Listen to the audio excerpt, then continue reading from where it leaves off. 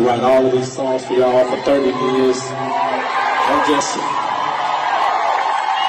trying to relax in the blessing, you know what I'm saying? I don't take this for granted, man. I am very thankful for the gift God has given me, man. And for y'all to fight for me all these years, keeping my shit alive, man. Fuck that! Stupid ass shit! Write all of these songs for y'all.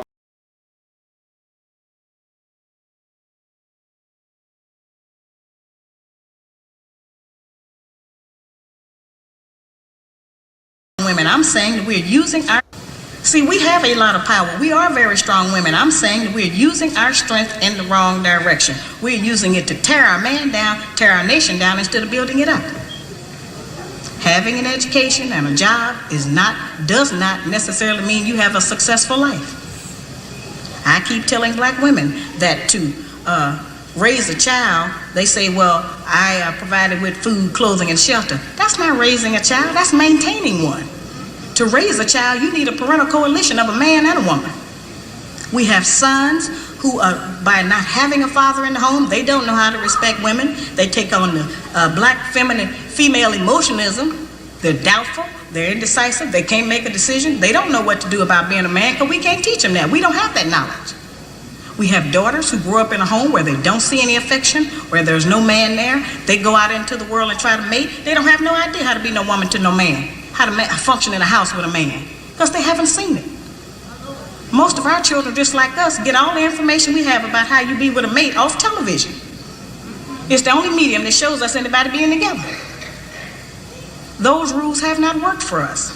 The white woman's liberation movement, we don't have anything to do with that. We have not been under the control of the black man for over 500 years, so what do we have to get liberated from them from?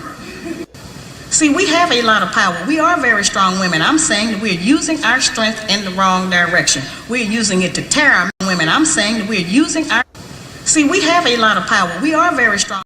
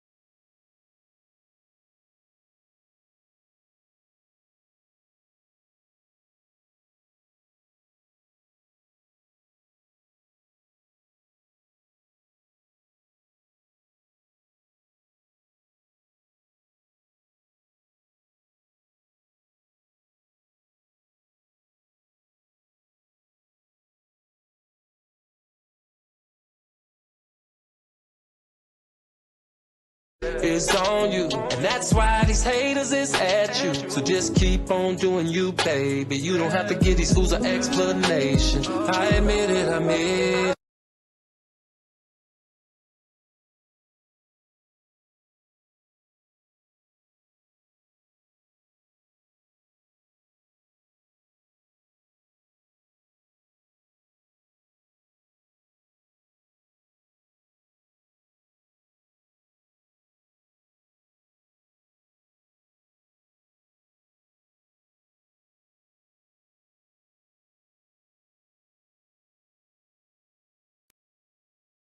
I'm here to support Rkelly because I believe he's innocent. What have you seen in the trial so far? Do you think it's a fair trial? Yes, I believe it's a fair trial, and I believe now y'all can really hear the truth. It's not a one-sided story no more. He's been defamed in the media, and every media is biased. So now y'all get the truth. Do you believe some of the witnesses, Javonda Pace, the stories that she told? No, they're too inconsistent. It's on you, and that's why these haters is at you. So just keep on doing you, baby. You don't have to... That little bit of hope. When my back's a star up in the sky, I'm that mountain peak up high. Hey, I made it. Yo, the world's greatest. Yeah. I'm that little bit of hope. When my back's a star up in the sky, I'm that mountain peak up high. Hey, I made it. Yo, the world's greatest. Yeah. I'm that little bit of hope. When my back's a star up in that little bit of hope. When my back's a star up in the sky, I'm that mountain peak up high. Hey, I made it. Yo, the world's greatest. Yeah. I'm that little bit of hope. When my back's a star up in the sky, I'm that mountain peak up high. Hey, I made it. Yo, the world's greatest. Yeah. Hey everybody, please tell me if y'all can hear me. And shout out to Ronnie Bo. He dropped that Free Rkelly song. I'm gonna let y'all hear it. I've been blasting it since it came out. Hey Bree, hey Steph, Perspective, Felicia, Kia. So let me let y'all hear this song from Ronnie Bo. When I say this boy dropped a single, this man, let me don't call him this boy. I'm sorry, I got a son, so I'm so used to saying boy.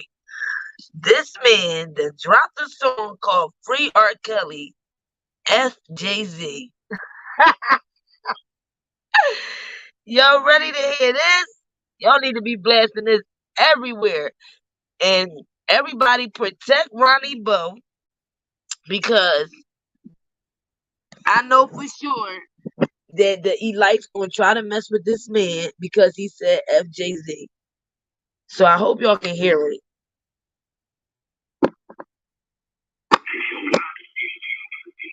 Oh, and he made sure he put Robert on there talking about the BOP officer that stole his stuff. So it's on all platforms. I'm gonna show y'all how my daughter did it, because y'all know I ain't do it.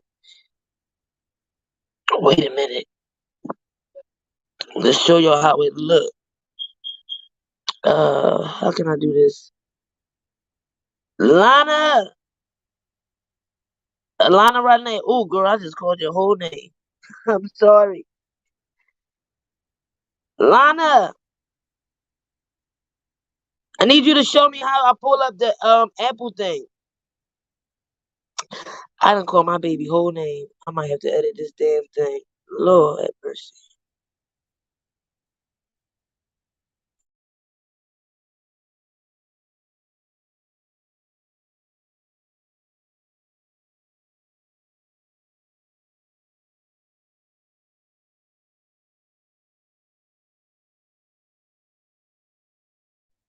I got it. All right, so if you using wait a minute, put the other one up. The other one. Oh, here we go. Okay. So he's saying it's on YouTube, Spotify, and Apple Music. But I don't have the other one. So I got Apple Music. So it came up like this. And I believe if you once you download it on Apple Music, of course he'll get the royalties for it. But I don't mind, because like I said, this man put out a whole single called Free Rkelly, FJZ. And I'm feeling it. He said, y'all up here selling y'all souls. So here we go. I hope y'all can hear it. I like this song. Wait a minute, Lana is not coming up on the thing. Oh my God, they gonna be mad I keep bothering them, boy. They be so happy when I get on live. So I can get away from it. Lana, wait, it's not coming out the thing. Oh, there we go. I'm sorry. Wait a minute, Jay. I don't know what I would do without my kids. And I'm not even old. But it's like all this stuff that's coming out, the way you gotta transfer this through the USB, and oh my goodness. All right, I got it. Here we go. Can you hear it, Steph? It's just the beginning of hope. They tried to frame my nigga as a little girl raping. I told them, hold your head how You still the world's greatest. to the money, you should follow my lead. Hey. This is a crown in my town, I'm a king. Trap legend, rap veteran, I'm out of your league. Because you wanna see me down, watch me shot like a team. Bitch, bounce to the beat, take heed to what I say. Captain of this ship, we gon' do this shit my way. Better yet, I'm Hebrew, let's do this shit y'all way. Sing black truth, shit off to Kyrie and Kanye. Spoke truth to power, now they calling them crazy. Bitch framing me in cases, how the fuck I'ma stay free? I'm the real nigga representative, baby. So free Rkelly and fuck Jay-Z. This the whole ball, you know you gon' get blacklisted. Fuck the industry. I ain't going no ass kicking. And I don't look up to neither one of these rap niggas. They sacrificing loved ones for money, that's bad business. Government puppet, yeah, you ain't no boss. Yes, I'm the hardest just compared to both. They so soft, you Hell's name out your mouth. But I break your jaw. They calling me a goat now. Why would I hate on dog? Mama happy they don't making a difference. Why y'all mad? If we can't move forward together, I fall back. Niggas spread false rumors and tell you it's all facts. If he ain't a fake nigga, then what do you call that? Real shit. Pay my bills, bitch. No time for the fake shit. They took they chain in when we around us. We take shit. I ain't got a sign to feel like I'm the greatest. And the only nigga I negotiate with is Jay Prince. Oh, and 50 Cent, cause I'ma get rich or die trying. I sued the DEA and won. Might buy myself a Richie Millie cause it's my time. Grind mode, God is mafia. God mode, ain't no stopping us. You call me out, nigga, I'm popping up. These blocks of choppers bust with intention to shed a lot of blood. But ain't no hate in my heart. I show a lot of love. And I ain't Jesus or Nas, but I'm God's son. Could have been on top had I sold my soul in 09. Drake and Lil Wayne stole my song. So who you think the king of hip hop is on my throne? Who wrote the holy trap scriptures? Ronnie Bo, not Ho.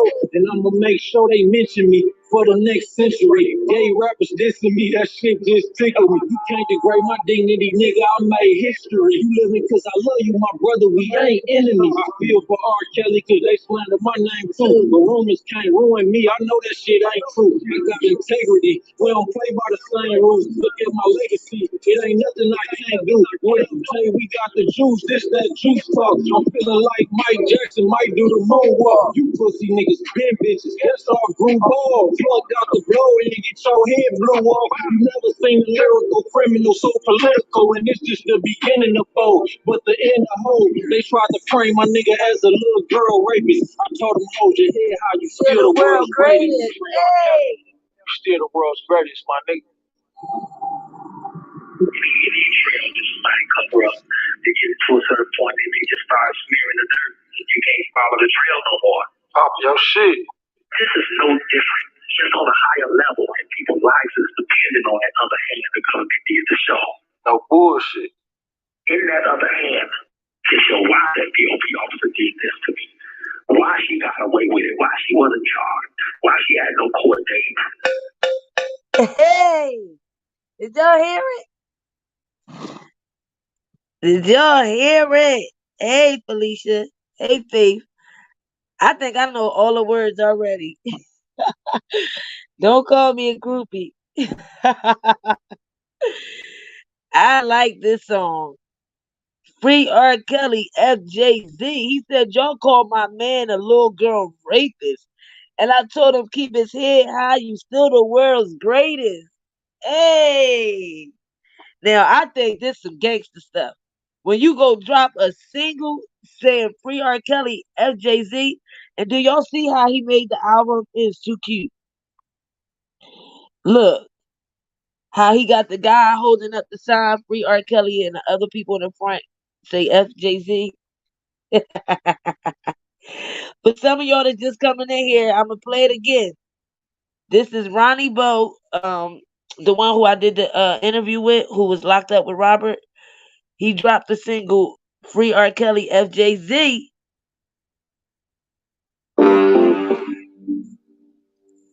It's Carter. Lyrical criminal so it's just the beginning of hope. They tried to frame my nigga as a little girl world greatest. I'm talking about the head, how you still the world's greatest. On my way to the money, you should follow my lead. No cap, this is crown. In my time, I'm a king. Trap legend, rap veteran. I'm out of your league. Because you wanna see me now, watch me cry like a sea. Bitch, bounce to the beat. Take heed to what I say. Captain of this ship, we gon' do this shit my way. Better yet, I'm Hebrew. Let's do this shit Yahweh.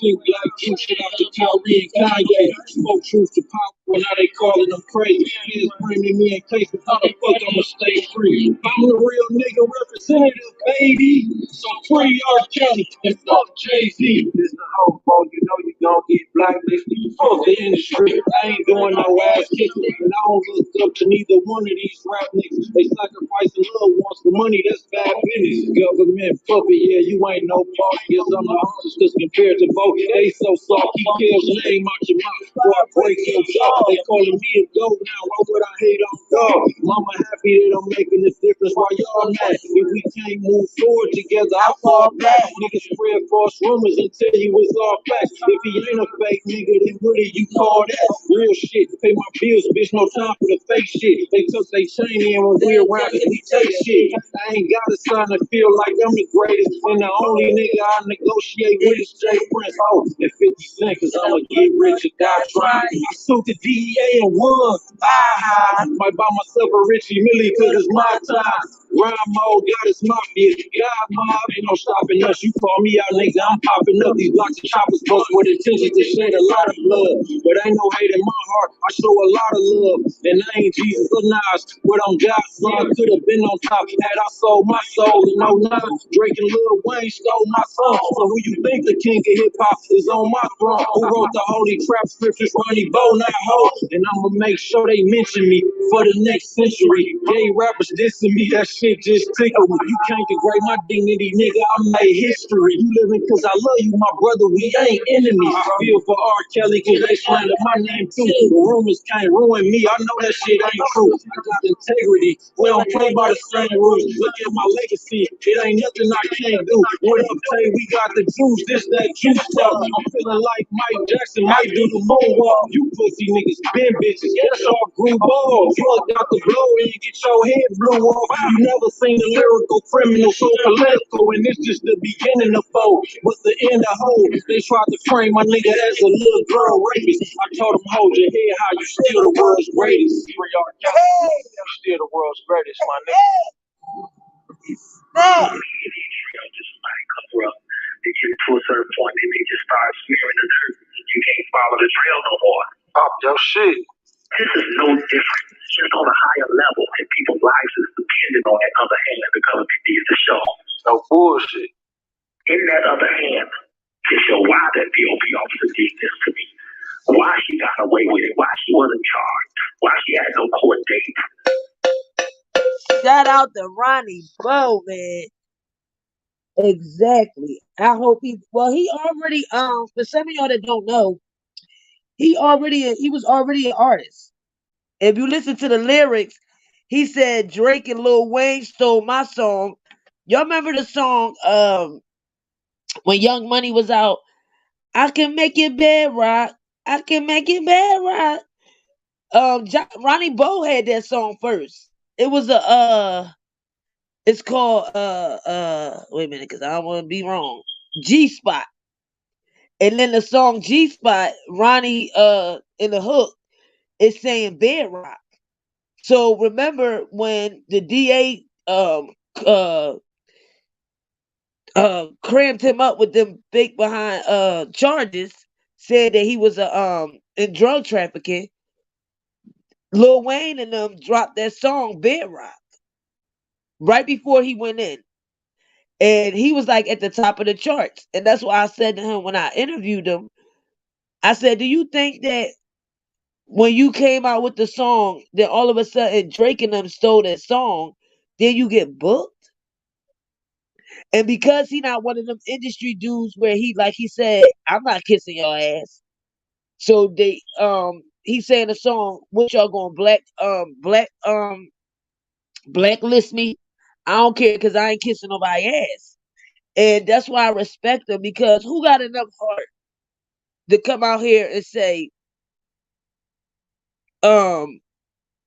Free R. Kelly, FJZ. Who?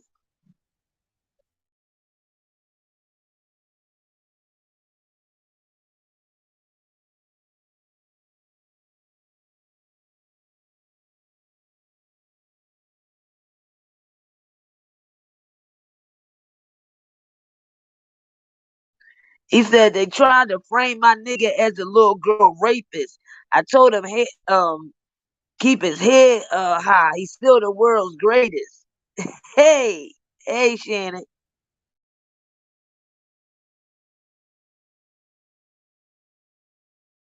I knew he said he was dropping it on the 14th, but I didn't know that, So for some of y'all that want it, it's on YouTube, Apple Music, Spotify.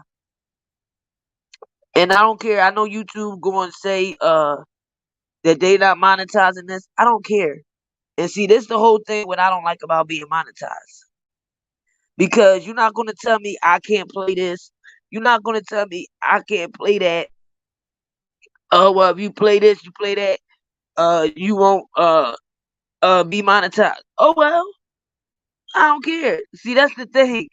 You're not going to wiggle money in my face and say, oh, well, if you play this, you'll be ineligible for money. All right, take the money. That's why I can't do this monetize stuff, because everything that you put out, they just want you to be quiet and just talk. That's it. They don't want you to play anything. They don't want you to play no videos. None of that. No, I'm good.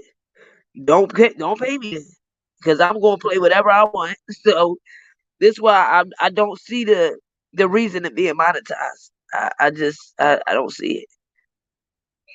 I really don't. Because you're not gonna tell me be quiet. That's basically what it is telling me. Oh, if you play that, then you won't be able to get monetized. All right, well, I'm gonna play it. Don't pay me for it. And it's like everything you post. Oh well, we need to see if that's eligible um to be monetized. Oh well, keep it pushing. So shout out to you, Ronnie Bo. You came out here um going hard for Robert, even got backlash. Even one of his females he was dating uh had texted him. It was like, let me see if I still got it.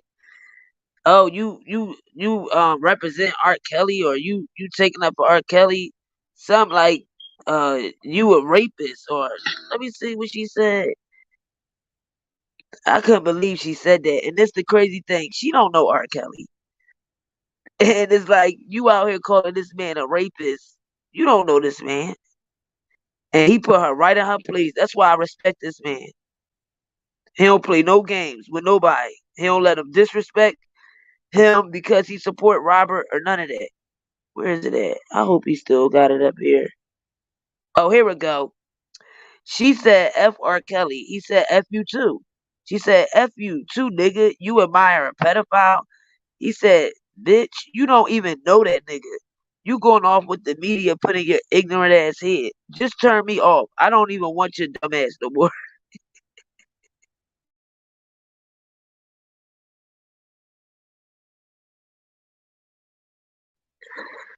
And it's crazy because she don't know this man. She don't know Robert. And you gonna say you admire a pedophile. Girl, how do you know this man a pedophile? Because the media told you he was a pedophile? You don't know that man. So shout out to him, because he could have easily been like, uh, no, don't leave me, uh, whatever, whatever. But he told her like kick the curb. So it says with lyrics such as FJZ, they sacrificing loved ones for money. True Black Jew, shout outs to Kyrie and Kanye. Drake and Lil Wayne stole my song, and they tried to frame my nigga R. Kelly as a little girl rapist. Milwaukee artist Ronnie Bo is calling for justice for singer R. Kelly in a song that could arguably be considered the most controversial song in the hip hop history. Ronnie Bo, who spent time in the federal prison. Let me see, do I got the rest? Ah, that part is cut off. Did you hear how they said this will be the most arguably um controversial song in hip hop history? Why is it going to be controversial? Free R. Kelly. It's just that simple. And you know what gets me about people? Everybody who wants to say this about him and say that, they don't know this man. Like Robert said, you never been in my house, you never been in my bedroom. How you gonna judge me? Because of what these women say? And what gets me is for everybody that got something to say, why you didn't get up and go to the trial? Why you didn't get up and go pay for pacers? Why you didn't get the transcripts? Because really, all you doing is going off of what the media telling you. The media don't even put out the correct information. The media don't even put out the transcripts. And when they do, all they do is put out one side. And I want to uh this young lady that was at the trial, I think she worked for Court TV. That's how I had that interview. And they cut the interview because you can ask the people that was out there with me. I talked to this lady for almost like 40 minutes. I read my whole flyer to her. I read the whole uh papers, poster papers that we was giving out, explaining everything about R. Kelly case and how surviving R. Kelly, mute R. Kelly, violated his rights. And all they did was put that little clip. What was it? 10 seconds of the interview. I did an interview with New York Times, and I did an interview with what is it, GGO, the black news that Carrie did an interview with, and I never seen my interview come out with them either. But I want to shed light on this young lady who worked for Court TV because she spoke at the trial and nobody understood what I don't think they understood what she was saying when she spoke at the trial and said what this trial was about. So I want y'all to hear her real fast. Let me put it on. Here we go. The jury will have to believe these witnesses beyond a reasonable doubt in order to find him guilty. And again, when you're dealing with just now, this was before the trial ended, and she was out there speaking in front of the courthouse. Now, listen to what she say about how this case they will have to find a verdict. Listen. Having sex with an underage minor. However, the Racketeering Act, the RICO Act, does have certain acts within them. There are 11 acts within that, and the prosecution only has to prove 2 beyond a reasonable doubt. And within those acts, there are allegations of R. Kelly engaging in sex with a minor. Now, it's very hard for us because of the setup, the remote view, the remote viewing with the screens for spectators. Yes. and reporters to gauge what the jury is thinking or absolutely whatever. But how tough is a case like this to prosecute and try to get a win on? So it's very tough when you're pretty much, you want to classify this as a he say, she say, because as of now, all the evidence that's been presented is testimony evidence. And when you're dealing with just testimony evidence, you're dealing with believability, with credibility. The jury will have to believe these witnesses beyond a reasonable doubt in order to find them guilty. And again, when you're dealing with just testimony, it's hard for some people to try to find someone guilty just based on the word of someone, especially when you have a lot of these females that were acting contradictory to what is alleged by the prosecution in terms of, oh, but you didn't leave, you could have left, you stayed. Jane Doe number 5 stayed with R. Kelly for 4 years. Okay, and anything else you want to say about the case that strikes you about this? Well, the case is still ongoing. I am looking forward. I believe that the prosecution is going to call some kind of expert to deal with why is it that victims act the way they do and take so long to do an outcry or realize that they are a victim, to help the jury to explain to them and be able to put both sides together in terms of you acted this way, but now you're saying that it's criminal, but you didn't say that before. So that and then that issue of consent too is going to be critical, right? Yeah, so the issue of consent, and that's why that expert is also going to be important, because the thing is that what the prosecution is alleging is that they were pretty much under the spell of Rkelly. You know, he used his fame and fortune, and they couldn't say no because he had pretty much brainwashed them. So that's going to come up, but you know, we just have to wait and see. There's still a couple more weeks. Now, did y'all hear what she said? This trial is about credibility, and that the jury will have to believe the woman's testimony. It wasn't about hardcore evidence that they want y'all to believe that this was tapes of him having sex with minors. It was not. Okay? So they had to find this man guilty off of believing testimonies, meaning the females, they believed them. No female, and like she said, even with the female saying he did this, he did that, but oh, I stayed for 4 years. Oh, but I stayed for 3 years. Oh, but I still stayed. Like Faith Rogers, he threatened me with a gun and told me I couldn't leave. He locked me in cars. But a week later, I'm in Dallas, Texas, having sex with him. Oh, we were happy then. Oh, it was good then. Everything was cool. Koenig, like, wait a minute, but you just said my client threatened you with a gun a week before. Somebody that threatened somebody is not going to go a week later and have sex with him and everything's okay. You didn't go to the police. You didn't go to authorities. You wasn't scared for your life. He ain't threatened you because you wouldn't have been having sex with him a week later in Dallas, Texas. So because these people wasn't at the trial, they want to convince y'all that, oh, they had this amount of evidence. They had that. Number one tape, Holly.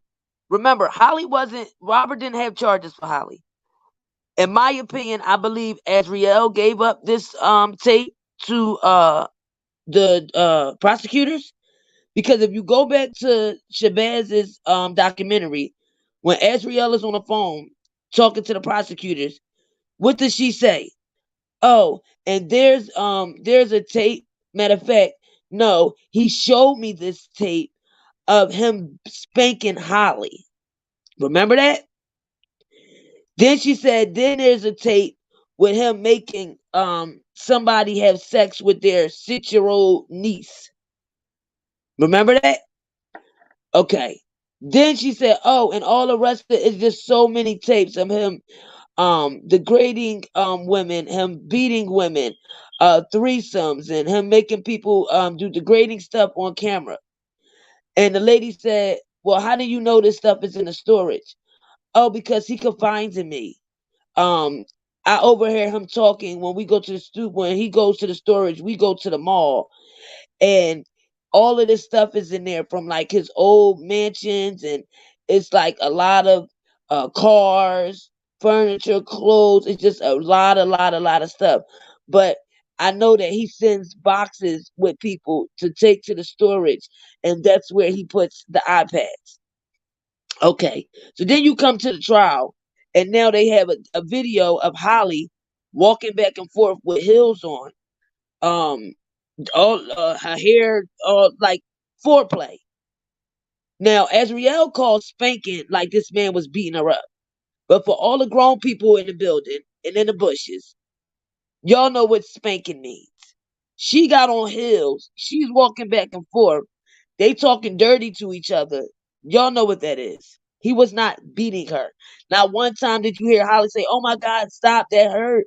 Please, somebody help me. No. She's talking dirty. He's talking dirty. And she's walking back and forth in heels. And he's spanking her. Foreplay. Not beating her up. Okay? Next video. When you hear a couple women talking, then all of a sudden you hear Robert come in and he's blasting them about seeing them on camera stealing his shit. Next video, you hear a basketball game in the background. This is audio, not video. And you can hear like somebody moaning, and it sounds like they having sex, but you don't hear like sex. You just, you hear people moaning, and you hear a basketball game. No video, audio. Next video. Now this video, supposed to be Joycelyn, nephew, Dominique, and somebody else. They didn't name the fourth person in the video. Having consensual sex, grown people. Robert's not in the damn video. And if you ask me, I think somebody was blackmailing them and took the video. That's all you had in the trial as audio and video. The audio with him cussing out Lisa Van Allen, that wasn't no video. That was audio. Okay? So when Azriel says, oh, he showed me this video of him beating up Holly, all of a sudden the prosecutors got this video. When Robert went to jail, Alexis didn't know what to do, so she came upstairs and gave Azriel his phones and the dog. Then you had Larry out here saying that it was gay sex all on videos and all. It was never no gay sex. Do y'all remember when the motion came out from the prosecutors and they tried to say that Robert was looking up gay porn on his phone?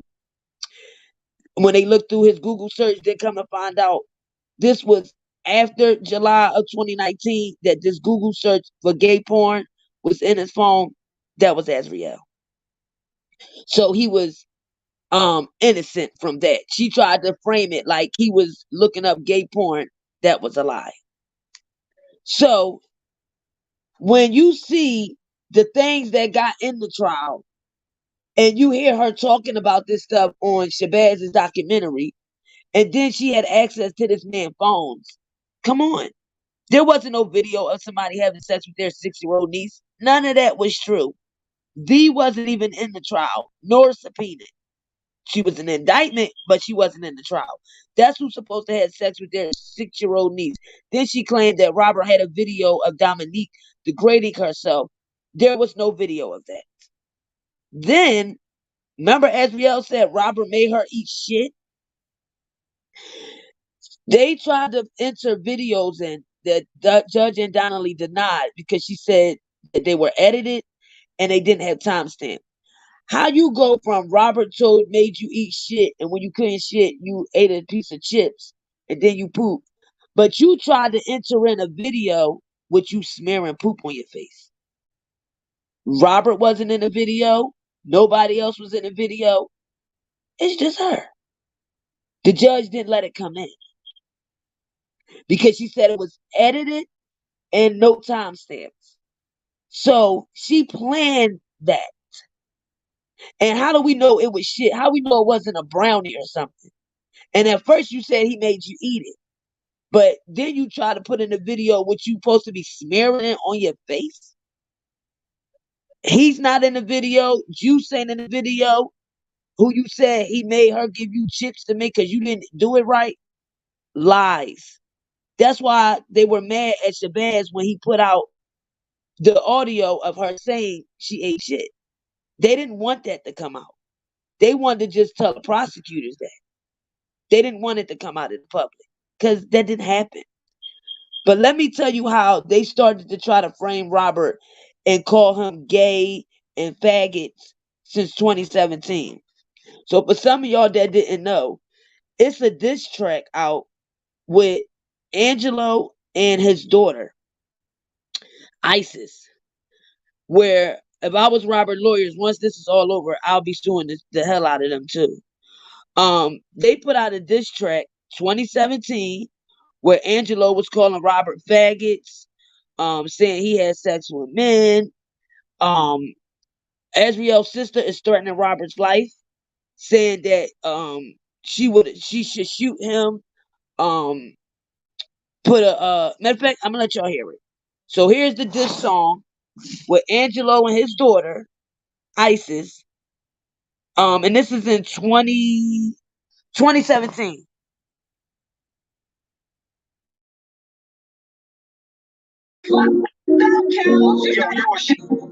This how bad they wanted a career. Listen. Oh, and one more thing. This was 4 days before the BuzzFeed article. So remember, the BuzzFeed article was July 10th, 2017. They put out this diss track July 13th, 2017. And they put it out from an anonymous YouTube account. They didn't put out on Angelo's account. They didn't put it out on her sister's account. They put it out under somebody named Dello Cosmo. That's why everybody didn't hear the diss track, because nobody knew what channel this was or what, channel this was. So here we go. You really fucked up, Cal. Yo, you a straight pervert, bro. Oh, you 27, homie. Your body should have followed your mind when he told you no. Instead, you locked eyes on my sister at your show. You feel like here with lies, using money to get the police. You play with these girls' eyes, they not a fucking joke. Rkelly got a thing for the kids. Look at his kids. We heard Bubba got a thing for his head and in his ass. So how you watch kids and take dick in the same bed? Your mama must have fucking dropped you or your fucking head. You told me want you to bulk up, family to start up. This song is for your world, and in my world you would have been sparked up.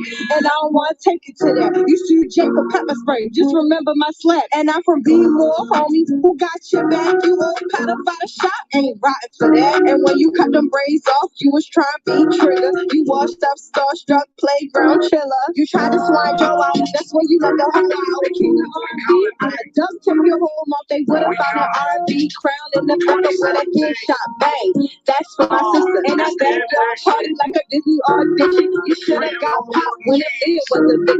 Look like you got some explaining to do. And these little girls' families who explaining it to. Until you try to lie like niggas with paper with you. You should have known you was dealing with some animals straight from the fucking zoo. They little girls' daddies who you dealing with, nigga. And you like dick? Come on, man. Too much motherfucking HIV out here for that shit. These kids belong to real parents out here, man. So let's say this too, Angelo. You said, oh, you like dick? It's too much HIV out here. So you just slammed the LGBT community.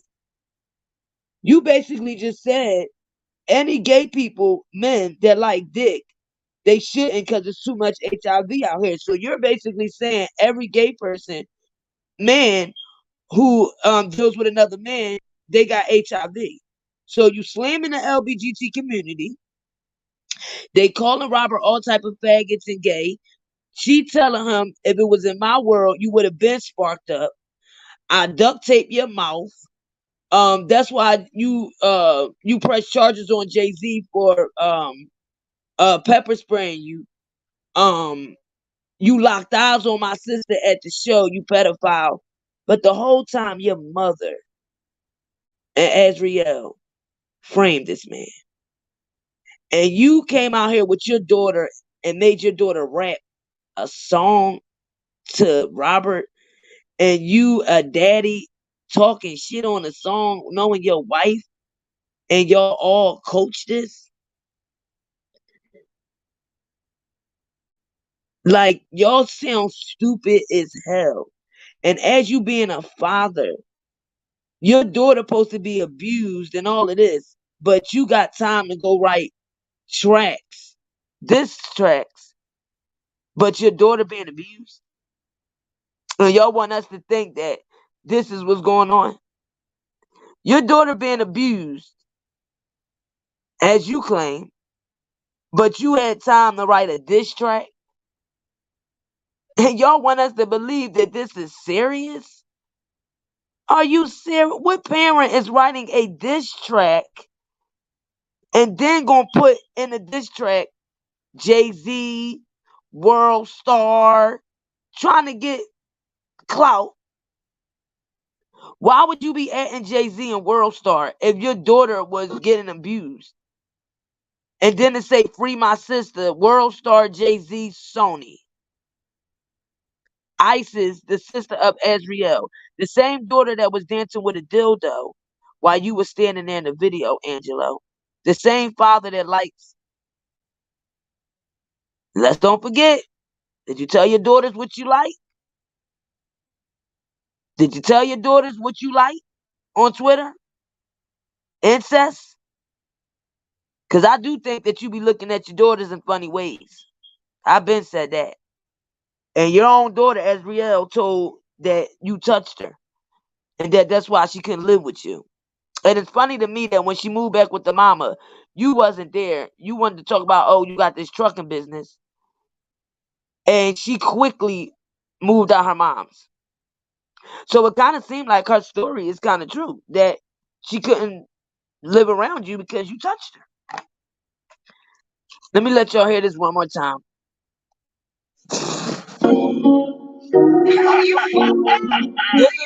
This is for people that think that Azriel was in harm's way, that she was a victim. When you got the daddy out here paying for studio time for his oldest daughter to do a diss track against Rkelly, but their sister being abused, but they got time to do diss tracks in 2017. But they ain't have time to meet the savages to do press conferences. Here we go.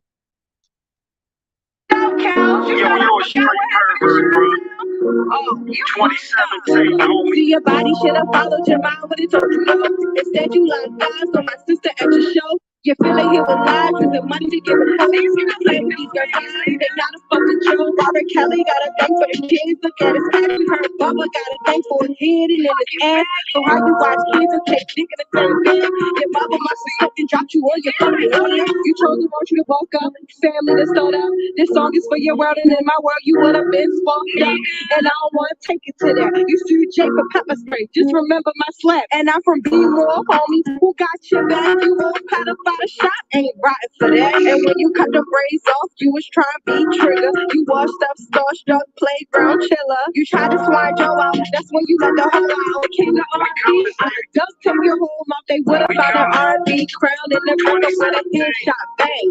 That's for my sister. And I gave your party like a Disney audition. You should have got popped when it deal was a big look like you got some explaining to do. And these little girls' families who explain it to. And before you try to lie like niggas with paper with you, you should have known you was dealing with some animals straight from the fucking zoo. These little girls' daddies who you dealing with, nigga. And you like dick? Come on, man. Too much motherfucking HIV out here for that shit. And you like incest? You know, the real parents out here, man. Real parents that sell their daughters. And you like incest, Angelo? And you like incest, Angelo? So let's talk about them, right? Let me tell you something, Isis Clary. This how I know you ain't about that life, sweetheart. You talk like you about it, but you ain't about it. And your family ain't either. First of all, you talking about you a spark up and all this duct tape to my mouth. Let me teach you something, little girl. First thing first, didn't your brother die because of y'all laughing on the internet about him jumping that boy? And then that boy come back and clap your brother? Shot him twice, right? On the same ground that he jumped the boy, right? You, Azriel, your dad, y'all always laughing on social media. Yeah, that nigga got his ass whooped. Yeah, don't play with my son. Yeah, don't play with my brother. My brother ain't no joke. And y'all had to bury your brother. That's called life. That's called everybody ain't playing. And I said from the beginning, nobody wins because the boy gonna be in jail for the rest of his life. Y'all lost your brother, so it's a lose-lose situation. I don't condone no violence. Let's make that very clear. But let me say this to you, little girl. You claim that Robert's team dumped you in a McDonald's parking lot, and that's just so coincidence. A McDonald's parking lot. Okay. Nobody seen you. You didn't go to the authorities. So they just threw you out of a car. You so tough. You on the diss track talking about bang, bang, shoot 'em up. But you let somebody put you in a car, grab you up, kidnap you up, and then drive you to a parking lot, alley, whatever you called it, and threw you out, but you so tough. Then you want to talk about y'all from Baltimore, bang, bang, shoot 'em up. Listen, sweetheart, I got family that's born and raised in Maryland, still there. Your daddy was throwing rocks at a window, talking about, Azriel, is that you? Azriel, you up there? Even though we found out because your daddy and your mommy admitted they knew Azriel wasn't up there. They admitted it. This how dumb they are. They admitted on a interview that they knew that Azriel wasn't up there. They knew it was another minor. But you on Surviving Rkelly screaming, Az. We know that's you, Az. Please, Az, come out, please. Mom acting like she crying. And your daddy big hip ass standing outside on a phone with his big ass hips, throwing rocks. Let me tell you something what I'd agree with Daryl Johnson. The only thing I agree with Daryl Johnson. When he told the Savages, you talking about your daughter missing, you can't get your daughter, y'all throwing rocks at the window. And he said, if that was my daughter, I wouldn't be screaming and going to press conferences. I would have drove through that motherfucking door and got my daughter. See, that's the difference between y'all and the y'all that y'all trying to play the street life. Because it wouldn't have never came to Lifetime. It wouldn't have never went to doing interviews, going to the Emmy Award ceremony to collect awards for Lifetime, and going to do press conferences with Michael Avenatti. Why you think no street dude stood by your dad's side? Through the whole time your dad was chasing that his daughter was missing and everything, you didn't see not one Muslim that y'all claim y'all are. You didn't see not one organization. You didn't see no brothers from Baltimore except for these lames that want to run around here and claim them. But you didn't see no real men standing beside y'all when y'all claimed y'all was looking for Azriel. Because no real street dude would have went the way y'all went. Arguing back and forth with people on the internet. Then your daddy supposed to did time. Supposed to be a real nigga. But he associated with a rat. He actually associated with a known rat. He let his daughter go stay in a house of a known rat. Your daddy let your sister sleep over for a week at a known rat's house. But you want to sit up here and act like you from the streets. Bang, bang, shoot 'em up. And y'all associated with a known rat. Y'all was calling him uncle and calling his wife auntie and all. Y'all was associated with a known rat. Y'all were dealing with the feds and y'all was talking about, yeah, I gave up this, we gave up that. But you want to be on the internet screaming, bang, bang, shoot 'em up. Rkelly, I'll duct tape your mouth up. Little girl, you need to go sit down, raise your son, and go live your life and try to raise your son and be a great man and avoid the street life because you see what it did to your brother. And Angelo was his father, and he didn't even have the smarts to tell his son, no, you don't jump nobody. That's the code. You don't do that. Because when you jump people, anything that come after that, you bought that. Now, one-on-one, young boy lost, okay. You go away, you go away. That's win, lose, or draw. But your brother thought it was funny for 6 dudes and females to jump that boy, kicking them all in his face, laughing, threw it all on live.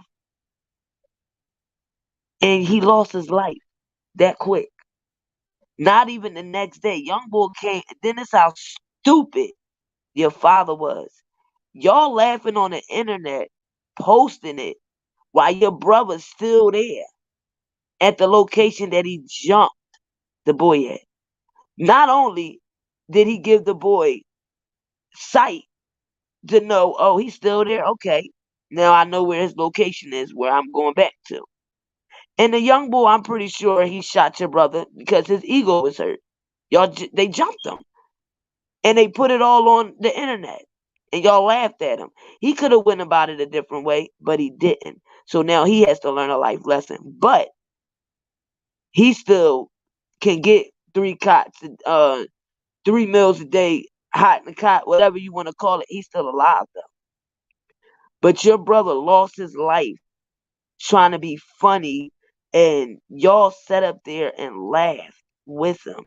Yeah, don't play with my folks. Don't play with my brother. And then y'all had to bury him. Wasn't he only about 24 years old?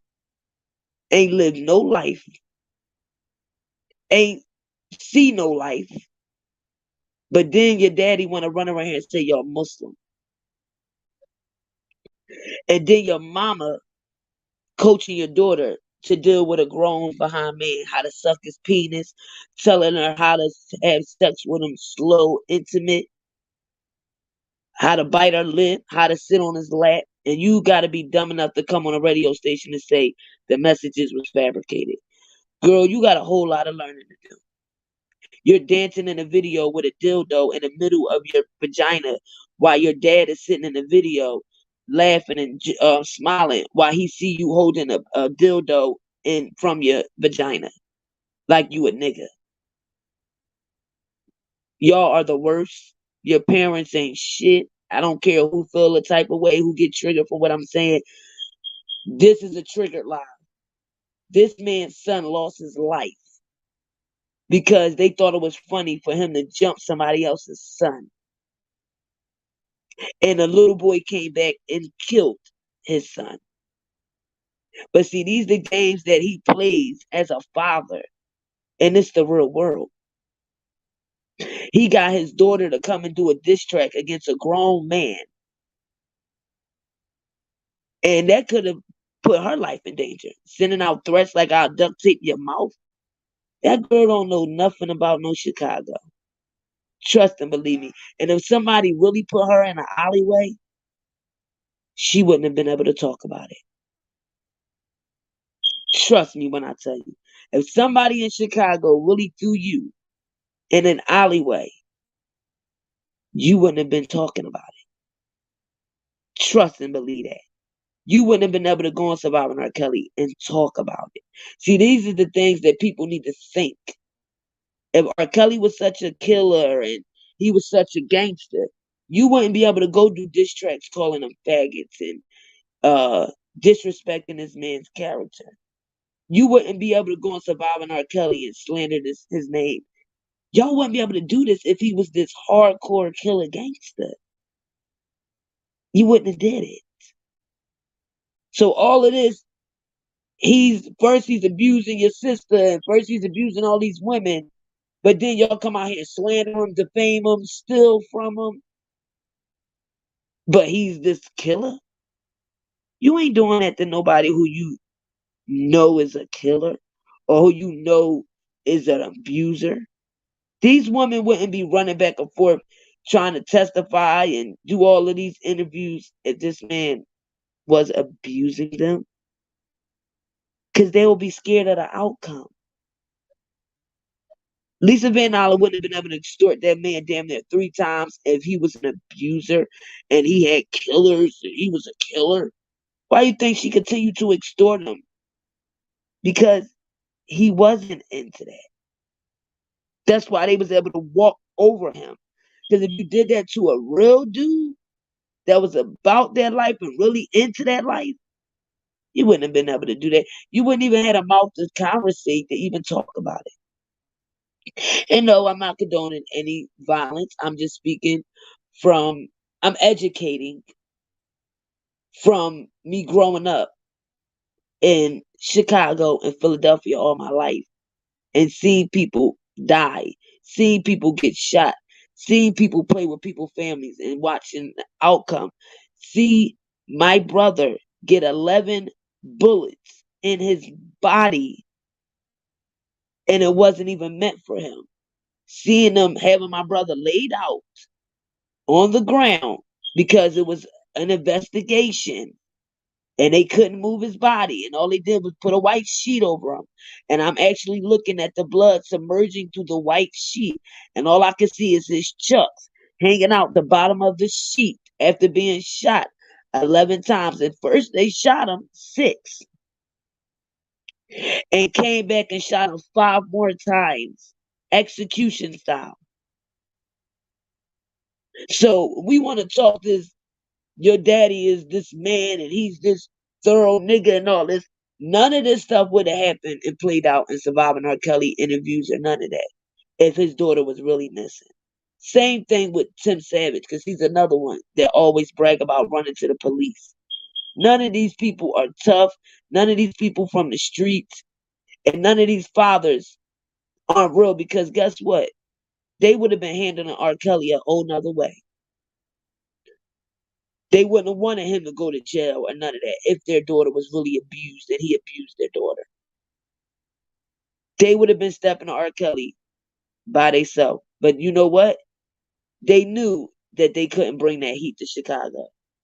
They knew it. They knew the type of friends and people Robert grew up with that live in Chicago. They couldn't come to Chicago with that. That's why they always came with cameras. That's why they always came with camera crews. That's why they always came with police, escorts, and all of that, because they couldn't come there with that rowdy stuff. Chicago ain't letting no pedophile walk up and down the street raping no kids. Robert got a 30-year career. Ain't nobody try to hurt that man one time. Like he said, and I admit, you can say what you want to say, but I bet you won't say that shit to my face. And none of y'all ever did. Because y'all know it's lies. That's why y'all run to the media. That's why y'all run to Surviving R. Kelly. That's why y'all run everywhere where it's cameras, authorities, police. But if it was really about your daughter being abused and all of that, it wouldn't be no cameras. Because if it was me and I knew somebody abused my daughter, I'm not calling no cops. I'm not calling no media press conference like Tim Savage said, oh, we want to put the word out. I know for a fact, just alone, their father is kicking in every door that we suspect the person is in that hurt any of my kids. I'm not sending you to jail. You gonna get this street justice. And that's just how it's gonna go. I'm not gonna depend on the authorities and all that to protect my daughter and the media to exploit my daughter all over the TV, and she walking around talking about she ain't even got no medical insurance. She calling Larry for $3,000 to get couches. But you exploited her all over the internet, all on TV. Mute R. Kelly ain't give her nothing. Surviving R. Kelly ain't give her nothing. And the girl is in court begging for medical insurance. Something that Robert did pay for when she was with him. But you got these parents out here supposed to be so much of fathers that got this and got that and did this and work and all this. Angelo, I was a millionaire at 15. Dude, you's a goddamn lie. You's a lie. Because your wife was hype over $20K that Robert spent on your daughter. So I know darn well you wasn't no millionaire at 15. Because your wife act like she ain't never seen $20,000 before. So, Isis, you need to just go ahead on and raise your son. And stop walking around here with that tough Tony attitude, because watch the news, baby girl. A lot of men are out here shooting women and killing women left or right. So don't try to be something that you're not. Just like you out here taking up for your mom, and your mom said in the text messages, don't tell ISIS. So enough with trying to school these dumb behind individuals. I want to listen to this interview, y'all, and then we'll get into these text messages. Exactly. You said Master P said what? Same thing P said. Yeah, I'm pretty sure Master P, something happened to his daughters or he heard something. I'm pretty sure Master P would have been saying the same thing. I'm kicking in doors. That's why I said that's the only thing I agree with Daryl Johnson when he said to Tim Savage, well, you keep sitting here saying that your daughter is locked down somewhere and all of this, that, and the third. He said, if that was my daughter, I'll be kicking in doors. I wouldn't be sitting up here going to Lifetime and going to do, no, you're going to get this street justice. We're going to handle this in the street. I'm not about to be going on Lifetime and all of that. And then you out here doing diss records though. You got your daughter rapping, threatening a grown man, getting in grown man business. And then you wonder why your daughter is chasing a grown man. You got them getting in grown man business. That girl Isis ain't tough. She talked too much. And she tried to tell Cash, we're not gonna do we're not gonna do it that way. We handle with street justice. We deal with it through the streets. That's a damn lie. She tried to talk like it was some street justice. Girl, your daddy and your mama ran to the authorities the first chance that the freaking savages put them. Girl, bye. Your daddy wouldn't have never been running around with a openly rat who admitted he ran it and used your sister's situation to exploit to get his time shortened. So miss me with that. So here go the interview. I'ma play. Again, shout out to Ronnie Bo for the song. It was very good. Again, y'all support that man. The new song he dropped, Free Rkelly, FJZ. And like I said, I hope don't nothing transpire out of this because we know the lights and stuff that Jay-Z works with. We ain't even gonna sugarcoat it. Um, and we know the individuals that's behind Jay-Z and a lot of the different things that people that was under him, things that happened. Look at Tory Lanez. He just had a court date last week, which is postponed to Monday, and I'm gonna get into that too. That my girl Milo Grams and Armand Wiggins were banned from the courthouse in Los California, LA. After attending Tory Lanez court date, there is a media lady by the name of Megan. Some of y'all might know her. She's be on Twitter reporting a lot of the court cases from LA. And y'all remember when Tory Lanez trial was going on, Milo, assalamu alaikum, Leslie. Milo Grams was reporting a lot of stuff from the trial. We was playing it over here. I believe Armand Wiggins start reporting the trial. King Payne, Nick at Night, and it was a lot of controversy going back and forth. And Nick at Night was saying stuff about Milo Grams, and I feel that King Payne invited Nick at Night there because she know that her and Millie wasn't cool. But this white reporter Megan is alleged that she got Armand Wiggins and Millie kicked out of the Tory Lanez court dates. So I'm gonna get into that too because Tory Lanez's father is still saying that Jay-Z is behind his son getting this guilty verdict. He has new lawyers now. They're fighting again for an appeal. The court dates is already starting, so that's kind of good and kind of fast. They took the gag order off Tory Lanez. So for some people that was telling me that Tory Lanez didn't have a gag order, yes, he did. They put a gag order on him. And that's why he couldn't speak certain things. Once he came out with his album and that video when he was chopping off the Stallion leg, Jay-Z, Megan Stallion Peoples went and told the court and they put a gag order on him. Jay-Z and them supposed to be so tough, but for some people that don't know, the CEO of Rock Nation, the Puerto Rican girl, was a informant for the feds. She told on the whole cartel because she was shipping drugs in and out of America. And she got caught and she told on the whole cartel. Her peoples told them where they were shipping the drugs at, told them when it's coming in. And I believe this is how they got Meek Mills out. Meek Mills is going through a lot of stuff with his royalties now and saying that they trying to say the money is gone and all of this. And Meek is from my city in Philly. Meek grandma lived right down the street from my grandmother down Burke Street. and we all grew up together. But I will say this: when we hit the streets for Meek Mills, when he was locked up, that was Philly. Philly marched hard for Meek. All of a sudden, they wanted to sign Meek. Now here they come with coming down CJC. Oh, free Meek Mills. What Beyonce do? They drop a song. She put in the lyrics, um, free my nigga Meek Mills. All of a sudden, they want to sign him to the deal.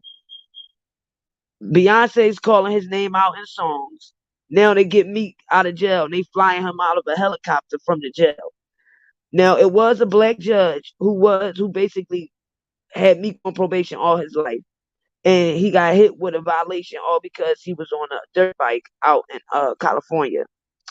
And because he he did a video shoot in another city without telling her.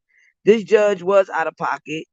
A lot of people from here in Philly know who she was. And now they have degraded her position, so she's not a judge anymore. But Jay-Z and them wanted to sign Meek. Meek was the hottest thing at that time.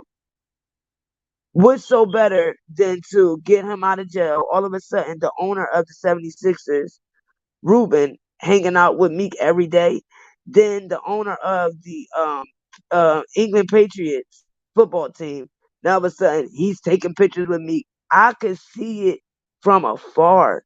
And by Meek being from Philly, that's why a lot of people fell back from him, because when they found out that this lady was an informant, all the stuff Meek preach about the system being dirty and them railroading us, and you sign to a record label where the CEO is an informant, and then all of a sudden he's looking for money that they're telling, oh, we spent that on videos and promo and this, that, and telling them that he ain't got the money he think he got. Dropped all that music and was touring like crazy, and now he's trying to leave the label. But I knew when when Jay-Z started coming around Meek and acting like they was for him, all of a sudden Beyonce screaming, um, free Meek Mills in her song. Come on. He bit the bait. And I didn't think he was going to bite the bait. I thought he was going to associate with them and all that, but to sign to him and all that, nah. So they definitely are connected with the feds. She's an informant. So anything that she needs done, she told on the cartel. So if they need Tory Lanez to get a guilty verdict, you think he ain't going to get one? He's fighting against a system. He's not just fighting against Megan. He's fighting against a system. Megan Thee Stallion been sold her soul. Once she left to promote the managers from Houston, she sold her soul. Nobody's going to have you up here singing about effing all the time and your vagina and all this, and you got young girls that's growing up that's black, and your platform is influential as hell, and all you teaching them to do is have sex and talk about their PUSSY and getting it in from the back and all of that. And this what we think should be celebrated? But she sold her soul. To get $1, you got to rap about this. All right, cool, give me the money. But not knowing that you're tearing down your community, not knowing that you have millions of young girls who look up to her. And they're following the same path. Some of these artists are more influential than these children's parents. They'll listen to these artists before they listen to their parents. That's how much influence these artists got, and they don't even recognize it. But guess what? Their kids ain't listening to their music. Your kids is.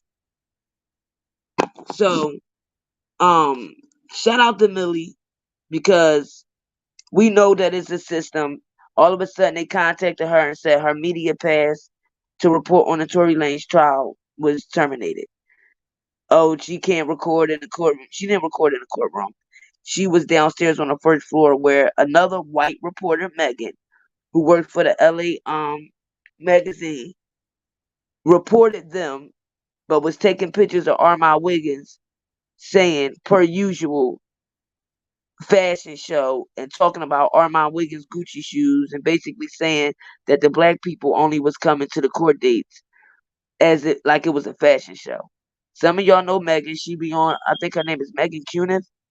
And I think the lady's racist. I really do. I really do. Got them black people kicked out of reporting the trial because the media is biased anyway. They want to control the narrative when it comes to Tory Lanez court dates. So now I don't know what they're going to do, if they're going to fight it to try to get back in the courthouse. But it's simple. They were trying to get Millie out when she was reporting the trial. Megan was even, her team was trying to get Millie's Twitter taken down. All because you don't agree that Megan's a victim. All because you want to support Tory. This is what you got to go through in this world. And you want to tell me that Rkelly supporters are terrorists?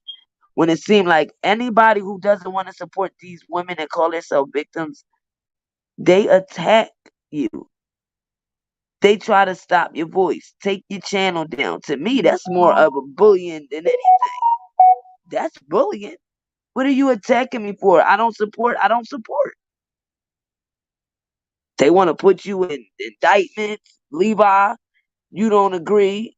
He want to get you locked up. He want to lie and say you were part of the reason Rkelly locked up. He want to jump from panel to panel to panel. Oh, I'm Rkelly cousin, and Tim Savage did more for Robert than anybody. What? So again, shout out to Ronnie, Bo, and here go the interview, y'all.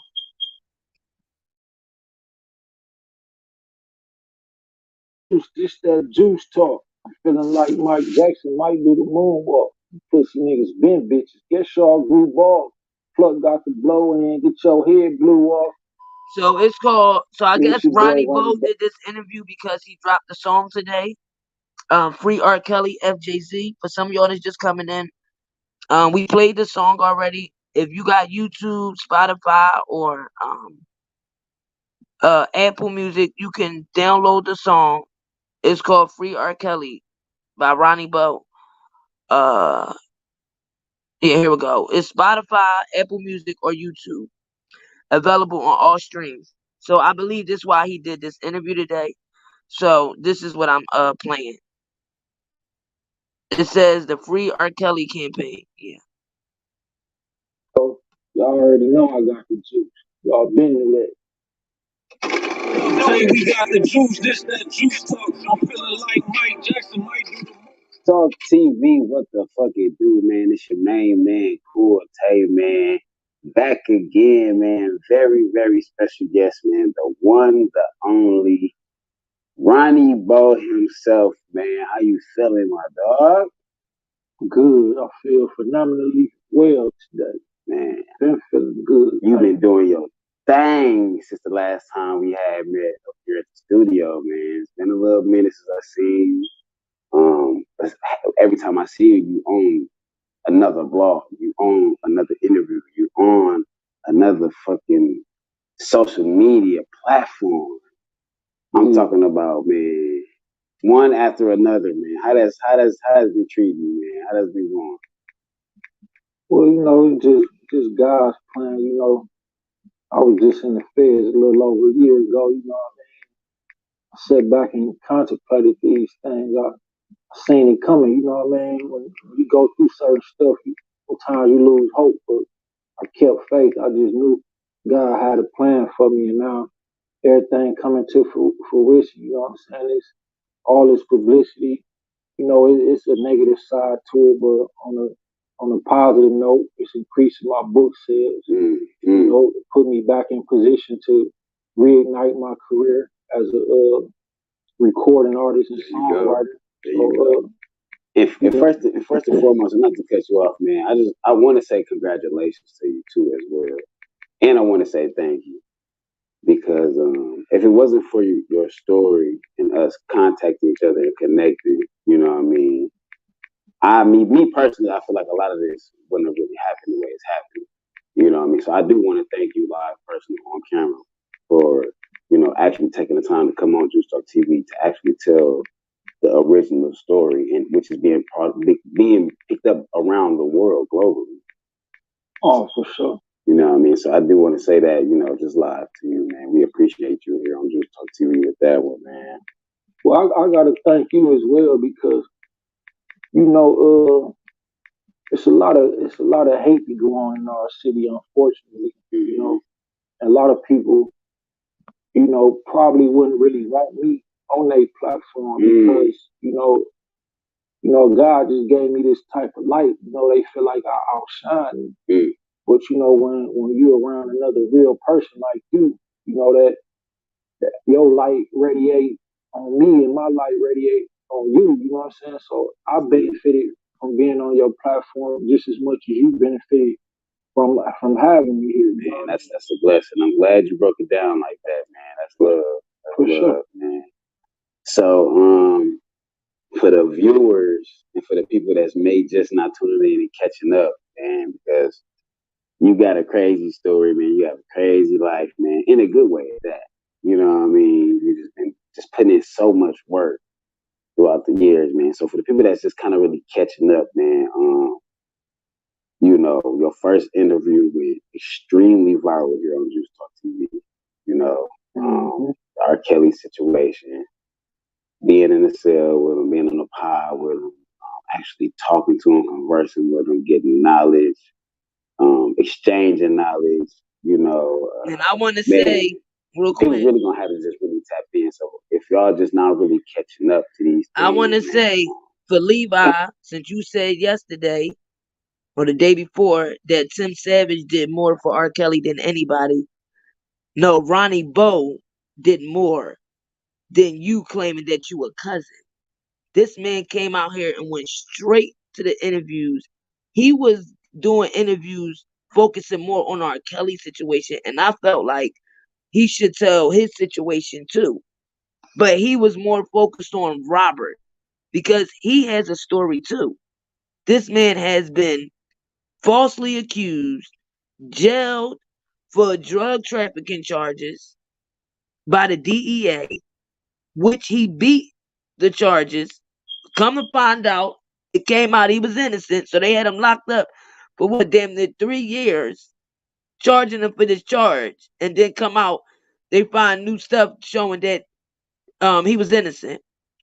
Beat him up in the jail, damn near almost killed him, which Robert is on his lawsuit as a witness of the inhumane things that they had to go through when they were at the jail in Chicago. And when they were in jail during the coronavirus, they were damn near killing these men. No air, nowhere be able to breathe. The reason why I believe Robert got COVID twice and tuberculosis is because it was dirty. They had them in cells, damn near 6 people in one cell. Nobody was able to go to showers. They wasn't able to wash up. They wasn't able to come out the cell. And even when Robert's supporters was rallying about the inhumane treatment he was getting, his rights being violated by him not getting a bond. Even the guy that did the Christmas parade where 6 people was killed. What's his name? Daryl. I think it was Daryl or Derek, one or the other. But he even got a bond. Even though he didn't afford the bond, it was $1 million bond, but he got a bond. And 6 people was killed and 63 people was injured. He got a bond. The guy that allegedly killed Takeoff, he's out on bond now, $1 million bond. Robert didn't get no bond.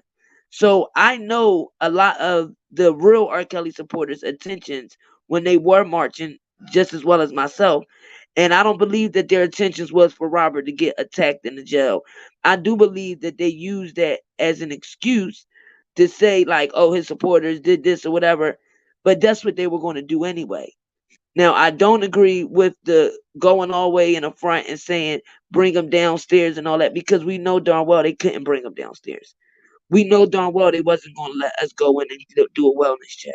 So, no, I don't agree with that. But Robert got attacked in there, which Ronnie Bo said because the CEO popped the door. Robert was asleep, not able to protect himself. He sleep, and somebody come in his sleep and start attacking him. So when you see that the guy that allegedly killed Takeoff can get a bond, but Robert Sylvester Kelly can't get a bond, Ronnie Bo was charged with being a drug trafficker, saying that he was purchasing drugs in Chicago and taking them back to Milwaukee. Prior to that, he was attacked and beat up by another officer, which he won that case. 2 days later, that officer killed another black man. 2 days later, after he beat up Ronnie Bo over a traffic stop, he killed another black man. And then after that, come to find out, he was raping black gay men, this cop, and only got, like, what do you say, 2 years, I believe. So he's out. So this cop was out here attacking and beating up black men, shot another black man 2 days after he attacked Ronnie Bo. Then he had charges of sexually assaulting other black gay men. So we can't sit up here and act like we don't see the injustice all the way around the board. And by Ronnie Bo coming out here putting some light on this stuff, I agree. Hello? Hello? Hello? Can you hear me? Hello? Can you hear me? Can you hear me? Nathan, can you hear me? I can't hear you. You have me muted. I can't hear you. Lucas, can you hear me? I can hear you. I don't know who Father Snug is. I'm hoping that's not a troll. Welcome to my channel. I guess somebody shared it out. Y'all must be new. Welcome to the channel. I'm like, Do you guys want to speak on this subject? Let me take off my banner. I'm just hoping that I ain't no trolls. I think. Can you hear? Government. I think the government. I can't hear you guys. I think the government is behind a lot of. Wait a minute, it might be me. What Hold we on. see going on. I can't hear you. Can y'all hear him in the chat? Can you hear me, chat? Okay, there's somebody else coming up. There's a lot of new people coming up here. Did somebody share this live out? Wait a minute. Can you hear me? Wait, give me 1 second. There's a lot of new people coming in here. I hope y'all ain't trolling me. Roots. Let's see. Did y'all share this live out? This is a lot of new people in here. Yeah, I caught it on Reddit, babe. Okay, wait a minute. I'm turning over to my other I'm on the live tab in YouTube. Oh no, I know I'm on YouTube, but welcome to the channel. I never seen y'all before. Right on, beautiful sister. Yeah, I caught you on Reddit. Can you hear me? Can y'all hear me now? Yes. Okay. Somebody was posting. They said that you was talking about R. Kelly being innocent, and I agree with you completely. Like, what's wrong with having a harem of bitches? Like, I mean, he had money, he could do it, right? You know, like that's just how the game go. You know, Well, I want that. let me just enlighten you on this one. Welcome to my channel, and thank you for bringing your opinions. I went to all of R. Kelly's trials. I went to his trial in 2008, and after this conversation, if y'all need any of the transcripts, I will give them to you because the things that they put out in the media aren't true. None of these women show videos or audios of him messing with them as minors or him beating them up or the things that y'all hear out here. The only female that was claiming in the New York case that she was underage was Azriel. Now y'all see the messages came out that the mother coached her the whole time. She was pushing her. I remember that. Right. I remember that. Yeah. Now you said you from Chicago then? Yes. Yeah. What streets you at? I'm at Roosevelt and Pulaski.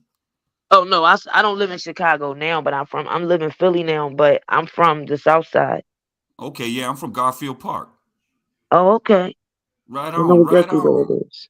Hey, okay. Shit. And basically, what we were talking about, I don't know if you guys know Ronnie Bo, but He was arrested in Chicago. He's from Milwaukee, and he dropped a single today called "Free R. Kelly." Um, he was targeted by the DEA, saying that he was trafficking drugs from Chicago to Milwaukee. They held him for I think 3.5 years, and it came out in the case that he was innocent. So he's been, I think, free for like a year now. Okay, that nigga finna come into a lot of money then from the city. Well, Shit. he's suing the whole government. Good for him. Shit. Yeah, and R. Kelly was one of the witnesses while he was incarcerated, watching the individuals, give them inhumane treatments. And R. Kelly's personal information, his emails, his lawyers' conversations, his lawyers' emails were obtained by a BOP officer, and she gave them to the blogger Tasha K, which Tasha Okay. K gave them out to the parents that was involved in the case and individuals that turned into federal witnesses, and they used that against him to get these women to turn against him, to testify against him in his trial in New York. Sister, Feds again. I knew R. Kelly for like a couple weeks. I'll be honest with you. This was back in Chicago. I'll tell you something. These girls, they definitely were gold diggers. I mean, I watched the original video he got arrested for in 2004. There was nothing wrong with it. It was a consensual thing. I don't think there's something wrong with it if it's consensual. Yeah, I don't either, man. I shit. Fuck, man. Every once in a while, I piss on a broad, I mean, well, You think he was getting bussy though? Do y'all see the women that's coming out here saying that they like golden showers? Absolutely. A lot of them do. A lot of them do. I had one that liked the other stuff too. And you know what? I kind of got into it, and I'm still into it. And ain't nothing wrong with that. You got in the poo? I'm going to tell you it's one called thing. scat. Let me tell you one thing. I know R. Kelly's doctor. There's a guy named Dr. Till. This guy for sure did a full psych up event. R. Kelly is innocent. Like we did a full kit on him. Okay, what year was this doctor? The doctor, because the doctor that when I was at the New York trial that testified, Dr. McGrath. Yeah, Dr. McGrath came later, but what was the first trial? 2004, right? No, it was because I was at that one. The charges came in 2002, but they didn't go to trial until 2008. But Dr. McGrath, he's the one when in 2001, Robert came to him saying that he was getting rashes in between his legs, and he went to him with some leather pants on with no drawers on, and he told him the symptoms sound like it's herpes, but he tested Robert and it came up negative, and he still proceeded to give this man Valtrex. Who needs to change their smoke alarm? Hold on one second. I'm worried for whoever this is because it sounds like it's really out of battery. So the guy I knew at the time was a dude named Dr. Till from the ministry. Dr. Till had run a full kit on his leather pants. They ain't nothing come up. They ain't no semen or nothing. These women are just gold diggers. And like the last guy said before, I totally get it. Like, I'm not fully into scat. I get the pee play, whatever. It's fun in the shower. The underage stuff, I get it too, man. If it's sitting there and it's consensual, I don't think there's anything wrong with that. And when I went to the trial, the sad thing is all of these women chased him. Like, it wasn't one time that he like text them like, "Hey, I want to see you come through," or where he was like hearing a beep. Where you hearing a beep? I don't know why. I don't hear it. I don't hear it either. Like it's like a real high pitched like beep. It kind of sounds like someone's smoke detector's running out of batteries. Yeah, I don't hear it. So like they all chased him. And my thing in the trial was I thought that I was going to see like pictures of bruises, like black eyes, or because people get in relationships is up and down. It doesn't all be good. So I'm thinking like, okay, he might have gotten into a little fights with some of the girlfriends or whatever, but it was none of that. Nobody right there. Did you hear it? Well, nope. It just happened. Holy fuck! You can't hear it? No. Well, the thing is I knew his science. ex-girlfriend. He dated this girl, Michelle. He did it for like 2 We're weeks. doing science. That's when we were hanging out. This was back in Chicago, and then they broke up, and it was what's that word? When it's neutral. Neutral. Yeah, but it starts with an A. But they were neutral, and amicable. she tried to. Yeah, there you go. Thank you, amicable. So they sat there, and then I think it was during this whole the new court system they were doing, or this new trial, and she sat there at first, and she was going to say something, and like we had to talk to her because, like, girl, you knew like that didn't happen at all. Right. I hear somebody going in and out their house or something, like them little sheeming noises, but I don't know the people. Yeah, I heard the Sheeman just now, but that's something different. It sounds like a smoke detector. Like when it's. Well, I know for a Can you fact hear it? it doesn't be that it be the battery is low, because I got one, and when I tell you I done broke mine, put new batteries, sometimes like the new systems, if they smell like any type of smoke or any type of, it's sensitive. So it might be that, because I know a lot of people used to say to me when I first start you being a YouTuber, oh, you need to turn your fire thing off, your thing, and my batteries were never dead. It just would beep. Sister, How long has it been doing that? I'll be honest with you, I took the batteries out of my smoke detector long ago. Just living life on the edge. Hello. But this thing with fire R. safety. Kelly, this thing with R. Kelly. Like, Okay, now this is weird. Are you guys trolling? No, I'm not trolling. I'm flabbergasted because like, can you So what is can all you of really y'all not opinion? hear it? What is all of your opinion on the subject? I think that's. I think the messed up. CIA gave him the fucking shit. I thought he needs to be freed. Like, I think what happens that's is screwed that up. R. Kelly was a scapegoat. Because like I said, like I agree with him, and I He's- grew up with okay, him he a said little it bit for better. 2 weeks. He said I think what happens is if it's consensual underage, I don't think there's anything wrong with that. The poop stuff's kind of weird. You know, like he used to So hang let out us with. inform you then, because the only one who was underage lied about her age. Her Yeah, mom. that was the girl from 2004. No. No. This is the new text messages that just got released the other day of the Also, the mother. girl from the video. I never heard about that. All I heard was the Old Testaments from like everybody else that lied Well, about it. I attended both of the trials, the three of them actually. So do you think he's gonna get out at all? Like, do you think? Well, there his could be an appeal, process? his lawyer just put another extension in until Monday, so they start the opening brief for New York, and then the opening brief for Chicago is May 17th, I believe. I'm telling you, if you really want to get into the deep of it, I would just start looking up Dr. Till, because Dr. Till was the doctor who sat there and I'm read gonna the definitely original look up stuff. Dr. Till, and you saying that he was before Dr. McGraw? Yeah, and he was part of a ministry. Like, this guy was for real. And he used to have church You guys every all Sunday. Y'all Did you guys trolling all me? come from one No, channel? we're not I'm telling trolling. you right now. No, Dr. but did you all Till, come from one channel? Do you guys know each No. other? No, No, not at all. Actually, I really This don't know is anything. weird, right? I only knew this because I'm a big R. Kelly fan. I love the trap. I love it. Look, come I- on out, because that was our problem. We've been fighting on this sector for 4 years, and we've been going hard. And a lot of people. I think you ladies need to protest. That's what you guys. We did it No, already. I came on because I heard the beat and, Y'all didn't and, like, sound- no y'all one didn't was hear the- y'all addressing it. didn't I see had the to get to the news? bottom of it. Look, when Y'all I didn't see the news? We was They didn't show us protesting. anything. Listen, when I was, this is all the way back to high school. Like, this is during the first trial. During high school, I was continuously bullied and beat up because I said that R. Kelly wasn't gay. The Trapped in the Closet song was just like an artistic expression. And then I defended him again when the whole video thing happened. So I knew that he didn't do it. And, you know, this is going on 20 years right now.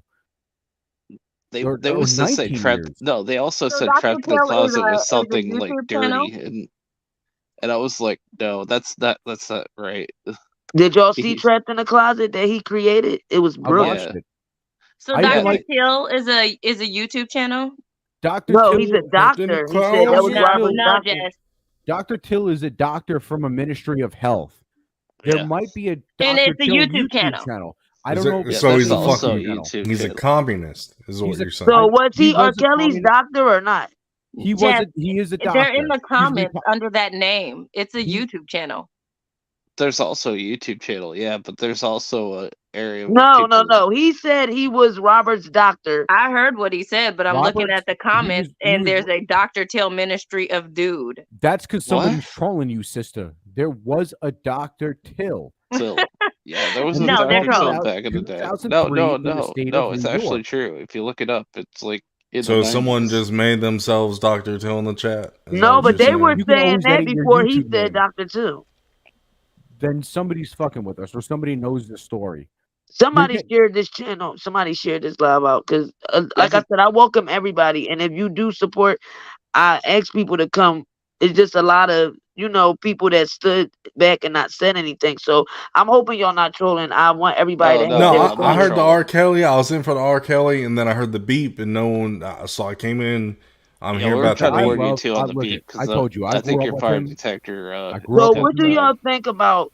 Do you have that video perspective about the new meeting that they had with the politicians that they're trying to make it legal for 12-year-olds to marry? Yeah. Yeah. I heard about I didn't. it. But if you think that's wrong, then you should go look up what Senator Scott Wiener Yeah, in I San haven't. Francisco did. No, but I'm saying since they're trying to make that legal, 12-year-olds to marry, and with the parents' consent, with these new messages coming out about Azriel's mother, telling her how to sit on his lap, telling her how to sex him intimately slow, even telling her, hey, I think it's about time that you tell him your real age because he assumes you're of age. Why would the judge say that you can't give Fucked up. consent? A child underage can't give consent, but yet if a parent says, hey, you can marry my child at 12 years old, how you going to say a parent can't give consent for a child to have sex? That's my thing. The whole thing too, especially with this whole transition shit. You know what I'm saying? Like children, they know what they want. You sure? We need to kill all pedophiles. Really, is what we need to just do. Can you hear me, Just Jazz? We need a Yeah, we can wall, hear you. just Yeah, a we big hear you. fucking wall Your mic needs to be that they fixed, can though. face. It's a little faint. Can you give me You know just what I one mean? minute, guys? I think somebody came on and said assalamu alaikum. Yeah, assalamu alaikum, my brother. You know what I mean? Walaikum salam. I'm saying That's to not everybody. a brother. That's a lady. It's a lady. Yeah. I'm so used to saying it to the fellas in the hood. You know what I'm saying? Who just said kill all pedophiles? This is Leslie. Wait. He's gone. He left, I think. Okay. Even. No, when you I said said kill all pedophiles. Can we? So you think R. Kelly is a pedophile? No, we're saying about other people. No, the guy that he's No, but I'm he's talking asking, about. what is your definition of a pedophile? Can we just not fuck anything that's under 18, please? Can we just? Well, I was just getting ready to I say thought that that was because part of the social contract. I think that's okay. So, and we're talking about Like, can we he just said- leave the kids the fuck alone? Like, I don't care Yeah. what anyone's I gotta be honest with you. This is starting to opinion hurt my is. Can feelings. I we gotta just go. fucking leave them alone, man? Okay, so again, we're talking about Azriel Clary and the There's a beat. messages There's a coming beat. out Did you hear it? of her mother Yeah, while that's she a was normal thing. That's a 17, normal thing, brother. and she was trying to push So you herself heard it. on I'm R. not Kelly. crazy, right? No, I heard it. She was trying to push herself on R. Kelly, lying, telling him she's 18. Her mother's telling her to lie, but come to find out she's 17. So that doesn't make a person a pedophile when you're assuming this person is of age. Because y'all can't tell me I have a teenager. No, we're talking about other things. We No. should kill I'm all the saying when people pedophiles. say R. We Kelly should- is a pedophile. No, we I didn't feel say like R. Kelly was. No, I was that's talking not what about I'm other saying. people. I'm speaking for people that might be watching that do think he's a pedophile. How, if I'm assuming that this person is of age, because I have a teenage daughter, and do you know the girls in her cheerleading, they got bigger boobs than me. They're taller than me, and they 16 and 17. That's called TMI. So if you can't tell me that a person to think that somebody is of age, you think that the person should go to jail, or should the person that lied go to jail? But it's not about like physical development. It's about like emotional, mental. Like that's why we don't fuck kids, because they're like vulnerable and shit. But everyone, it'll fuck them up in the head. So like, let's just leave the fucking kids alone until they're 18. Just leave them the fuck alone, and then parental discretion can carry on from 18 out. So you think is a difference between a female being 17 and 18 mentally? Can we just we gotta draw a line, man. Listen, we man, already drew the line. Can we just fucking stick with it? Hey, Lucas, can we agree? It's exhausting, man. Hey, like Lucas. the faggots coming for our kids, and then now everything is just acceptable. I do think that they're grooming our kids, but I'm saying, okay, let's be real. Everybody on this panel, what were you doing? That's right. They just want to get married. Well, I can hear you. Well, I think that something that you said is not fair a little bit, just as, okay, if you just give me a minute. You said something about a rule that says that there's a child that can get married, a girl can get married. No, Perspective sent me the politicians was having a meeting. Okay. And they're trying to pass a law where a child can get married at 12 long as the parent consent. Okay. So and one of the other politicians was mad, saying, what are you talking about? Why would you say that? That's fucking sick. And he was like, what are you talking about? I know people that married at 12 that's still married to this day. But that does not mean, wait, marriage does not mean you're having sex. Let's get that straight. I'll be honest, can I say this? Can I say this? Ladies, can I say this? Sit there and have sex. That's going to happen. Ladies, can I say this? Wait, let me, can I say this? When I see somebody married at 12, I think they should be, like, the person that married them should be the wood chipper. Should be the wood chipper? No, they should be in a wood chipper. Oh, okay, gotcha. I'm sorry. Well, what if they that just don't mean they having sex join because their husband? I was married at 15 to 16, and my husband never had sex with me. Ever. That's just messed up, man. Ever. I'm Muslim, and in my religion, my children's father's family. You're Muslim. That's. They're from. Let me tell you something. You talk about ages. But let me tell you something. Over Mecca, they marry as early as the period. Do you know over there that they kill the females? Okay, it's this thing called a day marriage. So now they got the we're men. living in America. We're not living. Wait, let me just tell you something real fast. Let me just tell you something. You got to get it out, brother. Get used to it. There's men over there in Mecca who will, because they the pedophiles, they will try to marry the females for a day. So they'll marry them because there's a big thing with fornication in the Islam religion.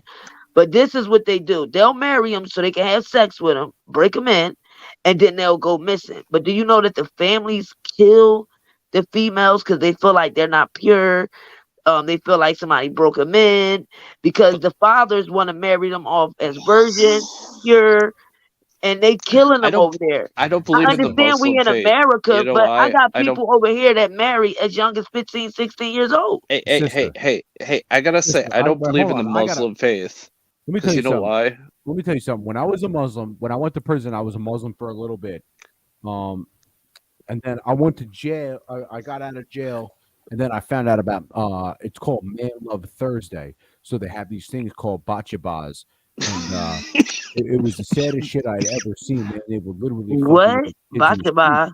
It's called bachaba. It's a chai boy. This happens in Afghanistan and Iraq, sister. I went there and I visited and I saw it with all the elders. I don't like it. I ain't a Muslim no more. But I'll tell you what, I don't find an issue with fucking an underage chick, especially with R. Kelly. I don't think there's something wrong with that. But I went to court. R. Kelly was never just sticking his penis in a minor. Never. I'm still saying if he was just sticking it around him, he should be still getting a wood chipper. If I heard that, I'd be like, just like I'm not touching you, but with his dick. No, they were lying about their age, and then their parents, they was around them for 7 years, 13 years. If a man abused my child as a minor, you think I'ma still fuck with him? And 7, 9 years later, her daughter, the girl from that they're claiming on the tape, she lived and moved in with this man in 2004, moved out in 2011, and admitted on the stand in Chicago that she was having sex with his wife. Hey, this is feeling a little sus now. Look, I don't know who these guys are. I thought we were here to celebrate Mr. Kelly. Am I right? We're here celebrating who? Mr. Kelly? Yeah. He's Muslim. Yeah, we celebrating him. I see it. He's Muslim. How he Hey, Muslim? Because he talked that way? Did you guys hear his latest song, his latest remix? No, he didn't put out a I remix. brought He's you been in jail girls. for 4 years. Man, what?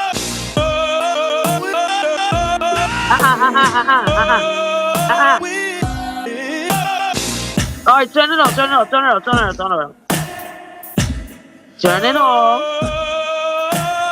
Oh God. There's no copyright. Oh God. I held it in. He always could hit them notes, man. Let me tell y'all something. For y'all trolls, right? I'm not. I don't do that. No, I ain't saying. I didn't say just you. came out because I said you I guys were love the talking R. about Kelly R. little Kelly. video you put together, sweetheart. Shout out to you. Hey, but I don't do the trolling. Ma'am. I like heard you were talking. You're called Dr. Snugs, right? Is that what No. what your sign says? It was Dr. Snugs or No. something like that? Father Snugs. Father Snugs. What is it? What does that mean? What is Snug short for? Oh.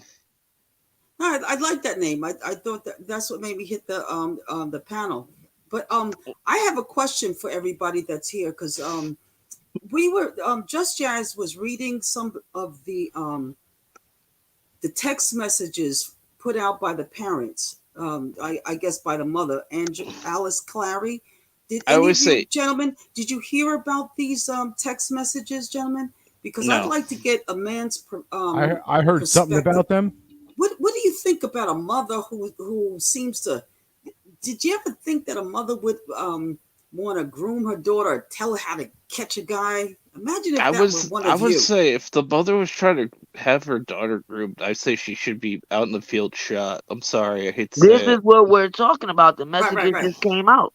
Yeah, but I'm saying if R. Kelly did pee on a chick, he should be shot too. I'm sorry. No, wait a minute. Now I have a problem with that. No. If he did pee, now we swimming in a swimming pool, and what's in the swimming pool, and what's you didn't hear all of these. You didn't hear all of these females. Let me ask you something. Come out here and say they like golden showers. You didn't see that recently. Wait, hold on. He's gonna ask us a question. Hey, I Y'all gotta got ask you. Publix around you? Go ahead. Y'all What got would you do? Publix? What would you do if somebody you loved, like the grocery got store? peed on by somebody? That's a part of what they're doing intimately. That's the moment, brother. That's the moment. You didn't hear all these women, P. Diddy girlfriend, the ex-girlfriend, just come out here and say she That's loves P. golden Diddy. P. showers? Diddy's retarded. No, I didn't say now. P. Diddy. I said his I'm ex-girlfriend. saying P. Diddy is like the It wasn't special just needs no. of raps. He didn't say it. The girl who everybody liked, Young Miami. She said But it. they're just regular people, even outside of those celebrities. Let me finish. Let me finish. Yes, sir. Go ahead. I'm saying P. Diddy is retarded. I'm sorry. I hate to say it. Everybody, But I don't know why what everybody that got to praises do with it. her saying she like golden showers? But I'm saying, let me finish. I'm saying, if they have proof of all this fucked up shit, I'm saying if they have proof, they have evidence, hardcore evidence, they should go out in the field. They should put R. Kelly out in the field or whoever that's grooming these kids and get shot. But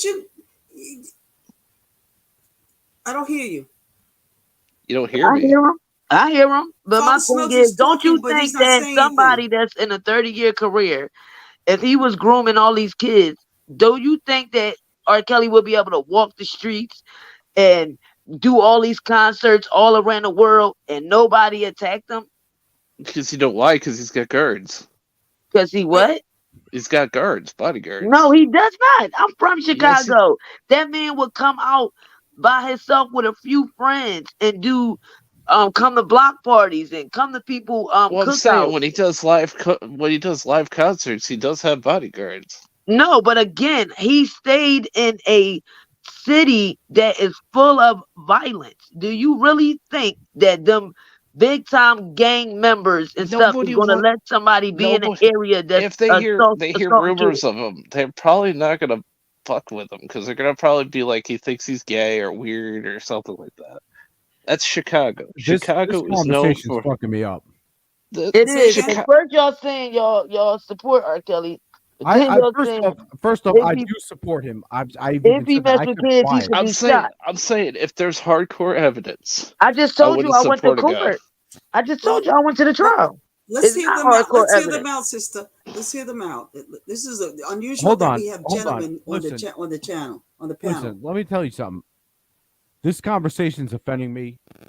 I know him. I hung out with him for not knew him, but I know him, but I knew him. I hung out with him for like 2 or 3 weeks. This is back in Chicago. Did you sleep with him? Did you have a party with him? Like go out in the backyard party? No. We never did any of that. That's what I'm trying to say. Was he with girls of questionable age? Sure, but who hasn't done that? Did he pee on them? Sure, but they asked for it. Why y'all not talking about Elvis? Who is getting a Wait, hey, I shit on Elvis too for his past. I always do a shit on Elvis is a white devil piece of shit. Why y'all not talking about Epstein? I mean, not Epstein. The Playboy we already Mansion. do. We already shit on Epstein. No, not Epstein. The one that was running the Playboy Mansion. He never got. Hugh Hefner. Hugh Hefner was a tiny dick white man. What the fuck? But he had. How old do you think them girls was that joined the Playboy the show? 18 and 20. Listen, No, they was not. No, it was some that was 17. Listen, I got to start getting out over here, but I'm telling you right now, as somebody who knows Rkelly back from Chicago, Rkelly is innocent. Were the girls of questionable age? Sure. Did they consent to it? Yes. Did they sign NDAs? Yes. If you want to know more, you got to look into Dr. Till. He is from the ministry. That's all I'm going to say. You can ask that guy. That guy, he's on a retainer. I appreciate your information. What is your name, Luke? My name is Nathan. Nathan, I appreciate you. I appreciate what you said because you give a new slant on just the conversations that we have here. This is kind of like a break for us, So let me say this to you. Do you also know that every one of these females that got with Robert was already having sex before him? Yeah, of course they were. But it doesn't matter. But I'm saying no bird. How do you think they got around him? Their parents. He did not go looking for these people. It does matter when you have evidence. I know. Listen, I know he did. I'm just saying they were questionable age. He peed on them. I don't think it's wrong. Y'all saying peed on them like as is all these people he peed on. It's only one person out of a doctored up video. He was acquitted. He was acquitted on. He was acquitted on in 2008. And let me reference this again. 2008, he was acquitted on this video. When I attended the trial in Chicago, they said that they had all new evidence. They used the same peeing scene in the Chicago federal case, which is double jeopardy, because you was not supposed to bring in evidence from the 2008 case into a 2022 case.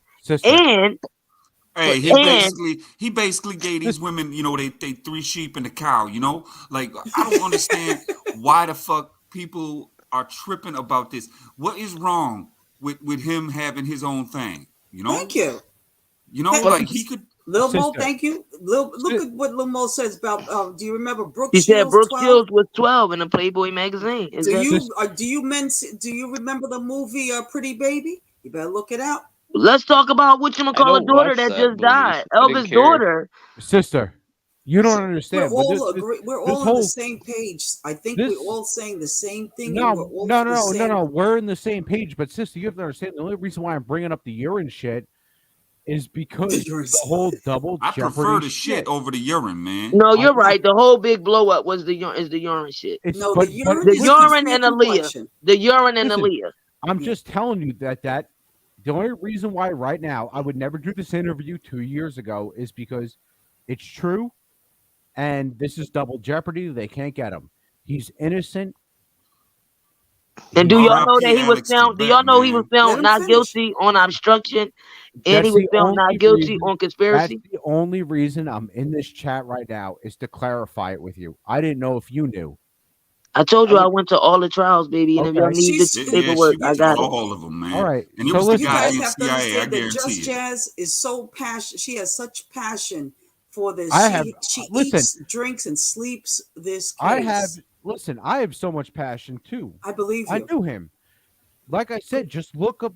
I'm getting out of here, but look up that guy, Dr. Nah, Till. man, you should stay and kick it, bro. Stay and kick I'm it. gonna look it up, but they said once you said it, somebody came in here under the name Dr. T. Yeah, that's a fucking troll. He came in way after. Okay. I There's got a lot you. of I troll. wrote it There's down. a lot of trolls on the internet that try Do to you be remember, He's talking about. He was the doctor before all this. Do you that remember Bill Nathan? guy. Yeah. Nathan, do you remember the year? 2004. Okay, so that would mean when Dr. McGrath left, because after he gave Robert the test in 2001, Robert got a new doctor. Okay. Yeah, it was something like that. Yeah. I remember that. I remember But I'm that. still saying, if you pee on somebody that's underage, they should be. Man, then I'm sorry. You need to go get pissed on, Get brother. the fuck out of here. Let Get me the tell fuck you, out of here. Leave. You No, sound like you a don't- white devil motherfucker. We were right, told. right. I'm we with were you. told- I'm with you, son. Yeah, but that's good for the complexion. That's what they say. He's still a goofy looking nigga. Father- You need to shave that shit off his chin. Look at it. Father Snug, you never had intimacy with a female and she peed? I wouldn't say underage. I would say. I didn't say older. underage. I just said did you pee? So now if I you're hear all high and underage, mighty. I just now like you're flip all out high because and I. mighty because you never had a 15-year-old who consented to No, it. I didn't, It's because I legal would in kill some somebody states. that. But what would you 'cause- do if you was out at a club and a 17-year-old is in a club drinking and everything, and Hold y'all up, go sister. leave? Hold up, sister. Look at this motherfucker. Do you think he ever made a girl squirt? He ain't never even been with a girl. I Look don't at him. know. He probably Now, did. see, wait a minute. Now, wait a minute. Y'all getting too much information here. Let's stick to the truth. Sister, we just speaking facts. You That's know it. it. Just facts. FAX facts. No, I'm letting y'all all get y'all all. This is not a panel where we judge No, I'm nobody. not trolling. Everybody. I'm not trolling. I'm just saying. As long as none of I- you guys are offended, because we just want to know. I just want to put it out there, like people that are underage doing Hey, stupid you shit ain't should be. you ain't making love right if you ain't pissing on each If other. That's Father just how it Snug, goes. if Father Snug can put out his opinion, everybody got a chance to rebuttal it. Man, shit. Because he's saying he No, support R. that's Kelly, true. but he's saying that anybody that mess with underage people should be shot. Bunch of So I'm amateurs. confused on his on how he feels. Because I think that's stupid. I think people underage going in the bar and getting pissed on. It's just like I just want But to they're keep the in the person. bar pretending that they. Do you know about that? One of the females in the New York case. Do you know that she was arrested for having fake ID? You know she had 3 birth certificates, 2 fake work IDs. But still, that's not the point. Hey, do ask for ID whenever chilling Yeah, VIP and with Fly exactly. Shorty And her PYT. girlfriend said when Geronda came to the house, when they came to the party, the first thing Robert said is, "Oh, you don't have ID, you can't be here." Do you know what she did after that? She went and bought fake ID. How are you supposed to know if an Hey, ID I is keep fake? hearing a beep. That motherfucker was right. Yeah, I'm that hearing beep is getting louder Yo, and who's louder. got the fucking fire alarm with What the the low hell? batteries, man? What the fuck? Who's got carbon monoxide? You I gonna don't die. know. I don't It hear is the beat. loud. I could hear it. It's getting louder and louder every It time I'm is. like talking. So again, what do you do as a man? Because a lot of men have been in situations where a female has lied, but in this situation with R. Kelly, the parents bought their daughters to these concerts. The parents I told their should say daughters go out with him. wait. Let me say this: if the parents brought their kids to concerts, the Then parents it's should fair game, brother. That's what we're telling punished too. you. We're telling you the messages just came out where the mother told the daughter, "Hey, I think you should tell him now your age because he assumes you're of age. That's why he's out in public." I think the mother needs to be belted like the too, mother because I would she's take that fucking kid to school. That's what the fuck I'd do. God damn it, I'd step up like a man. I think the mother needs the belt also. That's what we're Needs- out here advocating for.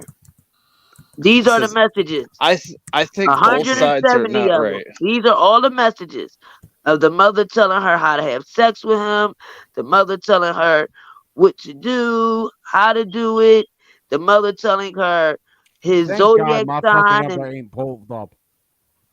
Man, I wish my mom would have taught me how to do that shit so I could pull some goddamn money because I'd be flat broke right now. these are the parents right here. Alice Clary, Angelo Clary, Timothy Savage, Jongelyn Savage, who took their Hold children, on, what was the girl's name? the parents' name. Yeah, what was Alice the, Clary, what was Angelo George's name? Clary. I say they should be beat with a bat. I'm sorry, I hate to say this because they're the ones that. What was the mother's name? Which mother? Of the girl, Angelo something. What did you say, Angela? Oh, the mother's name is Alice Clary, and Angelo Clary. That's Azriel's Clary's parents. I heard that beep again. And God there's, damn it. and there's the Savage girls on the females. He wants This to know is the about them. mother of the Savages, hugged up with Rkelly and her daughters. Well, I'm just saying they should be beat with a bat. Man, The mother and Plastic bat. A plastic bat. Hey, let her see, man. You let her see, bro. What'd you say your name was? Nathan? Nathan. Nathan, we need to pin this kid down and piss on him. Which kid? I'll do it. This kid with the goatee. And this is what I found out the other day. Y'all want to hear some real news? Well, I was going through Epstein's trust. Weinstein. No, not Weinstein. Epstein. I see him. I was going through his. Wait a minute. He was on Epstein's flight records. So he was on. No. He was on. There's a lot of them that was on his. Here we go. So this is Epstein's 19. It's called 1953 Trust.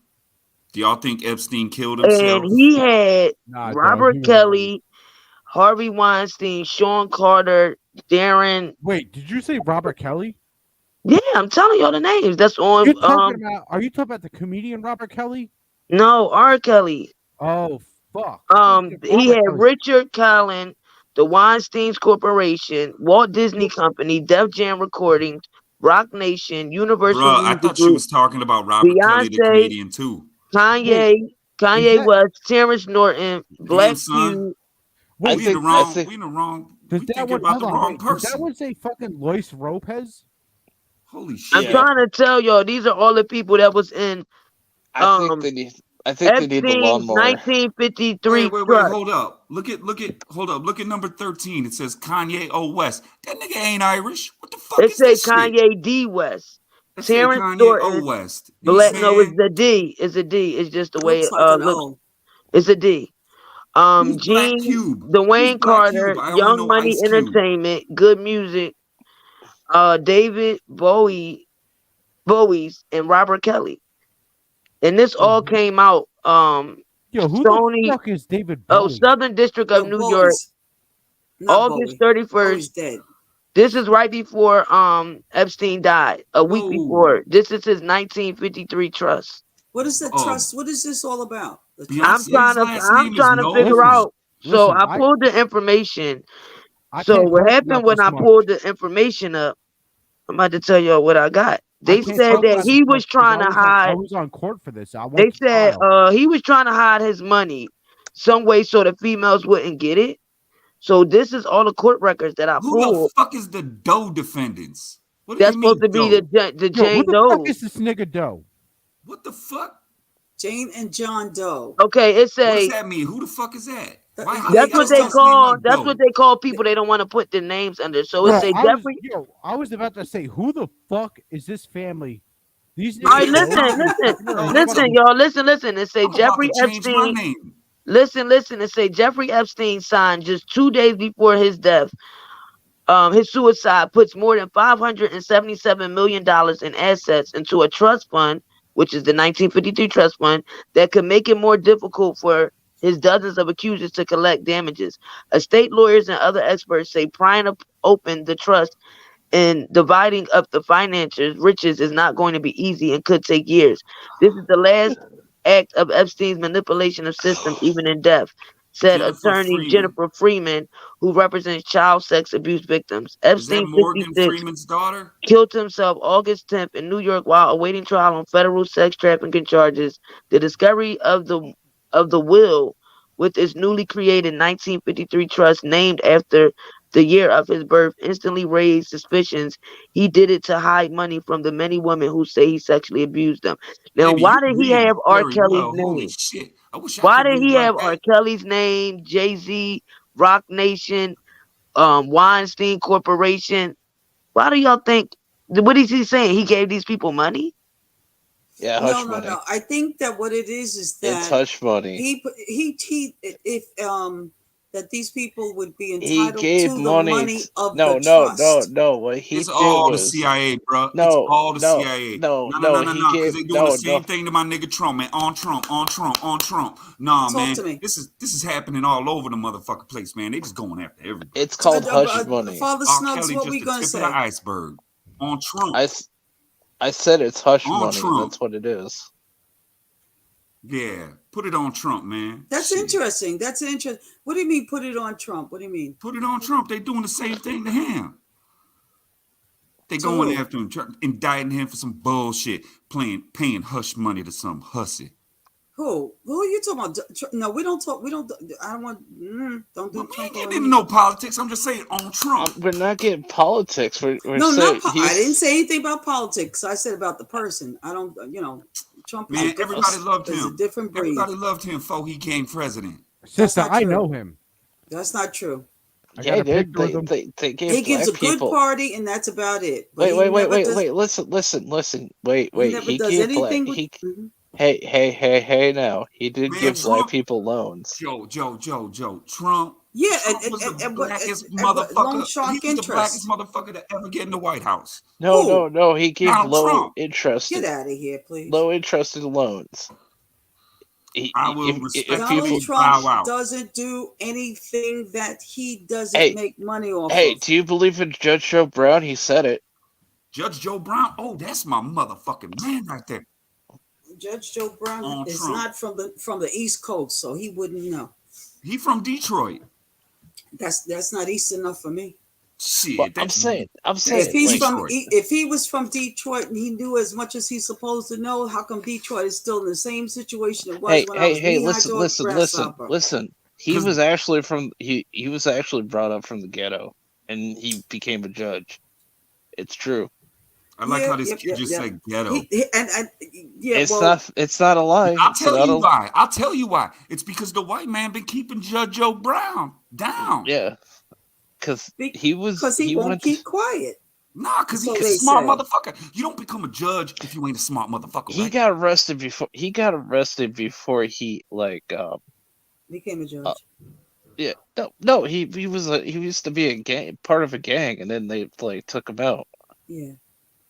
And they were like, no, we don't need his truth because It sounds like you're talking about Judge Mathis. No. He was actually the same story. Same way. It was both of them. Yeah, they were both in gangs.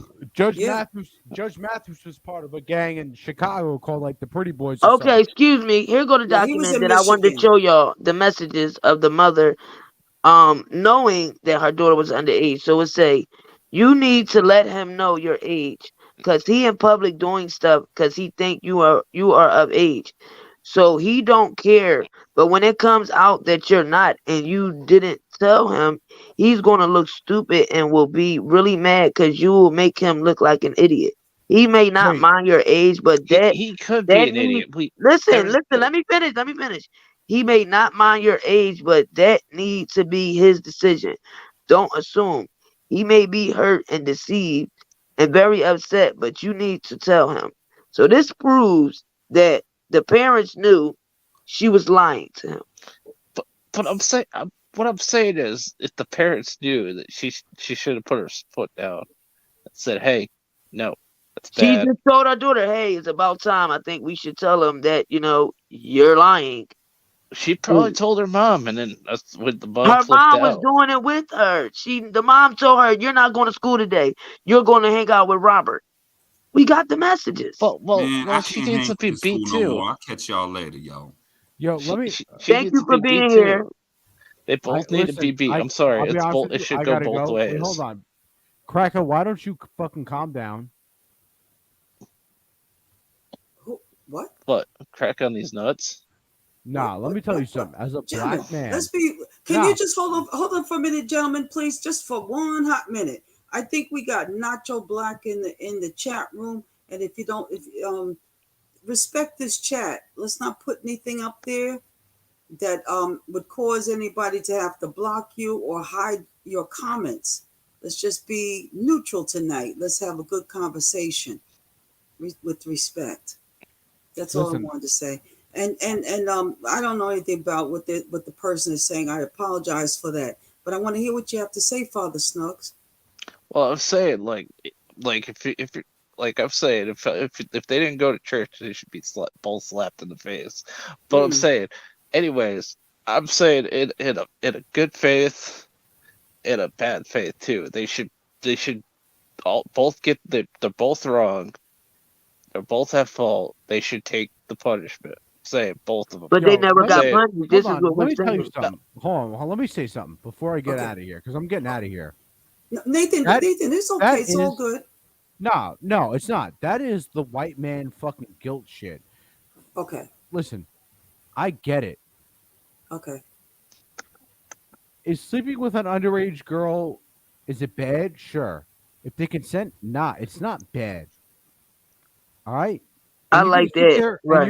You're gonna sit there and act like all of a sudden you this high and mighty fucking white boy on a fucking. I don't think I'm high and mighty, but I'm saying like both sides should be beat with a stick. I'm sorry. Why you keep saying beat with a stick?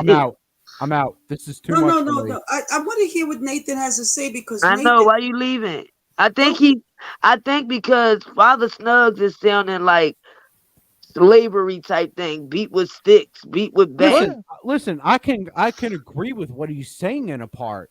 I get it. If somebody fucked your daughter, you'd be sad, but right. But this is not that situation. He's stroking his beard. He's mad fucking handsome. I can't do this.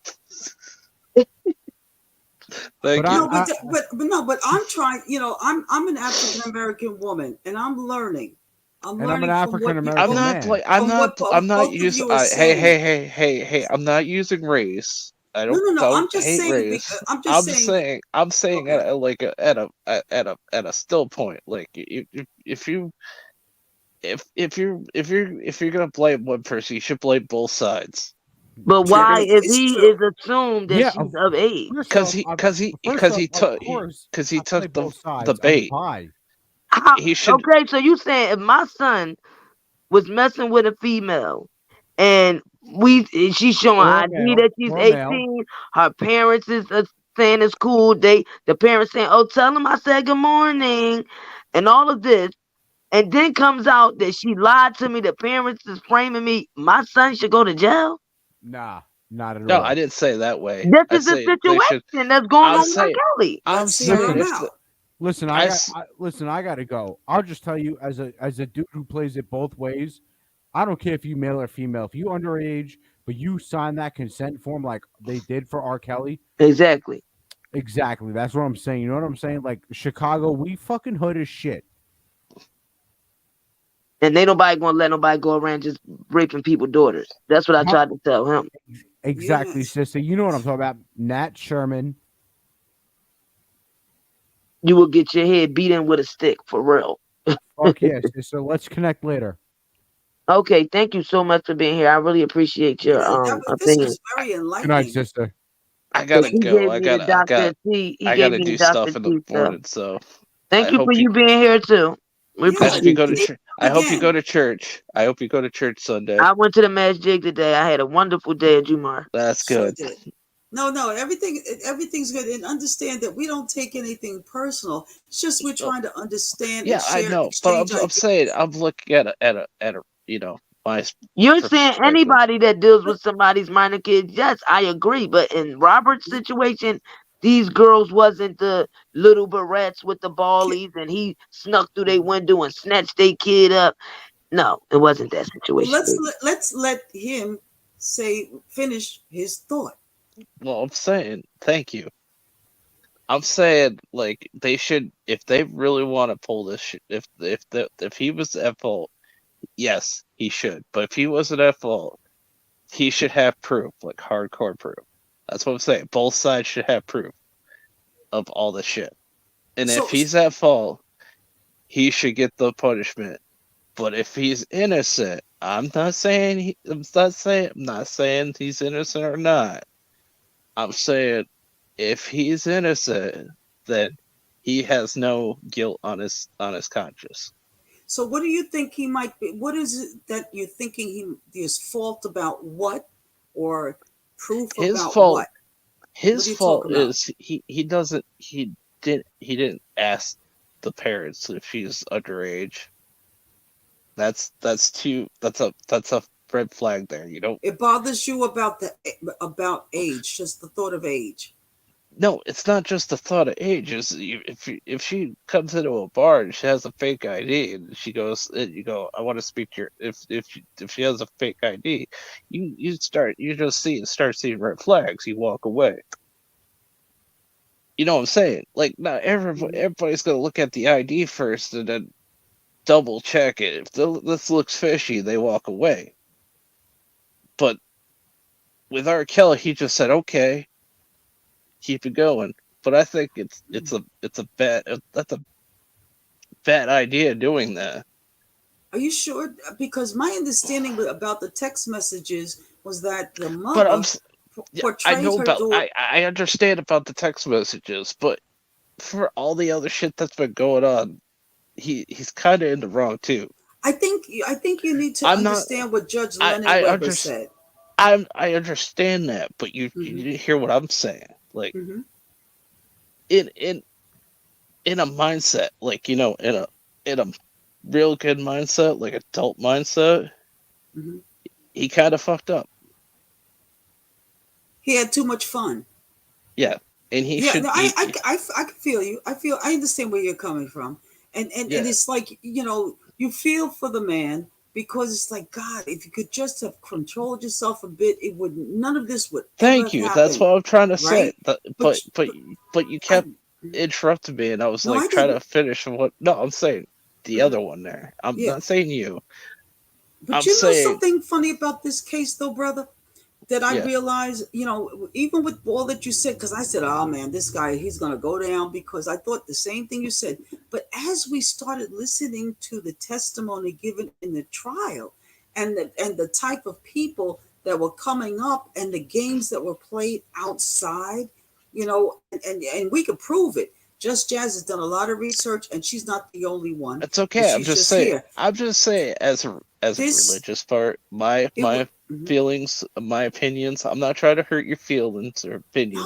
No. I'm not doing a race thing. I don't hate on any race. I don't think you are. I'm royal. I'm like a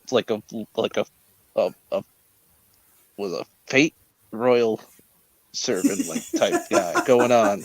Just being nice, just coming in. I just want to talk to the good Lord and Savior thing, and see how it's going, because I think it's messed up both ends. I think it's both sides are wrong. I'm not saying he's guilty. Let's say he's fully guilty. I'm saying he's at fault at some point for certain shit. I think it's wrong that he was with underage people. That's a red flag there. He should. And he should. That's bad. I'm not saying I'm not hating on all you. I'm just saying, as I'm looking at it. You feel me? I guess not. Well, anyways, peace. Leslie, you didn't feel him?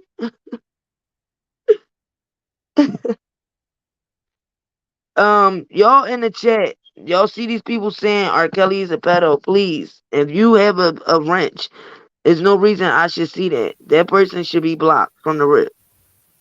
Yeah, somehow, some reason or other, I got dropped. Somebody must have shared this live. Had to, because this is why all these new people came in here. Well, you said like, share, and subscribe. No, but what I'm saying is, no, that's not what I'm saying. What I'm saying is, I have shared this through my Facebook, Instagram for damn near 4 years. I never seen none of them people. I seen people dipping here and there, but maybe because the R. Kelly case is real controversial right now, the text messages came out, is why I think people are coming in and out of panels. That's why I said it's good when y'all hit the like button. My live said Friday Night Live open panel, R. Kelly updates and more. Almost every live that I do, whatever I'm talking about, I have R. Kelly updates or some about R. Kelly. So maybe they just YouTube finally is pushing the the channel out as a recommendation, and that's how they got it, because nobody shared it. It would have showed me. It would have said such and such shared your live. Nobody shared it. Oh. So it must be the, what they call it, the aneurysm. Yeah. Aneurysm. Algorithm. Yeah, algorithm. Yeah. Yeah. I see my buddy Parnell Banks. He and I were holding it down with you yesterday. Okay, so let me play this real fast because a lot of people are sending it to me. I'm sorry, y'all. I just want to give people an opinion to come up here because we don't get that many people in this R. Kelly sector to come out and speak. So that's why I appreciate what was it? Oh, I didn't want to forget your names. I think it was Riots, Nathan, And Father Snugs. Father Snugs, Nathan, and then Luke, and all the good guys. Thank you. Yeah, thank you. And then there was men at that. So yeah, and that's I know refreshing. some people in the chat felt like they was trolling, but some of them spoke on R. Kelly. The one that came up here playing his music, I took you down because when I asked you to stop playing it, you didn't. I appreciate the little video of R. Kelly. Shout out to you for that. But when I asked you to stop playing it, you kept continuing to play it. And I don't know whose video that is, and I don't got time for them trying to strike me. I think I said all the names. Kyle White, shout out to you. That was the one that said they got Michael Jackson to sister in the StreamYard studio. Yeah, thank you all in the chat also. We just don't want to. Okay, so here we go. Everybody was asking me. That's too funny. So let me go ahead and play this because I know a lot of y'all was talking about this interview that Don Russell did. I didn't watch it, so I'm listening to it just like y'all. I don't know why they keep saying R. Kelly's manager. I know Don Russell has to turn himself in May. So I'm gonna read it first. I know a lot of y'all saying y'all so mad about what's said in the video. I don't know what's said. I'm listening to it just like y'all. So it say Don Russell sits down with the entrepreneur, earlier Walker and Tia Walker in a tell-all interview. During his sit-down, Don opened up about his tenure as R. Kelly's manager, in addition to exposing some of R. Kelly's deepest, darkest secrets, cover-ups with victim labels and networks, and how his upcoming jail sentence has affected his marriage. About When Shit Hits the Fan podcast. First comes love, then comes marriage, then what? Entrepreneur Early Walker and local Chicago reporter Tia Walker sit down with the celebrity guests as they share their personal truths and stories about their relationships and marriage and what actually happens when problems arise. Disclaimer, the primary purpose of the Early and Tia show is to provide a platform to creators to express their personal views or opinions without restriction. Okay, so here we go. Now, I guess Don Russell supposed to was, I don't know if he was talking bad about R. Kelly in here, but I know a lot of people saying they don't like it. Don Russell was about to have to turn himself in. I know I have came out and said that Don Russell did do some things that he that I felt like he was doing to try to support Robert, but he made some mistakes during the way. I listened to almost every Don Russell's court date, even when he called out the prosecutors and told the judge that he was firing his lawyer and that it was some corruption going on. It was never in the documents that he took any plea. It was never in the documents that he flipped on R. Kelly. So for people telling you, oh, he been took it, if you take a plea, why would you have a trial? You don't need a trial if you took a plea. So that's why y'all need to research. Stop letting people tell y'all stuff and they know y'all don't got common sense, because how can they tell y'all that Don Russell was working with the feds and took a plea, but he had a trial? Cash Jones and Larry sat on a platform 8 months ago, and Cash Jones told y'all that Don Russell was working with the feds. I believe she threw that out there to distract y'all that she was working with them. Because if Don Russell was working with the feds, he wouldn't have had a trial if he took a plea. This is why when people take plea deals, they sign a document, they go on and do their time. You don't get a trial. And for her to say he was working back and forth with the feds, he would have been just like Richard Arline, time served and didn't get charged. They charged this man for a bomb gun threat that he wasn't even on the audio. They wouldn't know none of that because they didn't attend his trial. I did. Then he pled guilty to the witness intimidation.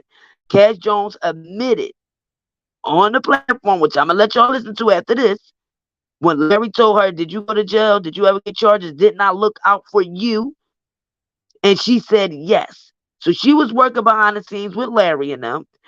Vic Rogers' mom said that Cash Jones gave her Texas Black Diamond's channel, and Cash Jones told her that Robert and Don was putting out text messages and stuff of Cash and revenge porn. First of all, Cash Jones, the picture on Texas Black Diamond Live with Don Russell, you can see it's like a white block covering her bottom. She's in a swimming pool with a bikini on. The same picture she put on her Instagram was the same picture she was sending to Robert. How is that revenge porn? But you can say that this man abused you, gave you herpes, but he's not able to rebuttal and show text messages of you calling him daddy, you sending him pictures of what you wearing, you sending him pictures when I'ma see you, I love you, I miss you, and then charge Don with witness intimidation, saying that Robert sent him to do these things. Then the mother said that Robert sent Cash and her cousin to the premiere to threaten her with a gun, but she admitted on a platform with Cash and Larry and others that it wasn't a gun. But this is why she testified in New York and on Robert's trial that Cash's cousin came with a gun. Cash didn't attend her cousin's trial. Cash didn't write a character witness letter for Michael Williams, but she ran around here telling people that was her bodyguard, her ace boon coon, her right hand. That fire that happened at Angelo's Airbnb had nothing to do with Robert Sylvester Kelly, but Azriel turned that into Robert sending somebody to stop her from testifying. Angelo knows it had nothing to do with R. Kelly. Cash knows it had nothing. She came out here and lied and told people, oh, the prosecutors are lying. Y'all gonna see me and my cousin, we ain't have nothing to do with that. And we went and put our life on the line to hurt Angelo. I got that receipt too, and I'll share it. Because I don't say nothing that I don't have a receipt of. Cash Jones is a fraud. Period. She was using a lot of y'all R. Kelly supporters to get information, for y'all to put out information. And I don't care how a lot of y'all feel that deal with her. That's what she was doing. I got audio of her telling Faith Rogers' mom that, yes, she's the one that sent Faith Rogers' mom all of that stuff about Robert and Don, and said that Don called her the day of the bomb gun threat, said, oh, what did they do? Was they laughing? Was they scared? So she tried to make it seem like Don called her and told her that he did it. It's funny to me how she didn't participate in nothing. She didn't participate in court. She didn't come nothing because she worked with the feds. She went to the grand jury. And Michael Williams' indictment, they said that Michael Williams knew about R. Kelly's case and the accusers in the case because he was in the hallway when Cash Jones was testifying to the grand jury. Okay? Then she come out with this daddy's girl freak and all of this other stuff. But then said she didn't read Geronda Pace's book, but her book sounds just like Geronda Pace. Then talking about the story everyone's been asking about. I thought long and hard about releasing other 2 books in Daddy's Girl series, with the saga still continuing, documentaries appearing on Netflix and trials approaching. But I received your emails, every request, and every inquiry into Ray. So consider this my gift to you. The wait is over. And she dropped the second part of Surviving Daddy right before Robert's New York trial in the summertime. She's not for R. Kelly. She wasn't for Angelo and them, but she's taken up for Larry, where he says on an open panel, were you arrested? Did you get any charges? Didn't I look out for you? So I need you to look out for me. And he was asking her for some some audio of Don Russell's mother.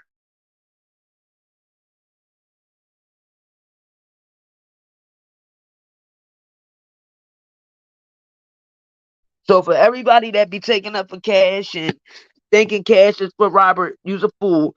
And while she's sitting over on your channels or while she's on the phone with you, you best to believe that your stuff is probably tapped. She works for Media Inquirer. Why all this time she been all up in this case? Why Media Inquirer didn't put a big articles out about R. Kelly's case? She's the reporter for their channel. Why they didn't put out big articles about what was going on in the case? You would think because she was the one reporting everything, she would have took that stuff to where she worked at, right? But she didn't. Angelo claims she's supposed to come out with some book or some movie that she's supposed to be working with the Savages. I don't know, whatever. But I know that girl used a lot of people in this R. Kelly sector. She went around to get information from these men, used these men with her feminist naked profile picture on her YouTube, used her sexuality to try to get in these men ears to get information. She went from Angelo to Tim Savage to DJ Tyson to Dana to Block Bender, had Block Bender all caught up in all this stuff with Angelo and them. Said that Angelo hacked her phone. That's how he got Block Bender's information. Block Bender said somebody was threatening him and his mother, saying they would do something to his family, and that's why he backed up. I believe she gave Block Bender the picture of Azriel sitting on Robert's lap, where they tried to make it look like Azriel looked like a little girl, that she was in a school uniform. Another lie. And Angelo said he gave the picture to Larry and Cash. And all of a sudden, Block Bender puts the picture out like it was an exclusive, and Angelo started attacking that man ever since. All of this Michael Williams stuff back and forth, all of this is Cash. I don't care about her saying, oh yeah, I take responsibility. I was playing both sides. I was trying to get close to R. Kelly's camp. He ain't got no camp. He got family, people he called brothers, his brothers, sisters. That's what it is. Ain't no damn camp. See, when they go out and use that word camp, that's them trying to push a RICO. So don't follow the stupidness with running around here saying a camp. That's them trying to push a criminal enterprise. So we'll listen to this thing from Don Russell, but at this point, I expect the unexpected at this point, literally. They done did so much stuff to Robert. Don Russell know he wasn't the manager, so I don't know why he would even let them title this as he was the manager. So right there tells me that this is going to be something different. So here we go. They didn't even put out the whole video. They didn't put it out yet.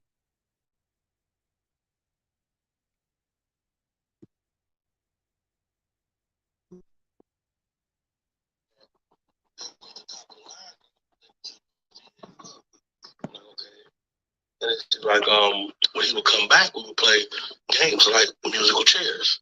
Wow. Chairs was everybody walk around a chair, and the girl without a chair would have to go in the room with all the rest of the girls, engaging, activity with him. So I'm like, okay. I'm still listening to it like, okay, this is all horrible shit. So anyway, she's like, so I did that for him for years, like little things like that, and she's like, and when I got a little older, she was like, I had to stop because I was too old for him.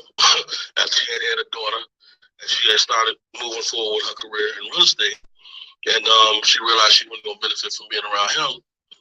And she said, she found a nice. So he's saying that Robert outside of other girls hanging out that they weren't the top of the line girls, they were just girls he had fun with. I'm like, okay. And then she's like, when he would come back, we would play games like musical chairs.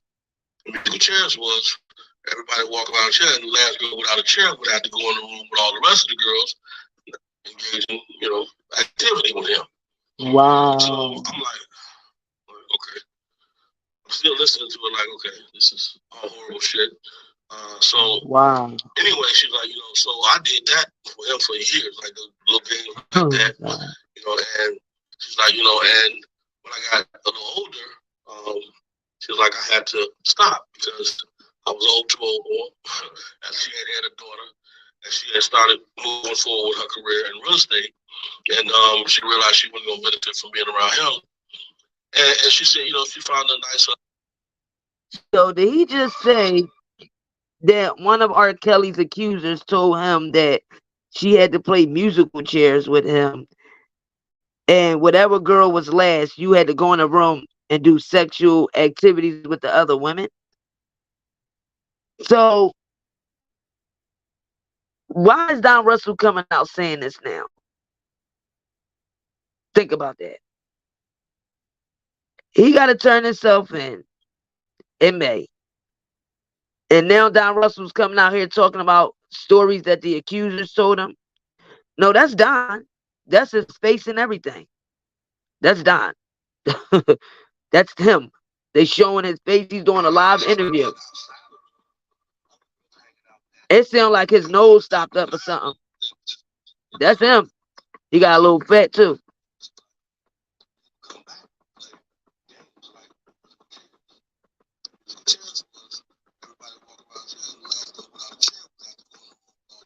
That don't even sound right.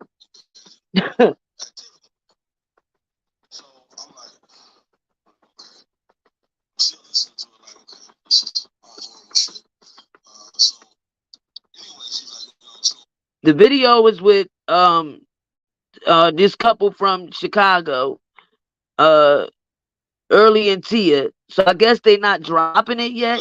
That's what it looks like to me. I don't know why they didn't drop it. They just put a teaser out here, I guess, so they can hurry up and get the viewers.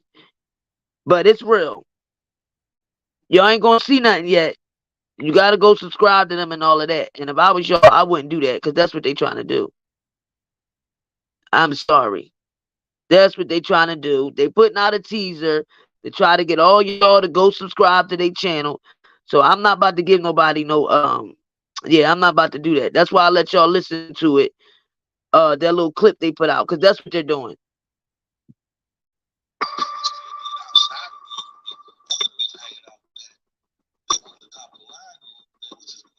It says, R. Kelly's manager, Donnell Russell, speaks out before heading to prison, details how singer made his alleged victims play musical chairs and more games. It's only 1 minute and 17 seconds. I wouldn't, if I was y'all, I wouldn't go, because that's what they want y'all to do. That's why they didn't drop the actual, they didn't drop the actual whole interview. They trying to get their channel up, trying to get their likes and stuff up. They're not a, they saying, yeah, they're not a big, they don't have a big following. So they're putting this out so everybody can go subscribe because it's about R. Kelly and that's what everybody gonna do. I'm not putting out their information. No, they put out the interview, then I'll go ahead and play. But I'm not giving them no, I'm not doing that. Nope. That's what everybody does. Nope.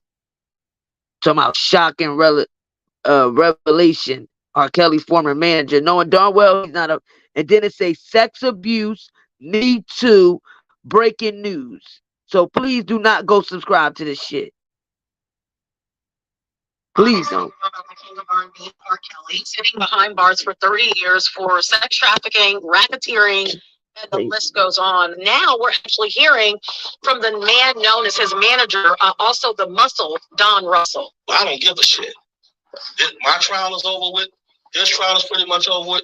I'm gonna put it all out there. Wow. You never saw any underage girls around him. Wow. You never saw any underage women, girls in his camp. And all these other motherfucking names that's attached to him know where the bodies are buried. Whoa. What did you uncover that made you say he has a problem? I'm done. It was bullshit until, like I said, later on when I started thinking about it. Why you? What's so significant about you? You 8 months.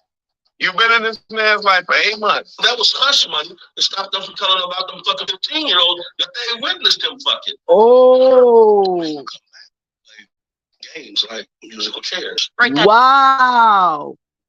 That's why I'm not letting y'all subscribe to this channel. Y'all go find it on your own. Don Russell said he don't give a fuck. He's about to go to jail. His trial over. He's telling everything. Robert paid people hush money. This is crazy. Y'all motherfuckers can't be solid to save y'all fucking life. Y'all will fold for anything. Don Russell, for you to sit up here and say 8 months you came back in this man's life, do you not forget at your trial the reason why you did get found guilty? And I'm going to give you this. Because in your jury questionnaire, they had that you was R. Kelly's manager. It was no way you were going to win that. 300 juries they had to turn away because they kept saying, nah, he guilty. Oh, he was his manager. Oh, he knew what, everything that was going on. Oh, he was his manager. Oh, no. He played a part in everything. So I'll give you that. And I'll give you that Cash Jones, you liked it her. And you were trying to get some punani. And she played you. Same thing with Sharon Winbush. You wanted Sharon Winbush to meet you. And when she didn't, you got mad and you start saying that she working with Barry Hankinson and everything else. But tell the truth. When you first was talking to Sharon every day and your mother, you told us that Texas Black Diamond was an informant. And I've been said that 2 years ago. He did. When it came out that the feds had that video and stuff, he told Sharon Winbush and others, and I heard him tell us that Texas Black Diamond was an informant and to stay away from her channel because she was working with the feds. Then when he started beefing with Sharon, he started saying Sharon was the feds and that she was an informant. So I get it. I'm like, oh, okay, well, he's saying this about Sharon now because he tried to meet her for lunch and she didn't want to meet him. So he felt like, I've been talking to this person all this time and you can't even come meet me. Who are you? Okay, I get why he said that. But I didn't get why he said Texas Black Diamond was an informant. But then I thought about it and said, oh, he's saying that because he's trying to figure out how did the feds get her video. But you, with this whole bomb threat, gun threat, I was at your trial. I see they didn't have audio. So, no, I don't believe you did it. Especially when the man said the person had a New York accent. Now, the witness intimidation of Faith Rogers, I don't know what phone calls you had with them behind the scenes because the mother said on an audio, which I'm going to play, okay, Jones, you had my number. So that's how Don Russell and them probably got my number. You claimed that the lawyers didn't want to take your information when you were trying to show them all the money that was getting stolen from Robert. You did your first interview saying Robert needed help. When you went on Choke No Joke, you put out that audio of Robert and Carrie talking, which was after Robert's conviction in New York. I didn't like that because Robert was saying some things about his brother that shouldn't have came on the internet. But you recorded Carrie without Carrie knowing. And then you tried to tell Choke, oh, Rob ain't telling me to give him his stuff back. Look, here he go right here. And you can hear Robert saying he wanted his stuff back. Now, I always said you were a friend. You was trying to help your friend. You might have said some things that wasn't right. You might have did some things that wasn't right. But for you now to say, fuck it, I'm going to jail, his trial over, mine's over, I'm telling everything, and to say that this man was paying people hush money because it was 15-year-olds he was dealing with, you might as well should have just worked with the feds. You did all that, standing tall, standing on your own too. You're not guilty.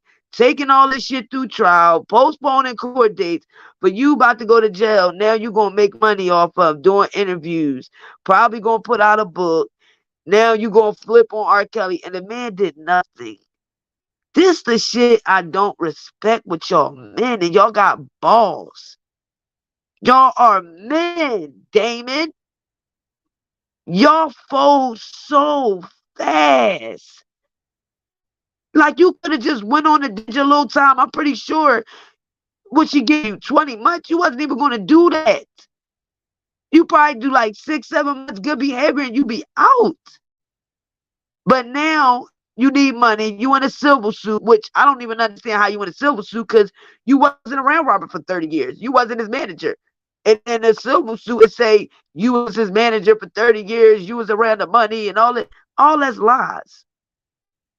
But then they say they're suing you because you put their life in danger with the surviving R. Kelly, the bomb threat. So again, Now you going to this platform, and now you talking about you telling everything.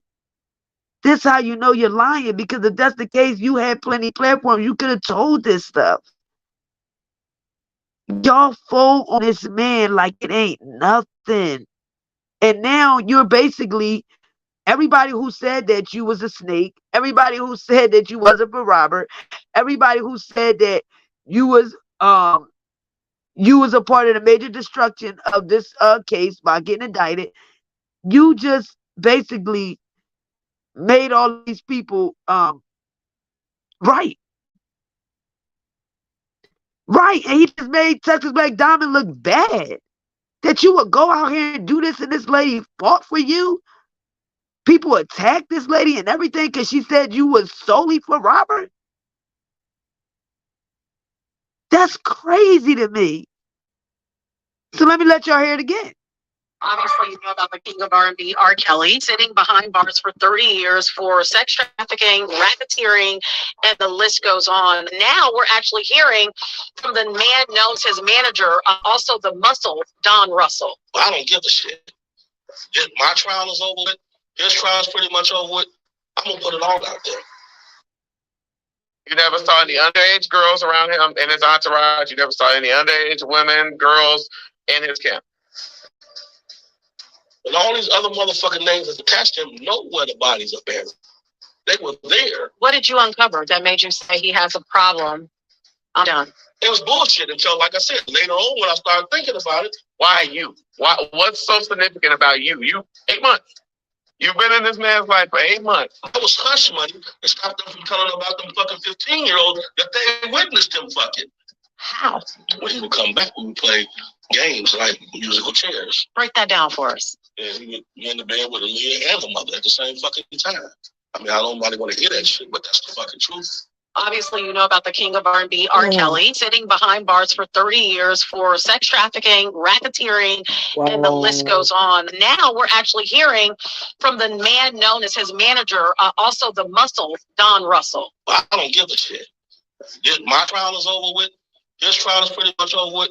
I'm going to put it all out there. You never saw any underage girls around him in his entourage. You never saw any underage women, girls in his camp. And all these other motherfucking names that's attached to him know where the bodies are buried. They were there. What did you uncover that made you say he has a problem? I'm done. It was bullshit until, like I said, later on when I started thinking about it. Why you? What's so significant about you? 8 months. You've been in this man's life for 8 months. That was hush money to stop them from telling about them fucking 15-year-olds that they witnessed him fucking. How? When he would come back, we would play games like musical chairs. Break that down for us. That's Don Russell speaking. Same fucking time. I don't really want to hear that shit, but that's the fucking truth. Obviously, you know about the king of R&B. This is crazy. So everybody who took up for Don Russell, this is a slap in the fucking face, man. You sat up here and said that Robert was fucking 15-year-olds. And you don't care because your trial is over, his is about over. First of all, I don't know when you did the interview for you to say his trial is almost over. So you must have did this in the midst of his Chicago trial about to be done. This man has an appeal. His opening briefing is Monday.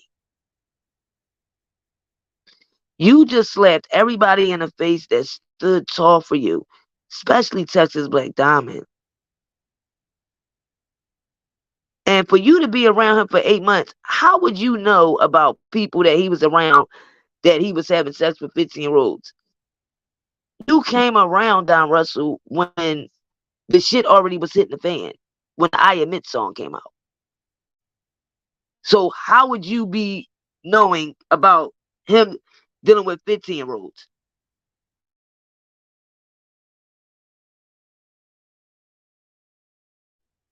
Yeah, even Sean Harris. This is a slap in people's face. They can never be strong and be a man and stand tall. They fold. I don't understand this shit. Even Sharon Woodbush took up for him. Let's be real. Before she found out the indictment and all of that shit, and when Will and all them said, oh, we can't be talking to Don Russell because he's indicted. She was arguing with them taking up for Don Russell. She used to deal with Don Russell and his mom all the time. She was heavy Don Russell. Don't get that messed up. Because when people was out here attacking, if y'all remember, when they was attacking her for supporting him. Then when she stopped supporting them, other people start supporting them. But she was definitely close with them. Until Don Russell asked her to go out to lunch or something like that when he was in Cali, and she didn't meet him, and they fell out. How he mad Robert got his stuff, and he got Robert's fucking masters, y'all. This is no lie. He still has Robert's masters, y'all. That's not a lie. That's why Robert told him on that phone with Carrie, man, this is me. This is my voice. I just want you to know it's me. I've been telling to tell you, yeah, I would like you to bring the stuff back. See, Don Russell got into the storage because of Santi. Y'all don't know who Santi is. I'm not even getting in who he is. People that know. Santi is how Don Russell got into the storage. At that time, Keith, Carrie, they always, going crazy. They trying to understand how they gonna get Robert's stuff. He getting indicted. They don't want this man's stuff just out here. They want him to still be able to have stuff when he get out of jail or whatever takes place with the trial. So it was good intentions. That's why when you see the pictures of Don Russell taking pictures of the stuff, he sent the pictures to people. How do you think they came out with the pictures? So he didn't send the pictures because he's telling them, look, I'm sending you pictures because I'm about to steal his shit. No, he sent pictures to show him I got everything. I got the stuff. But people start moving funny. Everybody kept saying, well, how they saying Don Russell stole the stuff and all that? His lawyers ain't come out and speak about it. They were keeping it behind the scenes. But Don knew that Rob wanted him to bring the stuff back, so much so that when he went on Choke No Joke, Choke told him, no, Don Russell, I'm gonna be real. Yeah, he did say he wanted he wanted the stuff back. See, Texas Black Diamond and a lot of other people didn't know about these conversations because they was trying to keep them as quiet as possible. Because why do the king of R&B business got to be all over freaking YouTube and social media? This man didn't have no goddamn privacy whatsoever. Snakes all around him, leaks every time he have somebody having a conversation. They go tell this one and tell that one. Snakes everywhere. People were hype as hell to hurry up and run on YouTube to tell something. So this is why they couldn't keep things behind the scenes and deal with it legally. So when he went on Choke No Joke, individuals contacted Choke to let Choke know, to let Don know, yes, Rob do want his stuff. So much so that when Don Russell spoke on Choke, what did he say? Oh, I'm not giving it to nobody else. I'll give it to my brother when I see him, when he get out, or, when we see each other. That's what Don said. That he was not giving it out to nobody. Even though Rob told him to give it to take it to a certain person, he told Choke, no, I'll give it to my brother. Then, after that, somebody puts out a fake album. Then they asked for $180,000 and Rob wanted the music back. Y'all remember this recently? And then it went quiet. The person came out anonymously and said that Robert wanted the music to be taken off the streams and the music that they put out with their album, that they wanted was it 180,000 or 680,000? It might have been 680,000. I might be off with the number. But they never said it was Don Russell. People was assuming it's him because they know he had the masters. But they never even got to the bottom of that. Who was the actual person that put the fake album out? Because when I did my research, And I told y'all about the actual platform that put the album out other than Apple Music. You had to sign up over there for a subscription. They tell you, oh, the artist will send you messages and all of that. You'll get free merch. You'll get the music first. Whoever signed up for that, it says that you had to give up identification that you that artist. You had to give up copies of masters and things of that nature to basically say that that music was yours to be able to create that platform. The fake Joycelyn Savage account kept posting the fake album with the link for people to go buy that app. Then all of a sudden, it comes out the person's asking for money. Oh, if he wanted it taken down or he want his music back, we want this amount of money. Now Don Russell come out here and say, fuck it, I'm telling everything. My trial is over. His is almost over. This man has an appeal. His opening brief statement is Monday for his appeal in New York, which Don Russell is a big part of. And you gonna go on a freaking interview and say this man was having sex with 15-year-olds and paid him hush money? You just slapped Texas Black Diamond in the face. This lady went hard for you. Hard. Now you're going to have people doing all type of content on her. People going at everybody else who was out here speaking on you. And that you were innocent and that you really love Robert. And you know this man got an appeal coming and you going to come out here. I don't give a fuck. I'm telling everything. Did they pay you? Because even with the civil case, if you have with having a good lawyer, you should beat that. And your lawyer should be about to file for an appeal for you for the bomb threat case. You wasn't on audio. Even if they tried to track down the cease and desist that was sent in and all that, that was through Brian Nix. And that's legal to send in a cease and desist. That's not illegal. Even when Doug Anton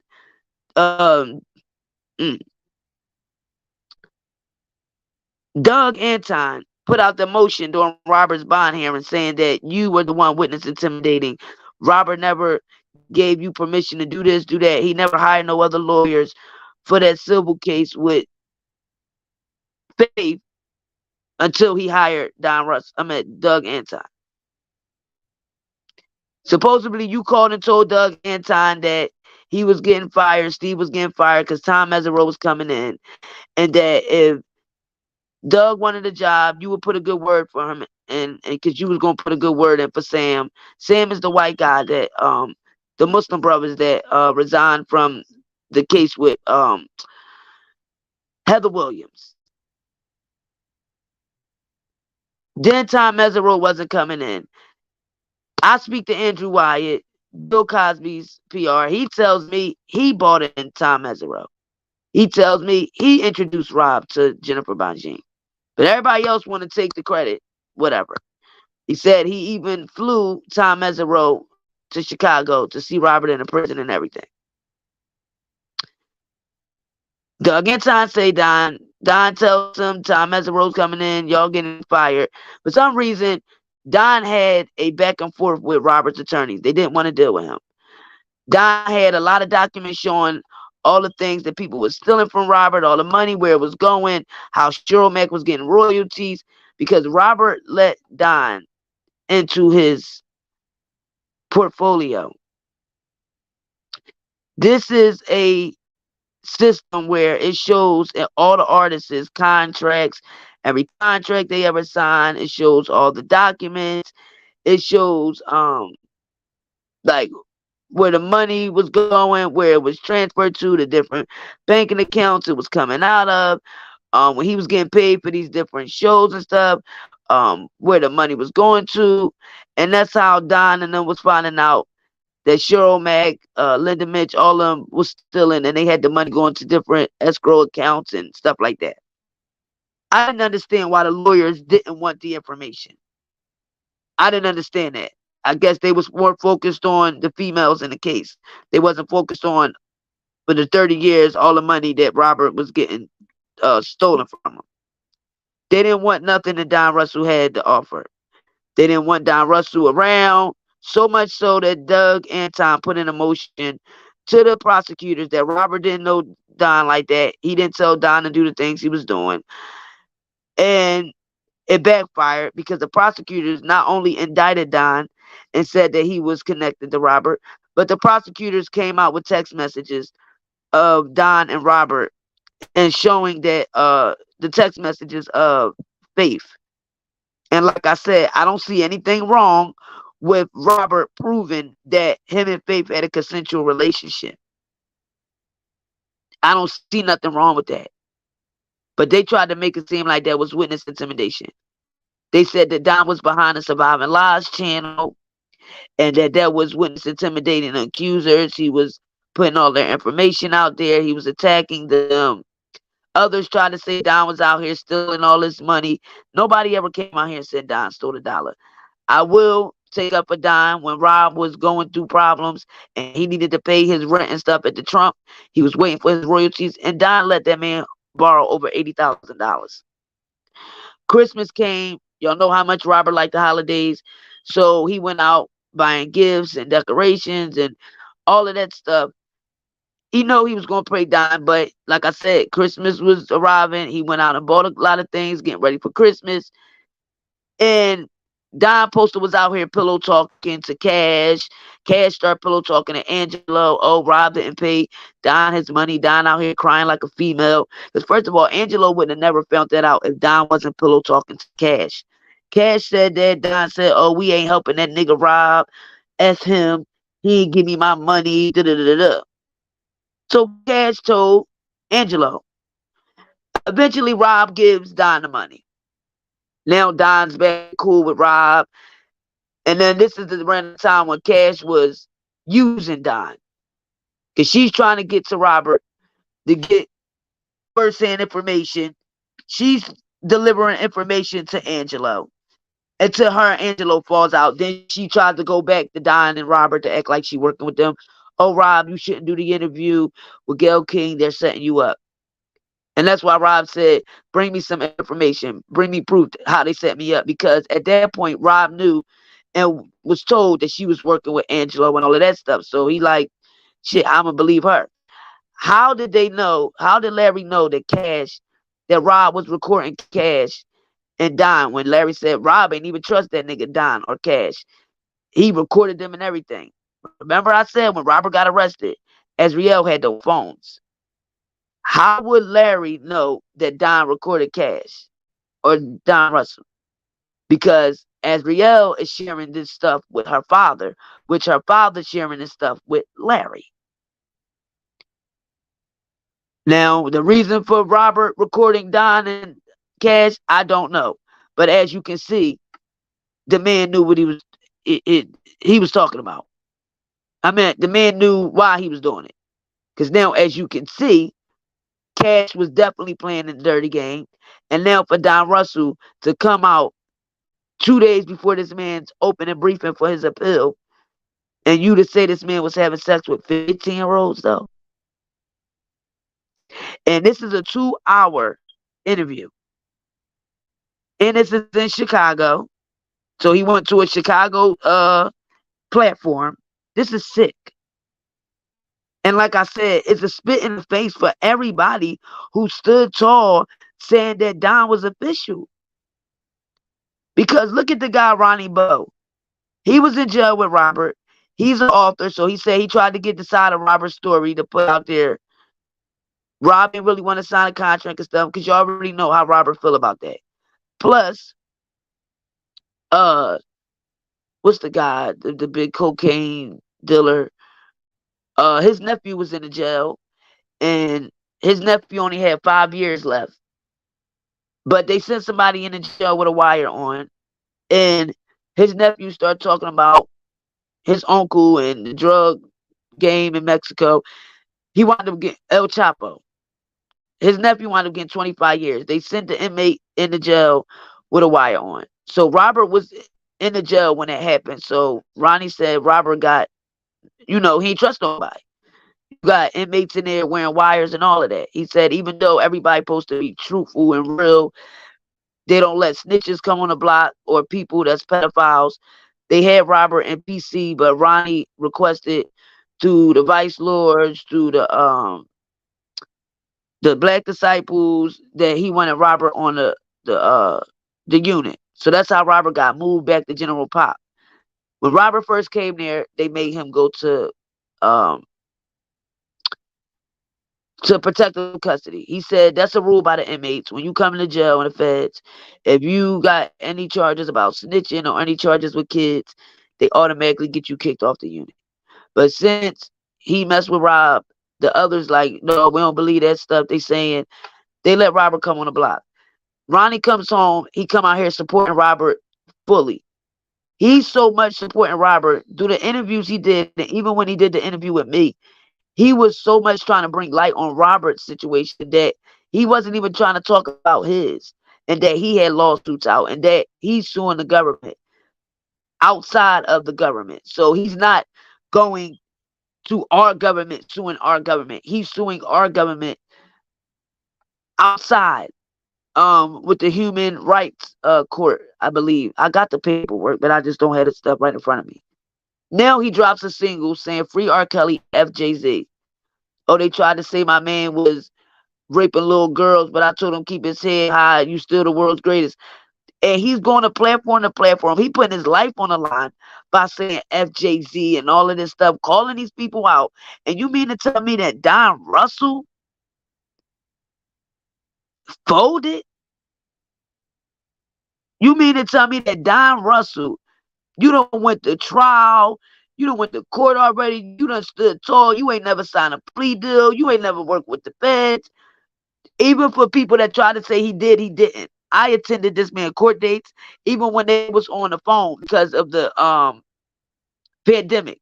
Then went to this man's trial and heard the man testify and say that the person that made the threat had a New York accent. But they still found Don guilty. And then he pleaded guilty to the witness intimidation. The audio that I'm gonna let y'all hear where Cash is admitting that Don called and told her he did it, that lets me know that when she went to the grand jury, she already was telling on Don. This is why they didn't subpoena her. This is why they didn't care about her being in the case. She turned on the nigga Michael Williams too. Faith Rogers' mom and Cash is on the same platform. When Larry says to Cash, "Didn't I look out for you? You ain't have to go to jail. You ain't get no charges. Didn't I look out for you?" And she said yes. Faith Rogers' mom said that Cash is the one that sent her Texas Black Diamonds video of Don posting Faith. And Cash said she told Rob and them, "Oh, y'all out of pocket. This ain't cool. This revenge porn." So she sent that to Faith's mom. And then Faith mom and them took it to the prosecutors. Cash did that. So no, Don wasn't working with the feds. But for you to now fold like this and say Robert having sex with 15-year-olds?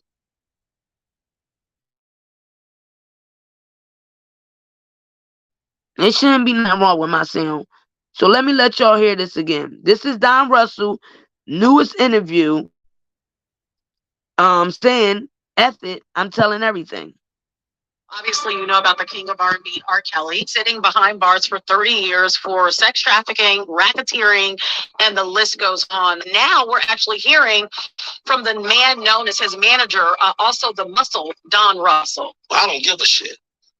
My trial is over with. This trial is pretty much over with. I'm going to put it all out there.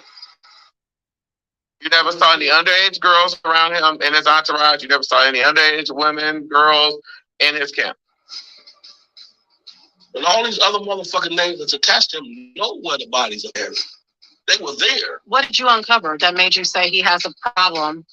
I'm done. It was bullshit until, like I said, later on when I started thinking about it. Why you? What's so significant about you? You 8 months. You've been in this man's life for 8 months. That was hush money to stop them from telling about them fucking 15-year-olds that they witnessed him fucking. How? When he would come back, we would play games like musical chairs. Break that down for us. And he would be in the bed with Aaliyah and her mother at the same fucking time. I mean, I don't really want to hear that shit, but that's the fucking truth. Obviously, you know about the king of R&B, R. Kelly, sitting behind. Well, little Mo, you ain't got to worry about me playing it because everybody and their mama is following these people. I don't know why y'all just don't wait until the interview come out and watch it. Why follow them? That's what they want y'all to do. So they can get their numbers up. So somebody must have ran across it, start passing the information to everybody, and everybody in the R. Kelly sector, y'all following these people. Why would y'all follow them? They're trying to get verified. So by y'all following them, y'all making their numbers go up. Just watch the interview when it come out. But to follow them, y'all supporting it. I'm not supporting that shit. Don Russell was out of pocket. And that's the difference between me and everybody else. I'm going to call shit out. I'm not going to sit back and be like, oh, no, Robert got an appeal coming. Yeah, he should go. First of all, you sound dumb. Now, all of a sudden, you come out talking about he having sex with 15-year-olds and hush money and all that. You sound dumb. For all that, you should have just went and worked with the feds and copped out. Because that's what they was trying to say on you anyway. That you were covering up for him doing this, doing that. Like, this is ridiculous. I ain't never know Chicago dudes like this, man. Like, you couldn't stand tall and just go with the truth. You had to start following the bullshit lies everybody else saying. And it looks stupid because these people didn't even research Don, because they would have seen every goddamn interview he did. He said the man was innocent. And that the woman was of age, that Robert just had a sex problem. But we got medical papers from Dr. Park Diaz, who evaluated Robert, and the New York sentencing memo. And he said, 1, Robert is not a pedophile. 2, he wasn't a nuisance. He wasn't addicted to sex. He didn't have a sex problem. He said just because a person has sex, because people around them come around them, and then you get intimate with somebody, doesn't mean you have a sex problem. Meaning, if a person is not coming around you and trying to turn you on, or trying to spike you all up, Robert wasn't just going out here bang, bang, bang. He couldn't have been. How the hell was this man able to release all of these albums, produce all these songs, write all this shit for all these artists, tour all around the world, but he's having sex every second of the hour? Doesn't make any sense. No, you right. Oh my God, you right. And that's why I did when it came to Don Russell. The only thing I did when it came to Don Russell was I said I felt like he did make some dumb mistakes, but I felt like a lot of things he said at the beginning about the lawyers, that some of them wasn't qualified to take on the trial, and things should have went different. Far as his lawyers at the beginning, how Greenberg wasn't filing certain motions and suppressing evidence at the beginning to get some of them charges thrown out before the trial came. I did agree that Don Russell wasn't working with the feds or didn't take no plea deal because I was following his case. It was even one court that he had where he fired his lawyer and told Judge Andonley there's some corruption going on. He said, this whole case is corrupt, Your Honor. I'm firing my lawyer because he's working with the prosecutors. This dude yelled this out in the middle of the court. No, I ain't feeling this. There's some corruption going on all up in this case. My lawyer working with the prosecutors talking about I got to go to jail. No, I'm firing him. That's why he went through so many lawyers. He fired them all.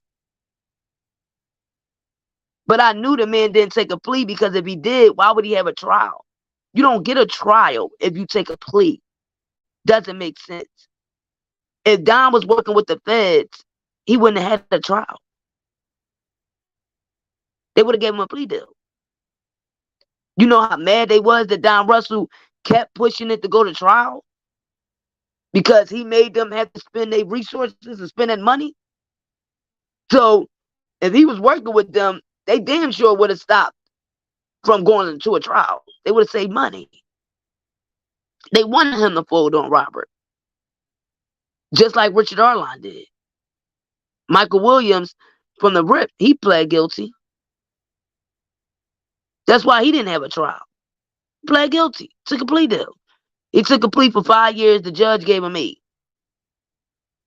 So out of all of them that had these cases that they tried to attach to Robert, Don Russell was the only one standing tall. And I gave him respect for that. But if some of y'all don't remember, I had an interview with his sister first. I was the first one that had an interview with his sister as far as Rkelly supporters. And his sister said a lot on that interview me and her had. I got hated because of it. So much so that people went behind me to have an interview with her, just to ask her the questions I asked, and then I let her freestyle and just let her tell her story. I didn't bash her. I didn't bash him. Because any dealings between sister and brother, we had nothing to do with that. We wasn't there.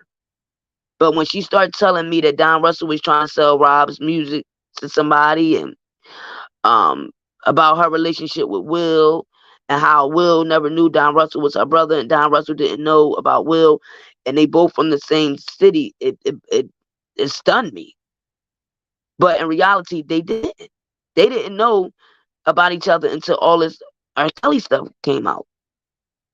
Don Russell really didn't know Will was dating his sister. Will didn't know that Don Russell was her brother. Will is the godfather of Don's niece. When Texas Black Diamond put out the picture of Will and Don Russell's sister, his sister snapped. His sister and Don Russell's mother, her mom, they're beefing hard. There's a lot of trauma there. It's a lot of stuff that they got to do with as family that none of us know about. We wasn't there. She claimed her mom sold her to men. That her mom was a prostitute back in the day, and she was selling her as 15 years old to have sex with men. I mean, it went deep. Don Russell beat her up while she was pregnant. I mean, it went deep. But I didn't want to get into their family stuff because I wasn't there. But I knew for a fact that when they were saying that Don Russell wasn't at the McDonald's when Rob got out, when Will said that Don wasn't there when Rob turned himself in, when you clearly see Robert holding Don's shoulder as he's walking into the precinct.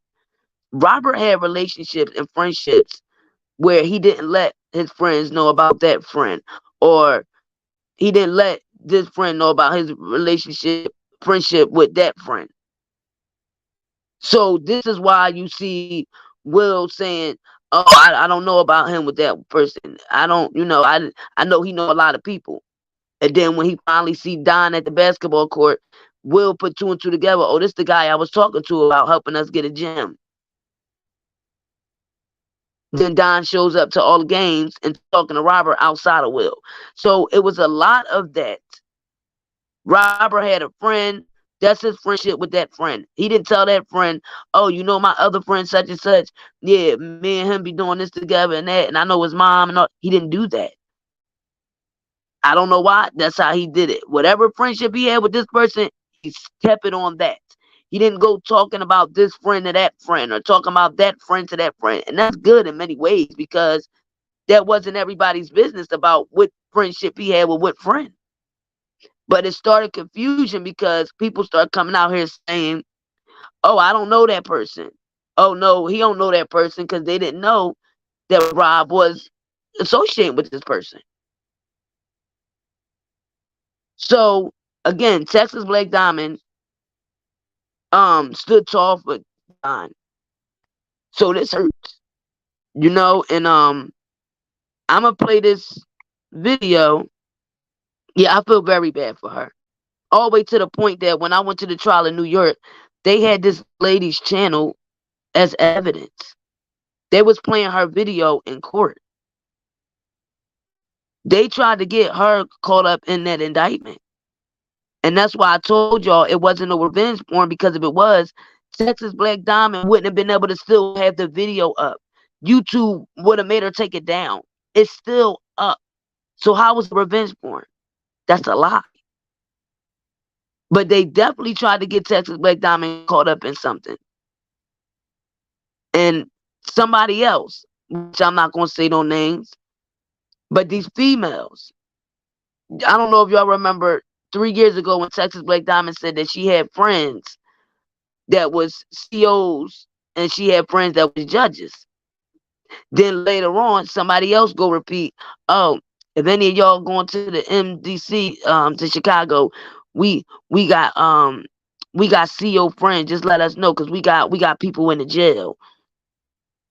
And put Texas Black Diamond name in it, which people start running around here saying, oh, how we know Texas Black Diamond peoples and them ain't the ones who stole Robert's records and all of that. All because this lady shared that she had people she knew, so she would try to find out little information to make sure Robert's good. But people ran and took her information to tell other people, oh yeah, we got people up in the jail. So if y'all need some information, just let us know because we got people up in talking too much. They tried to get this lady in that indictment. When they gave this stuff to Doug Anton, instead of for him going to go converse with his client, he gave it to the prosecutors. I don't think Sylvia knew she was doing harm by giving Doug Anton, Don Russell's mom's, the information about her doing Robert Texas and her business. No, the notary was I think the business license or something was expired, so that means that the notary wasn't legit or something like that. So they gave this stuff to Doug Anton, but he used it against Don, and he gave it to the prosecutors, and they used it against them. And they said that Robert was attached to this dude. So that didn't help. It made it worse.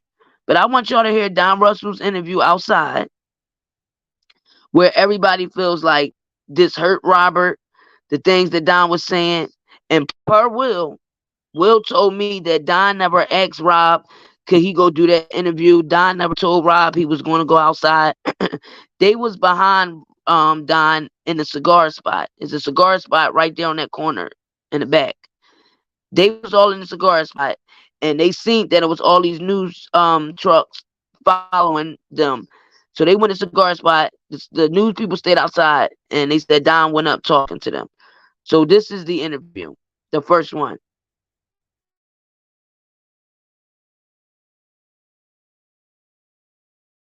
That's correct. You're his manager? Advisor, I'm his consultant, I'm his friend.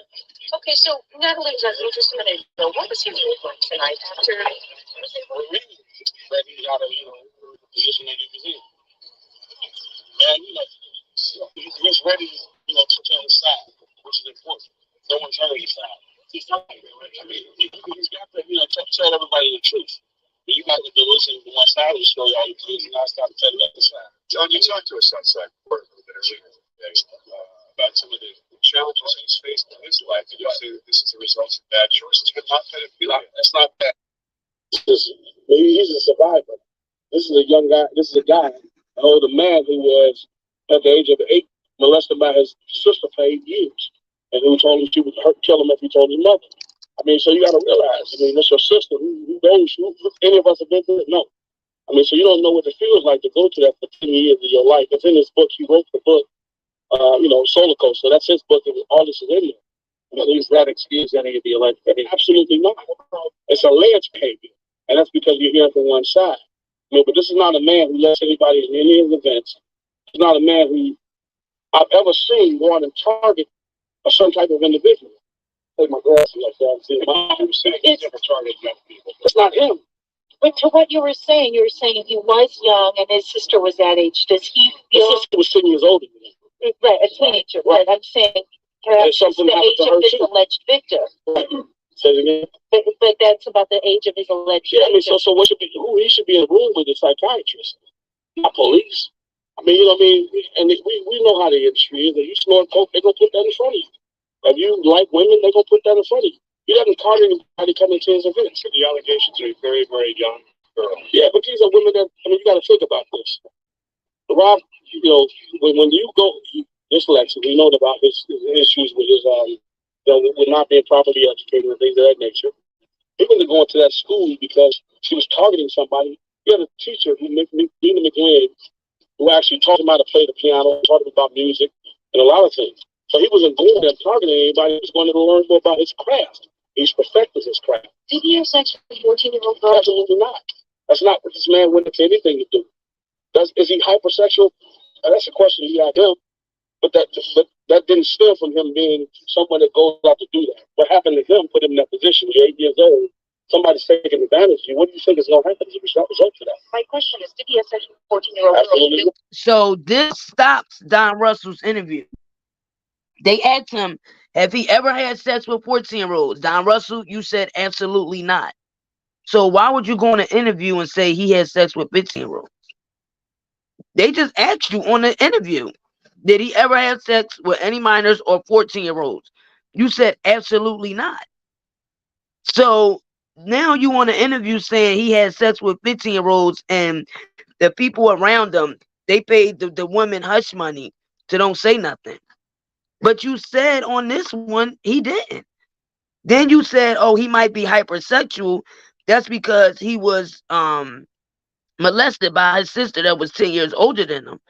But the doctor, a doctor with 170-page resume, Dr. Park Diaz, look him up. He was on what is that guy name? The one that was having sex with all the gay guys and killing them. Dr. Park Diaz was on his trial. He testified in his trial. So he's a very famous big public figure doctor. He was in Robert's case in New York for the sentencing memo. Jennifer Bonjean hired him. He said that Robert wasn't hypertension sexual, and he said that he wasn't a pedophile. He Jeffrey Dahmer. But to sit up here and say now that Robert having sex with 15-year-olds, why would you do that, Don? And if you was only around him for 8 months of 2019, how you gonna say he was having sex with 15-year-olds and the people was right there and all? How would you know all of this stuff? Hey, Jeff. Hey, how you doing, Jazz? How you feeling? Man, I ain't see you in a minute. I was thinking about y'all. Oh yeah. I don't know. I gotta ring the bell or something so I get the notifications. I always do catch your replays though. But okay. Yeah, I don't know why I don't get the sometimes I do get it and I don't be available. I might be at work. Sometimes they don't send out the notifications right away. You might just stumble across it that way. Bro, what you think about this damn thing? Man, I'm trying to withhold full judgment till even after you just heard it. I mean, but it's hard. Like you played it again, and it's like no, but it's his face. He's on there. I just ain't showing y'all the video because I don't know these people like that. I don't want them to strike me. It's Don, whole body, his face. He's on the microphone. I'm telling everything. I don't give a F. Is it? Man, this is crazy. And it's in Chicago. You might know them. I don't know them. They supposed to be from the West Side. Early and Tia, they married. I'm not familiar, but because I know you know a little people that's in the radio station business and stuff. Right? Yeah, definitely. I'm on my radio Chicago now, doing a podcast. So I know a lot of people that and in Chicago. I don't know how big these people are. They don't have a big following on Instagram, but that don't mean they might not have a big following on Facebook or a big following in Chicago. Because that's how it be sometimes. Like locally, you'll have a lot of support. It might not be like internationally, but they might have a lot of support in Chicago. So for him to do that, it's like now you putting that out. You from Chicago, Don. Rob from Chicago. You on a Chicago podcast. You know that's going to spread quickly in Chicago. Why would you do that? Right before you finna go in. Like you just put that jacket on your back right before you finna go in. That's just exactly. that's self-destructive. You should have just stayed the course. Right, you And was almost done. You only had 20 months. You know he wasn't gonna do the 20 months. Good behavior, he would have been out about 7, 8. that's what don't make no sense. And you wasn't going to a high maximum security jail. They was gonna have you at a camp. Sweet. It was gonna be sweet for him. So I don't know. I think I saw somebody in the chat said something that made sense about he probably salty about the civil suits or something But I that we don't said, know. even with the civil suit, how can they say he was a manager and around for 30 years? He could beat that. He wasn't around Robert the Third. He was holding the money for 30 years, and they're suing him because they said that emotional distress, because he did the bomb threat. I went to his trial. It only lasted for 3 days. The guy who took the phone call said the person who called in had a New York accent. The jury kept trying to find out why Cash wasn't there. That's why they didn't charge him with conspiracy. But they had Cash all throughout that trial saying her name every other sentence. And the jury was really confused. Like, they thinking, like, did she do it? Because they didn't understand why they didn't have audio of him doing it. Exactly. I don't understand. It's like, you're not looking at any type of real deep repercussions. Only thing I could think is you had to be in on this shit from the beginning. You had to And been a guess double what, agent. bro? Guess what? I got audio of Cash Jones on a panel with Faith Rogers' mom and Faith Rogers' mom and Larry. And Cash is admitting that she gave the documents to Faith Rogers' mom of Texas Black Diamond's video. And when Don Russell was about to put the text messages out of Robert showing that him and Faith had a consensual relationship and that she was reaching out to him, hey daddy, I miss you, when can I see you? And the pictures that was in the bikini that she had on her Instagram, she gave them to Faith Rogers' mom. Then Faith Rogers' mom went to the prosecutors. Then Cash said she talked to Don and said, wait a minute, you tripping, that's revenge porn and all that. Oh, y'all tripping. The feds didn't find Texas Black Diamonds. She gave it to Faith Rogers' mom. Then Faith Rogers' mom saying on the audio, Faith said, come on, Mrs. Rogers, you know that my cousin ain't have no gun. You know I didn't come in there and threaten you. I bought your food and everything that night at the premiere. She said, oh, you know what? You're right. It probably wasn't no gun. What? Wow. These people be playing too many games, man. So I'm like, Don could have used that to prove that he didn't send Cash Jones and her cousin to threaten them. He also could have proved that the mother lied about the whole thing of the witness intimidation. Because she said to Faith, to Cash, yeah, because I know how Don probably got my number anyway, because you had my number, Cash. And Larry said, well, Cash, you ain't never had to go to jail. You ain't never get no charges.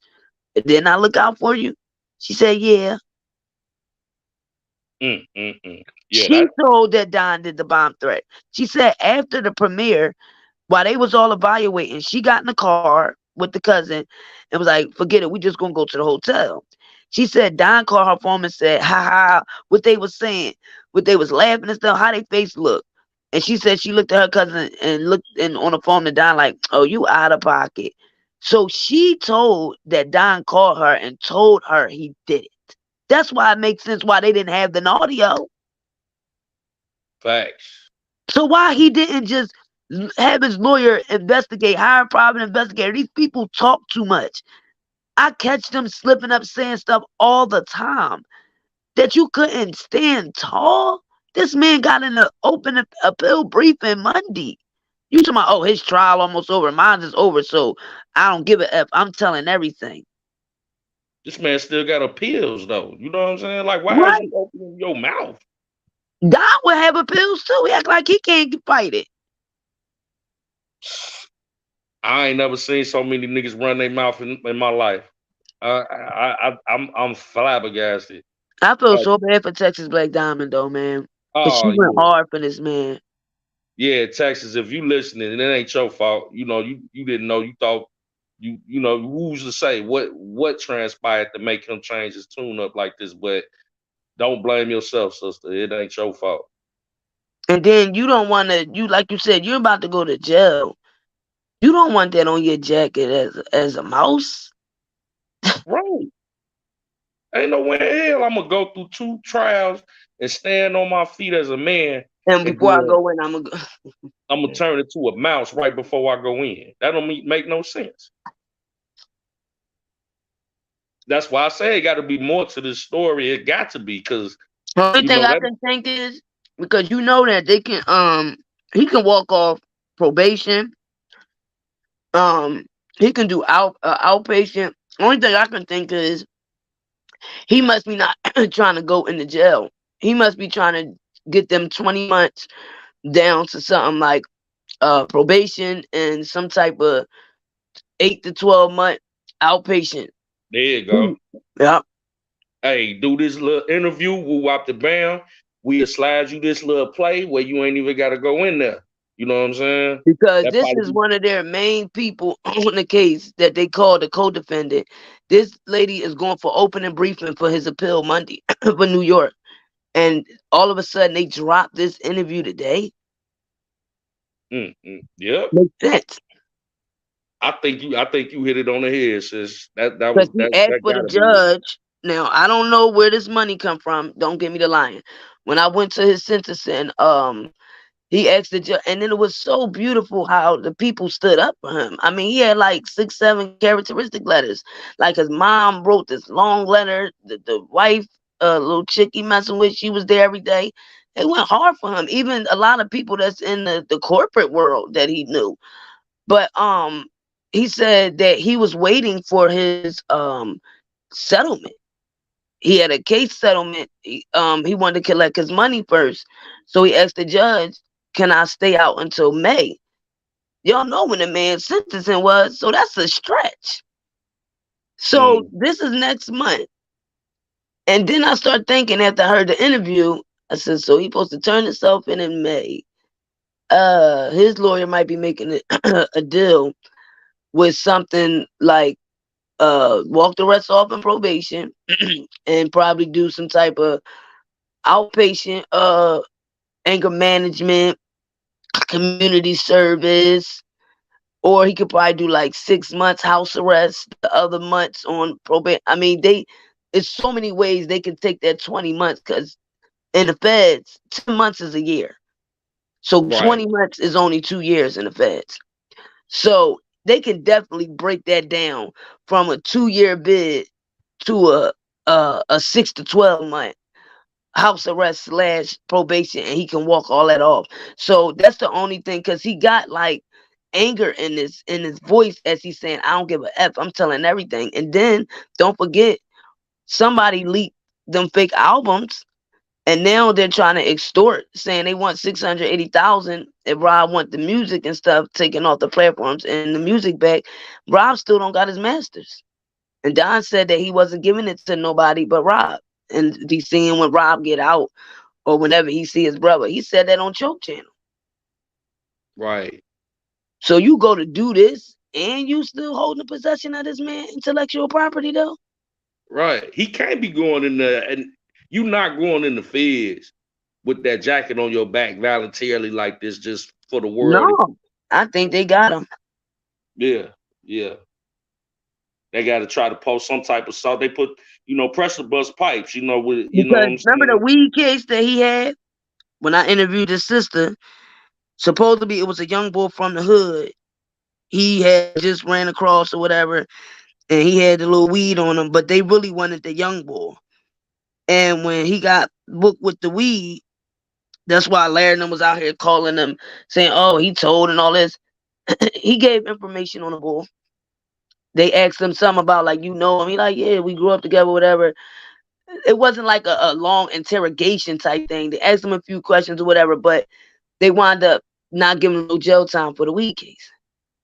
So I thought in my head, like, oh, he never did time. Right. He never went to jail at all. So for a person that never really did no time at the age he is, 40 something, early 40s, he do got a kid. He's a mama's boy. His mom depend on him for like everything. He probably trying to find a way that he don't have to go do that jail time. Yeah, you know, got a major piece on his chessboard. So, but going out like that though, like man, and then you not looking at no. But like you said, he ain't never been down before, so it's Bro, I did 14 months. right. 14 months. Okay, Yeah, so if I can do 14 months and right. This you nigga can can definitely do do. 20 months. First of all, I would have loved that 14 months in the feds because that would have been a year and 4 months for me. Because it's only 10 months in the feds, and you get fed way better. They got flat screen HD TVs. The food is off the chain. Y'all get visits from 8 in the morning to 5 p.m. I mean, it's luxury. It's like little Yeah. college dorms. I went to Muncie, bro. Oh yeah, yeah. My one of my homies just came home. He did like 12 years in Yeah, the bro. feds, Damn. and he was like, man, it was sweet. I I'm did telling like you, they come home with a lot of money and everything. yeah, Working. yeah, because state totally different. I did like 3 years in state, and it's just you know the food sucked. You know I mean, once you get down state, it's a little bit better, but you know it ain't got nothing on the feds. They treat you much. Nothing. That's why I said I know Robert would be medically treated better and everything once he get to this home jail. While he'll wait for the outcome of his appeals and stuff. And Don Russell, he's not even going to. He ain't got no assault, murder charge. He's not going to no maximum security jail. He going to do like Larry did, and I still don't believe Larry did over a year. I believe Right. that dude did like 4 or 5 months, and he just was home and ain't tell nobody because the jail that Larry was in, they didn't even have the barbed wire gates in the front, bro. Like if you wanted to try to run, you just walk out the door. They didn't even have the guards at the front with the big rifles. It was a camp. Only Yeah, it's low risk. 118 inmates total.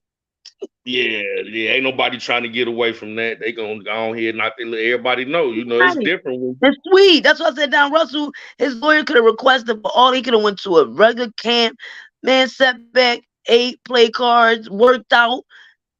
We could have went in there and got a degree and all that, just like a little vacation, dude. Because at the end of the day, like I said, you did do some things where you made mistakes. I see you was trying to defend Rob. You didn't want the surviving Rkelly thing. You were saying, you know, the females, they lying and everything. I get it. I wasn't even out here saying you was totally wrong. Because I see you was saying this is your friend and he didn't do these things and he didn't deserve the stuff that was happening to him. But now for you to do this, man, you're just a slap in my face. man, for real, the slapping there, but all the supporters' face that was holding them down. Like I always said, I was gonna stay neutral on that, and I try to stay neutral with everybody because you just never know the people that you figure to be solid turn out to be mush. You know what I'm And saying? what In really the end, is getting me about him doing this, now you know him and Will had that beef, right? I don't know right? why, but Will hated him so much he hated Will. And that's how they got Texas Black Diamond in the middle of it when Don's mom gave Texas Black Diamond a picture of Will and Don's sister. That's why Don's sister came out here and snapped when she seen her daughter picture on Texas Black Diamond channel. Don didn't tell Texas Black Diamond how deep it was, how his sister was going to react. Don's mom gave Texas Black Diamond the picture. So to make a long story short, they did that because Texas Black Diamond, like, well, damn, why Will up here trying to act like he didn't know about Don and all this? They really didn't know. Will didn't know that Don was her brother. Don didn't know that Will was dating his sister because Don and his sister really ain't talked for 20 years. I know it sounds like it's bullcrap, it's lies, but it's really not. Don moved to LA. She was in the suburban part of Chicago. They really didn't have no communication. But Don know how it goes in Chicago. Mm-hmm. You gotta go to jail. Your mom, you built this nice home for your mom in Chicago, decked out.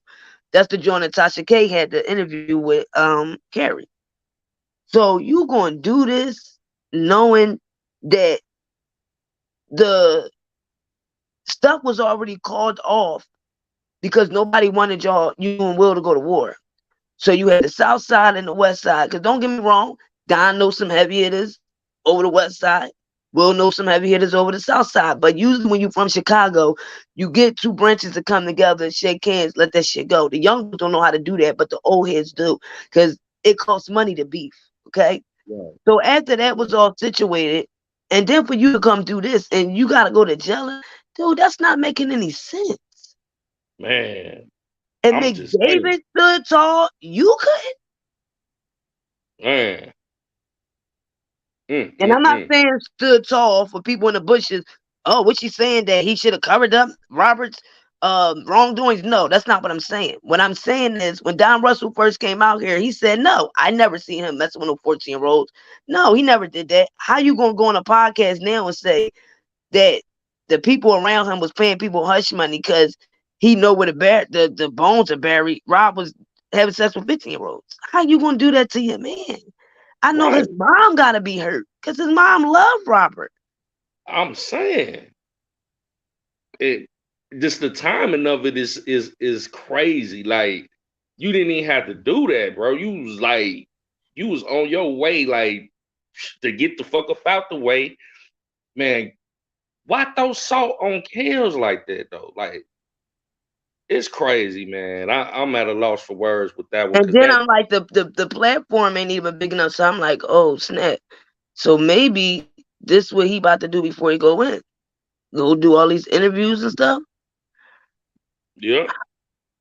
That's the only thing that could remotely make any type of sense. Like I ain't even trying to, touch a cell. I'm just gonna try to do Or something. if he's trying to separate himself because he's scared to go, like you out here telling these people you Robert manager, but what are you doing this to separate yourself? So when you go to jail, you don't want nobody to think that you link with Rkelly. Like that's the only thing that I can think of too.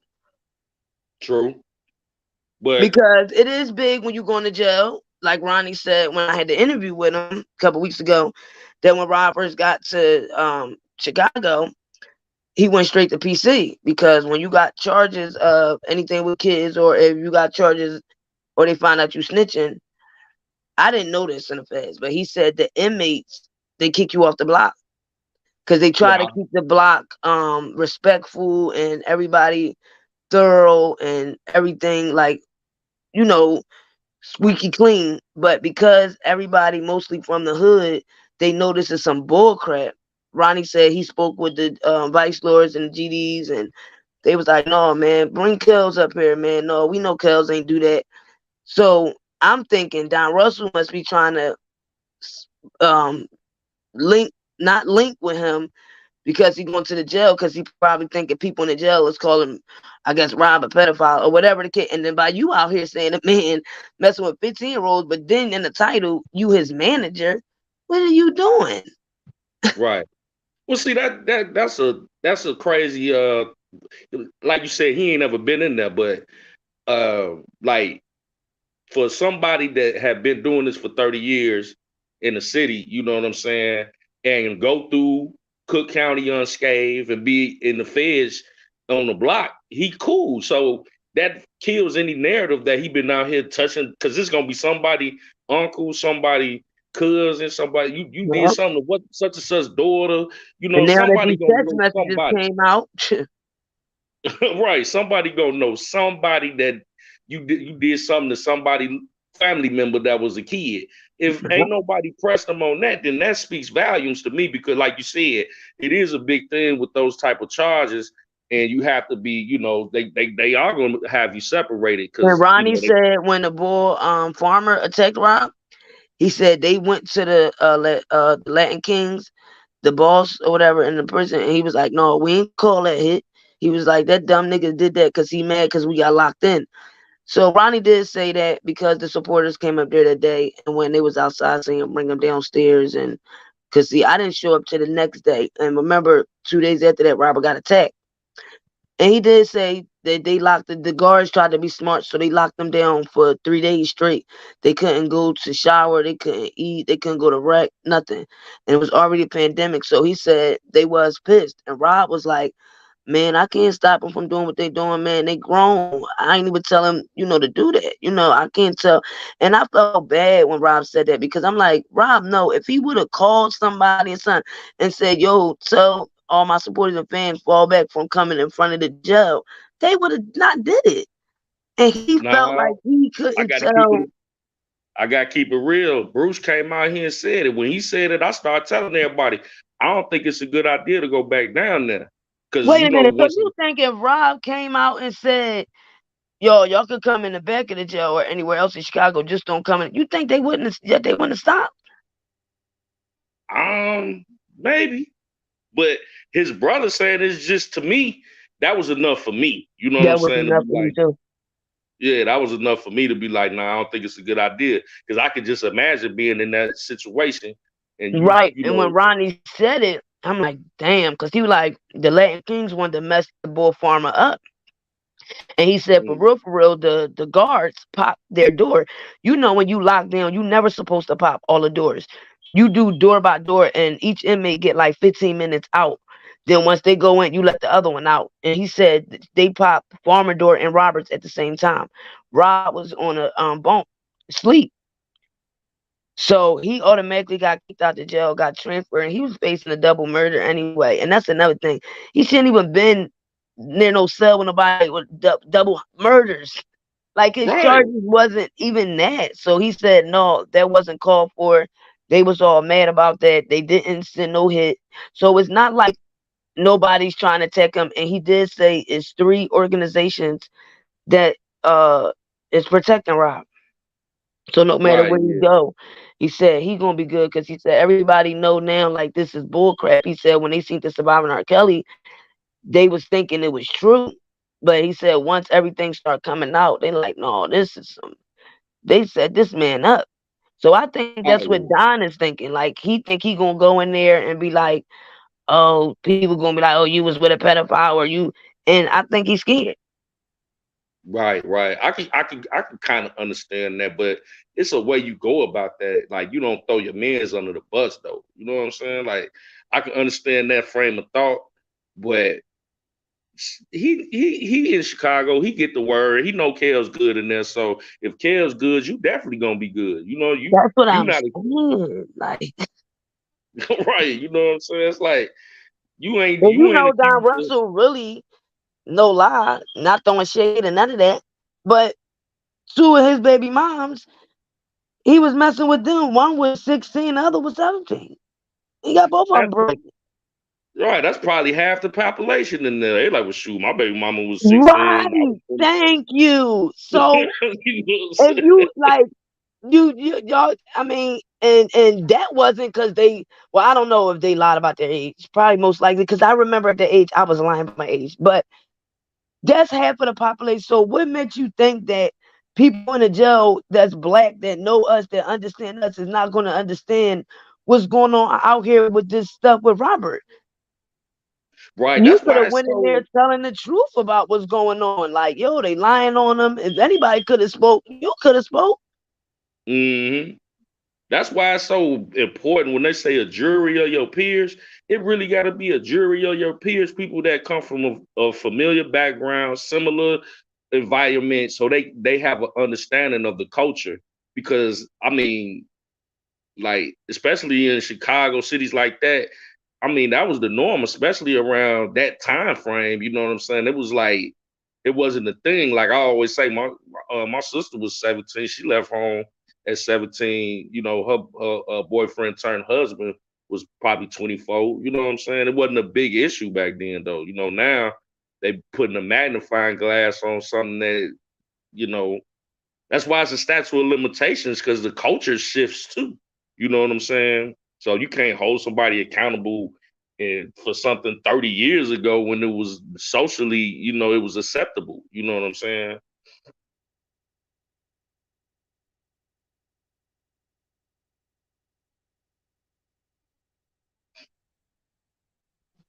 Lil Mo said, I'm not seeing a reason to all this madness. I'm not either. She said, Como's have it rough in any jail. No, that's a real Como, though.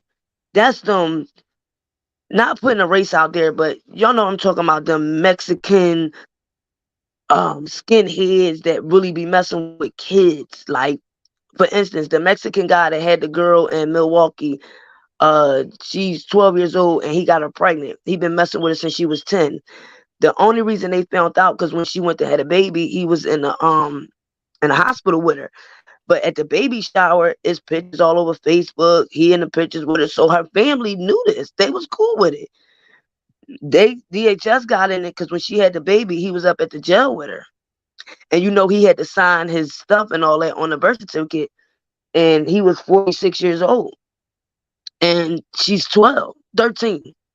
So they locked him up in the hospital. But again, she was on Facebook a week before having a baby shower, and he was in the pictures at the house with the family opening gifts. So they knew this. And supposedly he was having sex with her since 9. Now that's a Como. That's the real one. Yeah, that's a child, like for Right. real. I mean, this girl was 13, bro. They said he was messing with her since 9, but I know a lot of Mexicans because I live around nothing but them. Dominicans, Puerto Ricans, and Mexicans. Mexicans, a lot of they do not care, and some Puerto Ricans they start dating them little young, and the families all know each other. They know the dad, the mom, the grandma, the cousin. Some of them live in the same house with the girl or the dude, and man, it'd be a whole family affair. Then they wind up getting them pregnant like 9, 10 times. Yeah. I seen it with my own eyes, like just going through Cook County. I seen in the bullpen going through processing. I'm gonna step out for a second, but yeah, the guards, they like when they get word that somebody like was a pedophile or something like that, the guards will tell the inmates like, yeah, him right there. And he said they run to jail. He said, because I'm like, wait a minute, I got mad a little bit on the interview. I was like, what you mean y'all told Rob he couldn't be on the block? What you talking about? He like, no, bro, rap, because we'll beat him the F up. I'm like, what? He like, no, not saying good. Rob. He like, but the inmates, they got a rule. You can't be on general population. That's why I'm like, bro, they really don't know what they did to this man's life, man. You put this man in jail to put this jacket on his name, man. It's crazy, man. Yeah, it's sad. Like, all for what? And like you said, everybody that's in there, they listening to the what? Like, they don't even make no sense. So you mean to tell me this girl parent was pushing them all now? And now since the text messages came out and the mama said after damn near 6 months, oh, I think you should tell him now because he assumes you of age. That's why he's all out in public with you. And when he find out, he's going to be mad, but he might still mess with you, but that's his choice. You can't assume, you got to tell him he's going to be hurt. So that tells you the mom, ooh, even the part where she told her, what you going to do when it comes to the concerts? Because I know his concerts is 18 and over. So she knew when they took her to the concert, she wasn't supposed to be there. And that's why I'm talking about the Savages too. Did you know that they left Joycelyn and the other sister, Jaya, she was 15, Joycelyn was 18. Did you know that they left them at Robert's concert with KG all the way to 6 o'clock the next day? Did you know that? Heard that. Yeah, I hear you. Can you hear me? Yeah, I hear you now. Did you know that? I did. I just heard that. Like, I just heard that. I forgot where I heard it at. Yep. A lot of us been new, but because KG didn't come out here and speak it, a lot of us didn't say nothing. And the part about Jonjolin being in the room with Robert for 3 hours and coming out the room after 3 hours by herself, all that's true. And see, this is why I say that they play games, because they never told nobody that they dropped Joycelyn and the sister off at the concert and had a nerve to tell them, oh, tell him we'll be there to get y'all at 4 in the morning. Don't take y'all home because we out having drinks. Didn't lead them with no key. How did y'all expect for KG to keep them? He was a stranger. That's a grown-ass man. And luckily, him, Rob, and the team, the backup dancers and all of them, they made sure they was good. And they didn't come get them to the next day till 6 o'clock in the morning, bro. And Jaya was 15 at that time, a minor. Wow. They could have got KG caught up because he a tour manager. So, he not giving tickets. He walking you up on the stage, getting you in. So he didn't probably think that Jaya was 15. They could have had a search in there or something that night. Found out that girl was 15. That whole club would have been in trouble. But they don't talk about that. The Savages want to make it seem like he just met her through the college thing. No. They asked KG to get them her daughters in the show. Why the mom ain't go? Why Tim ain't go? Why would you send an 18 and a 15-year-old to a freaky funk fest and R. Kelly's the headliner?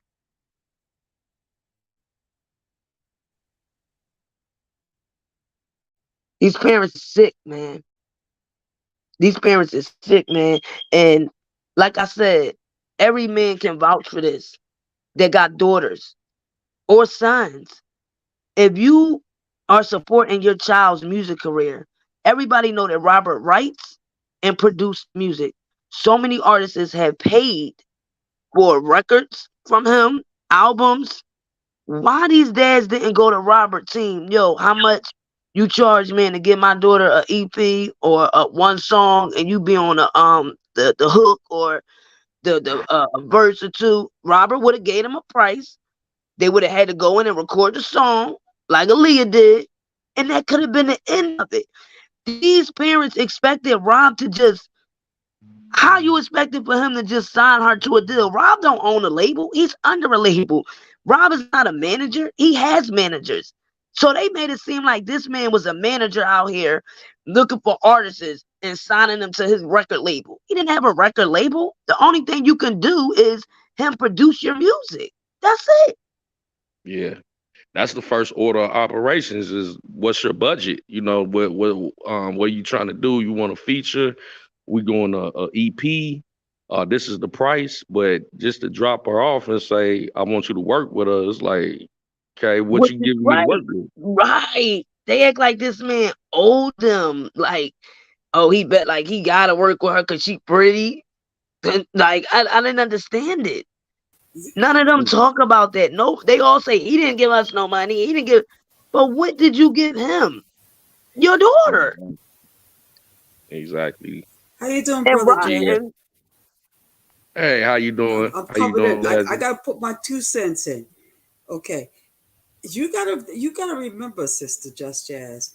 You know Rob in a different way, but these people, it's obvious they thought he was slow. That's how they all thought he was. So they thought that all they had to do is just throw some coochie at him, you know, a promise of coochie, and he'll give them whatever they oh, want. I know that, but I'm saying, so when Rob What said their you tried to problem sell is. your daughter to me, don't act like y'all don't know what the hell he mean. He's saying that now, but now we gotta help Rob keep his head right. Even though I know you feeling for Rob, this, that, and the other. You know, we got brother Jeff. I'm so glad that guy got home. The buddy that you were waiting for, because Jeff used to tell us in the chat a couple of months ago that he's waiting for a guy to come home.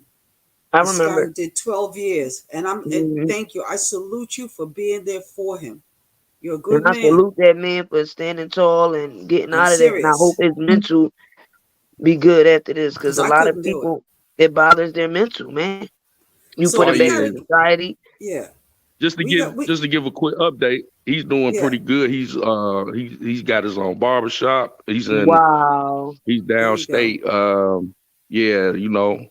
I still politic with him. His head is pretty clear. He was I think cutting hair in the jail. yeah. He learned how to cut in jail, and then he came home. He got his own shop, and he's doing pretty good for himself. He got married, so he's doing good. Mashallah.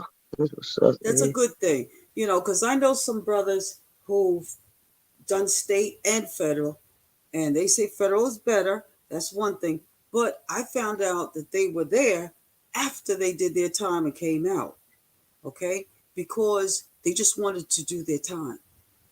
They didn't want any contact with anybody from Sound like my out, uncle. you know. Yep, it's called Okay, max out. it's relatives, and I can respect that, and I can I appreciate can that. respect it too. I love when guys Okay, say, "Nope, I and I want to max prefer out." that Mm-hmm. because you know You don't owe nobody nothing. Well, it's not only that; it's because whenever they do time, we do it with them. Yeah, your Whether it's a family do. friend or you know what I'm saying, and it's a hard thing. So this thing with Don, what I'm thinking is now the only thing that the finger was pointed at him was about Rashana Landfair and the crazy family, the Jezebels in the Landfair family. Okay, That's the only thing that I could think that Don, he's not lying. The girl claimed to be a minor, so Rob was found guilty of No, that's endangerment. not what he said. He said the people in I'm his giving it the team benefit. Mm-hmm. watched him. They were there while he was sexing those 15-year-olds. He didn't say 15-year-old. He said 15-year-olds. And Well, they he didn't do and anything his because he team. paid What them does he hush talk? What's money. that? What's He's that? What's the he's team? going at Will and them, and I hate that people keep trying to surround them as a camp and a team. That's the whole reason why the government says a criminal enterprise. Yeah, It but ain't no see, team. that's It ain't no why camp. I know. But you gotta take it in. Sometimes we women don't say much. Just figure it out on the side. Okay.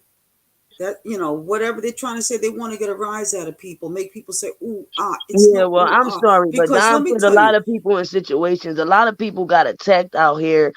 I mean, they attacked Texas Black Diamond to the core. Like I watched this lady go so hard in New York me where too. she Yeah. even lost her voice out there screaming, "Free this man and free Don Russell too." And even when they came at her with everything they could come at her with, this lady done beat cancer. This lady was going through surgery. Out of surgery, the same day, she coming on YouTube to give an update into pray that Don Russell make it good in court and all. Like, you don't do that to that lady. Every man for Man. himself. There are no rules to this. Just as you don't know the My dad circumstances. said This man, it ain't no honor amongst thieves, but this ain't that it's type of true. situation. It is. It is. Wait. The rule is family first. He's got a family. He's just got a newborn. It's a Okay. cold, man. Robert No, took care of him and his mother. just as you and I and Jeff and anybody else in the chat, we understand that. But there's these, let's Ain't no not rules make. to what he did. I can't justify that. But we're. Do you not know my kid's father? I'm even gonna get into the whole thing. I'm gonna just give it a little bit. Just. When he came home from Ramadan, it's going on 2 years now. Some people, my moderators, know about the case, some don't. But he's on his way home next month. Do you know that my kid's father just said damn near 2 years for a gun that he didn't even have? And I had so many people coming at me like, no, damn, like, Jazz, he should just tell. That ain't right there. His friends, he got one of the biggest lawyers in Philadelphia, for one. He know that the gun wasn't his. He just came back from Mecca and went to Alabama to see his homies. 3 of them in the car. When they pulled them over, they found the gun like in the middle console. So they can't point whose it is, but the cops pointed it at my kid's father. His man family from over Mecca, they were willing to extradite their family member over here. Well, get them over here, and he was going to go and do the bid because eventually he, was going through the motions that they had him this long because it was his. But when he come home, they got him for life because it's a code, period. And I kept telling people, my kid's father is never going to go say, oh no, I'm telling you, this person did this to put us in harm's way. Hell no. That man will stand on his head and do 30. Okay? It will come out that it's not his. And when it do, they will know he's innocent. And it has came to that. And he will be home next month. But my point is, when you came out here going hard for Robert, saying, no, I didn't see him doing this. No, he's not that type of guy. Everybody was of age. You don't come back and retract your story and say, oh, I don't care. My trial is over. His is almost so. I'm telling everything now. And then come out and say he had sex with 15-year-olds. That doesn't make any sense. But wait a minute. It's not everybody's going to do that. And I'm just want to make a caveat for anybody who's listening. The story that Just Jazz is telling is just a thumbnail sketch. It's just what she thinks she knows. It's not all that it What, is. about my kid's father? No, it ain't what I think I know. It's happening in I real would time. like to keep it like that because, Oh, well, you can say that. I stand on what I the mean. channel. I look out for you, okay? And and the kids. And I've been going through that since this whole thing with Robert. And not one time did I come and complain about what I'm going through, him in the feds, none of that. But at the same token, I really thought that Don Russell loved this man. But it's but just jazz. What's everybody has their own bottom to stand. You know, every bottle has its own bottom to stand on. No, I get that. But when you got people out here literally doxing people, trying to put people in jail, all to support you that never even met you in person. Yeah, but who do you trust? Ever since I've Texas only been Greg on this Diamond thing. trusted this man. Wait. I've been on this thing for a little bit over a year. I don't trust much of anybody on even these Debo start going hard for Don Russell. Like, well, damn, maybe Don Russell ain't do the stuff that y'all saying. Maybe y'all taking this man for another reason. This is a slap in everybody's face. Jeff is a man. Jeff, you understand what I'm trying to say? No, he said it too. He said it don't make sense for him to do that. No, all right. If we're talking this through, but what I'm saying is, give the man the benefit of the doubt. He's going to do time. So you're saying what Don Russell did is a good thing. It's okay. Don't do that. That's not what I'm saying. I'm asking you. No, that's not what I'm saying. No, I'm not what saying are you that. Saying? What I am saying is, give that man the benefit of the doubt. Give him the benefit of the doubt for what he just did? Those are words. This YouTube, this on is a public platform, and this man got to go to an appeal. Because what I've seen on the YouTube streets with this Rkelly sector is there's a bunch of people who are vicious. They backstab. So you're gonna say give Don Russell? So if I come out here next week and say, you know what, Oko and them is right. This man is a pedophile. He was doing this. You gonna come out here and say, oh, give Jazz the benefit of the doubt. You know, still support. So, you know, like what? How you can justify that? That's different. I justify it because this man's going to jail. So if that was the case, I went to this man's hearings, his trials. He never took a plea, even when they lied and was saying he was working with the government. He did none of that. He called the prosecutors out in court, called them corruptions, all type of stuff. Okay, he made so this how a about big this? thing. Let me ask you this: who talked to him recently? Who talked to him? Ain't nobody talked to him. I think after that Choke No Joke interview, he started acting funny. Because if y'all remember on that interview, he said Rob F the female and pissed on her. And Choke was like, wait a minute, did you hear what you just said? And he was like, huh? And everybody was like, yo, this man got to go to trial. What are you talking about? So basically, like he was saying on Choke's platform that Rob did it. And then he started talking about some other stuff. And Choke was like, who said that? Who said that? He said he seen Rob on tapes. You don't remember the Choke No Joke interview with Don Russell? Right. I remember that. And Choke was like, yo, dude, did you just say that you seen Rkelly on tape having sex with people? Okay, so I'm going to ask you this right now. After all that we've gone through to this point with Don Russell, if he says what he just said recently, right? Do you believe that? Which one do you believe? What he said before or when he kept his mouth shut? I said what he said before. Which one do you believe? That.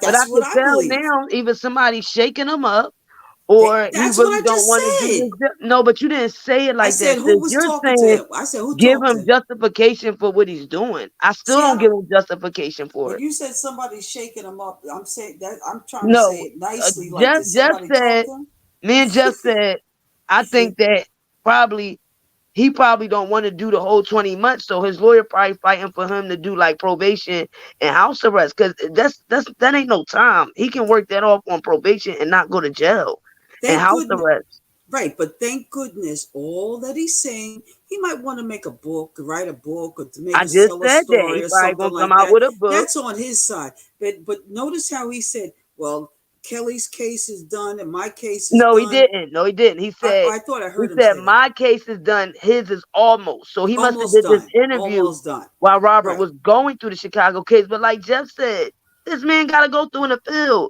And Don Russell is one of the main factors in this New York appeal that Jennifer is about to do opening briefings Monday. But they're not going to use him as a witness. Yes, they are. He's a main part of the New York case. Why you think they had Faith Rogers' mom testify? Why you think I'm saying Don Russell should have got the evidence of the mom on a platform saying that it wasn't no gun and stuff? What do you mean, Faith Rogers? Because there's no new evidence Faith coming Rogers' in. mom, they had her testify in Robert's New York trial for the witness intimidation, saying that Robert sent Don Russell to try to silence Faith from testifying. Robert sent Michael Williams to burn the house up to stop Ezriel from testifying. All this was brought up in the New York case. Now, what part of what Don Russell says can be used for the appeal? What? He wasn't in the case. No, it could be used. So they can't introduce that. He was. Oh my God. No. I'm asking. I asked you. You said this is why they brought Faith Rogers' mom in to testify against Don Russell. This is why they brought up the Michael Williams thing. This is why Michael Williams took a plea. She gave him 8 years. This is why they got all of them out of here and they got Robert last. This is why Don Russell kept postponing his, I guess, to try to go all the way behind Robert. Now, I remember a couple people had came out and was like, when a person started cooperating with the government, like Larry, for instance, when he told on his co-defendants and them, did you see how they arrested his co-defendant first, his co-defendant went to trial and all that first, and Larry got sentenced last. Larry didn't go to trial, none of that, because he pleaded guilty and he, gave them information. They said usually when the person that's telling, they go last. The people they telling on usually go first because they use the information that the people that told in those people cases. So everybody kept saying because Don Russell was last that he was working with them, and so I did my due diligence and I'm like, I'm going to his trial. I went to Michael Williams because it's not too far from me, so I'm like, I gotta go see for myself. And then some of the ladies that's my moderators, they was here with me during the pandemic. We was on one line on Robert's court, on the other line on Don Russell's. And no given time, even when the government called out like twice, we still had the offer on the table. And Don Russell was like, no, he's not taking no offer. I mean, they offered them like 3 times a plea. He was not going for it. He even fired one of his lawyers in New York when he got the lady lawyer before he got the last one, the man, and was in the court hollering, Your Honor, this is corruption, this whole case. And like, so he was on the side of Robert. He was on the side of this is all because of Robert's money. He was on a whole side of that. So for you to say F this, I'm telling everything. And that's just a sneak peek of what they put out. We don't know everything that he said in there. Wait a minute. So what I'm saying to you, I didn't hear anybody say anything about Don Russell in Robert Sylvester Kelly's case. Because half of the people that you associate on here didn't go to trial. Why do you think they had Faith Rogers' mom? And that's why when I went to Don Russell trial. What I'm saying is that the appeal is limited to Robert Sylvester Kelly's case, right? But Don Russell was in. Why do you think they all had Judge and Donnelly? Why do you think they all had Judge and Donnelly? Why do you think that after Robert, that's when they went to Don, they had the pre-trial. They said, Your Honor, we're ready to take him to trial. Don Russell's lawyer tried to postpone it. The prosecutor was like, Your Honor, we only need 3 days. She was like, 3 days? Yeah, because they had everything they needed from Robert's trial. Robert was convicted. All they needed to do was bring the evidence that they had of Faith Rogers' mom testifying about the witness intimidation and all the other stuff that the Savages said that that Don was witness intimidating them. They brought all of that to Don Russell's trial.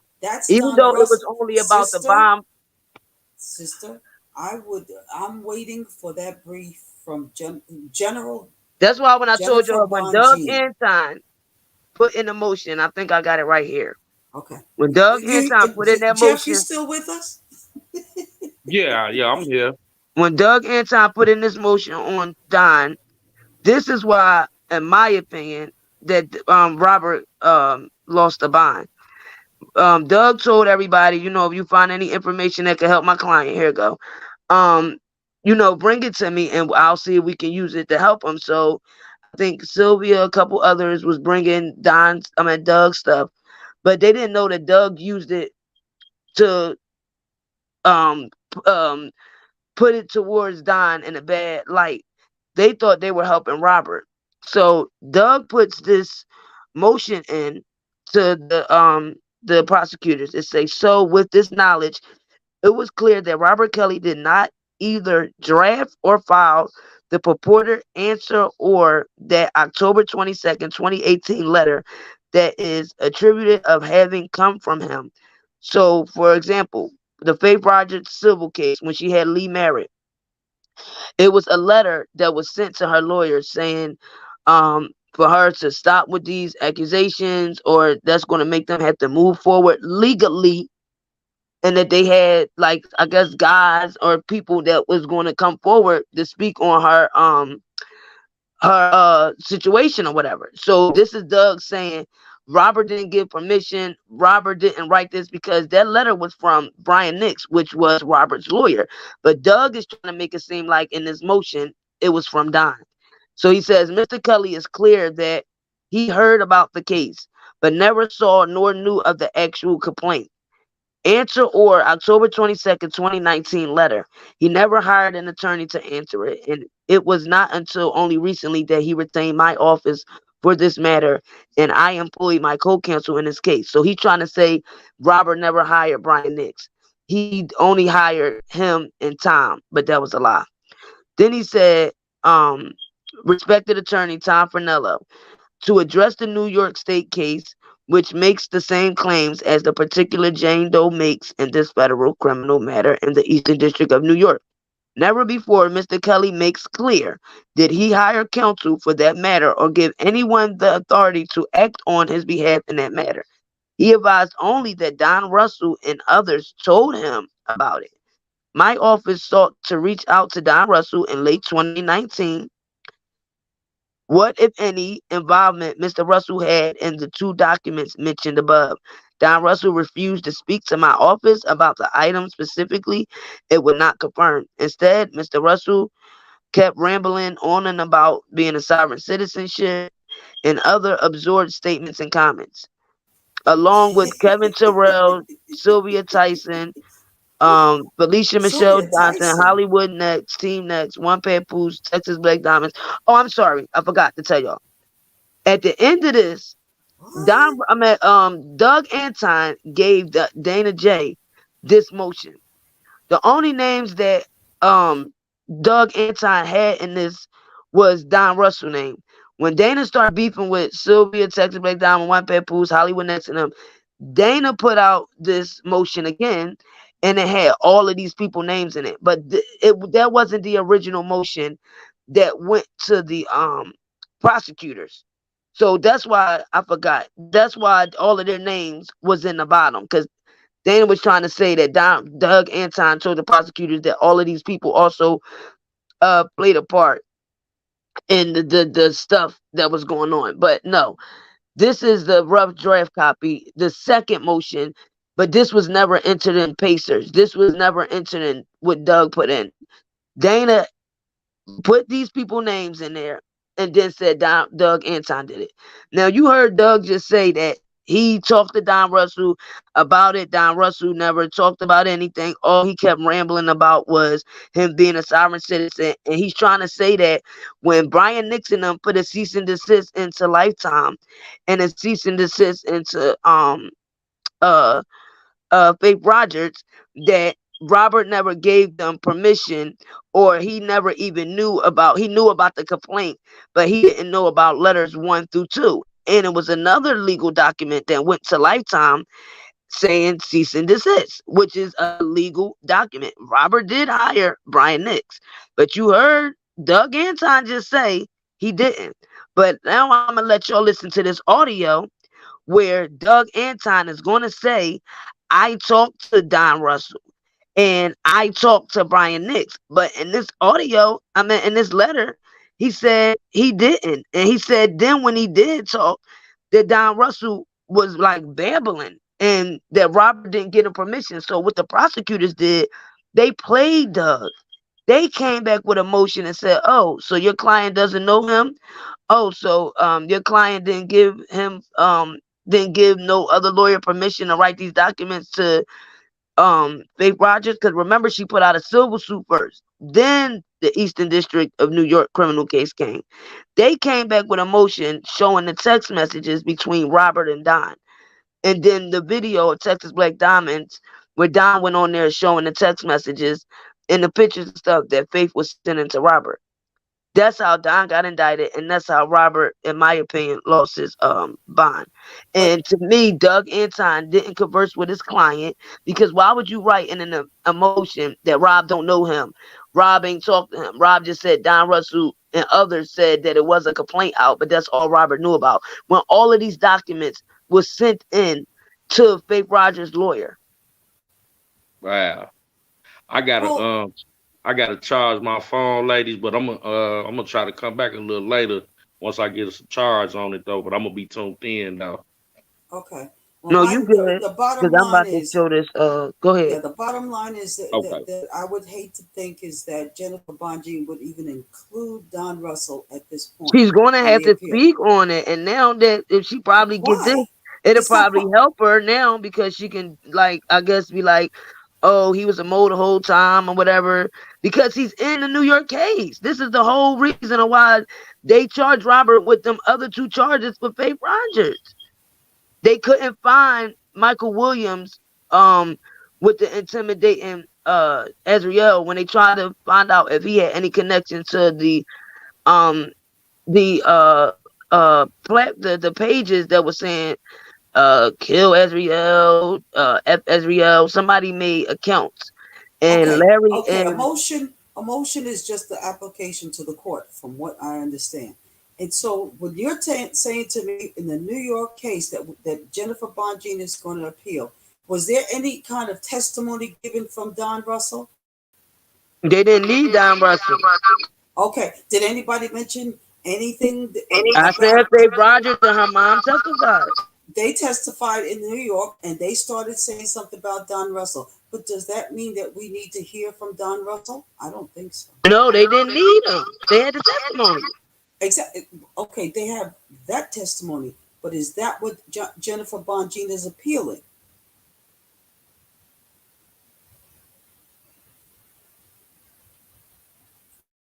You're not listening to what I'm saying. This is the whole reason of why Robert got the charges of the threatening witnesses to stop them from testifying. They said that this is the whole reason of the enterprise, that he had a criminal enterprise who he was telling people to do this and do that. Well, so what does she need Don Russell for? I mean, I never said she needed him. I never said that. You brought up that pill. I said, why would he be doing this? And she's doing Robert's opening brief Monday for New York. She's going to have to bring up Don Russell for the simple fact she's got to bring up Faith Rogers. She might have to bring up, the name might come up. There's no doubt. He's his co-defendant. He's a part of the criminal enterprise. Okay. He's a named co-defendant because that's so long ago. That's why when Don Russell had the trial, I was like, damn, why they didn't have Faith Rogers' mom testifying here? But when the prosecutor said on the pretrial, the judge was like, so you're not bringing in any of the victims? She was like, no, Your Honor, because we don't want them to have to go through any more of this testifying. We have the evidence here. We'll present what the testimonies were in the previous trial, because Mr. Kelly has been convicted, found guilty. So we're going to bring the testimonies in here. And that's why I was like, damn, they don't even got no wit. They literally only took 3 days. The longest was because they were trying to find a jury. But they basically wanted to slam Robert, and then they felt like, okay, now we can go slam Don Russell. Because I didn't understand. I'm like, why wouldn't Faith Mom and them be testifying for Don Russell trial? Y'all the ones that saying he wouldn't intimidate. But they said in the New York that Robert, this was his associate. And that he sent them. And because Doug, dumbass, said that Rob didn't know him and all this, they brought out the text messages between them. How he don't know him and Rob is talking to the mom and talking to Don. There's messages of the mom saying, you better talk to Rob before you go do stuff, because you know Rob, you don't talk to Rob about stuff and you just go do stuff. Rob don't approve of that type of stuff. Stop doing stuff without talking to that man first. So she was basically telling Don, you keep going to go do stuff and all this. Talk to Rob first. Don't just be going to do nothing on his behalf or nothing if you don't go talk. They brought all that inside the indictment. You know what I'm gonna have to do? I would like to look at the indictment from that New York indictment. That's one, and then the decision to see how it ended up. You know what he was found. I mean, that was a convoluted thing, and I'd love to see her brief. What'd you say? You know what she's coming up with, what she's appealing.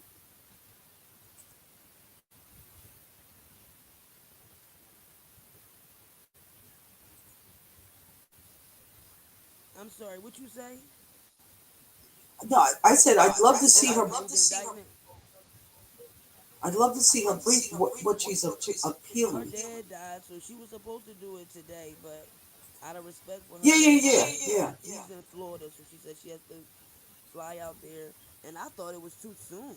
Like, damn, get a lady some time to mope and stuff with her family. But shout out to her because all she told him is she just need the weekend and she'll go right back to the briefing Monday. So shout out to her because she ain't even getting no time. Yeah, all of a sudden you got low. He died yesterday. So let me let you hear this audio.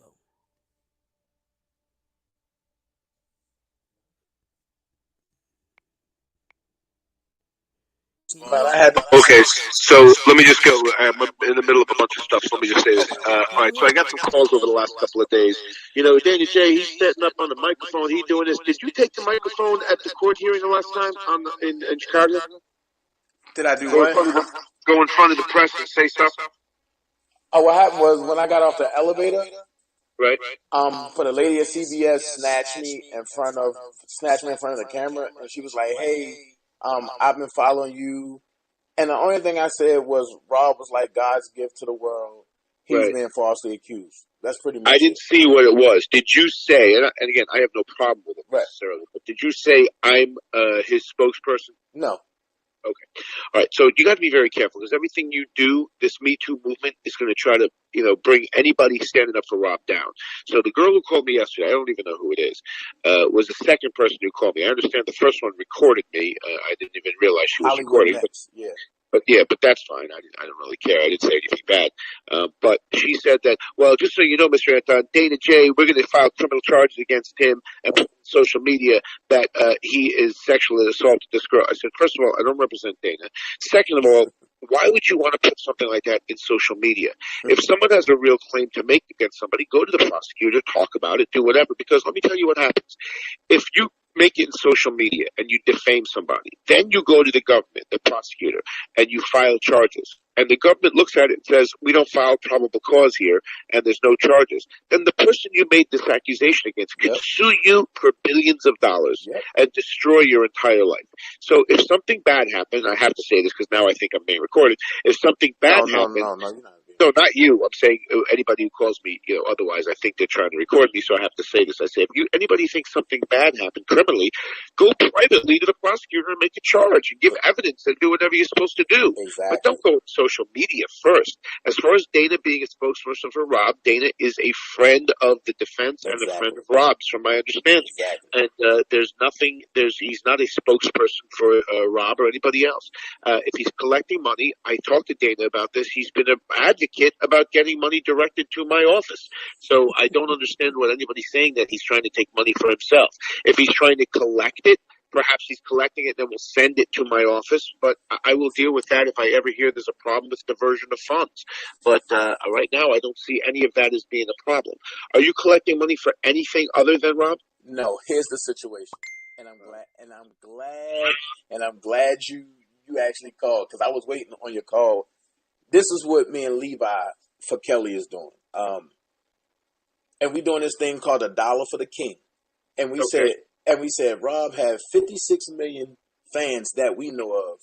Right. And if every fan can donate $1, whenever y'all gotta go and pull these specialists in, right? Nobody gotta scramble because the fans have donated $1. All proceeds go straight to you. That's why we haven't launched it, because we're waiting for you to set up the PayPal and the ACH. Right. Everything I do is like Senator Doug Anton. Senator Doug Anton. I know, and I've been getting checks as a result. Right. These folks have been saying, oh no, we don't like sending checks. See if he'd do an ACH or a PayPal or whatever. Yeah, I get calls like that too myself. Right. Yeah. Right. So it's like, I'm telling everybody, like, I'm going to do an all-white party in Chicago, but it's an all-white kickback to free R. Kelly. But I said, y'all going to go on Eventbrite, and it costs $1. I've rented out the place in myself, so I'm not looking for a profit. But I said, y'all pay $1, and that $1 goes straight to Doug Anton. And I said, once I submit everything with the names and everything, I'm gonna get receipts so that way I can send it to y'all and Doug Anton's signature on it, showing that everything has went there. Here's the problem. The problem is Don Russell been scamming people. Well, I spoke to Don. I had a long conversation with Don. Are you saying that he's been scamming people recently in the last week? No. Okay. And the last week it stopped. Yeah, I spoke to him and I spoke to Brian Nix. Right. And I said, guys, what the fuck is going on with all this stuff? You're making all these rumors. You're making all this stuff. So first I spoke with Don Russell, who was like, I've been on the phone every day with Tom Mesereau. He coming in for sure. You and Steve are out. Everybody hates Steve. I said, okay, Don, I don't know what to tell you, but if that's going to happen, then that's going to happen. Until that time, I'm the attorney of record. I have responsibilities to the court. I have responsibility to the client. Until that time comes and I get a substitution of attorney, if you want, I never talked to you before, Mr. Anton. You're a good man now. I'm talking to you. If you want, I'll put in a good word with Tom Mesereau for you. And, I'll keep you on. And I'll also, and he likes Ray too. So Ray's going to stay on. I said, you do whatever it is you feel comfortable doing. I'm just saying that you can't be collecting money for Rob, because I spoke to Rob and he made it very clear to me that nobody but my office is to collect money for the entire team for what we need to do. Right. So he's like, okay, no problem. But I'm glad I talked to you because, now I know that, you're a good guy and this and that, and I'll put in a good word for Tom so you won't get fired either. So then I speak to Brian Nix. I'm like, hey, Brian, what's going on? And he said, hey, I'm sorry about everything that's going on. When I saw him post that thing, I went crazy myself. I told him to take it down, and whatever he posted, I didn't even see it, but he posted something. He's like, I told him to take it down. And I said, do you have any information? See, I can't speak to Rob every day because I can't get in touch with him every day. Do you have any information with regard to anything with regard to Tom Mesereau? And because I spoke to Rob about it, he told me that he came to visit and that it was on his request and so on and so forth. But he said that my understanding is that Tom's not interested. He's like, that's right, Tom's not interested in the case at all. He's not coming on board. He's not even considering coming on board. I said, okay, that's all. He just wanted to come and meet with the client. He met with him, and he said to him, you're in good hands. Everything's good, and that's it. So, and that's where it left off. So Brian confirmed that to me. And since then, everything has acted in accordance with that. Right. So I'm going to tell you, Doug, what's going on now. Okay. Since that conversation, and I'm glad you put the timeline together, for the last week, I've been catching extreme hell. And I'm going to tell you why. All of a sudden, I've been the subject of attacks. I'm R. Kelly's secret lover. I'm this and this. So I'm not paying that no attention. But then when it came out, Don Russell jumped behind this dude named Kevin Terrell. But that's a dude that did the rally with me. Out the blue, he was like, oh, my folks told me, but don't deal with you. You're a scam artist and this and this. So now they got their group, and the people that's calling you is Don Russell's crew. Oh, I see. And the thing is, just like when they called you and was like, for the Hollywood Next girl and said, oh, Dana J got 3 campaigns. No. And we have $1 for the king. Right. And we have the white party. But all proceeds is going to Doug Anton. Anything I do is going to Doug Anton. Don Russell and his crew got me put off of Instagram indefinitely. So what I did, I took my stuff to YouTube now. I'm on YouTube, Black Junction, and I'm on Facebook. Okay. And what they can't understand is why I'm not wavering and why I didn't leave Rob's side. And like I told him, that's not in me to leave my guy. On top of that, If I would have ever thought that the defense was doing crazy stuff, I would have been like, fellas, what's going on? Myself. But I see what's going on. Just because they don't tell the public everything, that don't mean that they're not fighting. Right. We got to, in fact, at some point, we got to just do our job and be quiet. Exactly. I'm reviewing evidence and trying to talk to experts and stuff like that. Exactly. So just do me a favor. If anybody ever puts a camera in your face, don't talk. All right. Because that's when trouble starts coming. At this point, don't talk. If you want to say something, you and I will work on a prepared statement. And you could always, say, I'm a friend of Rob's, and this is what we're trying to do. And just on the bottom of everything you write, just say, all proceeds are going towards, the Robert Kelly Defense Fund as held by Mr. Anton. I put your flyer up there. All right, and then put a little asterisk next to it, and then say, I certainly don't want anybody calling my phone number, but give the Gmail account, and you can say, if you have any questions, please contact Mr. Anton himself. Put that right on the flyer, and say, Mr. Anton is not hosting this party, not endorsing it, but we are giving the funds to the thing. So, I'm gonna send you the link of what I said. Yeah. I'm gonna send you the link of what I said because they was the news media and was trying to spin it in somewhere else, and I just looked at them like, no. Right. So the thing is, they trying to create a separate wedge in between the defense team and myself. That's not. As long as you and I can talk to each other, there's no problem with that. I'm concentrating on the defense of the client. Right. You're concentrating on trying to raise some money for the defense of the client. I get it. I understand it all. It's all good.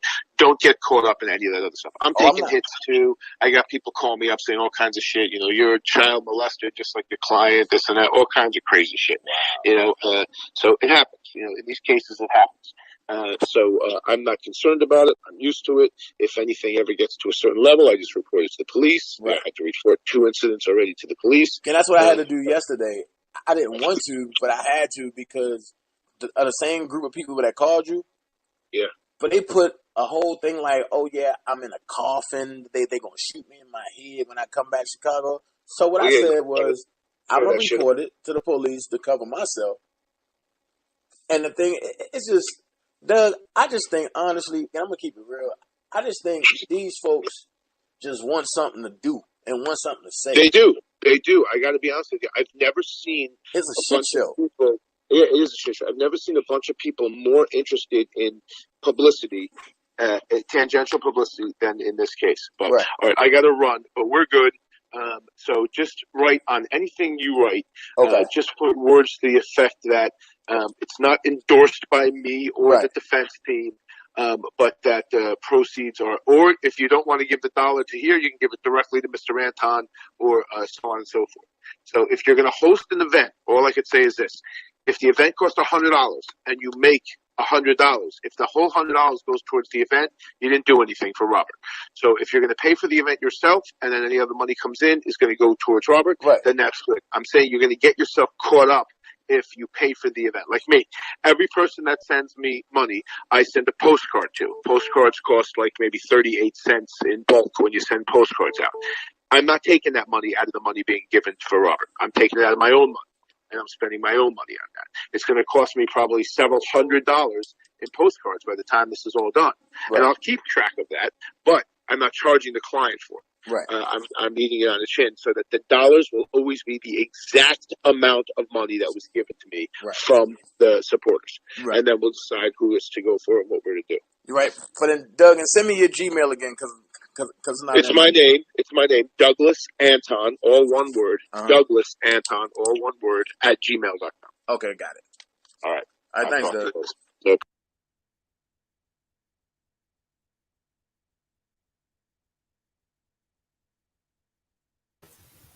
They spent more time discussing a dollar than anything else I can imagine. Yep, it's Robert lawyer. $1 and no, they never had the party. That was bullcrap. Wait, and sending those receipts, all this, but that there was some double talk telling, one saying this and let's talk back on another side because I know I'm being recorded. No, I'm But not I was recording letting you. you listen to that conversation because now when you see the motion, why would he lie and say that when he talked to Don, it was about him being a sovereign citizen? No, it wasn't. You talked to Don and you got mad because Don told you that some Monroe was coming in. He said he didn't talk to Don or nobody else. He lied. He told Dana he talked to both of them. So that's what I'm That saying. part Like I kind of saw that, but that was it's the more or less. beginning. That was the beginning of the dollar for the king. You didn't hear him say, "Oh, people said they don't want to send in checks. They want PayPal." So he suggested to Doug ACH. What's it about the AC? Yeah, PayPal. yeah. But Then you know he that. created the PayPal and gave it to Doug. How do you let somebody create a PayPal for your client? And then why didn't Doug just go to Robert and say, "Hey, do you know this guy?" Because you see him say, "Oh, I assume that he knows the client or a friendship with the client." That means you wasn't for sure. And then lied and told him that some lady asked him to speak. She watches his channel. She from the news. No, she didn't. You walked up to the panel just like the sisters, saying you was spokesperson for him, and that he didn't do this stuff. You're his mentee. You've been around him all your life, and these is lies. And all. Nobody asked them to come up and speak. They just walked up to the damn news camera and talked. But check this out. This case has so many twists and turns and so many characters Exactly. involved, right? So why would I was trying to help somebody get out of a pickle, go and talk to somebody I really don't know about my client? I would That's be why I said talking why to he another didn't. attorney Why he instead didn't of just. And that's why I a see why joker. him and Greenberg went beefing. When Greenberg came out here and did that interview with FMP Radio, saying that the sisters was going to be doing a defense fund and support them, and he said, "Oh, you're going to hear other people out here saying they're collecting money," but he said, "No, just support the sisters." Greenberg didn't even come out here and support Doug. That's where the beef came in at, because Levi and them was trying to get rid of Greenberg, and the sisters and them was trying to get rid of Doug. Doug didn't Well, support the sisters, and Greenberg didn't support Levi and Dana. well, no, well, I can understand. Greenberg didn't support Doug because Doug already. You heard him just say he's not endorsing any fundraising. No. Because he did start doing that. He was on Dana's channel. No, he That's just said how. that to him. He No, said, that's "Put it in the how. paper." Listen to me, Leslie. This is how the Okay. prosecutors got and Bob's emotions. They had the videos of Doug. They had the chats where they said Doug was enforcing supporters to donate to this defense fund, and they told the judge that these people were going to try to do anything and everything to get this man out. He should not get bond, Your Honor. These people are willing to go to the max to do anything for this man. And they had Dana's videos, they had DJ videos that he was on, and they had Debo. Every video that Doug went to, they had the video timestamp. And they even had when Doug was talking on Dana's channel, telling people to do it.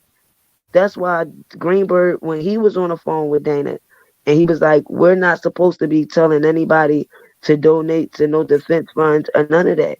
That's why he said the sisters, speak with them. They're going to be handling anything with defense fund money. I'll be doing the legal side. He never told people, "Yeah, we need you to donate to this for the sisters, whatever." Doug was coming out here like strong with that defense fund thing. I bet you Doug and Greenberg had a conversation, and Doug. No, they didn't. I got the text messages. No. I bet you. Greenberg must have said. What They you doing? were beefing, honey. No, That's why that's what I'm when saying. Doug If they called were me, beefing, no, they he had to never say. talked. This is why it was so Dang. much confusion, because So what was the when beef Doug called about? me, with Dana at 11 o'clock at night, he just had With went up to Dana see on the Robert. line? Yes, Dana ambushed me. I answered the phone, and I'm like, "Hello," and Doug like, "Hi, Jess, this is Doug Anton, and this is Dana." I'm like, what? So this goofy fool didn't even tell me you're calling me with this lawyer. So He's telling me that he went to see Robert and Rob denied the visit. Rob told him, "Oh yeah, my supporters is telling me you ain't doing your job. You out here playing around on YouTube and dealing with bloggers, and I'm good." I'm Robert didn't accept the visit, and he said Robert said he's fired. So he started getting in this like emotional thing, like, I really look care for Robert. Um, Even though I'm working pro bono, but I am getting paid for my travel. I've been doing so much investigating with this case. Did so much research. I'm ready to get ready for this trial for Mr. Kelly. Um I don't know why he's upset. Is there a way you can speak with him? I'm like, Doug, it's 11 o'clock. Secondly, who told you that I can just call Rob at 11 o'clock at night? I said, no, what I will do for you is I will call somebody so that if they speak to Robert tomorrow morning or something, then maybe they can try to find out what's going on. But if Rob kicked you out of a visit, what the hell would we know? You was at the visit. Oh, no, I'm saying this because if he filled out the paperwork, he said if the paperwork gets to the court within the next 24 hours, that he has to just follow the courts and withdraw from the case. So I guess he's talking about, I guess the paperwork that Rob writes to say that he's dismissing him or something. I guess Rob must have threatened him with the paperwork. And the paperwork wasn't out yet. So he was, I guess, trying to interfere in Rob putting it in. So once I contacted the person I contacted, they was like, no, I ain't hearing nothing about Doug being fired. I'm like, well, look, I'm about to give Doug your number. He called you. I don't know why this man calling me at 11 o'clock at night. And I did feel like it was suspect. I felt like Doug was trying to see if Rob had a cell phone or something. Or like if somebody could get in contact with him late hours or something. Like, this man is in jail. You his lawyer. And anybody can get in contact with him whenever they want would be a lawyer, not us. So how did you know that somebody else was on the line with you and Doug? Because what you mean? They both said who they were when they called me. Dang, Yo, I this would is just Dana. hung up. Yo, no, you know what I did. I got I wouldn't have called anybody the else. call. Just know that in case it gets legal. Then I called the other person. So it's 3 people that know about this. That I contacted to make sure my ass is safe. But wait, that ain't the big part. So after I contact the person, I give them Doug's number. And the first thing the person tell me is, don't give that other person my information. Don't get him. I don't mess with that person. The other person I told you that was on the phone. Okay. So now I knew if this person claiming they knew Robert all these years, why would you need to call me to get in touch with anybody close to Robert? Because evidently they were trying They to reach that wasn't. other person in the first place. Exactly. Because the first thing they said to me was, don't give that person my number. Give it to Doug. And I said, that makes sense. Because why would that person call me with Doug and not call them people? If he telling people on the internet, he talks to these people. So that other person doesn't get along with Don. That other person the whole time kept trying to tell Doug that Don was stealing. Don threatened his life and told No, him. not that one. I'm talking about the one they wanted you to call. Contact. The other contact person. No, I never said who they wanted me to call. No. I'm asking you if that other person doesn't get along with Don. The other person that I called at that time, they was cool with Don. Okay. Don didn't get indicted or nothing then. You know what? It might do you some good. Everybody stopped messing with Don once the indictment came out. Well, that makes sense. And after I sent the person a number, I called Doug back. Well, I called them 2 called me back. Doug started talking about his father and he's crying and he ain't cried since his dad died. He's so hurt about this. So guess what he said? Well, let the people know, that I'm fighting for Rob and that I don't know why people are putting these claims out, but I'm doing a great job with Rob. And I'm like, what the fuck is he talking about? And then he say, but don't tell the people I'm telling y'all to say this. So the first thing this other person do on the phone is say to me, yo, I'm about to go on my platform and I'm about to tell everybody that, is people out here trying to set Doug up and stuff. And I was like, well, you go on your platform and do that. I ain't saying shit. Fuck, I'm about to go on the platform and go take up for this nigga and Rob trying to fire him. It must be a reason that Rob was doing it. I'm not about to go over his and say, hey, let's rally for Doug. No. So the other person really did go on the platform and do a whole live about him. And it confused me because I'm like, why would Doug tell us to go live to state it? So I figured he's trying to jump in front of, I guess, whatever Rob must have said the supporters said. So the next day, no, he wasn't fired. But then the next Monday, he was. Because Rob already did the paperwork.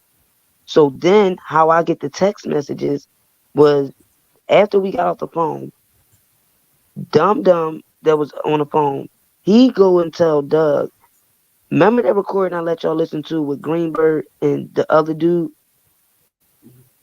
Where Greenberg is saying, well, how much is in the defense fund and all that stuff? Yes. Okay. He sends Doug that. And when he texts Greenberg and was like, yo, Greenberg, I don't know what's going on, but since you did that video with F&P Radio, people are saying that you working with Dr. Rogers and the sisters against Doug Anton. And Greenberg respond, who cares about Doug? Now, I don't know what Greenberg meant by that. He could have meant anything. But the other dude took it as, no, man, don't say that Doug is a good guy, whatever, whatever, whatever. He sent that to Doug Anton. So Doug Anton says, oh God, I knew it. Remember I showed y'all the text message? Let me show you. He was yeah, like, but oh, I this is knew it. crazy. My coworkers is trying to put me in handcuffs. He was like, I didn't never feel this way since my dad died. I'm in tears. He told the other person, thank you, man. You're a good guy. He said, no, thank you, Doug. You're a good guy and you're royalty. And we're going to fight for you. You're not going anywhere. And he said, okay, man, you know, I got to get back to work. But, you know, thank you. So let me show y'all the text messages. So that's how them text messages came about because that is so he sad. texted Doug what Greenberg said. And like I said, I don't think Greenberg was saying who cares about Doug. I think he was trying to say, well, who's worrying about Doug or something? But he just said it that way. Doug took it the wrong And that's way. the truth. That's not the main focus. Doug can Right. handle Rob himself. is. Right. And he said to the other dude, I don't know who is them people. When he said, oh, well, you trying to, they said you're working with Dr. Rogers, and Greenberg was like, what? I don't know them people. So to me, Greenberg was trying to keep it professional. Like, yes, I ain't falling into this trap. You ain't about to have me saying, no, I don't know no Dr. Rogers and whoever you talking about. And what are you talking about, Doug? Who cares about Doug? So this is what Doug said. Yep. Consistent with what I thought. Sadly jealous, and it hurts Rob. Man, this is just sad. He say, right, that's why we fighting for you. Then Doug said, you are a good man. I feel so bad for Robert right now. Man, I feel like crying for him. And I have not cried in like 8 years since my dad died. I got my own team talking trash and putting me in handcuffs. Anyway, going to get back to work. Dum Dum say, I got you, Doug. Hold your head up high. You're royalty. You not going nowhere. So the reason why Doug said that is because this was the message to Greenberg. People call you and lie on me. Doug and Levi and all this happened because Doug cut their asses off. It's cool though. I'm so tired of the bullcrap from them and their colony of distractions. Here's the second part, as I promised to give you, with Dr. Rogers claiming this secret meeting with you. So he sends Greenberg a link. Greenberg say, I don't know this person. He comment back, oh, that's what I thought. And they are using your interview to spread the lies about me, Levi, and Doug. He say that's why Doug name comes up so much, because he won't talk to them at all. Greenberg say, who cares about Doug? He say, Steve, stop. Doug's a good guy.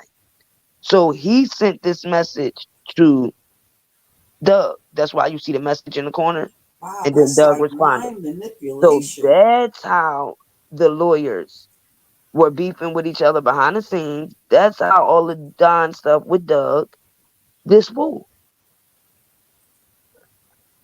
Yeah, he had no right doing all. And then now I see where Robert was coming from, Because when Greenberg came out and said that he had the meeting with Rob and Rob cussed him out, it was the same thing. Rob said, yo, my supporters is telling me you out there doing this. Because remember, did you hear when Doug said, oh, I got to say certain stuff now because I feel like people recording me? He said, oh, no, not me. He said, no, not you. But he really was recording Doug. Of course, He really did yeah. record Greenberg. So this is how Rob is like, wait a minute, why is my lawyers on fucking recordings? Y'all getting caught up like that? Then you're telling people you're going to send them out to look at Discovery. Then you're talking to a dude that doesn't even know me like that about my case and all of this stuff. You're calling into his YouTube channel every chance you get. So Greenberg was like, man, you going to listen to them or you going to listen to the person that's fighting for your life? And Rob said, no, I'm going to listen to them because I don't got eyes and ears out there. And they saying, this is what you're doing. They sending me I guess people were sending Rob screenshots of somebody said that Greenberg was on Trent's channel, but come to find out, the Greenberg said it wasn't him. People said that the Dr. Rogers and the sisters was working with Greenberg. Then people said Levi and the dude was working with Doug. That's why I said when it came to these lawyers getting fired, it's because one side was mad Greenberg wasn't supporting the defense fund. Then you had the other side was mad because Doug was working with them two and pushing the defense fund, and they had their defense fund, the Rkelly's for Justice, and nobody was on the same boat. You could tell both lawyers wasn't communicating with each other because all these questions could have been easily answered. Why would Doug take this nigga advice about my own people trying to put me in handcuffs? I didn't take that as Greenberg was saying something. People try to make themselves out to be, well, I know who this is and that is, and that's what but I did hear somebody said that they couldn't get to Chicago. He was being threatened in Chicago. That's strange. Listen, no. Let me tell you why he said that. They were trying to get Don out of here any given way. That's why when Don came out here and said, yo, it's funny, these lawyers won't take the papers that I got to show that these people that have been stealing from Rob, they would not talk to Don whatsoever. And that was because of this dude. Now, you said you went and made a police report of the threats they did. Where was it at? When did you do it? And you see how he said Hollywood Next, DJ, all of them was together? But this the same chick they hang with now. So wait a minute. So Don could have been a witness for Rob, and somebody tampered with a potential witness. But Doug kept coming out. Don kept coming out here telling people stop believing this dodo-head dude. This dude was lying about the stuff he was saying. And I will say, not one supporter ever came out here and said that Don stole money from them. Never. I just think that that remember how you said they called you up and you checked out certain things. I think you could do the same thing. Because my thing is this. After that, I had a meeting with 3 individuals because I started feeling this was all in 2019 too. I started feeling funny because I'm like this dude. After that, Randa tells me, oh, you know, this dude is on recording saying that you are Kelly's sister, Teresa. So I'm like, what? No, he not. This is at the time when I thought dude was thorough. This is when everybody thought he was thorough. He was for Robert, whatever. So I'm like, why would he be saying I'm R. Kelly's sister? She was like, girl, that's why every time you come in Sylvia chat and everything, you be snapping about Robert. Like, you be not playing about this case. So, you know, we thought that you was Teresa. So when Robert had the court date in New York, he was supposed to come to New York. And he never came. He lied. He bullshitted. And around this time, he was threatening Debo and he was threatening DJ and all of them. And at this time, they knew that I was used to be in his chat and all that. They knew that me and Randa was arguing back and forth because of him. So I decided to squash the beef with Randa because I didn't know her.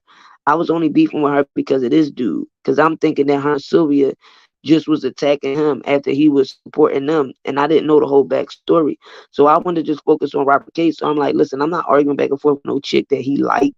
He got a crush on. He mad because she don't, like him. So I ended the beef. But I start seeing a lot of stuff. I start talking to Robert's family and brothers and stuff, and really embarrassed me when I would mention him, and they like, we don't know that dude. I'm like, what? I'm like, wait a minute, wait a minute. Do y'all not know he got a recording out here of Bobby?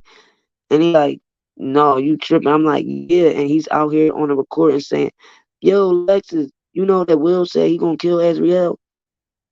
So it all started coming to me like, yo, this dude is a mole. Yo, like this dude is a mole. Because it was like everything that supports Robert, he was against it. Everybody that was trying to do something good, protest, march, he would be against it. I never dealt with Levi since day one. Never liked him. I knew he was a fast talker. He was a liar. This dude even came out and said that Levi wasn't the cousin. So I quickly separated myself from this dude because I started to see that he wasn't right. Soon as I separated, before I did, Randa told me he gonna attack you, just like he did us. So I'm just telling you, be careful when you separate from him. If you talked on the phone with him, any conversations you had with him, he definitely recorded you.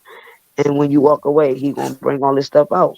So I'm like, I don't care because I never bashed nobody. And when I was going back and forth with Randa, I might have said some stuff about her, but I don't care. I was beefing with her by myself. I didn't need a team, none of that. And I met this girl in New York by my goddamn self.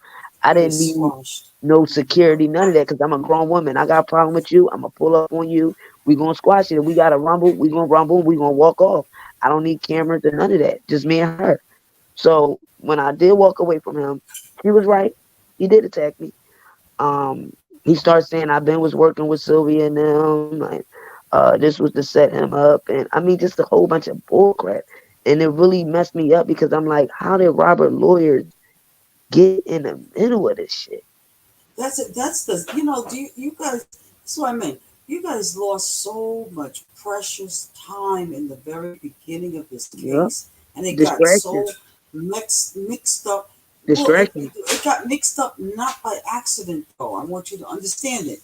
You part of people were used, and they don't realize it. No, but the reason I say distraction because the lawyers, there's no way that, okay, like the whole thing about DJ taking pictures with Greenberg. When we was all down there, Greenberg's supposed to told DJ that Dana and them was stealing money.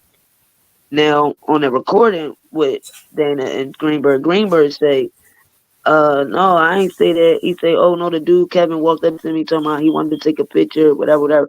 So Greenberg denies it. But Kevin, Terrell, and some other ladies say Greenberg did say that. So it's like the lawyers was playing with these supporters. It's like they start liking the fame or something. They like when the supporters was running after them. Hey, let me take a picture with you, Doug. I never ran up to them lawyers and asked them to take no picture for what? Who the fuck are y'all? Y'all Robert Defense. What the hell am I taking pictures with you for? You ain't famous. Well, it's not only that. It's just that when someone says this one said this and that and the other. No, but I'm saying they start taking the fame to the head instead of focusing on their client's case. I don't believe Mr. Greenberg did. The only reason I say Greenberg did at the end is because, like Bobby said from the beginning, he was not putting emotions to suppress the evidence. He was supposed to put that in from the beginning. When your client is going to trial, you suppress evidence to try to get certain charges thrown out. You don't let your client come to trial with all the same charges from the beginning. No, you get some thrown out. You get things thrown out. Nothing was getting thrown out. But then when he wasn't the lead attorney, was he? Yes, he was. Well, when did Nicole come in? Nicole ain't come in until almost a couple months before the New York trial started. That's when Greenberg got fired. She told Robert, convinced him that the only way he's going to win is if he makes her lead attorney. That's why her and Greenberg were beefing so hard, because he said Robert listened to her, an unexperienced lawyer who never had a federal trial, to believe that she would be the head attorney. And we all seen how they went at the trial.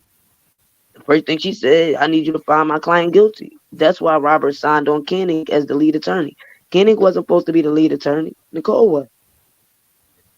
Comdeic was just there to help, to be an extra attorney on the board. That's why I but gotta give thank Comdeic goodness the for respect. Greenberg that he brought Jennifer Bongine in. I give the Comdeic. It wasn't Greenberg that brought her. Who brought her in? Andrew White. But Greenberg and her was colleagues though. So No, yeah. they were colleagues. They knew one another, and So they did. he did discuss the case with her. And Comdeic knew her because of New York. Right. So I mean, so they probably no. Let me ask you something. Can I ask you something on the other side that's been that I wasn't a part of? What is a him too? That was Miss D. The girl that I told you that got kicked out of the trial when I was in there, somebody lied on. Well, I ain't gonna say allegedly because I really don't know now what the story with them. But Kim and Shantae was in court with me, and somebody got them kicked out, saying that they lied and said they was paralegals. Shantae, Kim, Miss D, and Shaborn. They was the ones in the beginning when the whole thing happened at the Trump, when they said that the bull was sitting in the trunk for 6 hours and approached Rob when he came off the elevator, and they all would sit in the Trump lobby doing interviews on YouTube, and I really thought that was kind of messed up too, because this man was going through a lot at that time. They knew Robert lived there. I didn't understand why were they chilling in the. What was their purpose? I mean, who are they? I think his purpose was to run into Robert, and he did. His purpose was to run in. His purpose was to run into Robert, and he did. Now, one of the supporters, no, not him. But I'm talking about the him too. Him too. I'm saying him because he was with them at the beginning. That's what made him get so big. Them. Instead, though, he start dismissing them, and he supposed to give Robert the research that they did and tried to take claim for it. So he tried to be bigger than them. So instead of for him like, yo, these women, they did all this research, they fighting for you, I'm with them in support. He tried to make himself bigger than them. Then they all start splitting up. When that Jasmine stuff happened, somebody put Jasmine's vagina on the internet. Somebody put his penis on the internet. People was blaming Sylvia. Yeah, this all happened. Lord have mercy, Father. Because remember, Jasmine called Sylvia, and come to find out, who you think Jasmine was talking to? Cash Jones. And she was just there at the gym with Dana and some of the Hindu members, but she gonna call Sylvia and ask her for the address. How do people get pictures of everybody's private parts? I don't know. I think that dude gave it to somebody, her vagina, and they put it out there. And I think she gave his penis to somebody, and they put it out there. That's what I think. But her. She called Sylvia and said, Rob just sent me some money. He want me to go get some lingerie, and he want me to meet up with him.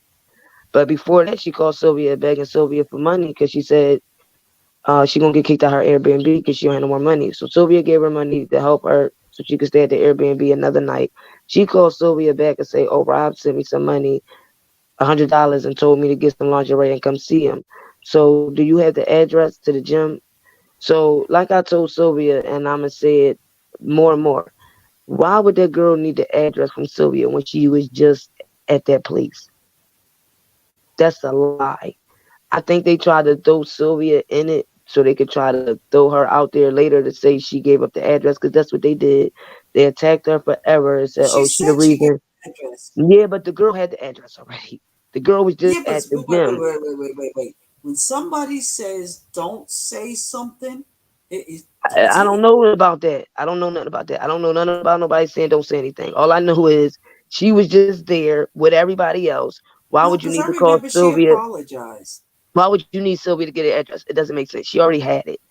So she was talking to Cash too, but nobody knew that until after all this came out. So I believe Cash was also pushing her like, yeah, go meet him. Go so Cash can get all the goodies and what's going on. So she claimed on Shabazz documentary she sucked Robert penis and they kissed all in the Trump hotel, but Joycelyn Azriel ain't around. He just let you walk in the Trump with cameras every damn where and just stormed you upstairs in front of everybody through the cameras and brought you up there, I don't believe it. But even when it comes to her and Dana was having sex days before she posted sucked Robert off or whatever and kissed him in his mouth. Why would you do anything with Robert and you just was having sex with Dana? Then she was out here saying Dana raped her. And when he started beefing with the Hollywood Next chick, and I believe some people from him too, they was all out here saying that he raped her, but she was saying it too. Then she went to other platforms saying, "Oh, he didn't rape me." I mean, it was all of this shit that had nothing to do with Robert, but they bought this girl in this man's vicinity. I always felt like Robert shouldn't have been having no meet and greet. And why would people want to meet where this man live at? He lived there. But I was asking about the M2 people because I saw it on another person's channel that she was there. There was one woman talking, and I was wondering, right? And I was wondering whether she was she trying to say that Joy was not who we think she is? I don't know because I didn't watch the interview. People told me I didn't watch it. No, I mean, you know, and I'm saying to myself, wait a minute, because this. So is you will have to elaborate me on what was said. No, because I didn't watch all of it. So that's what she was trying to say. Joy ain't really for Robert. A lot of people said that. Faith said one day that she had a dream, or no, she said it was an audio or some type of video, where she seen where where Joy did something. But if y'all remember the other night when I played the Tasha K video about her talking about the Savages, and then prior to that, I played y'all the when her parents and them did that intervention, and then I played y'all the vocal coach that leaked that audio. Oh, that was terrible. You knew at one time that Joy was lying to Robert. That's we can see that when the dad told her, "Don't you tell him that we might be suing him, whatever." And I couldn't understand how did Cash and them get a video of her doing fellatio. Exactly. So that part made me leery about Joycelyn when that happened, because I'm like, what is she giving stuff to her dad? Or then it came out Tasha K said they had her passcode, her iCloud. They were able to go on her phone, get videos. So I'm like, okay, well maybe she didn't get. Okay. Now you're helping me out, because my thing is, all right, I did understand that when Joy said yes, she admitted to Rob that she and Adonis had a thing. I think we saw that on your channel the other, and I appreciated that. You gotta remember, she's a young girl. She's in her 20s, and so her thing is, oh man, I messed up. But then she came clean. I can respect that. I can too. I can respect that. And Rob was very clear. He says, listen, if they and I think that's what made him like her stronger, because the rest of them women wasn't telling him all the other guys they were having sex with. And see, this the thing. Exactly. Joycelyn was coming back and forth just like the rest of them was. It wasn't at that time. They was just there the whole time. Even Dominique would go back and forth to her mom stuff. So with them going back and forth, Joycelyn had left for a few days and went and had sex with somebody. Right. Came back. That's what. And think about it. Why did the mom try to say Holly did it? How did she know Holly did it? The mom ain't around Holly. None of that. I believe that when they start leaking them pictures of Joycelyn and Adonis, I believe that they released that to try to get Joy and Robert to beef.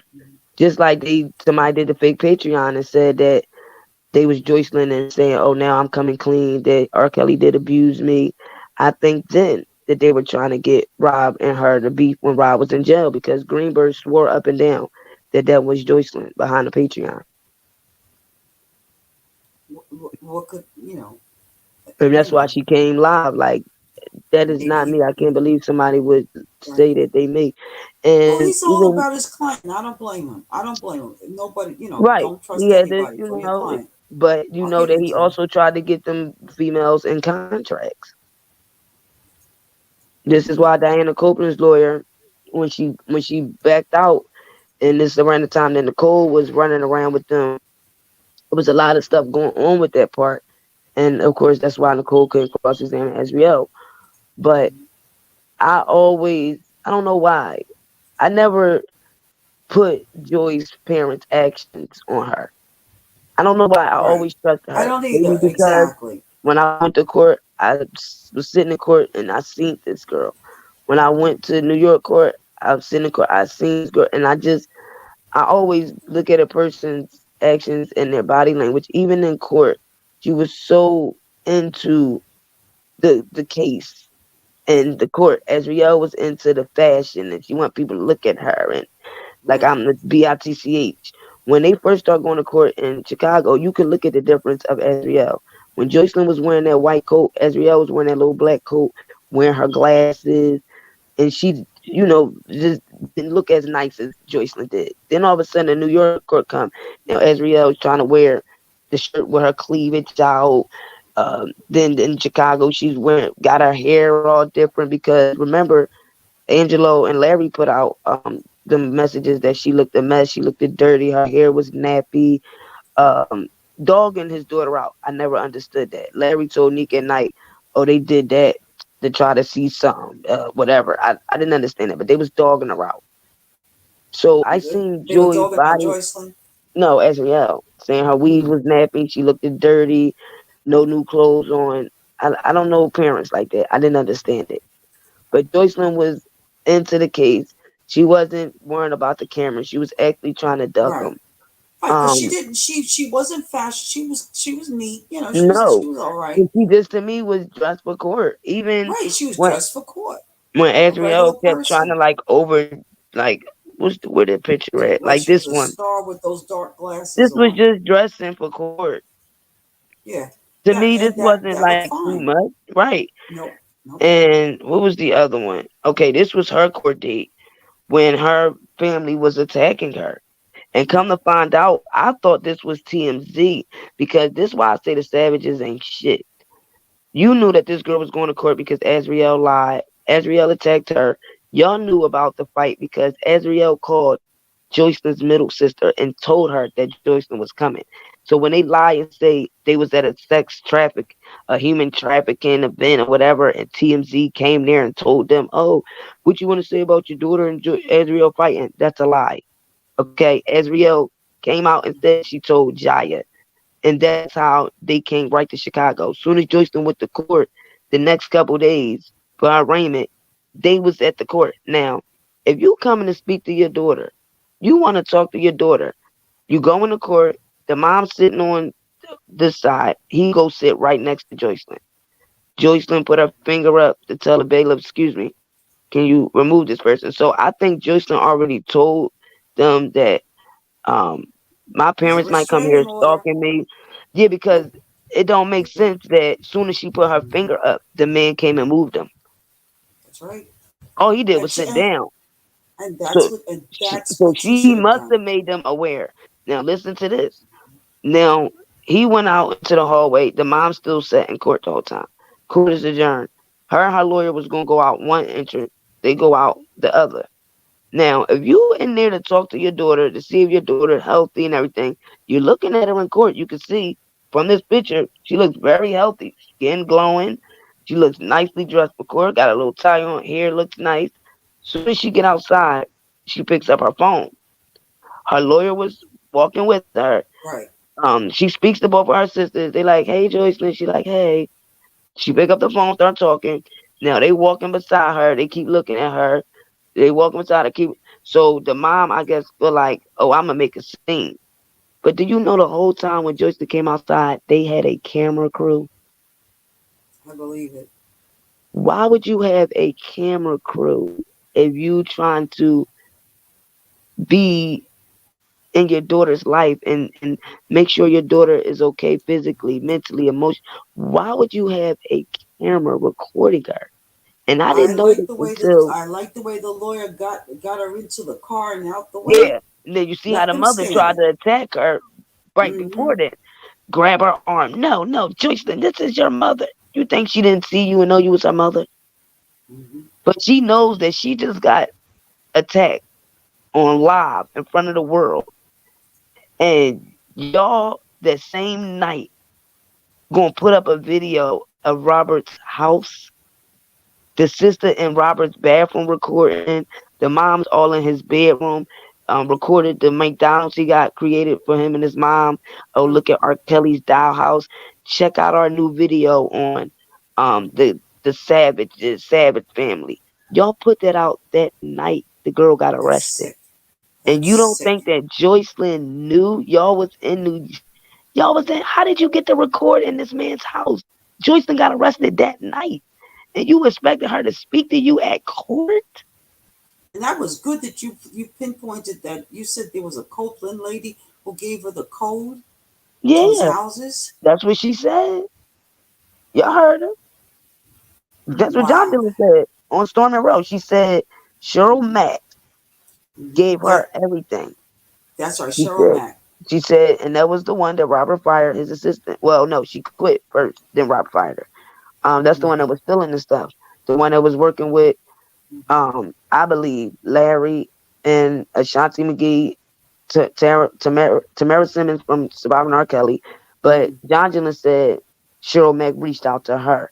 Now, I was told that she reached out to her, but now it makes sense because Robert said to Ezriel in the text messages, that's why he didn't want Ezriel communicate with her no more after he fired her, because he said Cheryl Mack got everybody's number, all of his personal medical stuff, all of the party promoters' numbers.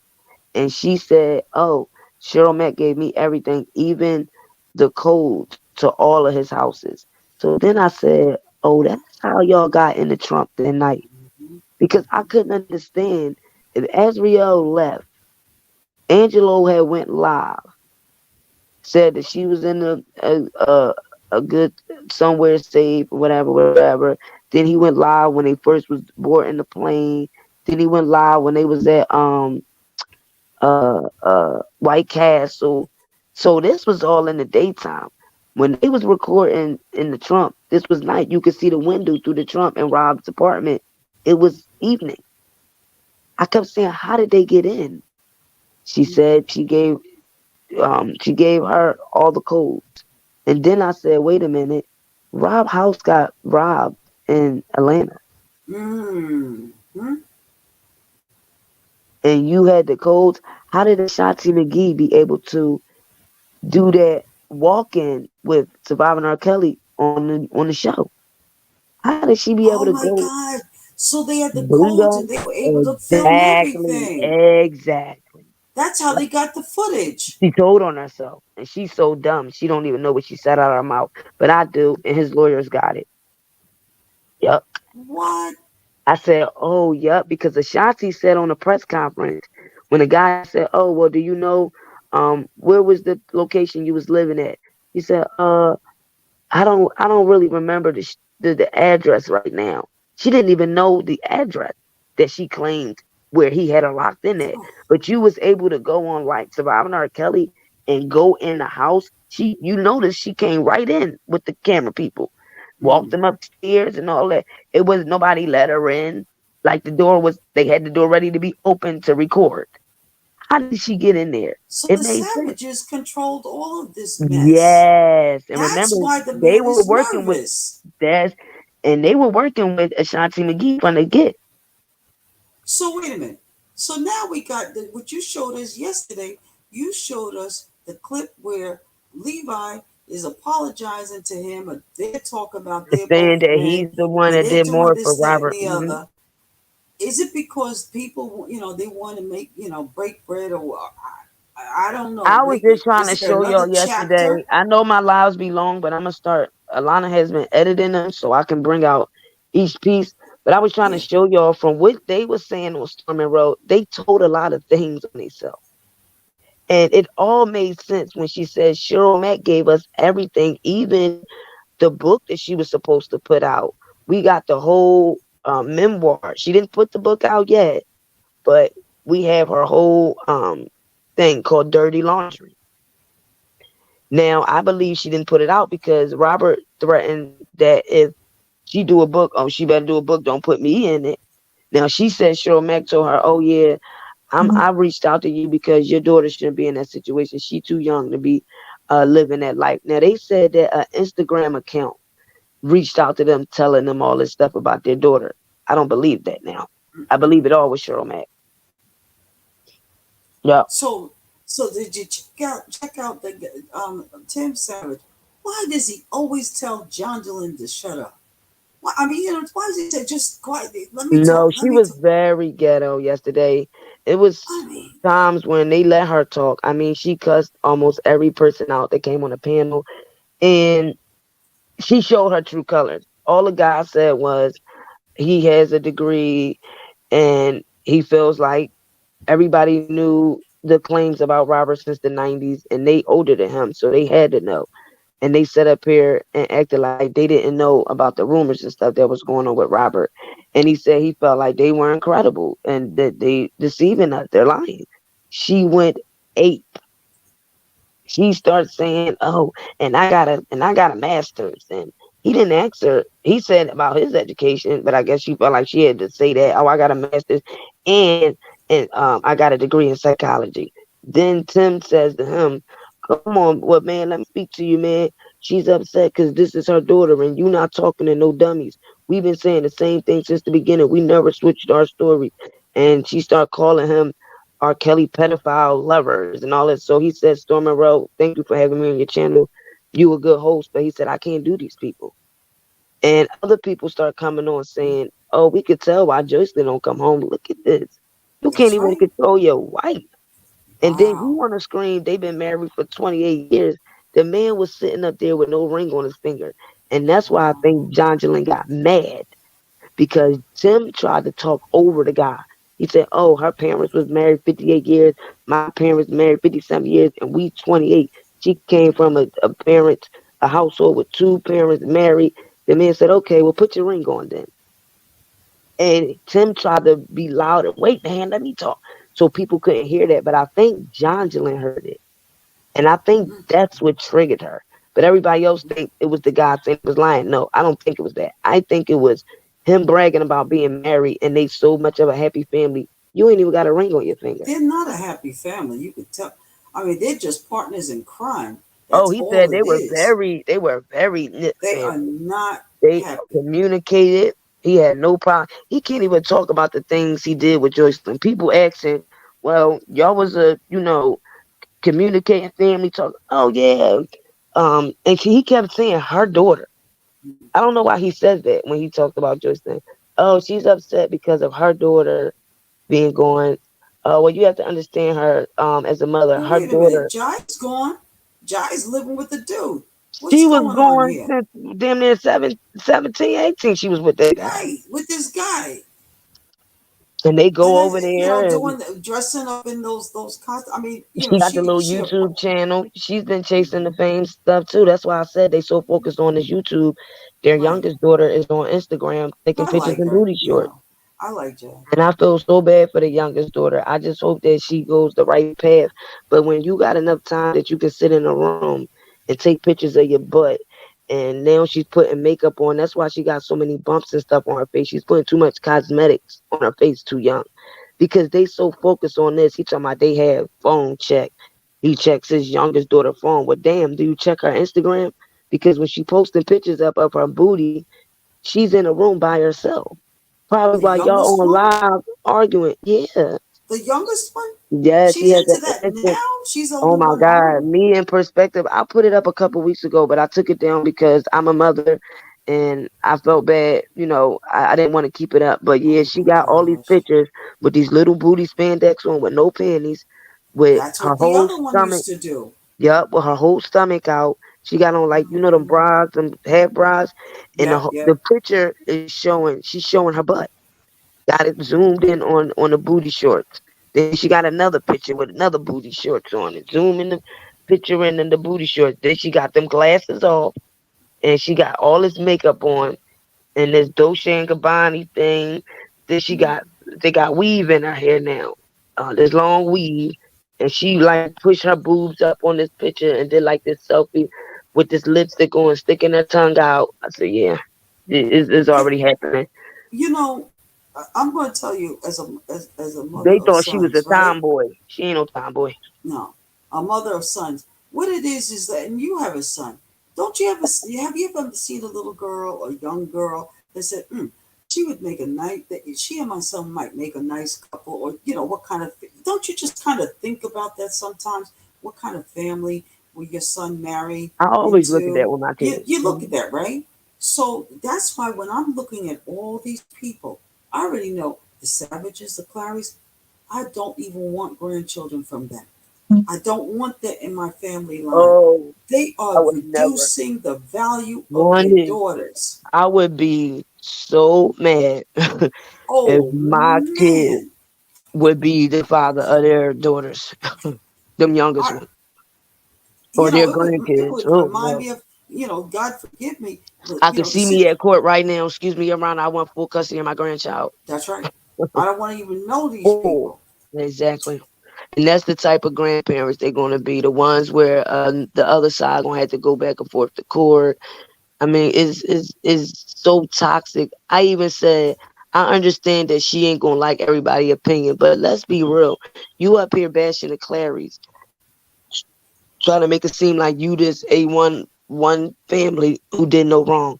But you never told Storm and Rowe or nobody on that panel that you left Joycelyn, 18 years old, and Jaya was 15 at the time. You left them at Robert's concert with KG, his tour manager, Okay. and you left them there till 6 o'clock in the morning the next day. I can't He get had to over find them that. a hotel room. That And you that's expected this man to unforgivable. do, what did you expect him to do with them? And he was nice enough to make sure they were safe. And he had enough to not answer KG calls, but called Joycelyn back. Oh, tell him don't take y'all to the house because we're nowhere near there. We're out having drinks. But we'll be there to get y'all around 4 in the morning. But then didn't show up to 6. But you expected this man to figure out what to do with your daughters. Mind you, Jaya wasn't even supposed to be there. She was 15. She was a minor. Right. You didn't know KG, and then you lied on Storm and Roman, said KG came looking for Joycelyn. No, the fuck he didn't. That girl, she might have knew KG, but like Robert said on Gail King, her father told my employee, make sure you put my daughter on the stage close to Rkelly. That's why she slipped up talking about KG was a stage manager. She's so stupid. He's a tour manager, but she slipped up because you told the man to put your daughter on the stage. That's how Robert seen Joycelyn. She was on the stage. How he gonna spot her if she in the crowd at the concert? The only way he could have spotted her on the stage. How he spotted Ezreal on the stage, on the speaker, twerking. You see, he Now not that spotting nobody in the crowd. It's too many people.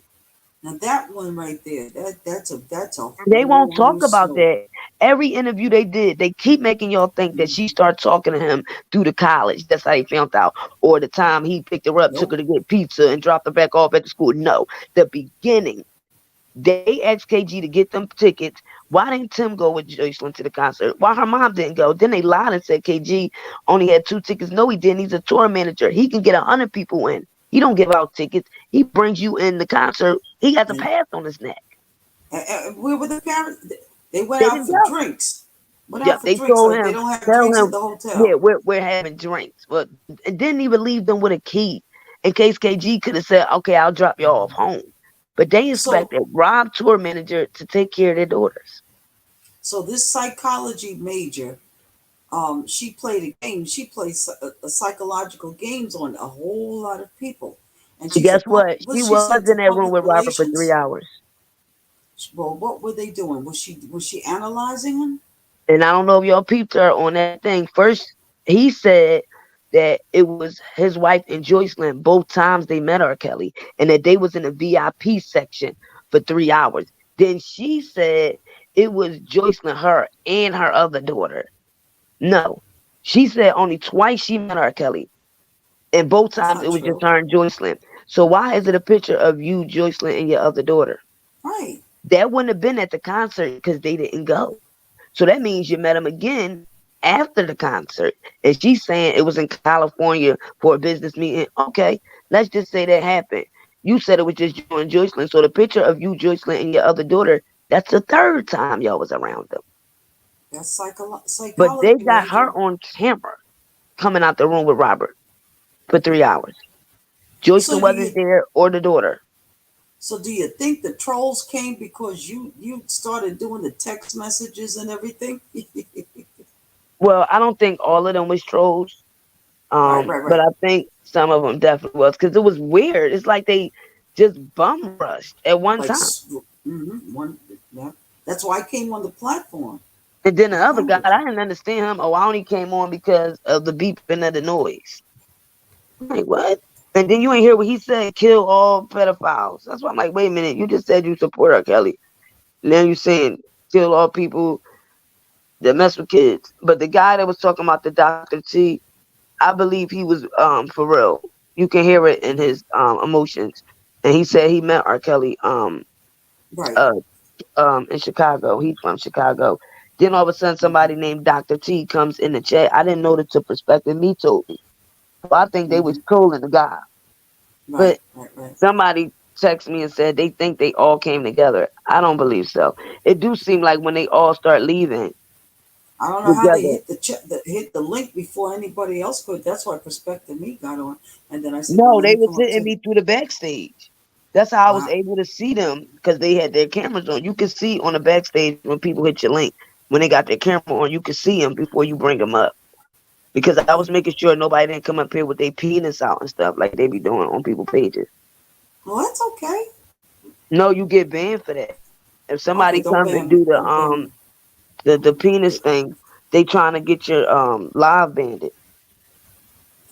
So that's why I be putting this thing up here. Like I be putting a picture up front before people come up. That makes sense. So, this was the other picture I was talking about last night, where people tried to say this was Joycelyn hiding in the back. This was Thanksgiving of 2021. And they put this picture out. And everybody kept saying, wait a minute, is that Joycelyn hiding in the back? Now, when you look at the hair, and then when you remember Joycelyn's hair texture, I don't believe that was her hair color. Now, the front, I'm like, okay, she did get the boobs done, so that could be her front. But when I looked at the legs, I don't remember her legs getting stiff like that. That doesn't look like her.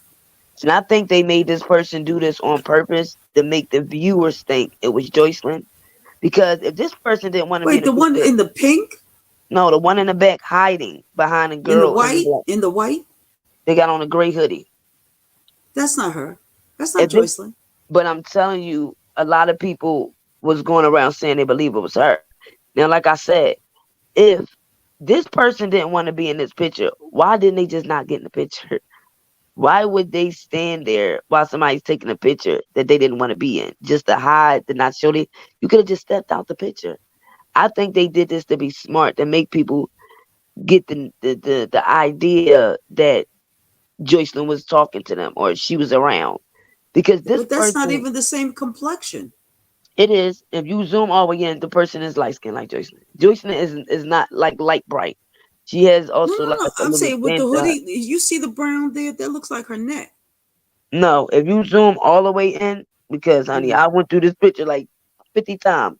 The person is not dark skinned. They like a light brown.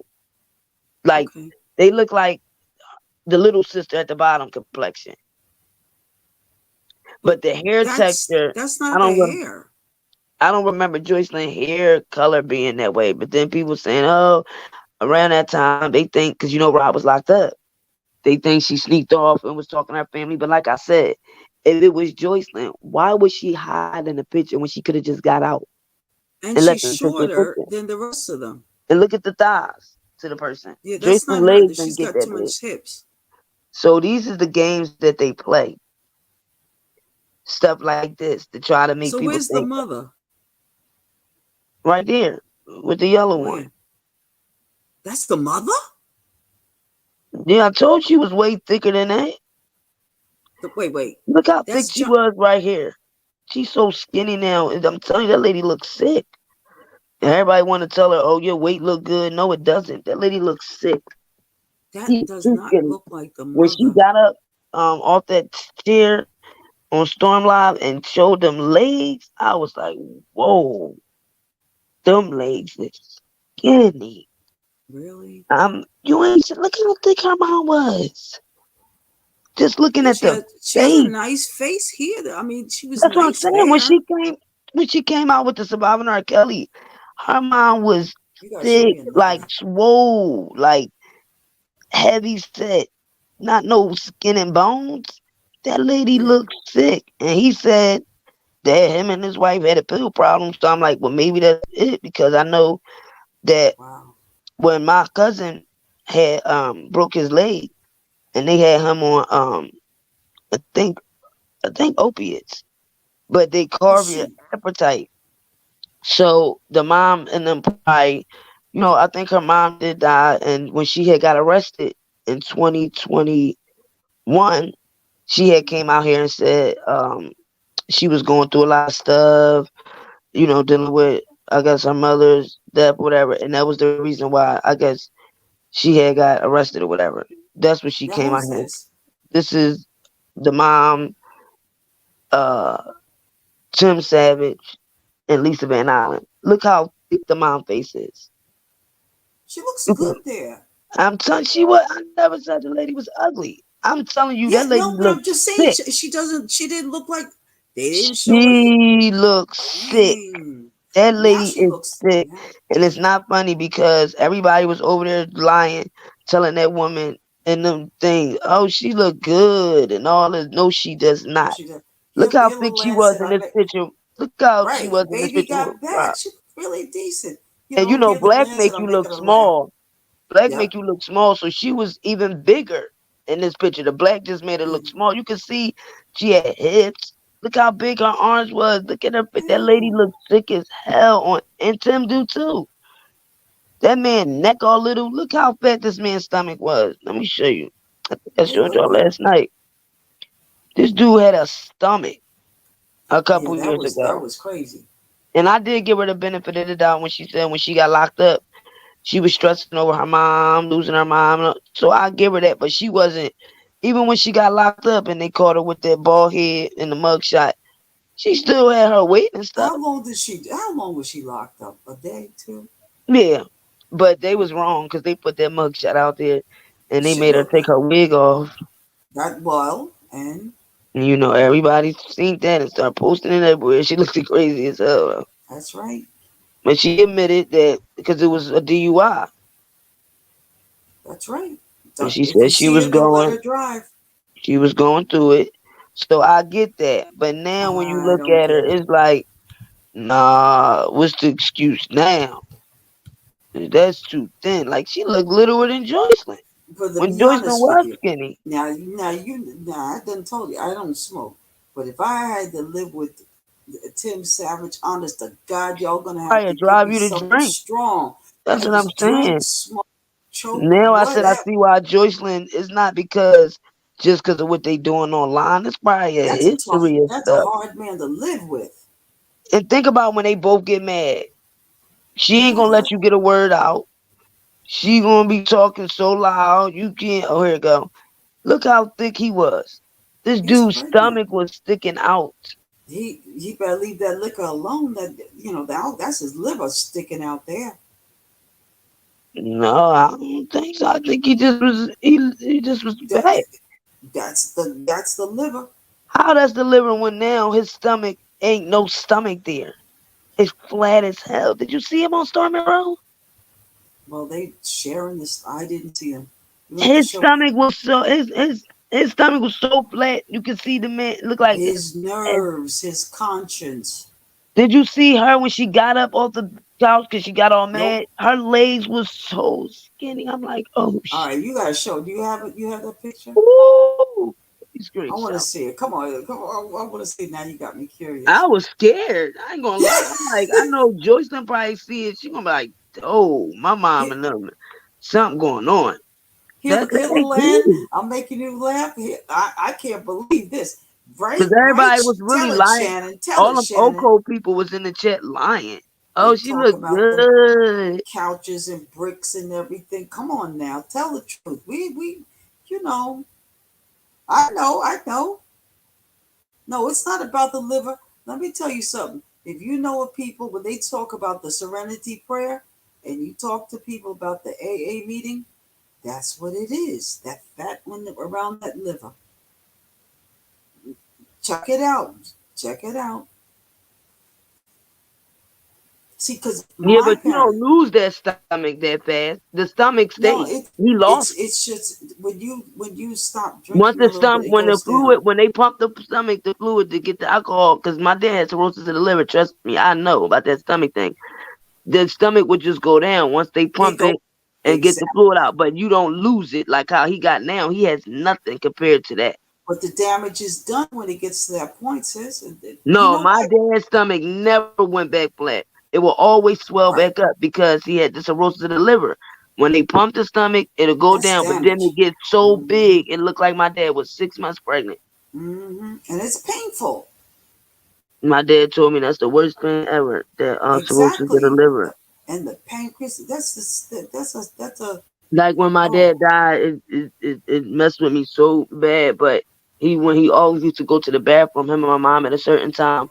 So he went to the bathroom, and I guess my grandmom said when he went to go pee, it how it hurt. does is it starts shutting down all your, like you go try to use the bathroom, and then it shuts down. It starts shutting down all your organs, and That's then he right. just fell, and When then the he pushed himself up the door, and my mom couldn't get in. And then we all finally got there, he was bleeding yeah, in certain areas. But like I said, I guess it breaks down, the livers break down, and then everything else follows. that's right. You know, the reason why I know that is when I will use the term when you start courting, you know, as our folks used to say, they had us sit, us girls sit down. This is what these women, these mothers didn't do to for their daughters, and they explained to us when you go out on a date, how to order a drink and this, that, and the other. And if you brought a guy over and his stomach is this, that, it's not always fat. Sometimes if they drink too much, you'll know it. And there are people from the AA, they say they confirm the same thing. This is before cirrhosis, before the damage is done. And even, it's, things to look Because for. when we first found out that my dad had it, first of all, my dad was in the army and the navy, so he started drinking because of that. That Vietnam, Um, yeah, yeah, and 6 of his friends, when he finally got honorably discharged, they all died over there. Only yeah. my other two uncles came out of it, and my oldest uncle, he lost his toes on his right foot. So they went through it like really bad. And because Yep. my dad was the youngest back then, they snatched him out the house. However they go with the government when they snatch your damn son, and then back then, and make them go fight their damn war. But that's what they No, did because with my it was the draft. But you know something? In all honesty, though, even though I didn't want to have sons because I didn't want them to go into the draft, and they stopped with the draft. Okay, cool. So then I'm thinking, all right, I'm looking at now at our young people. Maybe if there was a draft, a lot of them would have their mess together, their lives together, and well, I have some think the kind of ones direction. It's a shame. that's so angry that want to shoot and kill, I would always say send them over there. Then they can go do as much shooting and killing as they want. But you don't want them to do that, though. Just to No, get but the you want to kill discipline. your people here and shit. True, Go but over there and just, I kill people mean, that we need you to kill. right, get your discipline. And get some, yeah, you're right, discipline, Mm-hmm. and learn some Follow the military, and rules. Yeah, some exactly. learn how to dress nice and groom yourself Uh-huh. and make your bed and all. Stuff Mm-hmm. that a lot of these younger guys don't. If they don't got father stuff, they don't get that learning, and they go straight to the streets and learn They, from the old they heads on the learn from block. the prison. They learn from the prison how to be me. They like if you see people coming from shelters or the group homes, when there's juvenile stuff, Oh yeah, when you they have to gotta make learn the to keep beds and things. all that, You right? could tell exactly. You could tell some of the girls that they grew up in that, so they kept it up. But You I'm know, just saying, the ones that get out of jail and they still continue to go shooting up their neighborhoods and stuff, send them in the army. I don't care. Like you that angry, you want to play with guns and all. This way you'll learn um how to clean guns properly. You'll learn the different gun, and you'll be shooting stuff that you need to be shooting, and you'll be sitting out hiding out somewhere for hours and hours. to get people that's really trying to do stuff to our country. Because if you going to sit in the community and you going to shoot up the block around the corner from you, that your grandma got to go to the pharmacy up the street, your mom go to the supermarket around the corner, but you going to go shoot up the block around the other corner where the kids can't play outside. That's stupid. And these younger kids are so angry.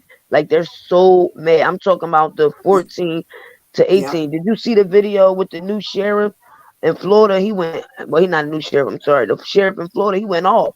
The new case with the 14-year-old that 12-year-old he had to arrest, the 17-year-old, and they looking for the other minor. They killed 3 people, and they killed the last one in the trunk.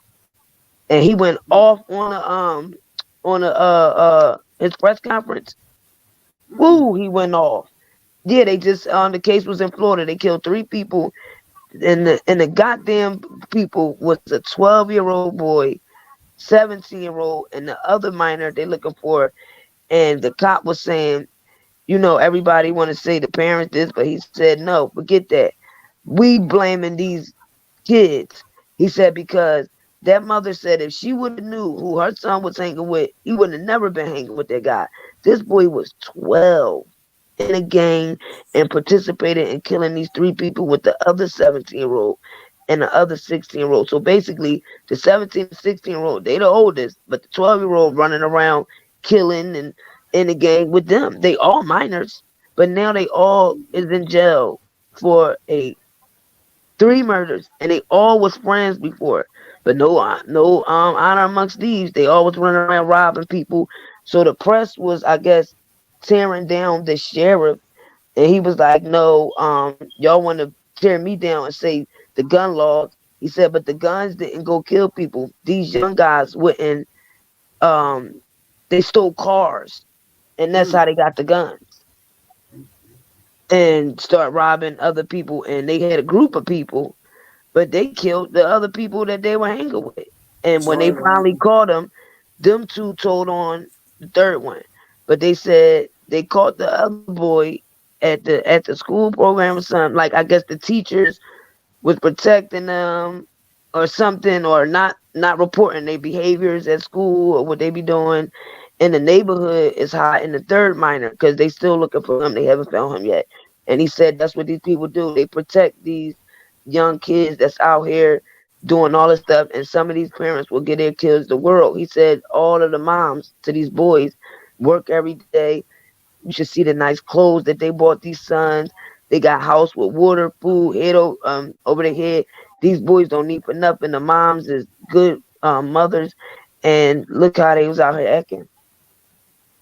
So he said he don't blame the parents when it comes to them boys with the guns and stuff. He said he blamed them boys, and he said and he going to charge them to the fullest extent, of the law. And they don't fear anything. They don't fear anything. They keep playing these games that you could shoot and death and all sorts of things on these virtual programs, and it just becomes too much reality. That's why my son, I be switching the games to his PlayStation, because they're what is it? Fantasy. What is the other one? The military one. I know some of y'all guys in here know what I'm talking about. Not the Grand Theft Auto, the new one that everybody be playing. Yeah, so he can't play that every day. Like, you're not gonna play the game with the killing people every day, all day. No, he can't do that. So he got a variety, but my son really play his football really all the time. But sometimes if his friends or cousins come over, they be playing that gun one or whatever. But that Grand Theft Auto one, that don't even get played in my house no more. Because that's the one where they drive around to go rob people, shoot people, and you gotta go rob people and steal stuff so you can get you a house and cars and clothes. And this is what the game is teaching. But we mad. Allow it. But we're not taking it out on the person that created the game. Right.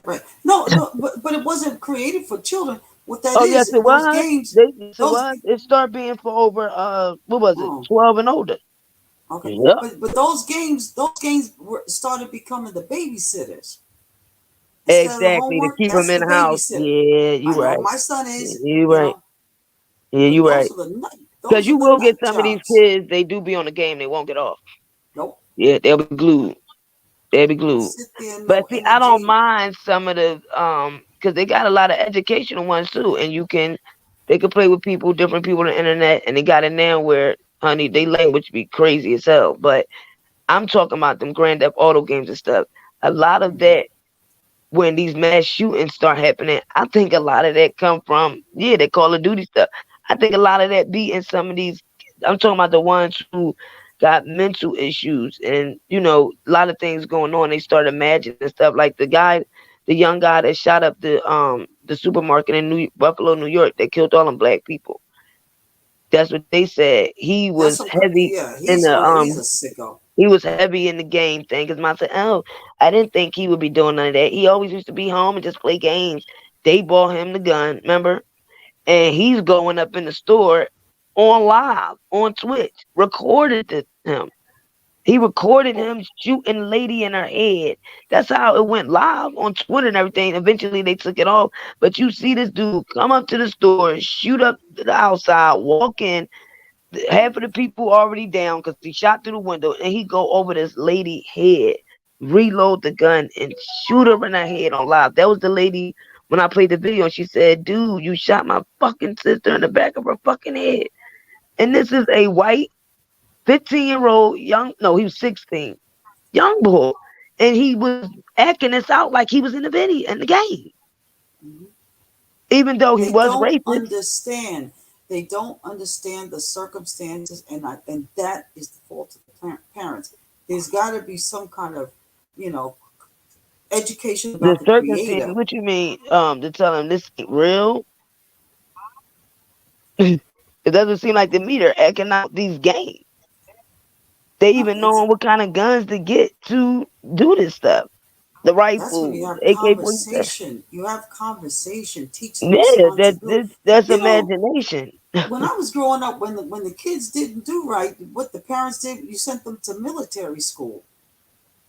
That was the threat. You send them to military school, and the boys come home a man, and it's supposed to give them discipline, Right.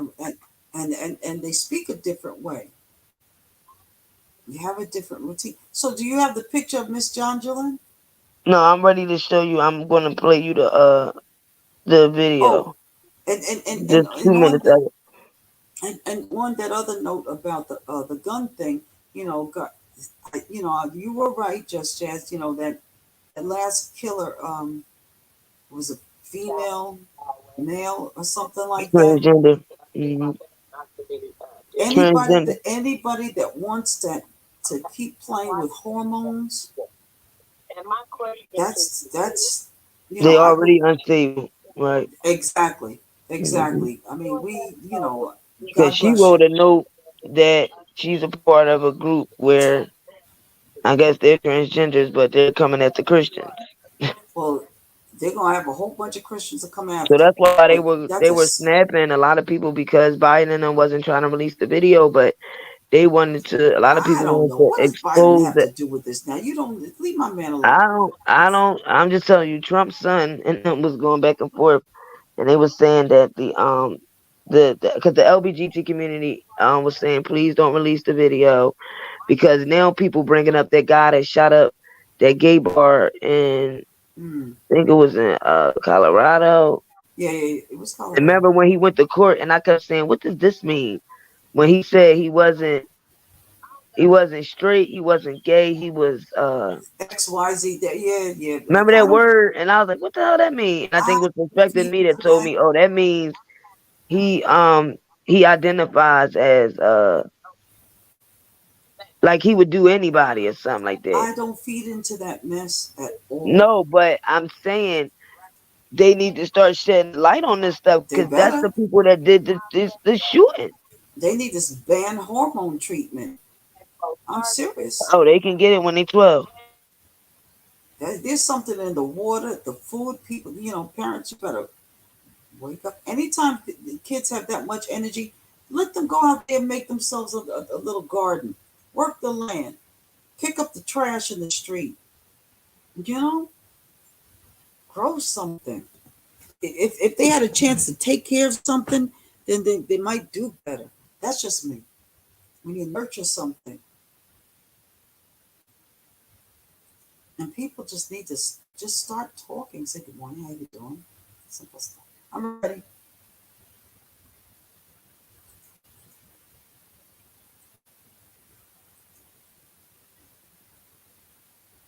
I do heal the land. I do, because I remember back in the day, and I've met some people who look like me, who they told me the real deal with him. He's no joke.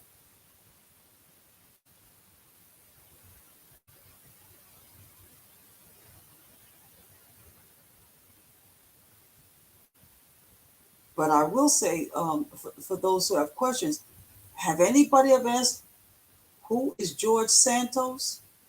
Appreciate. I would say this. I have a degree in criminology, and I sense a lot of deceptiveness from the savages. I don't believe their story. They're older than me, and I can tell you right now, anybody who grew up in the '90s, they knew about R. Kelly, and they knew about the type of things he did. And you have a lot of these like low-level black people in America who just want money.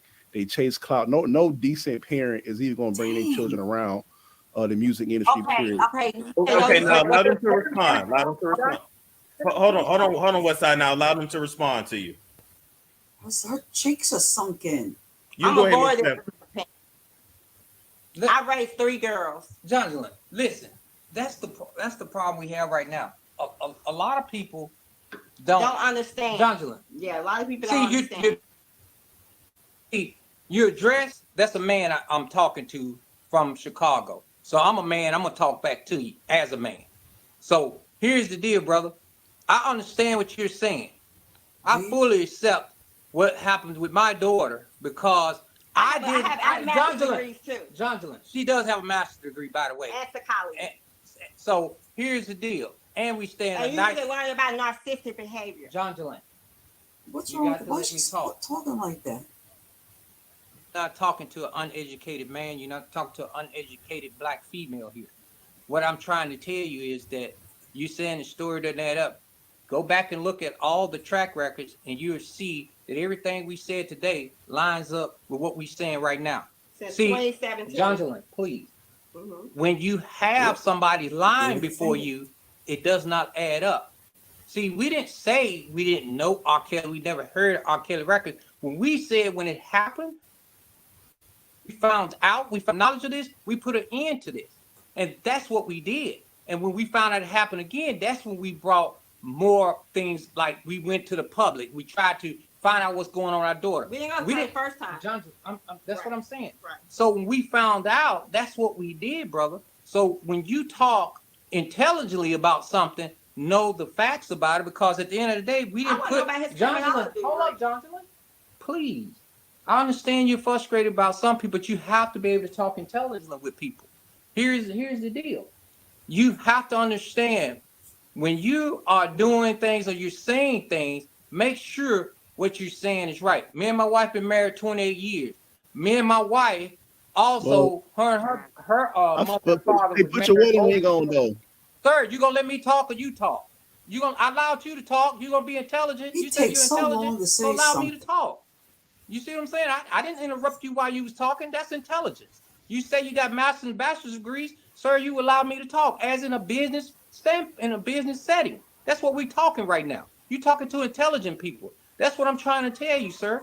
So we talking about my wife, bachelor's and master's degree. We talking about her mother and father married for over 50 years. My mother and father married for over 50 years.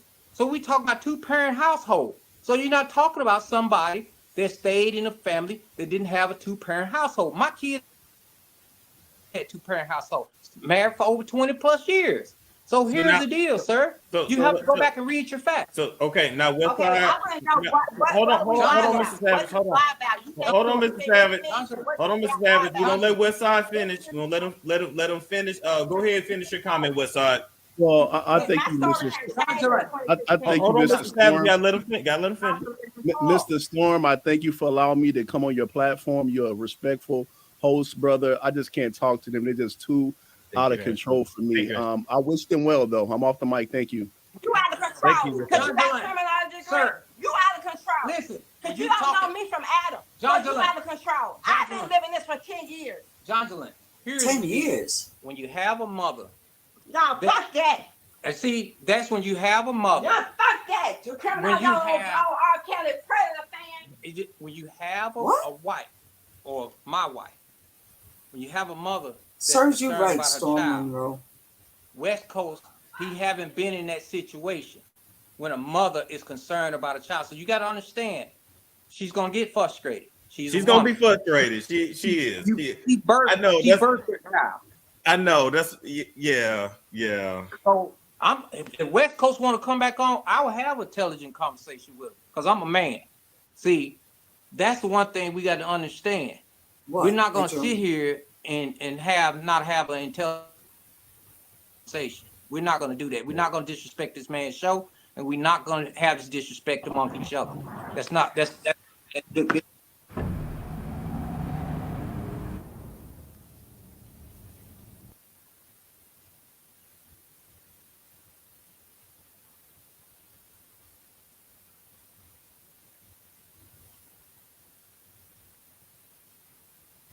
So Tim's not saying anything.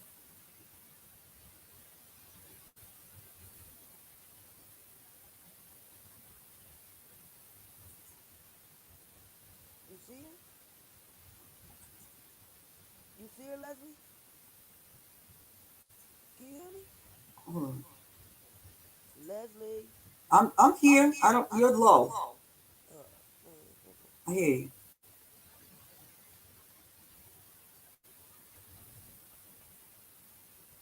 I'm here. I hear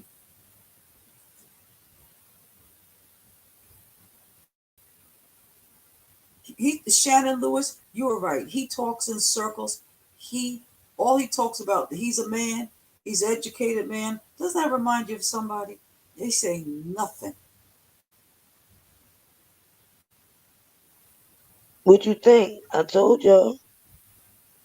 The way she's doing herself, sitting there and look at Lord.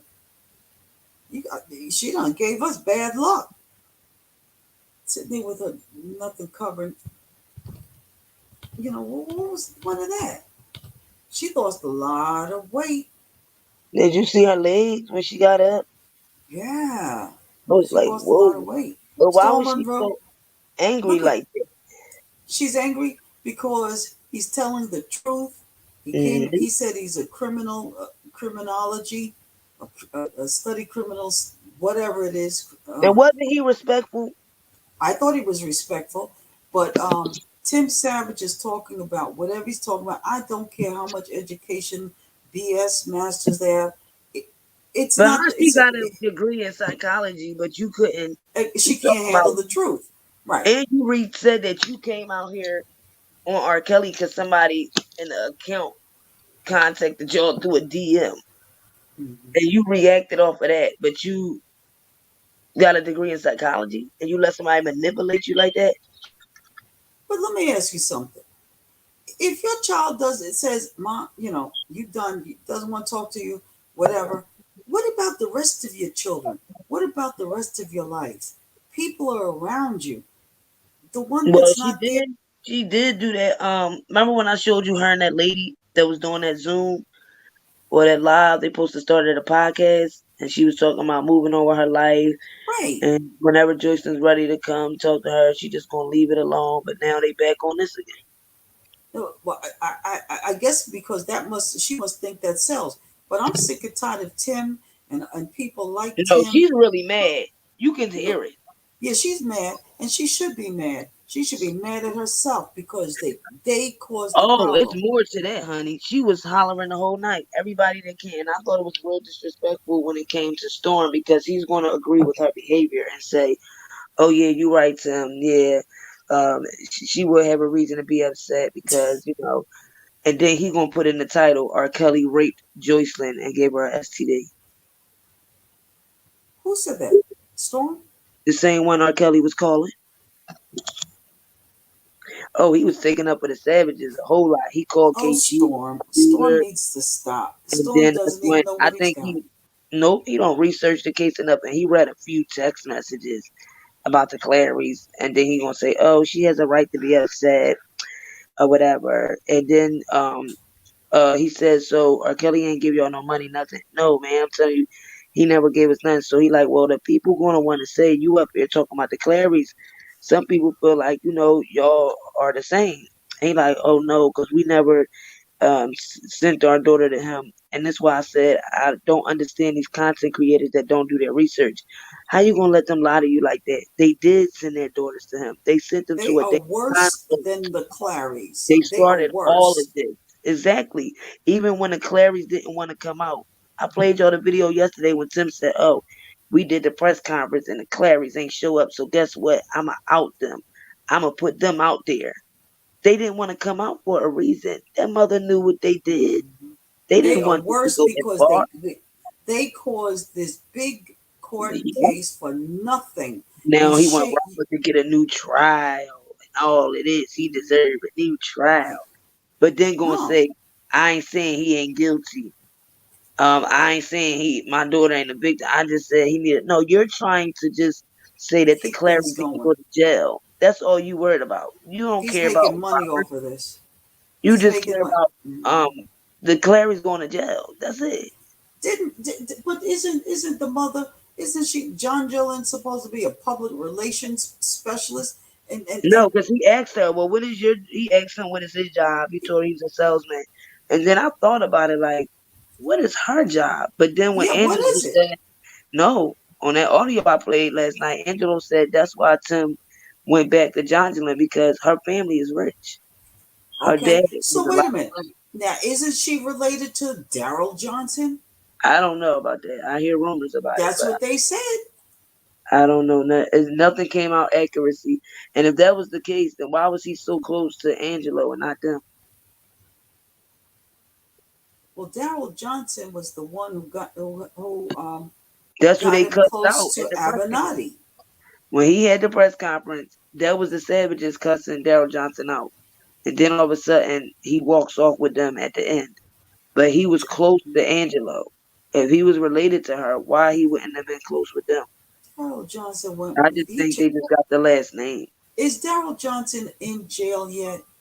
No. Thank you. So,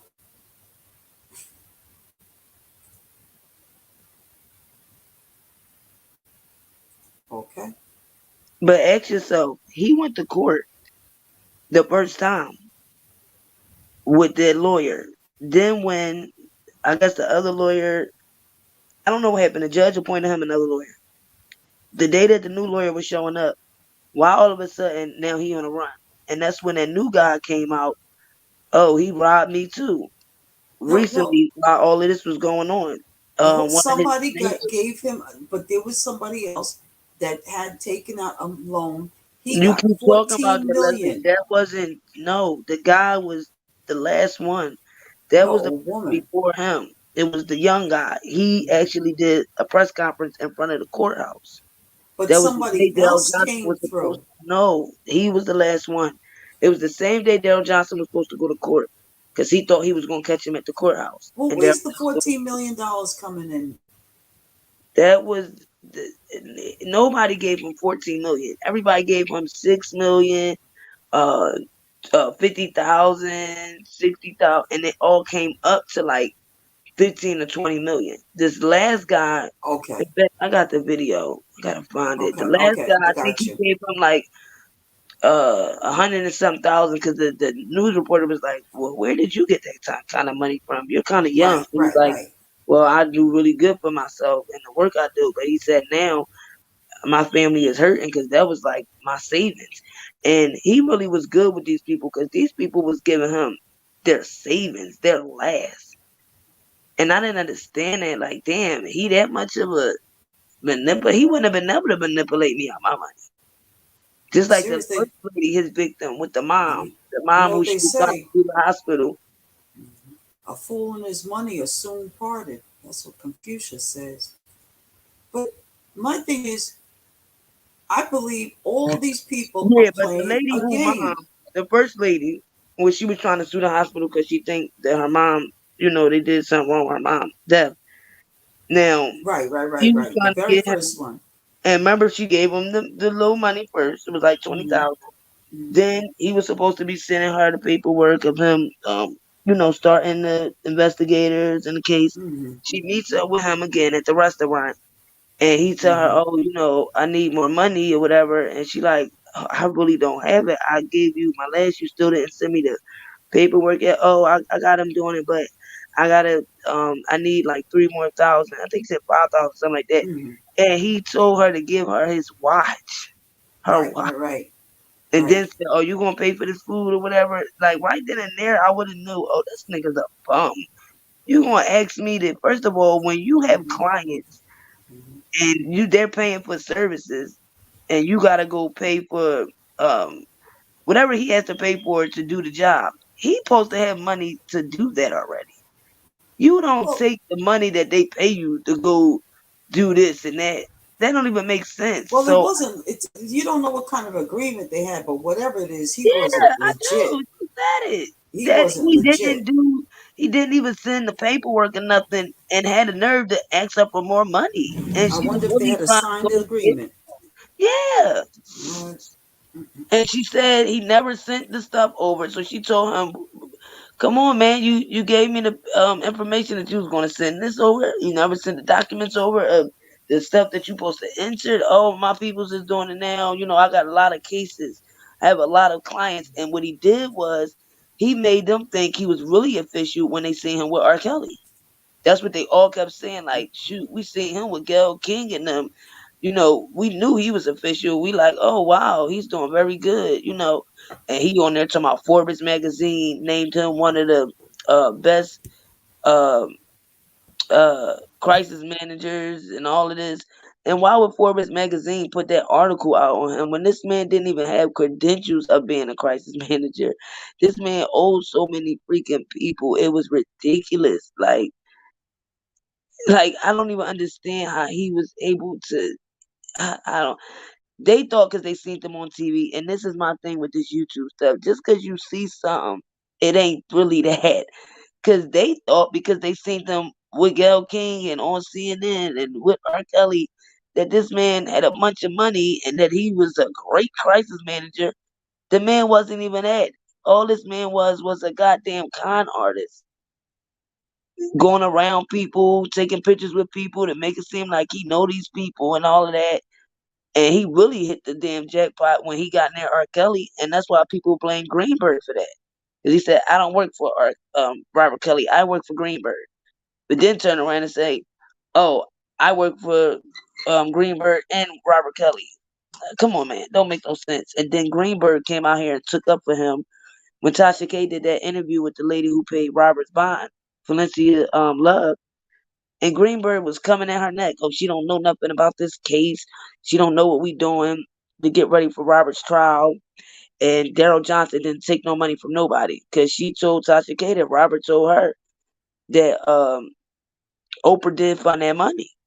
And the only reason he did the interview because they told him they would give him $100,000. No, 1 million. And Andrew Wyatt told me they definitely got their money. And he said he knew Daryl Johnson was a crook. When Robert told Andrew Wyatt that Daryl Johnson told Robert, "Yeah, I'm the PR that worked with Bill Cosby." So that's how he even got close to Greenberg and Robert. He told them he was Bill Cosby's PR. When Bill These some Cosby's crazy PR people. was Andrew Wyatt. I'm serious. These are some crazy people. Them type of people wouldn't even get to me. That's why I don't understand what is wrong with these people brains that No, right?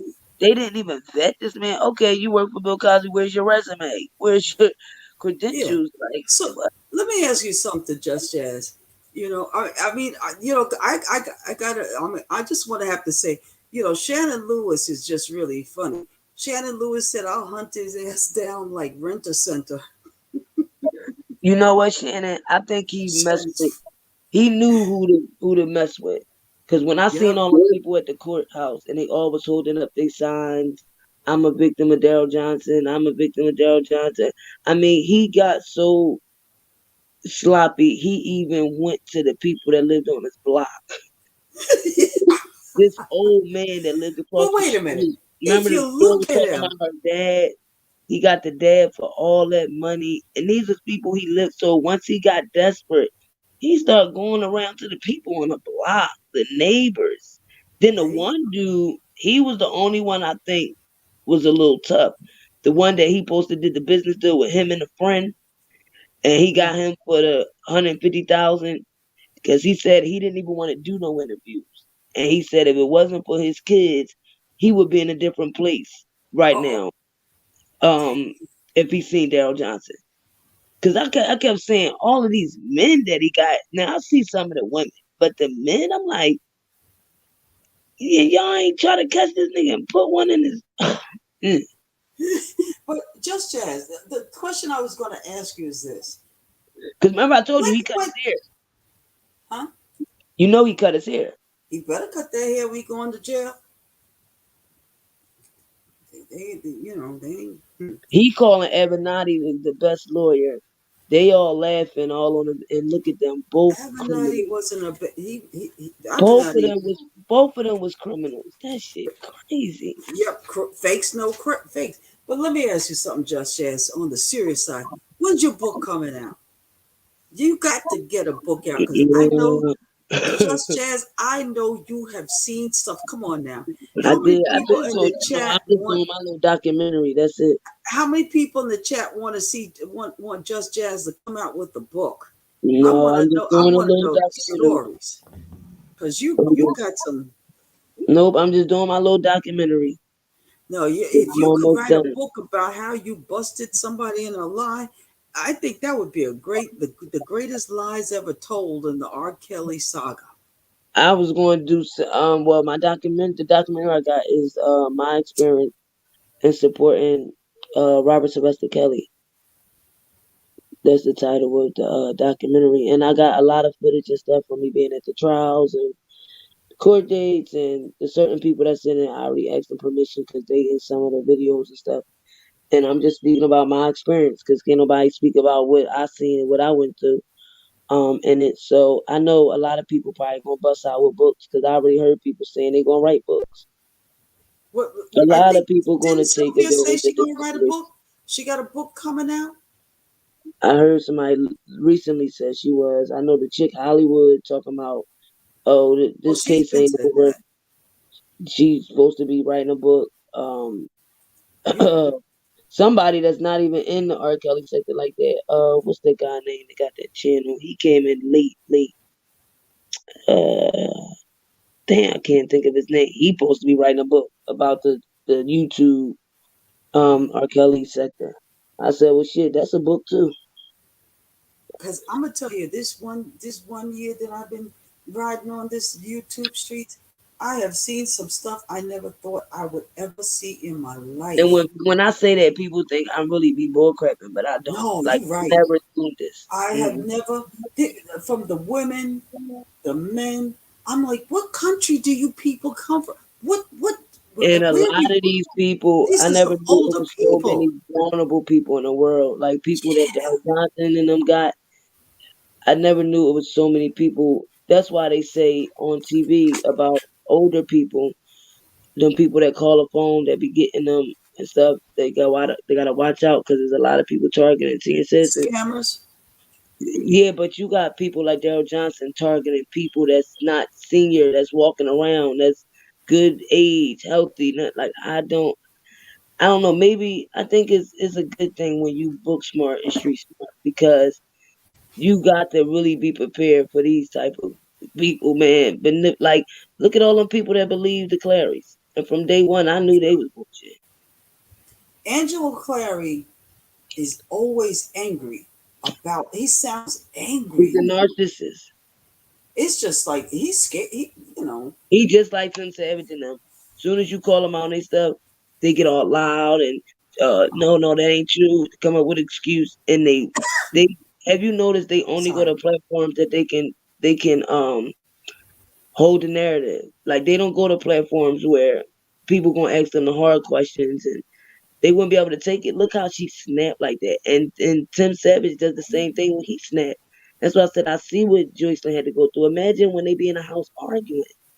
But You she ain't gonna looks be able to so get a word in. peaceful now. Who, Joycelyn? Yeah. I After said she left her she was parents, she skinny. looks People online peaceful. say she was so skinny when they seen her that day. When she came and visited them, when they did that little intervention, she had on a sweatsuit. But now when I look at her, she did get her breast done. Because when you look at her other pictures, her breast was very, very, very small. And now she got good weight, like her weight matched her breast. Like Right, and she she has good I don't posture. think she would have got that weight like that if she still was around them. Right. Her face is all full and Right. glowing. That girl is happy, a peace of mind. Cause like I said, imagine when they in the house, him and the mom arguing, or when they arguing with her, or arguing with it. You can just see what type of environment it is. But so do you remember years ago the buddy pass deals that they used to have with the airlines? Yeah, I think they still You have. can get a buddy pass. Somebody worked for the airlines, they give you a Yeah, pass they to, still got them. I guess with some airlines they do. But do you think that ISIS might have, if she worked for the airline, she might have given her I sister said, but the because way they did it in the trial, they only brought up one time. Well, they made it clear that uh RSK Enterprise purchased her ticket from Florida to Phoenix to California. And like I said, this how much you know the mom and them even lied to the prosecutors because they want to say she had sex with him in California. But remember, she didn't. She met him before the Dolphin Hotel.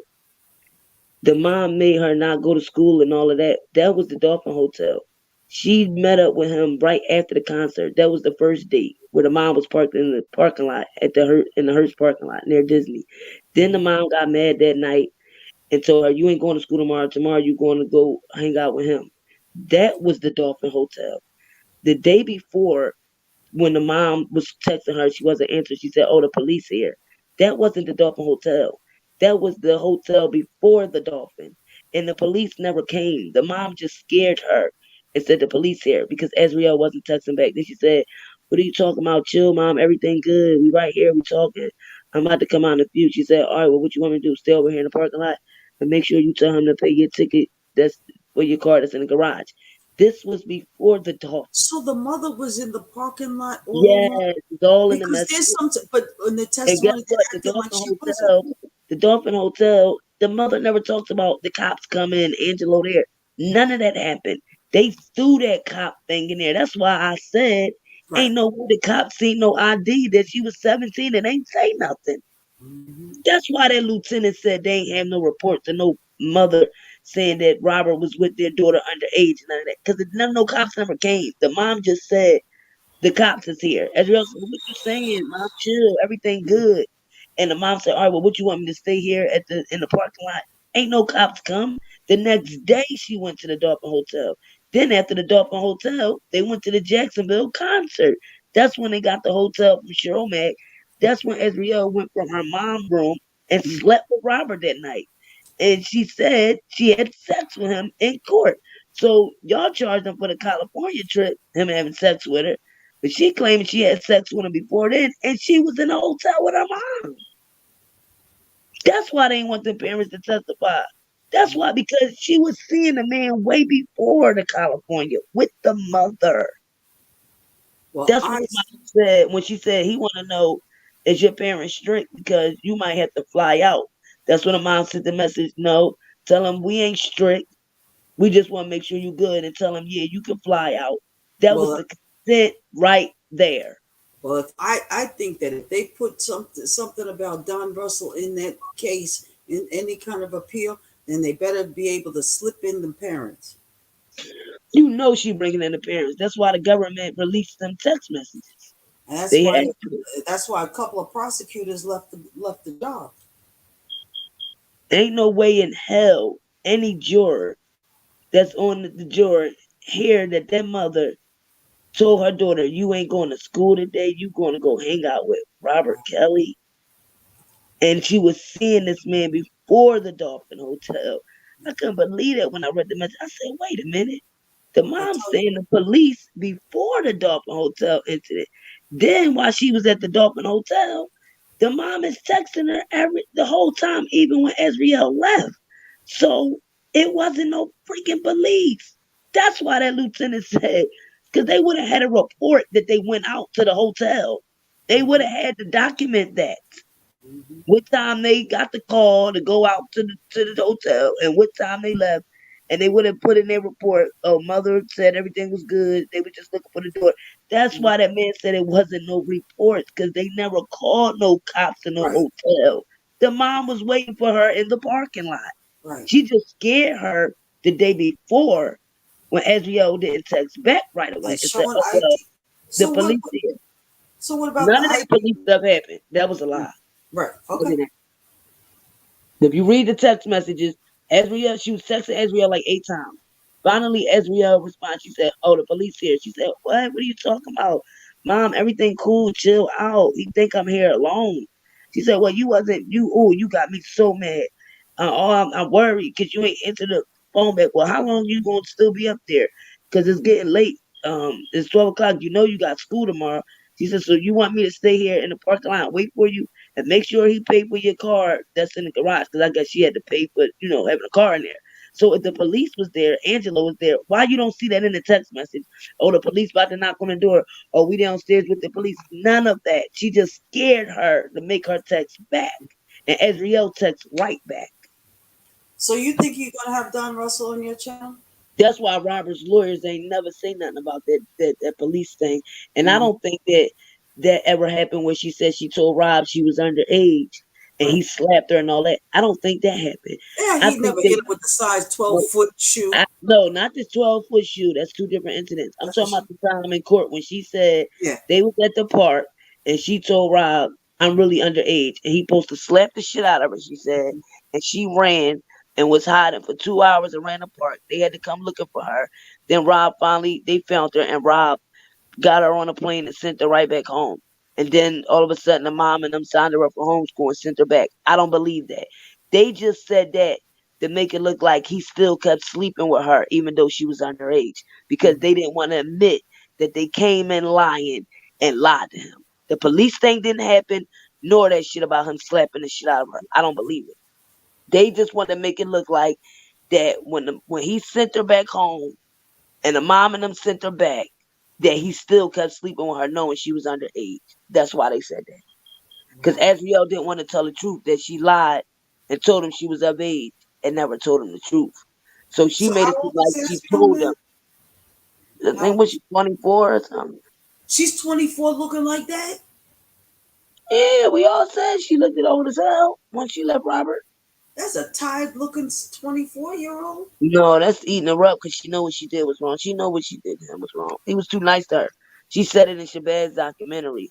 What? There's no way Robert is giving you no money or taking you out and all that. It's no way, because Robert has a good heart. I knew this girl wasn't gonna let nobody abuse her when she said she gave Rob the spoiled cake. And then she said, oh, because I wish somebody would give me a spoiled cake. Please. Probably give me no spoiled cake. What? I'm snapping. But you gave him spoiled cake. Roaches? What roaches? Something Joy got after what? Why'd you get roaches? Because she pulled out roaches and was chasing Joy. So I guess she know Joy must be scared of critters or something. And showed her the roach, so Joy started running. So she said, all right, they fake. She said, what? Why would you order fake roaches? She's like, oh, because I thought that was the immature shit. Because I thought it was funny. Immature.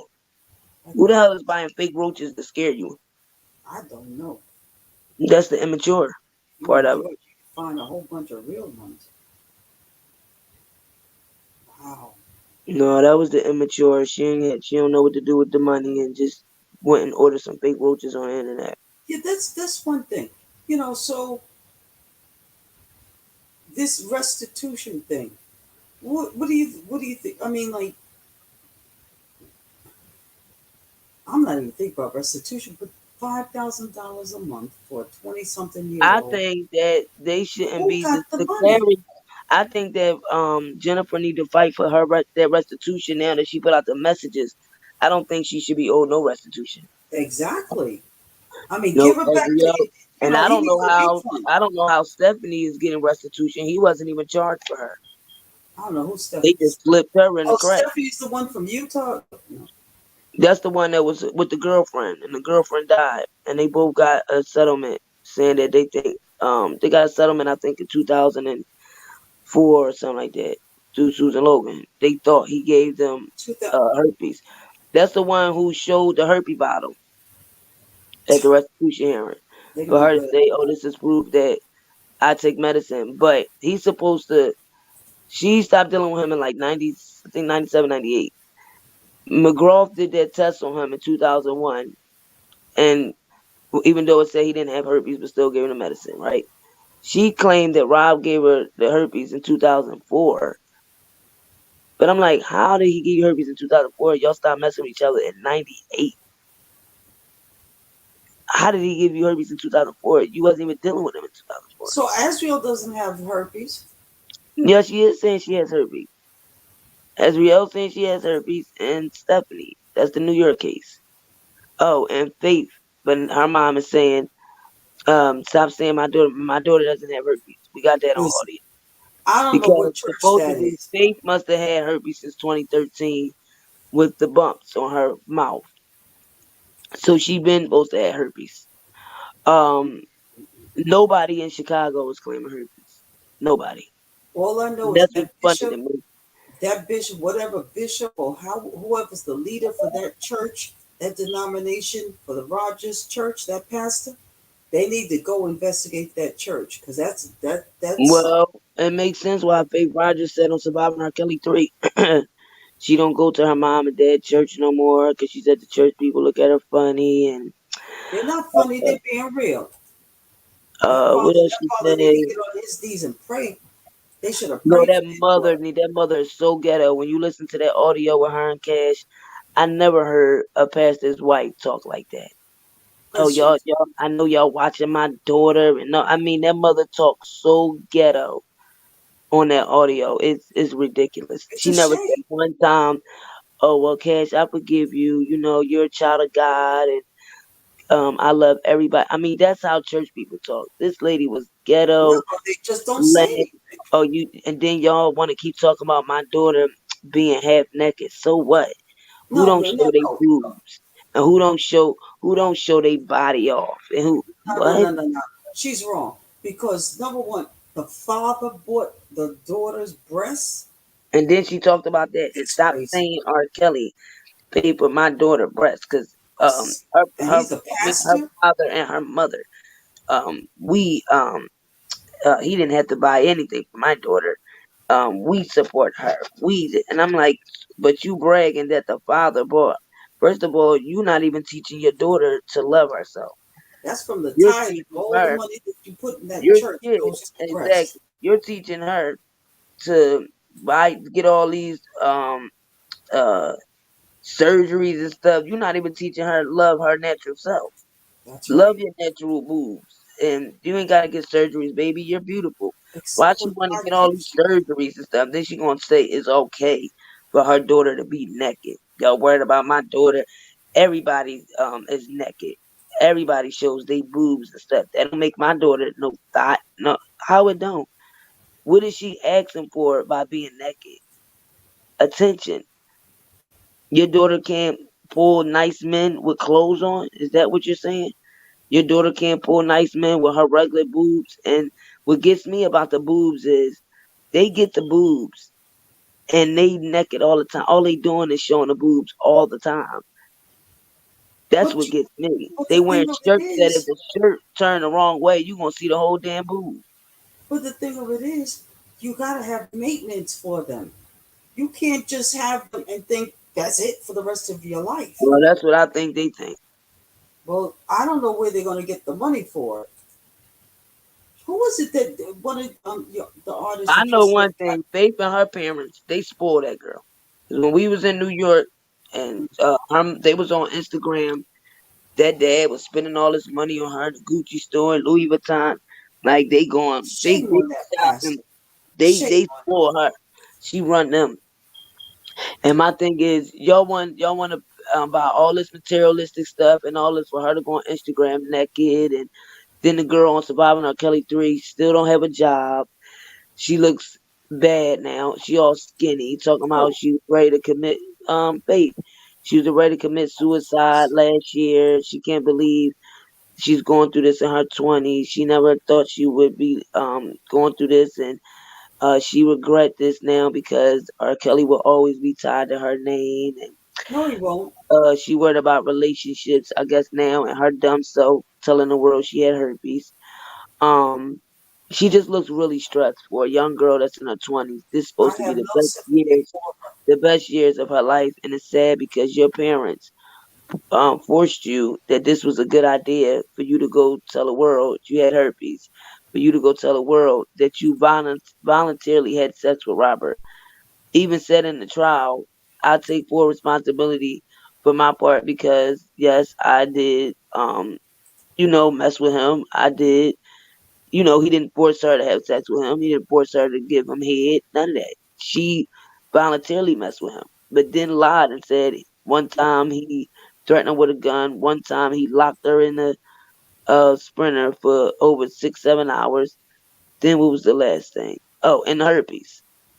The thing that gets me is that with that father, the pastor, because they say the sins of the parents fall onto the children, but that father, I don't care who that person was, I don't think he should ever have told the judge that there were people saying things against him, because he knew that was going to happen and it could happen. And it's going to still happen. No, he said it on Surviving R. Kelly 3 that somebody came to their old house threatening them. I don't believe it. No, and that they went had to move. And that, no, they said on Surviving R. Kelly 3, and they said, because that's the first time I ever heard it, and they said that somebody threatened to burn down their church, R. Kelly supporters. Then they said somebody came to their house in a car. It was parked outside. No, I don't believe it. I don't believe it. R. Kelly support. It's people who love the church. I don't believe it. But somebody threatened to hurt all of them, that they were going to take all of them out. So everything is all coming from R. Kelly. Everything. You know what I always say? If R. Kelly was such a killer and such this mean guy, y'all wouldn't be doing half of the stuff y'all did to him.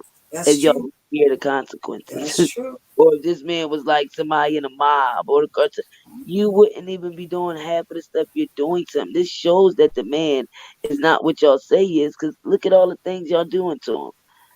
Somebody that was abusive or you scared that's going to do something to your family, who the hell going to go extort the man and all of this shit? Right. 30 years having sex with a woman. I couldn't believe when Lisa Van Allen said Daryl McDavid told her, usually people get he said people get murked for stuff like this. And she made this big thing like, oh, this was so bad. And Jennifer said, wait a minute. So when you went back to get your money and to do the other lie detector test, nothing happened? She like, what you mean nothing happened? She like, you're alive. Nobody tried to kill you or anything? She's like, no. She was like, oh, because you just said Daryl McDavid threatened your life, but you went back to Chicago by yourself with no man, no security, nothing, but you was afraid somebody was going to kill you. Girl, stop it. Who the hell going to go around these people that you claimed was going to kill you, but you went back to Chicago by yourself, no weapons, no man with you, but you was afraid that they were going to kill you? Jennifer said it. Then you made it out safe? She said, well, obviously, because you're alive. And she looking at Jennifer like, what are you talking about, dummy? You just said that the man threatened your life and you thought that they was going to kill you and your family, but you went back to Chicago by yourself? I think a lot of these females, that's because you knew they wasn't going to do nothing to you. And that's never the thought sad it was part. going to get this big. And I don't think the Clarys did either. They never wanted it to. You can tell in that video where Tim like, oh, since the Clarys don't want to participate, we gonna throw them out there. How you gonna put somebody else stuff out there just because they don't want to show up to the press conference? So you just gonna throw their family stuff out there? Let me ask you, what do I look like going to find my child? Now I'm just a regular, regular Joe kind of a person, and my child is living in a mansion, traveling across country, traveling out of the country, getting $5,000, a month, living better than me, right? Now I'm gonna go save her. I would think that me as a parent would say, make sure I get a Mother's Day gift or something like that. Take save whatever the daughter gave me. I can't save it, cash it. If my daughter's doing good, I'll be doing good. They went after the daughter because she was doing a natural thing of having sex. How foolish are these people? A black man has sex with more than one female, and he gets 30 years in jail. Shit.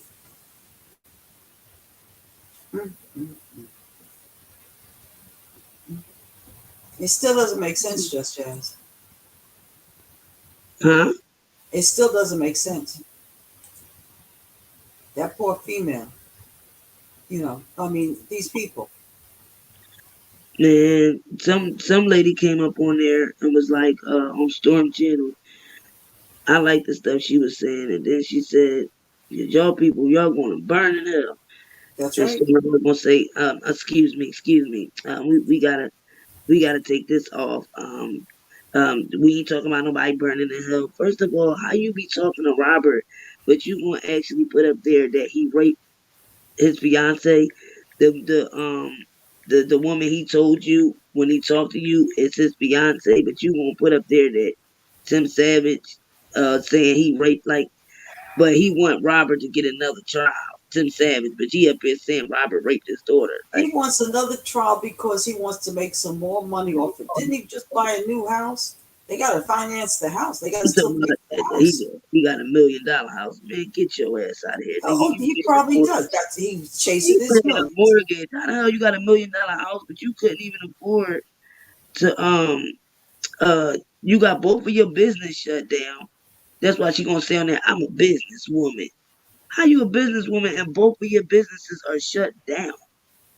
And what businesses you got? Oh, I'm a part of a human trafficking organization. The one I showed y'all yesterday, the PMR. I guess they supposed to be their PRs now, whatever. Nonprofit for sex trafficking. But who's sex trafficking? I have no idea. That's what I don't understand. You using a story and a situation that never happened because your daughter sure ain't been sex trafficked. That's crazy. I don't even know how some of these people can sleep at night. They can't. Look at them. That's why they're so skinny. And they can only wear, the hair falling out. They can only wear wigs. But that's okay. Because they brought a lot of people,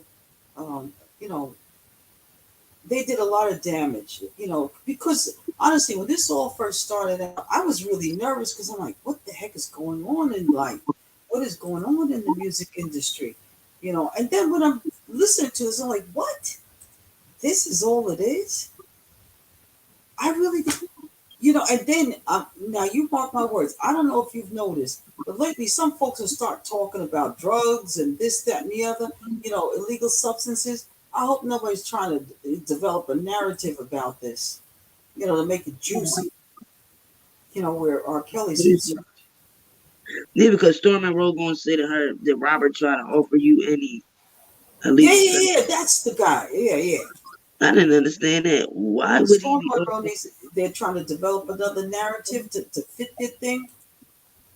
I'm telling you, I can't stand him. I don't care. That's why I kept saying when he did them interviews with Robert and all that, I don't care what nobody say. He wasn't for Robert. Well, I think that's because Levi wanted, that was the best he could do to try to get the name out there or whatever. And then Levi had to come up there and do what he did. He come up there all retarded. Yeah, why y'all up here attacking Mr. Savage? He's the best thing. He did more for Robert, my cousin, than anybody.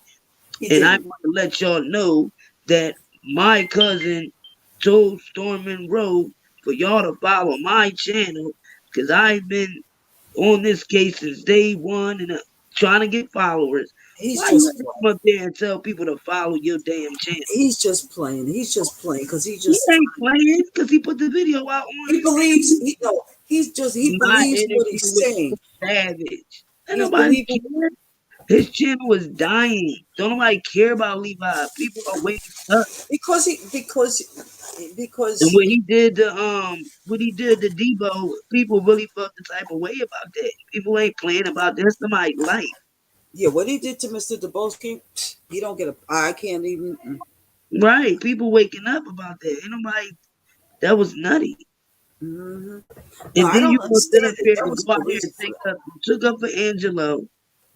You took up for Tim Savage. Then you got one other one out here saying that the text messages are fake. Like what? And then it makes sense. He come out here and say the text message is fake.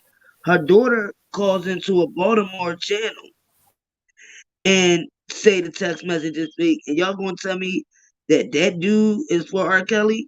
Why would you say the text message is fake when this clearly shows they set this man up? But you supposed to be his mentee and all of this. As soon as you come out and say they fake, all of a sudden the daughter come out and say they fake.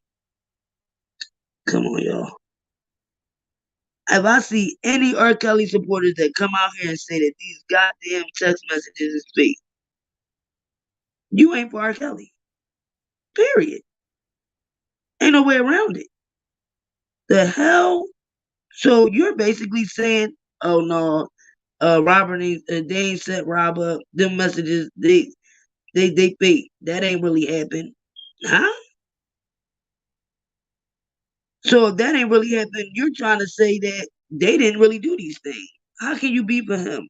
How can you really sit there and say the text messages are fake when Jennifer Bonjean requested for them to release these text messages because she's about to do her opening brief? Didn't I just say? Weren't there a couple of Geddes and Shiata? Oh, they made an arrest. What? Say again? Oh, they did an arrest for the Cash App guy. It was the fellow tech executive. Somebody he knew. Yeah. All for the dollar. Tech.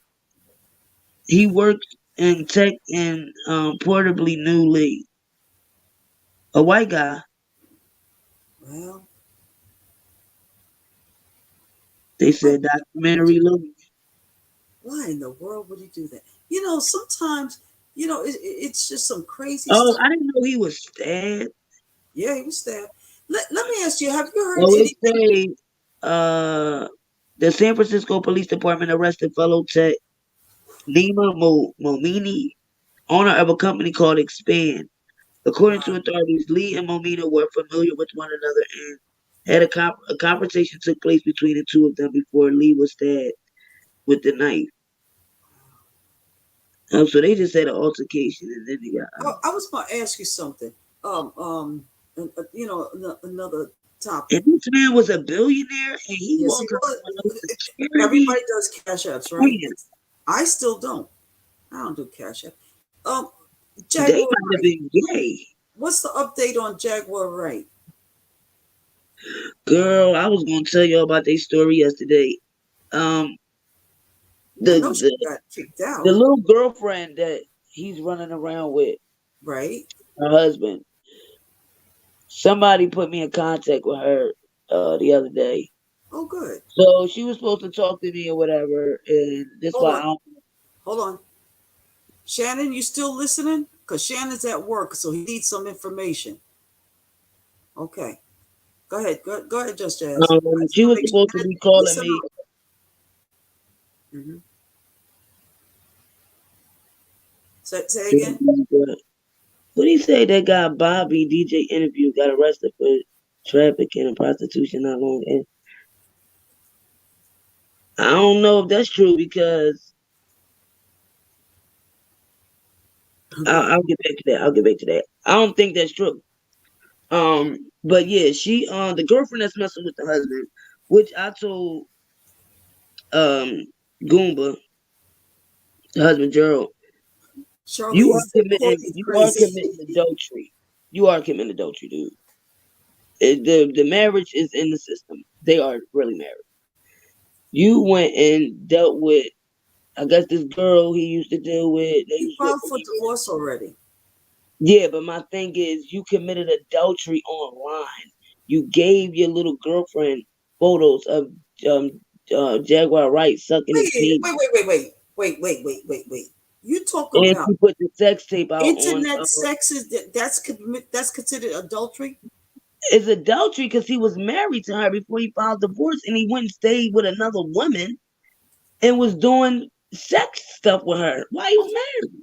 So what? So all right. So he didn't want to be with her. He wasn't legally separated. You have to get legally separated. You can't go be married and go stay at a woman's house and have sex with her and have her making her pages talking about Goomba's wife. You supposed to take care of the separation and file for divorce before you go do that. You don't do that while you just left. He's not smart at all, and he got himself into some legal issues because of it. And unfortunately, his mom and them was telling him, like, if you done with her, go do the papers and all that. They told him this 3 months ago. He didn't listen. He instead let this girl go through his phone, pull all these sex videos of him and Jaguar, make up a what is it called?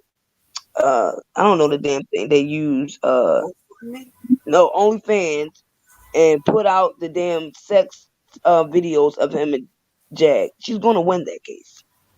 These were videos intimate with her and her husband.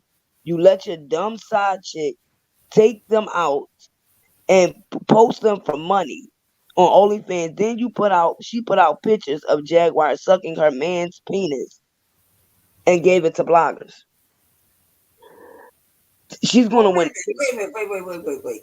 So did you see the face while you saw the face? Yes, it was Jaguar and everything. It was her. It was Jaguar. It was Jaguar sucking her husband's penis. Yes, it was her. You saw the husband's face. It's her and him. I ain't gonna lie to you. It's her and him.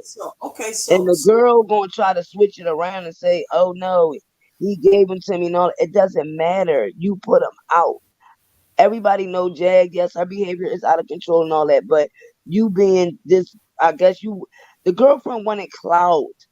She even said on King whatever the guy channel was when she first went over there, Goomba was asleep and she took Goomba phone while Goomba was asleep, and she was up there talking to Jag and the guy, and they like, well, where Goomba? And he wake up, oh, I was asleep. She went in the man's phone. Okay. She even said, I liked it, you, Jag. I told him when I first found out that y'all was together, I'm like, oh, I like her. She the truth. And until all of this stuff. So you're basically saying you were a fan of his wife. You've been watching his wife videos and all this. Then all of a sudden, they start beeping. This happened. Now all this is happening. I guess she really got mad because Jaguar put out all that stuff about her dad having sex with her, don't know her baby daddies. She named the kids after Goomba, knowing Goomba can't make kids. Goomba told her his mom got a blood test on the kids, came back, it wasn't. So, of course, Jaguar went and told everything that Goomba told. And Goomba did tell her all that stuff. You know how it go. When you get married with a chick, you tell her about your past relationships and all. He did tell her. But the girl want to do the fame thing. Goomba, his future wife, make up a channel. Start dropping pictures of Jaguar and him. Start dropping videos. They even opened up OnlyFans. Start charging people. Then had another content creator leak the sex tape. Stupid. I didn't know Goomba was that young. But then I forgot when she said when she got with him, I'm not used to dealing with guys this young. You almost close to my the son that died age. I'm like, damn, that makes sense. That's why he asked. How old is this woman? Who, Jaguar? Yeah. Jaguar Wright, she's a singer. She from Philly. I remember when she was living over here before her son got killed. She was a good singer back in the day. And I think everybody she want to say Jay-Z and them did all this stuff to her and the industry, but I don't think so. I think that Jag really lost her mind when they killed her son out here. Now they slipped And us she up. think that the industry did it and all of that stuff. But again, I think that Jag lost her mind.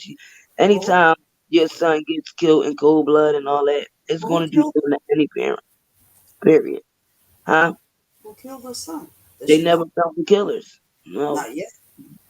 Nope. Never found the killers. But so you know the girl that was saying she was R. Kelly's daughter. Yeah. Her and Jag is beefing now. Did you hear the video? No. You ready to laugh? Oh. So didn't I tell you a Is couple Shannon months ready? ago? Didn't I tell you a couple months ago that her and that girl was gonna fall out eventually? And didn't I say that that girl was very smart and she was observing everything Jag was doing? Yeah. So now she's telling Jag, if you don't keep your fucking mouth closed about me, the internet gonna hate you because I'm putting out all your fucking business. She said you wasn't taking care of me. Your mother was taking care of us with her check. Come to find out, remember I told you that they told me that Angela didn't get a check? Yeah. Jaguar said yes she do. Oh. So she said your mother electric got cut off because Goomba took the electric out his name and left their mother in there with no electric. I thought that was sad. But she put the electric back on in her name, Angela. And remember when Jag was locked up, she bailed Jaguar out.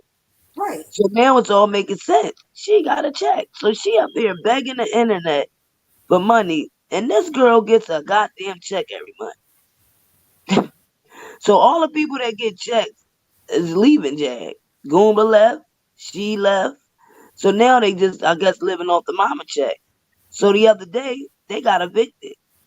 So the way that Angela's saying that, I guess they've been threatening to evict Jaguar. Supposedly her husband and her mom is the only ones on the lease, and she want to brag about that. Oh, I wasn't on the lease. My mom and he was. What is that to brag about? That means that you wasn't paying bills at the motherfucker. So they I don't know if they was kicking Jag out because he took his name off the lease, and they probably figured the mom can't afford it by herself with her only income. So they put them people stuff out in the goddamn middle of the damn parking lot. It was so sad, man. Right. I saw that. Then she had her mom looking for her pocketbook. Girl, you ain't lose your pocketbook. You just didn't have nowhere to take that stuff. Yeah. And you stalled and had your mom that got diabetes out in that damn heat looking for a goddamn pocketbook that don't exist. Then later on that night, she's up at a hotel. So I don't know what they're gonna do. They're gonna probably find somewhere to live or whatever, because it looks like Jag ain't got nothing coming in. Cash apps must have stopped, so she don't even get. I thought she get some type of check or something. She don't even get a check. So the son is not retarded. The dad did an interview with AT2 the other day, and he hopped on the panel. It wasn't planned. He said his son has been evaluated almost 3 times. He was never diagnosed with autism, autistic, retardation, nothing. He said his son, it's just, I think his son just speaks real proper. And people take that to say that he's retarded. So Jag runs around telling people that her son is autistic to get a check. So the dad said, no, he's not. The dad said he could come back anytime, but he's not coming back to sit and play video games all day. He has to work because that's how you live in his life. He said he's 20 years old. His son is now approving Jag's behavior, so he can't come back to his dad unless he going back to school or getting a job. Because he said now he has to pay his son student loans because he put his dad in debt because his dad, I think, approved of the loan or something like that, and he dropped out of school. He said the first year he had good grades, second year he flunked, and he wanted to go back to Jag. And this is my example of some kids love their parents even if they know they're dysfunctional. Right. He was away from his mom for years because his dad had got custody when they were living in Chicago. And he said he paid the best lawyers every time she got attorneys. He beat every time. Jag never paid child support. But he didn't think when his son got older, he would have wanted to run after her. He thought when he was younger, he would have wanted to do it then. And then, since he didn't, he said he didn't think when he got older he would have wanted to do it because he thought he would have understood her actions wasn't, right. But he wants to be with his mom. She's always been like this. Well, I guess since they've been divorced, since she's been out the industry. He said when she was even in the industry, they had a couple fights where she burnt him with a lamp, took the lid off the lamp and put the bulb thing to his neck as he came home late one night. Then she threatened him and told him she had sex with another guy. And he said he felt bad that he didn't adopt her first son because he know that if he would have still been living. Because they had different fathers. He didn't know who his dad was and stuff, and he was in the street. And he said the reason why Jag is really hurt because 3 days before he died, Jag was running out here saying F him, he's dead to her, and they were beefing. So he said, imagine you beefing with your son, he don't talk to you, and then get killed. So he said he still prays for her, even though that's his ex-wife. He said he prayed for her every day. I think he's Muslim. But yeah, he said he prayed for her every day. He prayed for her, hope that eventually one day she gets it together. Because he said that's still my son, mom. But he said I'm not approving of her actions. Like he said, all y'all want to give her cash apps on this YouTube stuff. I don't know why y'all doing it. He said, and he really feel bad that her mom is approving her actions too. And she said that her mom was schizophrenia. He said that's not true either. He said that her mom is not schizophrenia. So I don't know if how can I say this? I don't know if now this is the only thing I don't appreciate with Angela. She's still running around all stupid talking about Rkelly's her dad and Aaliyah's still her mom. Now Jag, I'm gonna let y'all hear Jag cussing her ass out, telling her you a liar and you're not gonna make it far because you don't even want to tell the truth. This So is the last one, most recent. Yeah. Okay. She still wanna run with that Robert is her mom and dad and all that shit. In the mix of Jag gotta go her way. And she moved in with another supporter who was supporting her like Jag was. And she asked the lady because she lived there. I don't know who this lady is, but supposedly this lady is supposed to be like known. Her baby father supposed to got killed. He supposed to be a rapper. Jag and this lady supposed to know each other for years. This who Angela supposed to be living with. Oh, she's living her best life. Oh yeah, honey, because she said I ain't going back to Detroit. She said I got too many enemies there. Yeah, her family.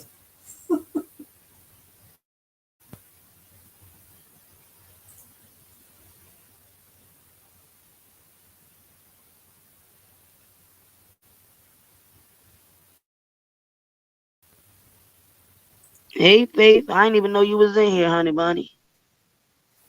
Oh, she's here again? Oh, she came in. Hey, Faith. Good morning. Wait a minute. Faith said Jag is back in prison.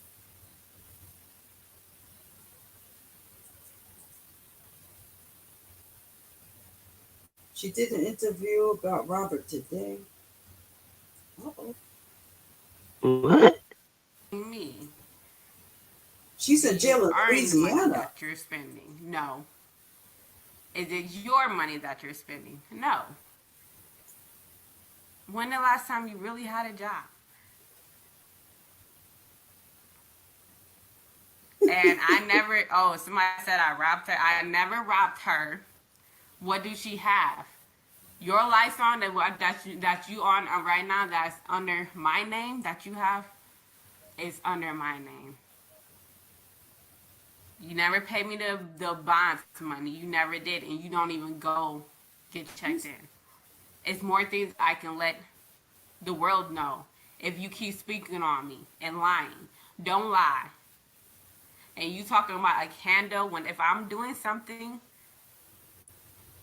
I don't have time to go. Your son offered to go get the candles out of your room that you wanted to do whatever you want to do in that room.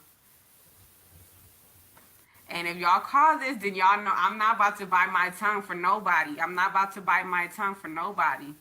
She gonna trying to bring us as a storyline when we end it amicably. I said I'm not going with you. I'm not.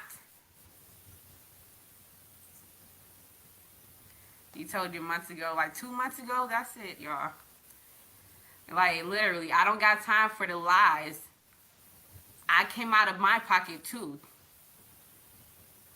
I'm not comfortable living off your mama. I'm not about to do that. I'm not about to do that to her. I'm not about to do that to nobody else. You need to be honest in your life and what you do. Like I said, I'm willing to start over just for my life to be better. And I didn't.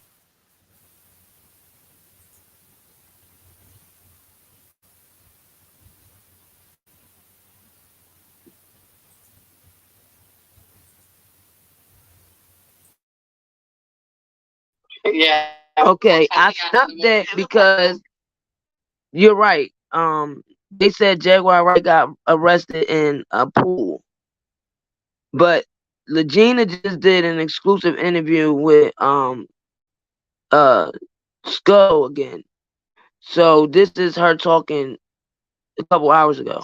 Get the likes up, y'all. If you're here rocking with us tonight, Legina Gold is in the building, y'all. Make sure y'all turn the likes up, y'all. Legina Gold is here.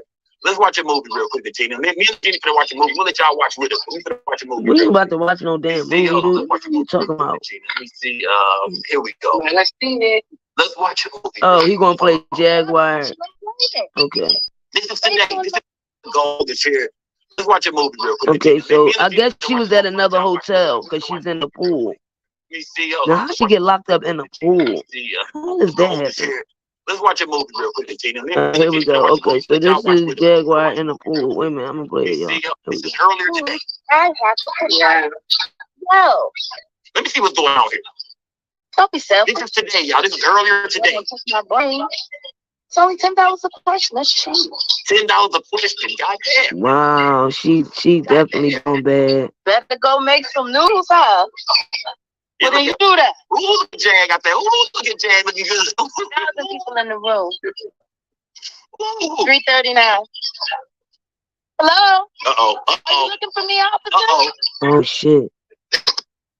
Oh shit. They Did coming. they send you out here for me? Oh wow. I'm in the middle of a live broadcast. Why she in the pool? Wow. My name is Jacqueline Suzette Johnson. And why are you looking for me, officer? There's a warrant for you. Mesquite, Texas. There's a warrant for Brother Johnson. I never lived in Mesquite, Texas. I don't know if you live there or not. That's what you made both guys. My date of birth is 5/17/1977. I've been being stalked online all day. Okay, well, right now, you have the right to remain silent. Can you say king? Wow. They're reading me my rights. What the? Whoa. She said she been stalked all day. They said she got a warrant for her arrest in what part of Texas? Put a 1 in the chat if you guys understand my rights. Well, at least you guys read rights. They don't spit in DeSoto. You got your rights, man? Is that ready? Yes, I do. You have your ID on you?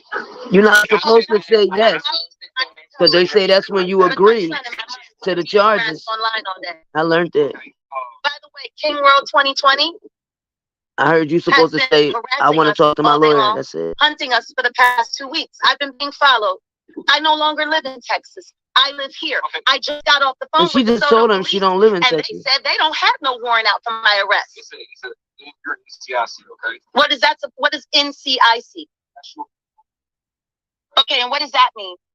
It means that you wanted full exhibitions anywhere in the state. For a class C Whoa. misdemeanor? That's what I was charged with. Okay, guys, I think I have to go because I think they're going to arrest me now. That's Jaguar right So, Ma, today. you know what to do? Put on her line. Kimmy, I'm turning everything over to you. Please make sure my mother and my son know that I'm being arrested again for doing absolutely nothing wrong. Okay. Okay. Bye. Damn, they dirty. They arrested her in the goddamn pool. Okay. Somebody had to give up her location because how the hell did they know? That's why I said the other day when she kept talking about legacy apartments and legacy, she shouldn't have never been she shouldn't have never been saying that because she turned around and some lady was recording her. Some lady named Gemini, somebody had a nerve to go park near the apartments and was recording her. Jag called her. You don't go up to where nobody live at. That will get your life taken. These people on YouTube play a lot of games. I understand they think Jag is funny and all this, but you don't go up to where nobody is at and think it's cool so you could get some content to record. But somebody must have had to know. How would they know to go book her and she in a freaking swimming pool? Did y'all hear what he said? He said you want it everywhere. Let me rewind that back. What? But well, what are the charges? Gina and them ain't had nothing to do. Somebody had to know she was at this hotel. But what's the charges? You ain't hear what she said? Oh, at least you reading me all my rights. He said for criminal something. Now remember that last case that Legina bailed her out? Remember when Legina just said on the audio that I just stopped? She said, I paid for your bail with that, and you never even went to report like you supposed to. Remember that? Oh. So I think that might be why they booked her, because Legina can get booked by paying her bail and she not reporting. You sign saying that you're gonna make sure this person check in, come to court, da da da. So I don't know if they contacted Legina and Legina said, shit, this where she at, go get her. I ain't going to jail for her ass or something like that. Let me let y'all hear it again. You gotta listen real closely. That guy said you are under arrest. Holy shit.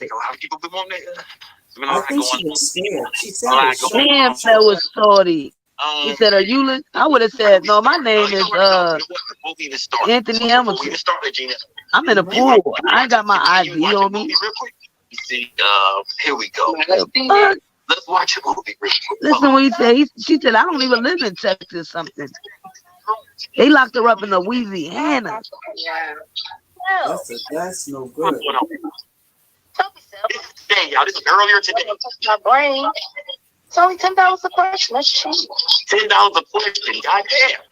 Tell Faith. Faith, you go bail her out now. But Faith. Make some noodles out.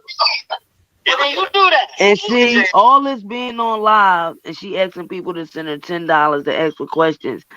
This is how all her haters, and I ain't gonna lie, King World, he play a lot of games too. I guess he was beefing back and forth with her, but you a grown man. And if you got your subscribers chasing this lady, trying to book her and all that, I don't find that funny because she got a freaking mom that's in a hotel with her son. Her mom takes insulin. She got diabetes. So now while she's getting locked up, her son don't have a driver's license. I don't know if the mom do. So the car gonna say, what's gonna happen with her mom? That's the sad part of these people trying to hurt Jag. They even called the adult, I guess, DHS people to come out on the mom last week. The mom said, well, while Jaguar was at the store, these people came out here talking about, are you hurting me? And am I getting? She said, yeah, my daughter ain't abusing me. Yeah, I get my medicine and stuff. And Jaguar wasn't even there. But while she was there, the cop walked up. Who's I forget the name he said. It must be her mom's first name. She said, that's my mom. Oh, we just got a call that your mom is in harm's way. And like, these people crazy. Now she getting booked in Louisiana. Her mom don't know nobody out there. They from Texas. She going to jail. Mom probably, I hope mom got enough money to even stay in a hotel. You don't know if they check out was tomorrow or what the case may be. This lady needs the insulin and everything else. Her daughter being, and you don't know, they probably gonna hold Jag because if it's from the original criminal case that the lady over on what's that name? Shantae, her channel, she lied and said, well, I ain't gonna say she lied, allegedly. She said Jaguar right. She arrested threats to her online. I think she only did it because she was trying to help Legina's family get Legina. So when she did it, that's when Jag went into the police station and got locked up. That was that incident. they were trying to look for Legina, and some way they put in the system that Legina was a missing, under the thing as missing or something like that. But remind you, Legina is grown. Her family told me she didn't get a check. Now that I found out the other day she get a check, I don't think that she is the mentally disturbed like they trying to make it. Because when her family got her book, they said she was saying she was Rkelly's daughter and Aaliyah's daughter, and she was online saying all these crazy things and everything. But I'm like, the only way you can get somebody on hold like that, they gotta have a background of mental issues. You can't get nobody placed that fast. They gotta have a history. And when your family be able to prove to the doctor that it's stuff going on, then they'll put a hold on you. And they put that hold on her fast. They released her after, I think, 7 days because she seemed to them she was okay and told them she would go to outpatient. But after Jag got locked up, they got in the system that she's missing. I guess, mental adult or whatever the case may be. Now, Legina's with this other girl now. Now, Jaguar done got out the mental institution. Now, I think it's this criminal thing. Because Legina said on that live just now, you don't even go check in. When you pay a bill and they tell you got to come report, court and all that, and you don't, then they will put a warrant out for your arrest. How the hell did they know the girl was in Louisiana in the pool? Unless she got a hotel in her name and they ran it, or unless she did something stupid on this live where somebody seen a sign or something, because that don't make sense. The whole time she was in Texas, why they didn't grab her? GPS? I said the only way if she was on live and showed I'm in a pool. How you gonna know what hotel I am if I don't got my location on? That don't make no sense. Somebody she told where hotel she was at. She had to. I feel bad for that lady mom. It's hot as hell in Texas. This lady, oh man. And then his dad trying to get his son, and his son, they get evicted. But he said, oh, she got evicted about 7 times before with my son. This ain't new. But why would you want your son to be going through all this? I get, oh, he's 20, there's nothing I can do and all this. But he can get hurt or something in the mix to this. Like the mom need to go in some type of home. I think she got other siblings, but I think they don't mess with the mom because the mom mess with Jag. People in the room. Look. 339. Look, she seen the cops right away. You looking for me, officer? We can't see it. Did they send you out here for me? I'm in the middle of a live broadcast. Wow. My name is Jacqueline Suzette Johnson. Johnson. And why are you looking for me, officer? There's a warrant for you out of Mesquite, Texas. There's a warrant out of Mesquite, Texas? Yes. I never lived in Mesquite, Texas. I don't know if you live there. So that's the lady that I think that put that case on her. I think she lives somewhere in Texas, and it might be Mesquite, Texas, because I remember when I listened to that live that time when she said the officers called her when they booked Jag at the police station because she had charges on her, and she was like, they was going to keep her posted and everything. And she said she lived in Texas. So that's probably where the girl put the charges out at. Jaguar probably didn't follow up after she got bailed out by Legina. And Legina probably told them, I ain't with her nothing, but she here. But then again, I don't know if her and Legina was talking because they've been beefing. Was the guy saying, my. 1977. I've been being stalked online all day. Okay, well, right now, you have right to remain silent when you say candy. Oh, by the way, hold on. They're reading me my rights. What the? You're trying to get. She said she's been stalked all day. Put a 1 in the chat if you guys understand my rights. Well, at least you guys read rights. They don't do it in DeSoto. You understand your rights, man? Is that real? Yes, I do. You're not supposed to say that. My whole situation with my son and my mother being harassed online all day. By the way, King Road 2020 has been harassing us all day long. hunting us for the past 2 weeks. I've been being followed. I no longer live in Texas. I live here. I just got off the phone with the DeSoto police, and they said they don't have no warrant out for my arrest. You're in NCIC, okay? What is that? What is NCIC? Okay, and what does that mean? It means that you wanted full extradition anywhere in the States. For a Class C misdemeanor? That's what I was charged with. Okay, guys, I think I have to go because I think He said No, what she's he an NCIC. Yeah, That means national you're wanted anywhere in the states. fingerprinted. Mm-hmm. Huh? Yeah, she has an identification number. I didn't understand that. What the hell? Yeah, But what were the charges? that's what she said. It's just, listen.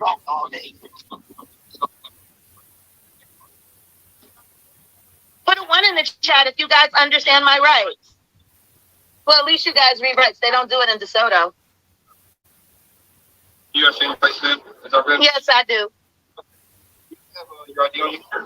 I feel bad about my whole situation or anything like that. With my son and my mother were being harassed online all day. By the way, King World 2020 has been harassing us all day long, hunting us for the past 2 weeks. I've been being followed. I no longer live in Texas. I live here. I just got off the phone with the DeSoto police, and they said they don't have no warrant out for my arrest. You're in NCIC, okay? What is that? What is NCIC?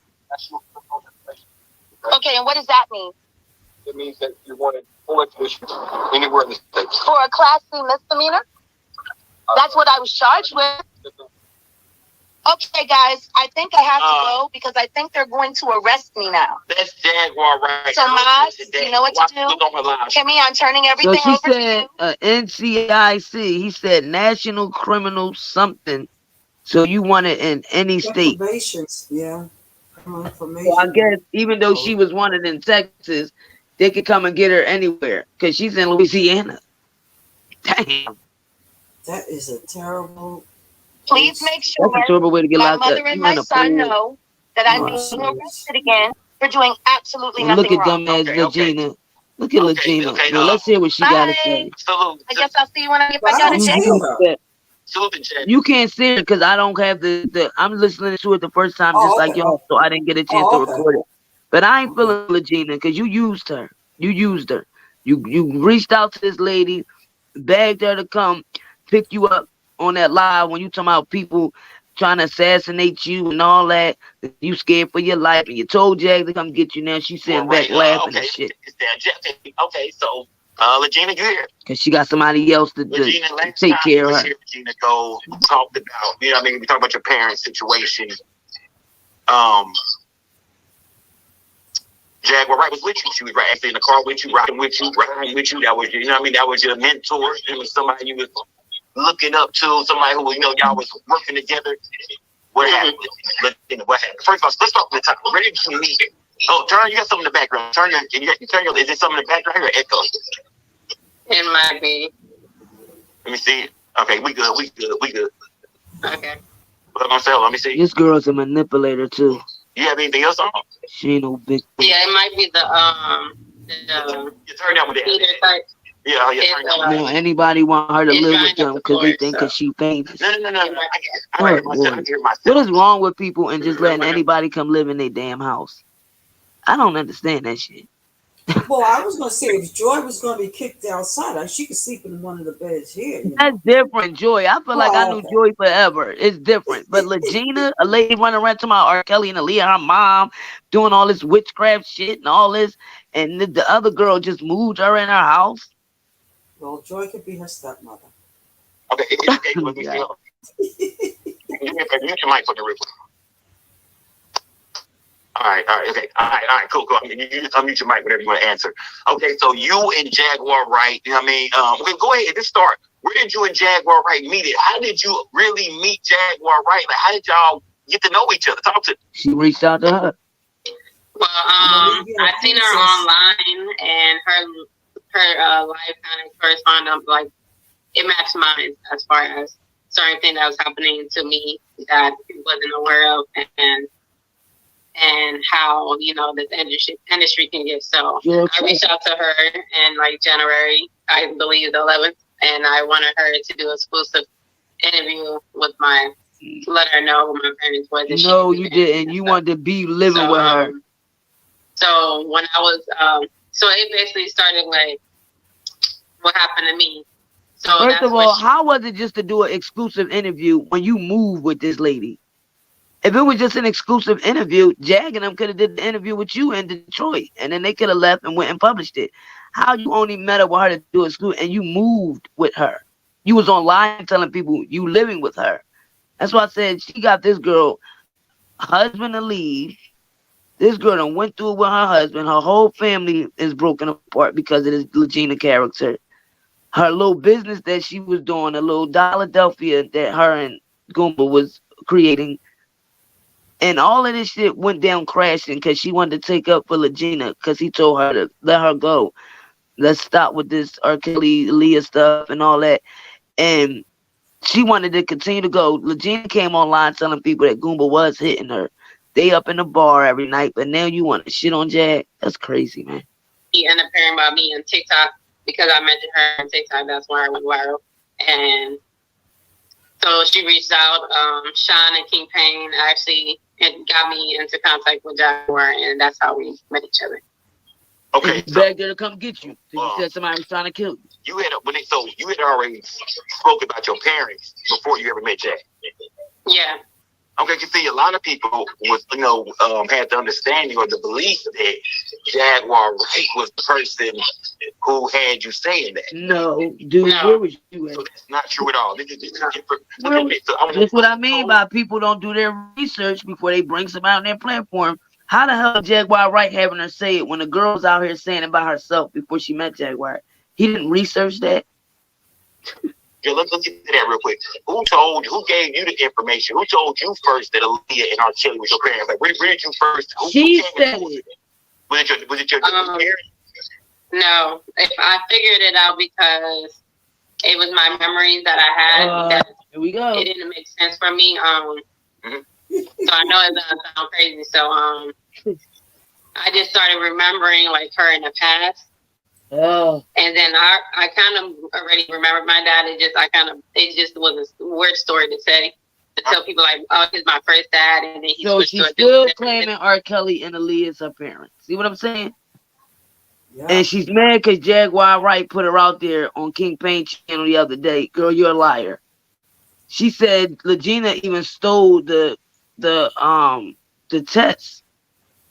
I guess the test for her to take or whatever. Legina took the test with her when she left. So I guess she can try to play people that she ain't gonna take the lie test. I meant the test thing she was supposed to take. Yeah, she took it. For one. So I'm like, yeah, that sounds crazy. And I wonder why, by his reputation, I wouldn't, want to be associated with that. But hold on, so you mean to tell me nobody actually came and told you, Rick? Nobody actually came and said, hey, this is it was just you, just your own memory kind of said it.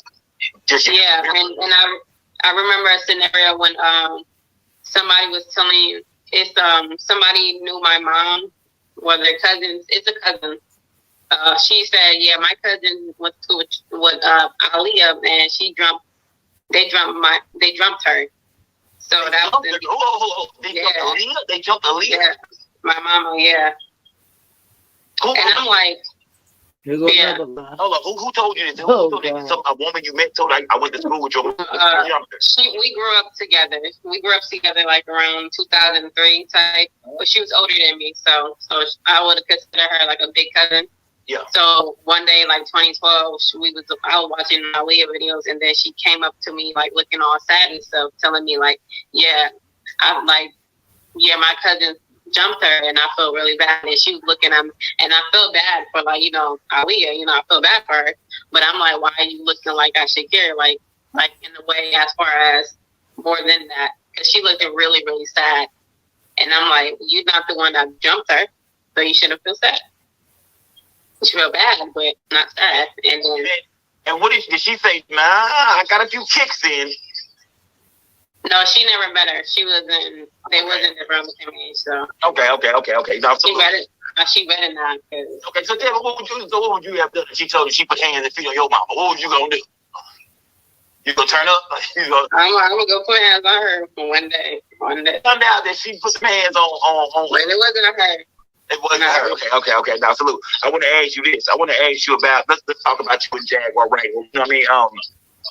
So you told me something. You and Jag met. Well, how did Jag try to help you? She came online. She said she tried to help you. You know what I mean? She did so much for you. You know what I mean? She was your everything. Tell me, did Jaguar Wright ever really help you? What did you learn? Tell me some good things about Jaguar Wright. She have hospitality. I can say that. She when she's not, in her fits or anything, she's very gentle. Mm-hmm. Like, I feel like a lot of things made her trigger or made her hard in life. So she operates from that. Like, there's a lot of good qualities she do have. Like, it just she like to fabricate a lot of stuff. What? And tell me, hold up. She just sit up here and said that this lady like to fabricate a lot of stuff. She just said that. She just said that? Two birds of a feather. Wow. What's the first small fabrication you ever heard from? You know how when you first get to know somebody, you don't know if they a liar or not, but it's always a little hint. Some shit you heard where you was like, oh, what the fuck was that? Like, what was it? Was there any hints or any clues? Like, some shit it didn't have nothing to do with you. You just kind of overheard her doing somebody else wrong? I heard, but I won't discuss that. But I can just say before we met each other, she wanted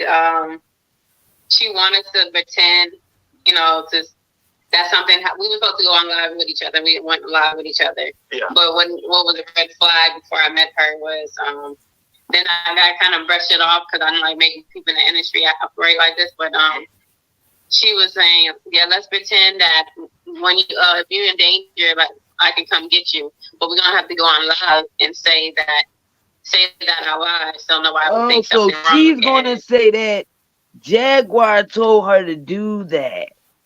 Then I just say that she called Jaguar on live on Day and Night channel and said, Jaguar was like, so you want me to come get you? She was like, yeah, because I think somebody's trying to assassinate me. A truck pulled up outside of my house, and Jaguar was like, I'm coming now. And I kept saying, damn, did tell her to come. That looked like it was staged. No, but they did a live on Day and Night.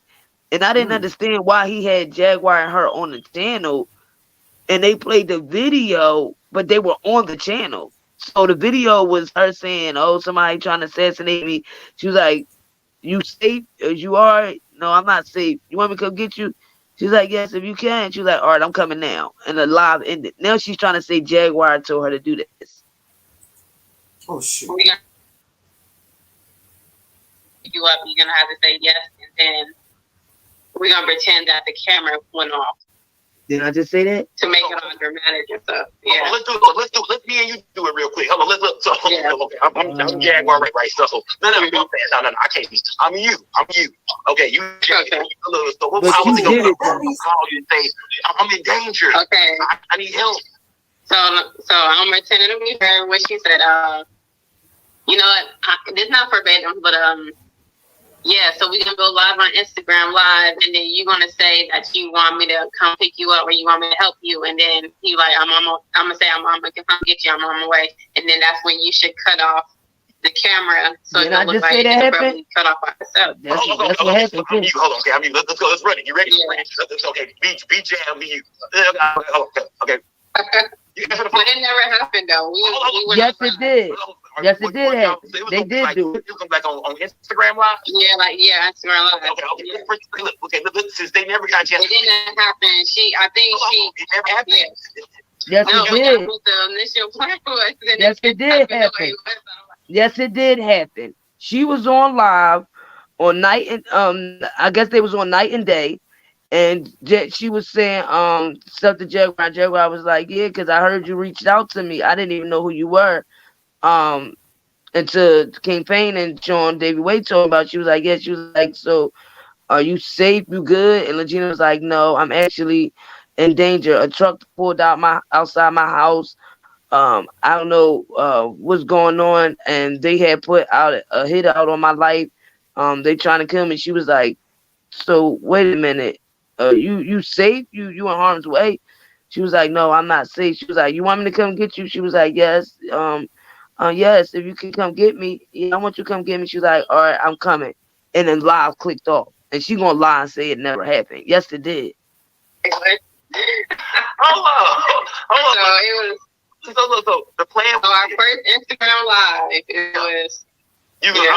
Look, Jag, look, I'm going through some shit. Can you please just come pick me up right now? Please just come pick me up. No, what was happening? She said, "Are you safe?" And I said, "I don't feel safe because somebody broke into my place." Oh, that's deep. But it's like, no, look, don't be safe. Hold on. So she's like, "I can come get you. I can get you out of there." Hold on, is somebody still in the house? She said, "You want me to come get you?" Like somebody's in the house type shit. You know, right before I went live, somebody came knocking on the door, and it was some guy I seen some months ago, and I'm like, "Oh wow." Okay. Oh, wow. And I told her about it.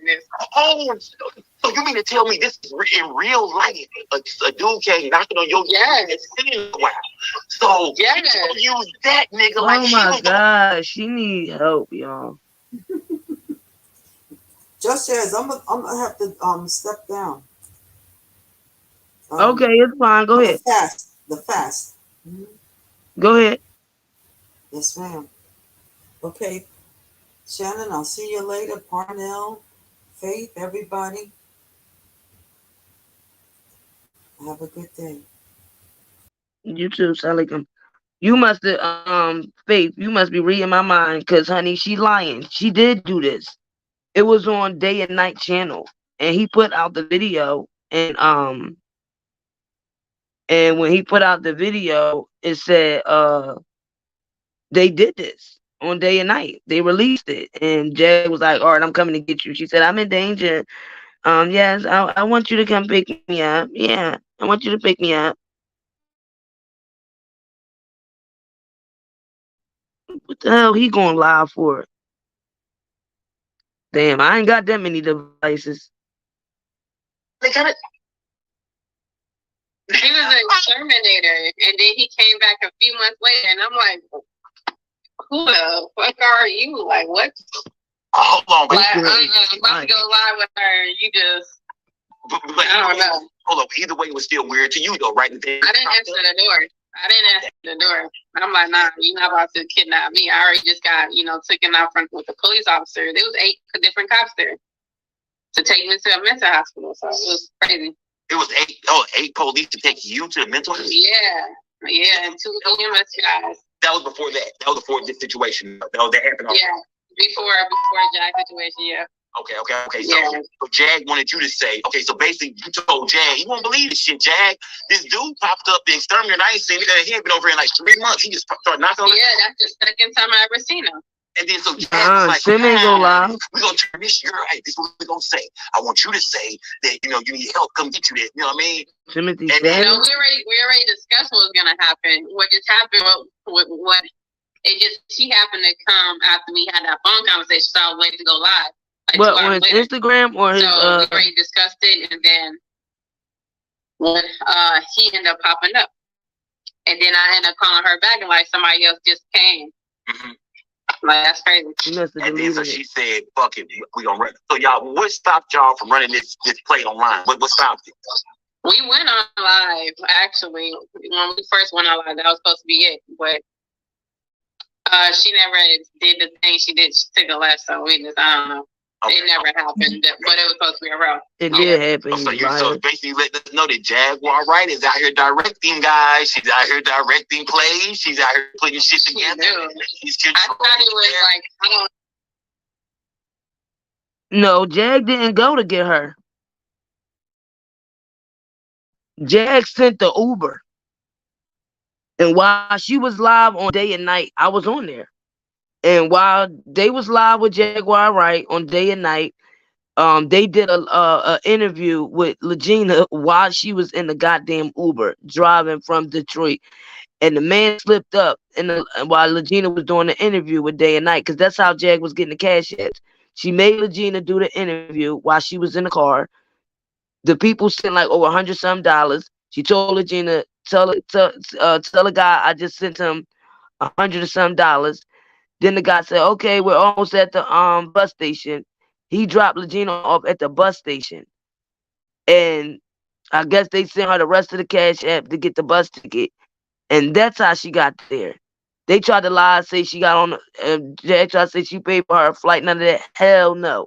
She put that girl in a goddamn Uber to the bus station, and then she got to the bus station and came over to Texas because she was in the car with the man doing an interview with day and night. That's how Jag was getting the cash apps while Legina was doing the interview. Jag kept telling people, "Come on, y'all! It's like 1,400 of y'all in here. Everybody give up $1. We bringing Legina Gold, Rkelly and Aaliyah's daughter. Y'all want these results to this DNA test and stuff? Come on. All you gotta do is send $1. 1,400 of y'all. That's $1,400." Jag was on the live smoking the whole time, smoking the weed while Legina doing the interview, telling them Rkelly and Aaliyah was her parents. I watched that whole interview. That girl ain't getting no damn she ain't getting no damn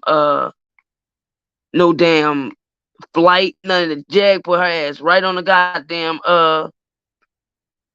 what is it called, Uber. They paid $100 some for Uber. I think she said, tell them I sent them 160. And after the people still, Jag was like, come on, y'all, we need more money. That ain't enough. Come on, we need more money. That ain't enough. I'm like, damn, the hell? This girl really got in a goddamn Uber? And the man slipped up and said, okay, we almost at the bus station. And that's how everybody knew. The people in the chat was mad because Jag was on the phone, I guess, with the weed man. And I guess they was outside or something. And she was like, all right, well, how much? All right, and bring me that. And I think she said an ounce or something. And the people in the chat started getting mad at night and day and was like, wait a minute, so you mean to tell us you asking us for cash apps to buy her drugs? She's on live telling the weed person that she's coming. Cause Jay was like, well, I gotta get off of here. I gotta go handle something real fast and go grab something. And they heard the conversation I guess she was having with the weed man on the phone. And every time she was sending money, she sent the money over to her for the ride, and I guess they sent the money to get on the train. And then Jaguar Goomba picked her up from the bus station. But they drove in front of the airport like they picked her up from the airport. So Legina was a part of them lies too. She wanted to sit up here and throw Jag under the bus. But Jag is stupid for sitting up here letting her run with that Rkelly and Aaliyah bull crap. I told y'all from the beginning that girl was going to switch up on Jaguar. I knew it. I knew it. She going to use her for what because her family said that she was a manipulator. And that's what she do.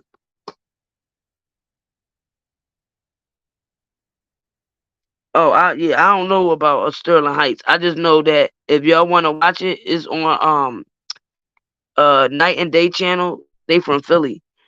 They had the interview with Legina the same day that and the video I'm talking about where she was like, oh, I don't feel safe. Yes, please come get me. That video you're gonna see at the beginning.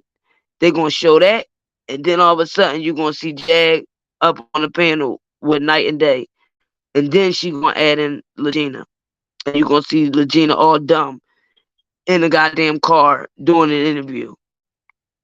Talking about because Night and Day, they lost a lot of subscribers from that. A lot of their subscribers was mad because at that time people was done with Legina. They didn't want to hear the story no more. By the time she got to Jaguar, she done been on Sean David Way. She done been over here. She been over. So people ain't want to hear it. Once she got with Jaguar, they like, oh no, this ain't gonna work. Everybody knew then that she was trying to get cash apps. And that's why Sean Davy Way, he stopped messing with Legina because when he gave up the I seen that already. He been did this. When he collected cash apps. Yeah, when he collected cash apps, his people attacked Sean Davy Way because they said that he pimped them for the cash apps. Because they asked for Legina's cash app. He said, I don't want to give it to y'all because I don't want to dox her. So they gave Jaguar cash app and claimed that Jaguar was going to be sending her the money. Then it came out where Legina said, when Jaguar got locked up, Legina came out here and said she was the one that paid Jaguar Bell. And she was like, no, I paid Jaguar Bell with my money out of my savings. Because Sean David Wade was like, oh, that's what's up, y'all. She probably paid Jag Bell out of all the cash apps we sent her. She came out and was like, no, y'all only gave, Jag only gave me about I think she said like $600 something. And he was like, only? I think she said 400 or 600. And he was like, only? And like, damn, she's selfish as hell. And she was like, that's what Jag said y'all gave. And Jag claimed she gave her all the cash apps. But if Jag gave her 400 and something, god darn well, it was way more cash apps than that. And I couldn't believe that she gonna say y'all only gave like 400 something. Like, girl, you act like these people owed you that. What the hell did you give them? A lie? Because they know that you ain't Rkelly and Aaliyah's daughter. So you gonna sit up into my, oh, y'all only gave up 400. I think it was 600 though. 7, 8, 9. I think it was like 600 because supposed to be like 8 or 9 altogether. I think it was like 600 because I was just pissed when she kept saying, yo, she only gave me like what? Girl, you didn't even deserve 25 cents. You didn't give up no exclusive information or nothing. No, girl, them people gave you that money because they felt bad, and then she went begging for cash apps the day Jag got arrested. She went live on Instagram and they was giving her all this money because she claimed that she didn't have a ride. She was at some place and Jag car was at the police station. So they was giving Legina cash apps that day. It's crazy, man. Really.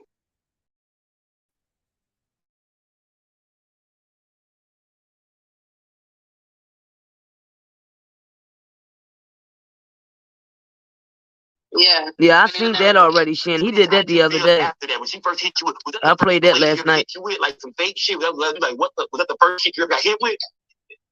Yeah, that wasn't the only one that happened, but it made me feel like, dang, I gotta watch my back. I think I feel like she might help me, but I feel like I gotta still watch my back because you like to manipulate stuff. Wow. Hey, look, that's scary than a motherfucker, man. Jag like to manipulate stuff. Something really do happen to your ass or something like that. You just got on this man's channel and still lied saying Aaliyah and Rkelly is your parents. Don't end up running that play. Tell me about. Let's go back real quick. I heard you say something about police officers. No, but the guy ended up actually coming there. She didn't know who he was. He just actually popped up. So something could have happened. You or that nigga? So hold up. So was he supposed to be there? Like, was anything supposed to be there? No. Yeah, he was supposed to exterminate. He came, and then like a month or two later, he popped up that same day. I was still live with her. Okay, tell me this. And was this nighttime? Was this maintenance man hours, or was this nigga a maintenance man or exterminator? Like they come from a different company? What was he? Got maintenance? He came from a different company. Yeah, he came from a different company, but they said that place hired him. And then he just pop up out of nowhere. Yeah, I'm here to exterminate. You remember me? And I'm like, no. No, this girl is such a fire, man. I know, from the door. He got it last time. Let me ask you. I got to think. You look, me and you cool, right? We cool. Yeah. Keep it 100 with me. Is there any roaches in that motherfucker? Any roaches? Yeah. It has some. Okay, so that's why he's there. Yeah, exterminator. That's what I'm saying. So, he only trying to get in that motherfucker. No. He knocked a few roaches out. No, it wasn't there no more. I already took it out. Okay. So when he popped up out of nowhere after I already fixed everything, was nothing there. And then he came, got 1 month, and then he came, and nothing was there already. And then he came back again that same day. He And want to I'm make I like never this. called you. I'm sorry, but Scope, I don't know if he was trying to be funny, but he really act like he be believing her. Like, I don't know if he just needs some content or whatever, but see, people don't understand this how they mess up their credibility.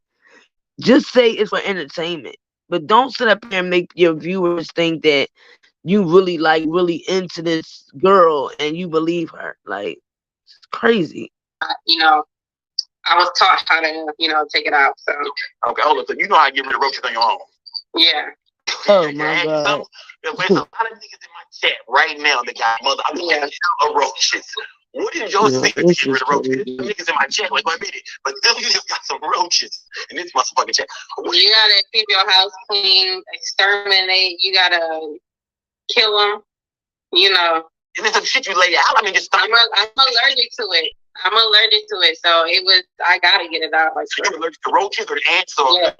all kind of roaches, shellfish, a lot of things, more than 20 things. Okay. So, tell me if Legina, salute to Legina, y'all. The building, Legina Gold is in the building, y'all. Not Legina Silver, but Legina Gold. You hear me? Salute, get the lights up.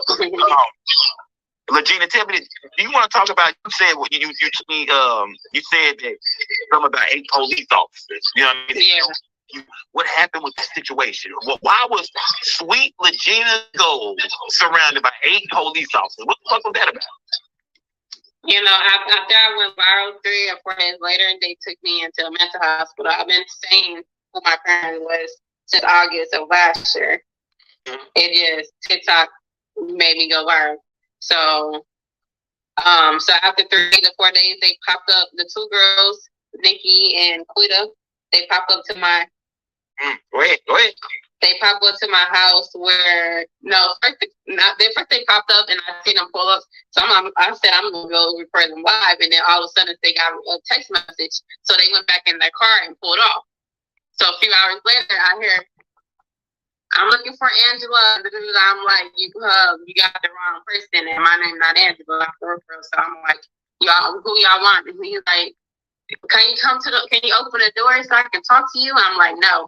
You got a warrant. He was like, no, so you can't be here then. Okay. So he was like, well, I want to talk to you. I'm like, well, she ain't here. So, and then, they ended up walking to Nikki. She's one of the female prosecutors. So they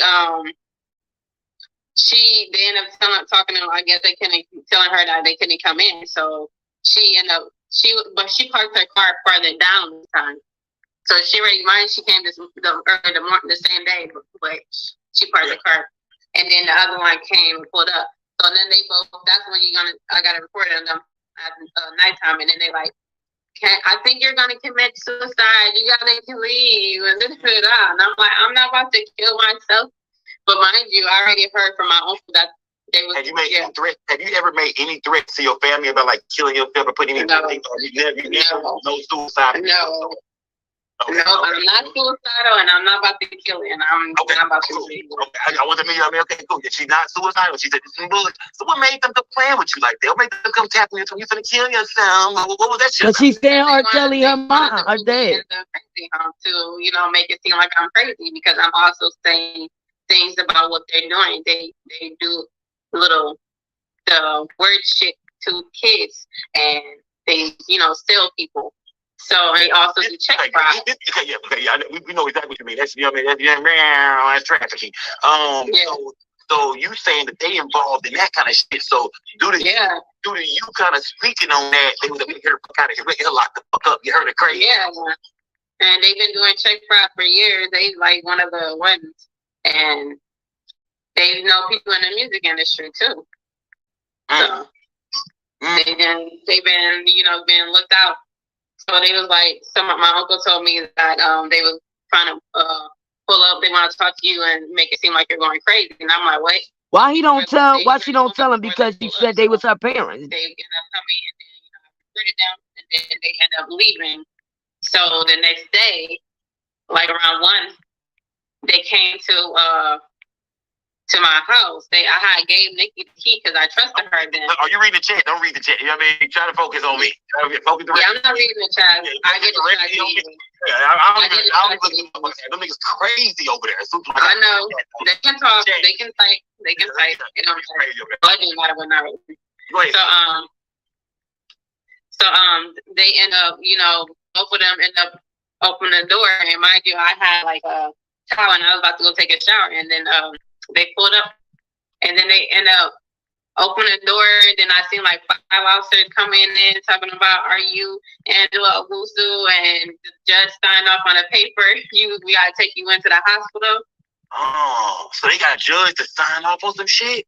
That means How the fuck can a judge sign off on your ass being crazy if he ain't been around you? They ain't seen shit. Because she ain't telling the whole story. Sign an order threatening to kill nobody else. Like, what is? Hold up, Legina. We gotta leave it off the table, Legina. Let's not walk out this interview. We got a lot of people walking tonight. Yeah. Regina, was there anything for this judge to sign off on your warrant to put your ass in the crazy? She said Rkelly was her dad and Aaliyah was her mom. So on the petition, it said stating that a dead famous singer is her mother. Exactly. Tell the truth. And laundering.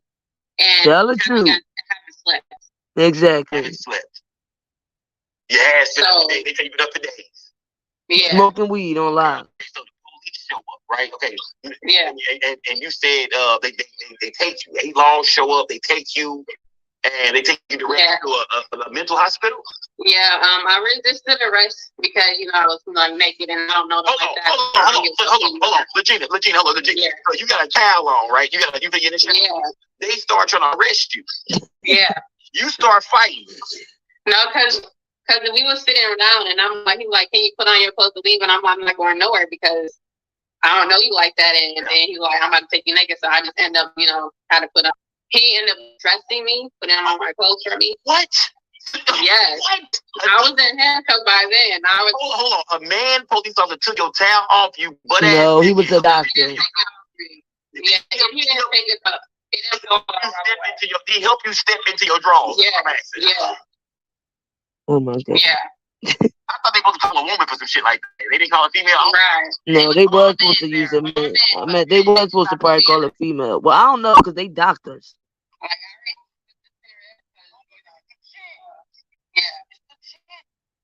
Man, this shit okay. So they take you to the. What happens when you get there? Like, they feed you medication. They ask you a million questions. They put me in the stretcher. I mean, they strapped me down. So I was going to the EMS. They strapped me down and they had me strapped for like an hour or two. So.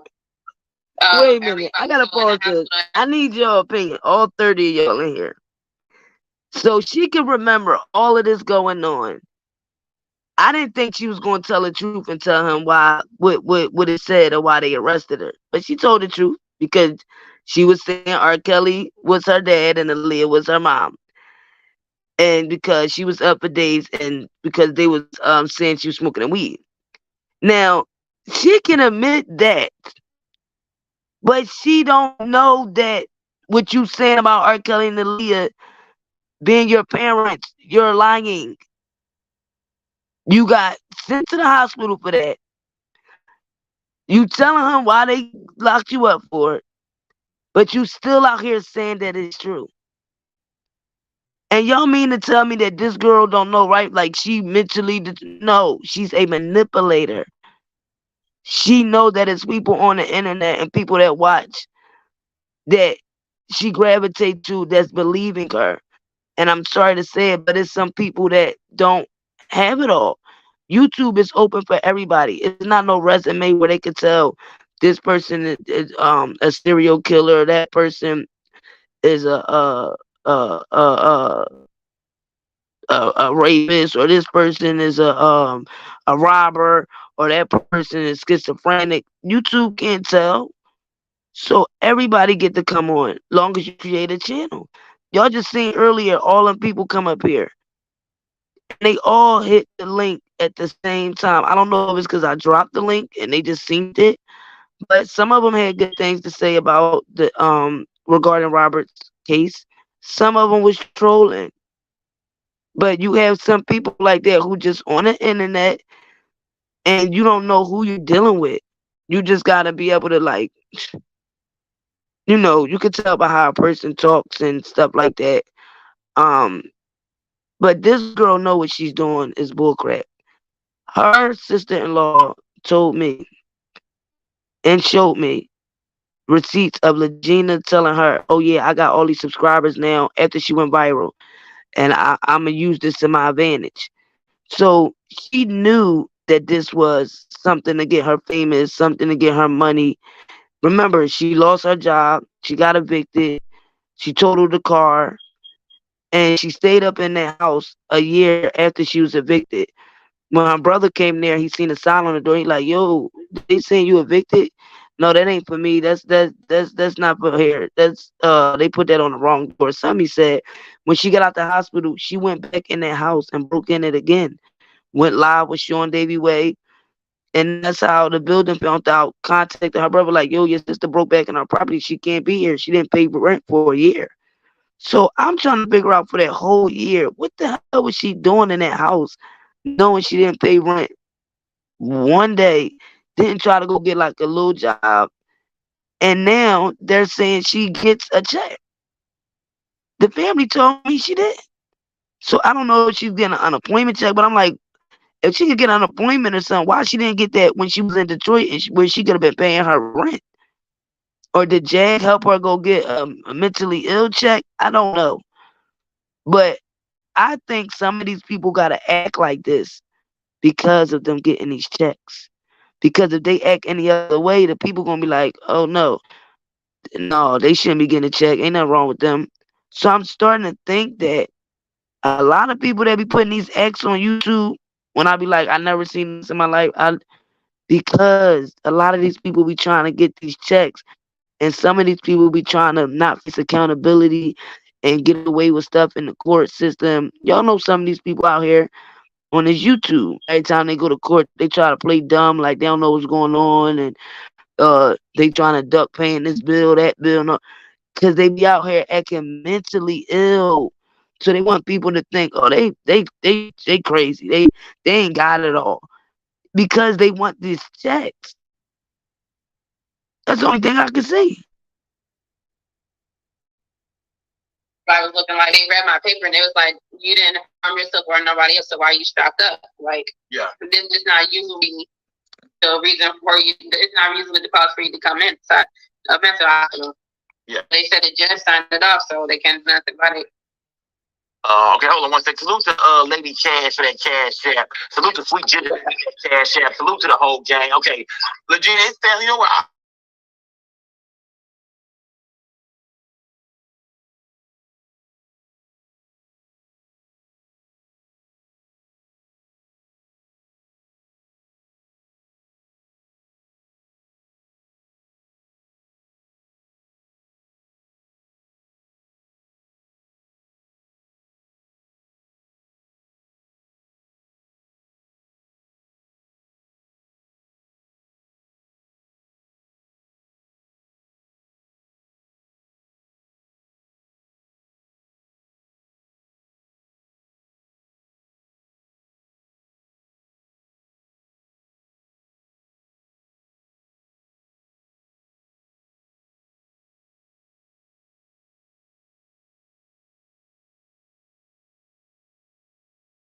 Asked the same thing about the reason why I'm in there, because he asked his my social worker, like, if she didn't harm herself or harm nobody else, why is she in here? And then he asked, what did the judge want me to do with her? And then so he asked me, what kind of problems do you have or something? I said, I have anxiety medicines. I mean, I have anxiety problems, so I need medicine for that. My doctor's about to prescribe that for me. What he did, but so. And then they also, my social worker said, if I make myself sign involuntary, voluntary instead of involuntary, then outpatient, and that's what she did. If I sign voluntary, I don't have to see a judge. She never went to outpatient. She went to Detroit. So he made me sign a paper stating that I signed myself in. Okay. Let me ask you this: was that your first time ever going there in your lifetime? Yes. I don't believe that. Have you been back? Have you ever been back since? No. No. Okay. I don't believe that. Okay. Because they got her book too clear. Nikki, right? Is that the same? Yeah. Okay. Is that the same Nikki I hear Jaguar right referring to? No, it's a whole different Nikki. Okay, that's a different Nikki. That's a different Nikki. I want to ask you, okay, so after that, it was Jaguar Wright is already, she's not in your life at this time. Yeah, after that shit, that's right. You don't at that time. Okay, you get with Jaguar Wright. When you get with Jag? What is the everyday? Tell me the everyday with Jaguar Wright. Like, what is it like to wake up? Would you live in the same house as Jaguar Wright? Yes, we was in the same house. Okay, tell me. It was very. Hold on, Gina. Before you get there, before you go there, I want to say salute to Manny B for that Cash App. Salute to Manny B. When you was there, let's get straight to it because I want to ask everything that people want to know. Let's get to the juicy part of it. When you was living there with them, how many bedrooms in this crib? I would never. 3. Does Legina go in her own room, or does Legina go sleep in the middle of Jaguar Wright and her husband? No, he did not just say, did she sleep in the middle of Jaguar Wright and her husband? Hey, sis. Yo, he did not just ask her, is she sleeping in the middle with Jaguar Wright and her husband? I wouldn't, I'm sorry, Sco.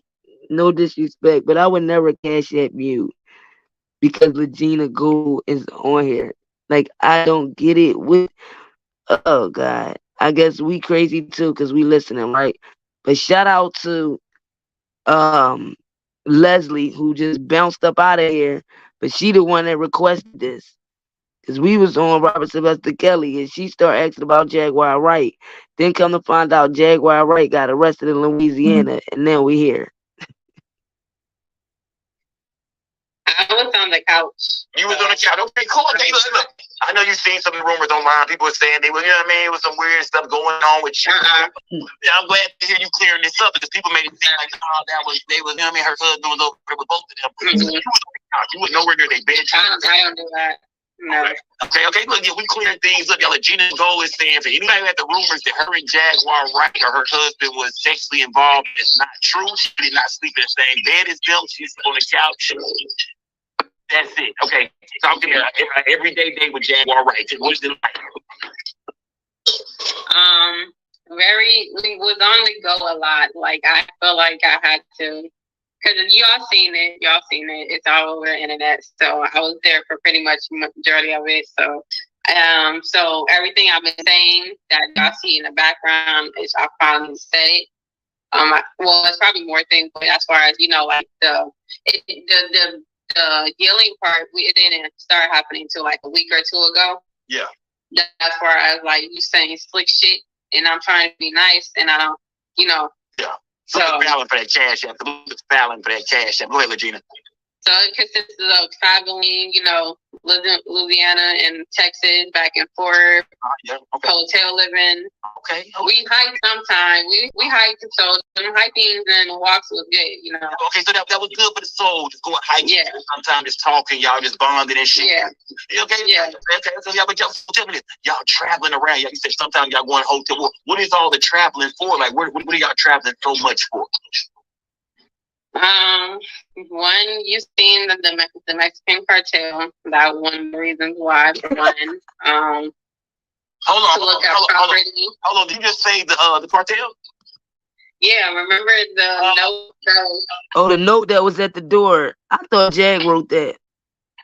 She said the Mexican cartel left her. Cartel, nigga, I hear it. You say the cartel. Still don't want no parts of the goddamn Mexican cartel. Salute to the Mexican cartel if you motherfuckers. My essay's watching tonight. Salute to you, boys. You know what I mean? Talk to me, the team. Yeah. So y'all seen that live. We left so we could see property. She got family and friends out there, so it was a nice experience, I guess, you know, to be on the road. But hold on. What was the dealings with the cartel? Like, was she just friends with the people in the cartel? Like, she just cool with them?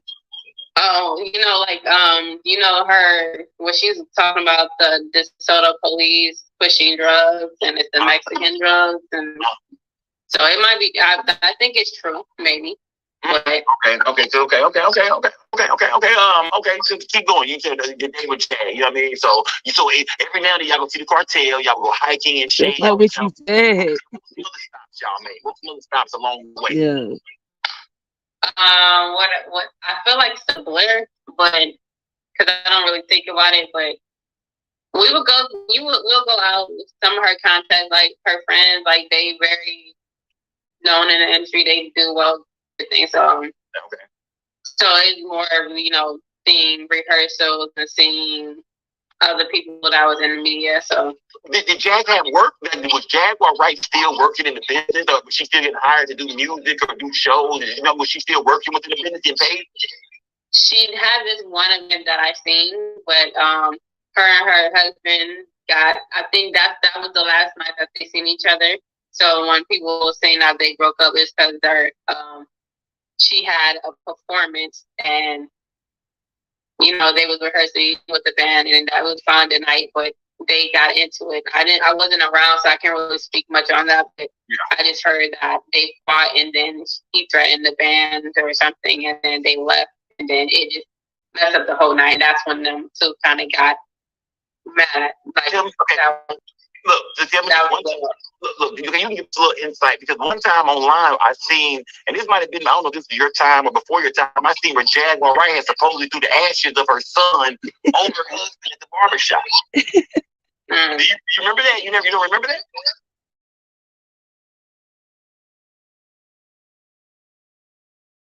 Wait a minute, is he being funny? Who in my chat remember when Jaguar Wright supposedly took the ashes of her dead son or somebody's son, and threw them on her husband? And we was all looking. Now I'm starting to wonder: are these plays that are being ran? Was these all plays? Was these all? Tell me this. You said you seen Jag and her husband. Well, you heard them get into it. What was it like just living with them? Was it peaceful? Was it good company? No, it was dramatic. It was very dramatic. I told her husband, I'm like, yeah, the way y'all go at it, I don't feel safe around y'all. So it was that bad to where you feel like, let me get the fuck up out of here, man. This ain't what Yeah, but I didn't want to, leave her to her own detriment with him, because even though he's toxic too, and she's toxic too, but it was like, nah. So just two people who just don't fucking belong with each other. That's how that was. Just how to go. You playing the couch. Every night you playing the couch and shit. You probably, you probably watching The Simpsons. Sometimes you trying. Would you just woke up to like arguing and shit all the time? That type shit. Like, man, they just always a bunch of arguing around this motherfucker. It was like that, but it wasn't. It was like that, but around other people too, other people that they know, or. So it wasn't really waking up to it, because they woke up at 2 different times, and she would be on her live, and then he'd be sleeping, and I do my own thing. So tell me this. You tell me. I want to ask you this. I want to say this. I want to ask you this. Right now on this live, Legina Gold, do you have a boyfriend? No, I'm single. Oh. Fellas, to all my niggas in the chat, Legina Gold is very single. Well, Legina Gold is weird, because I heard that you was sleeping with Jaguar Wright's son Sam, and that you were pregnant. No. That is false. I think you got a boyfriend. I live with my little brother. Like, I know he did not just tell these people she's single. Brother, and I'm not married to him at all, or pregnant by him either. So I'm not pregnant at all. So where did that come from? Was that just why was she? I'm thinking when I heard, I'm like, oh, so she dates Jag's son. That makes more sense, I guess. Maybe they have a family. And she's pregnant. So that's not real. That's not real. No. I don't know where the rumor is. Maybe they seen us talking, or the because of that interview that y'all did with I'm not. Okay, so you're not getting ready to be Jaguar Wright. It's not going to be mama-in-law. No. Okay. All right. We leaving it on the table. All right. So you said with Jaguar Wright, it was some things. Tell me this.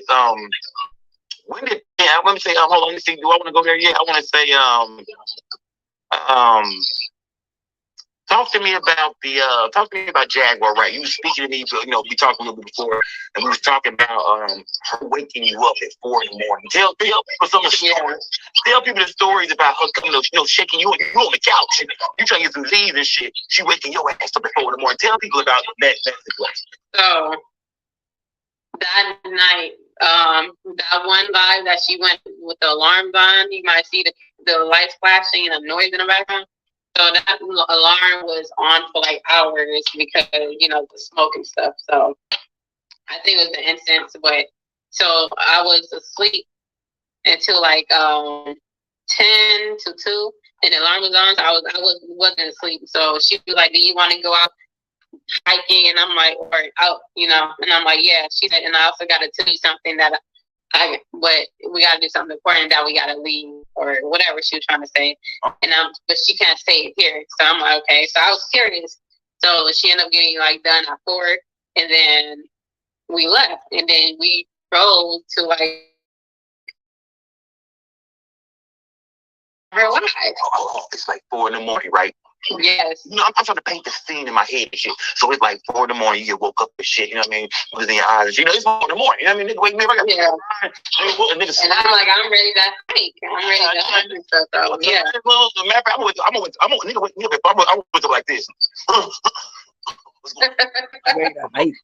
That's hilarious. Let's go. So so she wake you up, you get up, she take you to the car. You thinking it's like something serious going on. Like, let me, you know what I mean? Like she took me some serious shit we couldn't get into. And you said she take you by a spooky, we don't put spooky in there, you didn't say that, but you said she take you by a spooky ass creek and park. And then what? When she parks the car, then what?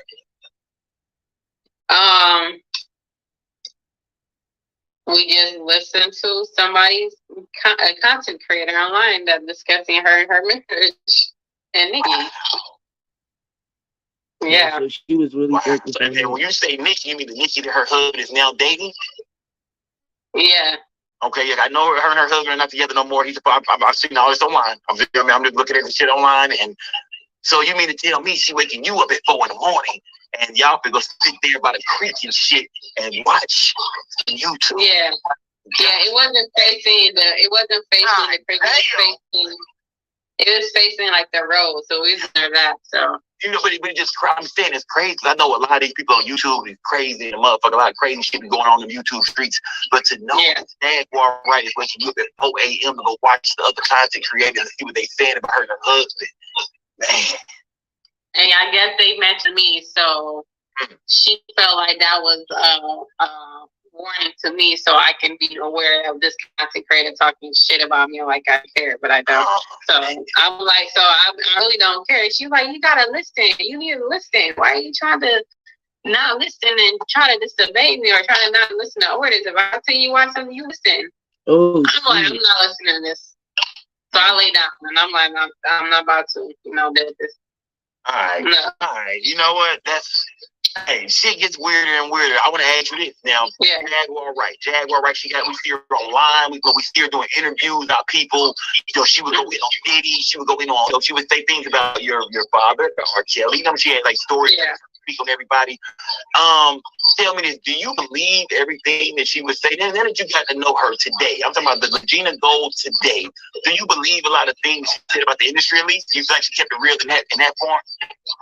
I feel like it's real what she's saying about the industry is real. But the reason why she's coming out with this, it might not be right because she knows a lot of more secrets that she don't tell, and if she's not in NDAs, why you're not saying things about that secrets? So it's more people that probably betrayed her, or she felt like she don't have NDA. That's what she's talking about. NDA. She might, not go harder on somebody she have real connection with. So. Okay, tell me this. Okay, tell me this. Was she making? How was y'all doing a lot of traveling? Y'all moving around a lot.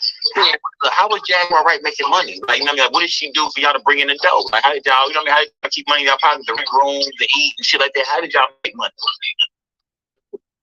Her mom and hold on, what? Her mom money.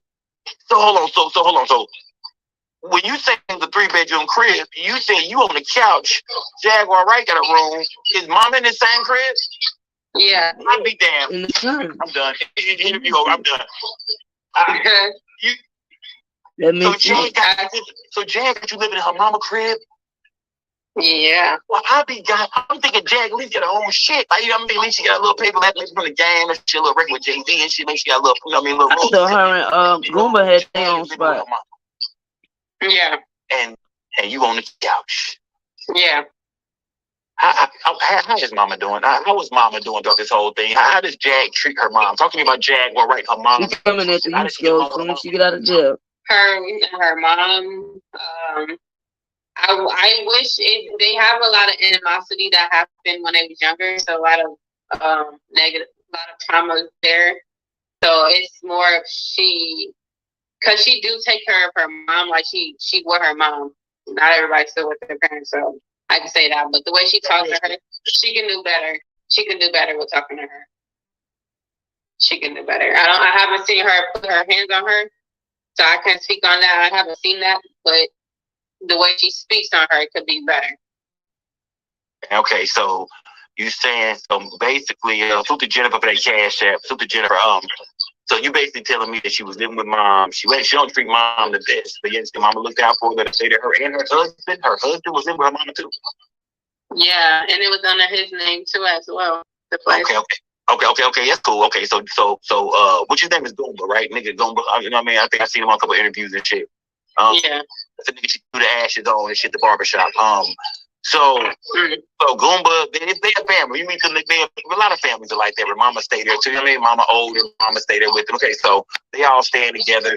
Tell me this: when did what was you and Goomba relationship like? You know what I mean? What was you and her husband relationship like? Was he cool with you? Did you and him ever talk, or did Jag want to stay there? I mean, how was that? How did Jag play the role between you and her husband? Well, we didn't know each other that much. We didn't have conversations as far as he asked me advice on what he can do with for his wife. He mentioned other Solar. He asked Solar the same thing too. It just I don't think it's genuine. I never thought it was genuine from him. So, you feel like he was kind of like being. He was condescending. He was like he knew what to do to take her off, to set her off, and he didn't mind it. Tell me, did he ever like try to make her jealous and shit like that? You ever see him doing things or like to make him jealous with other girls and shit like that? No, not really. I haven't seen that from him. Tell me, did he ever, while you was around him, did he ever try to get at you? Did he ever, you know what I mean, try to talk to you, say something slick to you? You ever see anything to him and you feel like that was kind of a little uncomfortable? No, I haven't got that from him. No. Okay, never. Okay. Now, so look, I mean, we gotta address everything. We gotta address anything that we feel like, even if people ain't said the shit, they think of the shit. You feel me? So, anytime you think about a couple who take in a grown woman, sound like I know, and I'm thinking, I hope they not thinking that. It sound like a threesome. It sound like, hey, look, I'm down with you. It sound like double head. You know what I mean? It sounds like double head. I don't feel like I would choose somebody other than them. It happens. You know what I mean? I would choose somebody else. But people have dirty minds. You know what I mean? Do not put in my chat. They have dirty fucking minds. Let's move on. Okay, I want to talk about this. The crib y'all lived in. I heard you say that the light. You're talking about the light bill at the crib. Remember the lights? Talk to me. So I guess her husband cut it off. He also cut off the phone prior to them. So that morning he cut off the phone, so they didn't have their phone on until she turned it on. And then she switched everything to her name, and then a few hours later the lights was off. Okay. So y'all in the crib? Are you there with the house? And boom, lights out. Yep. So what do y'all do? I knew her mom was there, and I knew Sam was there. So I'm like, I'm gonna put it in my name. So she didn't ask me. I put it on my name. And let me see. Hold on. Salute to OG Skinny Minnie, y'all. Salute to OG Skinny Minnie for that cash app. Salute to my girl, OG Skinny Minnie. Salute to all my moderators in the building. So basically, you, out of the kindness in your heart, Regina, out of the kindness in your heart, you go and put the lights in your name, and you get the motherfucking Wi-Fi back. Yeah. Okay, tell me this. The lights today, are the lights still in your name over there? No, I cut it off. Her mom called me while that was happening. So she told me you can go ahead and cut off the lights. Okay. Tell me this. Do you feel okay? Well, fuck it. Let's go into. Can you tell us, a little bit about the situation with you being, with her wanting you, for people to think you were in danger? You know what I mean? Yeah. Please, Gina, can you give me another play? But what's something else that Jaguar Wright wanted to play out online to people? What is something that she wanted the people to think about you? What's something else that she wanted to play out? Well, to clear it up, my life was in danger, but she wanted to play on it. To make it to her narrative. That weirdo ass nigga with the pest control. Yeah, because he was actually there. Like, they need to put a warrant out for that nigga arrest. I don't think catch up his bitch ass. I don't think put a warrant out. Somebody put a warrant. Put a picture of that nigga. Okay, but go ahead and tell me some more things that you want the internet to believe. Let me see. Because I know with the narrative of me and Sam. Because the thing is, what Sam did was another story about me and him again, saying that we was married. We ran off and eloped and got married, and then he beat me up, and then somebody was already saying that, yeah, he beat me up, and then I pressed charges against him. And the thing is, Jack wanted that story to feed on, so she was like, let's not clear that up. If they ask you, say no comment. We gonna let that story run. And I'm like, what about his reputation? Because that's not fair. And he was like, no, we're not going to care about his reputation. They going to know he's a good guy, or, what did she say? Well, at least he going to go viral. Y'all going to go viral, such. I'm like, no. Y'all. Man, look, y'all. I want to say to everybody in my chat right now, please put your jacket and your mittens on. Nigga, it is a cold motherfucking world out here. You hear me? Said that let the rumor play out that my son that you and my son are dating, that he beat the hell out of you, and that he went to jail. That they asked you about it, just say no comment. But it's a son. Yeah. What did you think about that when she asked you? What did you think when she said that? I'm like, y'all, you ain't shit. I'm like, because the thing is, with Sam, I'm like, if you saying he's autistic, you're gonna have people trying to clown him, or thinking something happened to him. No, fuck that. Stop the pressing. Hold on. Flag on the play. Hold on. He's autistic? That's what she says. But I think her father said she has not been diagnosed. So I don't know. I can't speak on it. I was going to say, if I was going to say, Jack, that was Okay, so how did her son feel about this? I mean, did you ever tell her son? Like, she told you and her son this play, right? Yeah, he was there in the car, and he just started laughing, like, no, like he's not in a relationship, he don't do that, and, like, I don't want to go into, like, his personal business, but he sounded like he's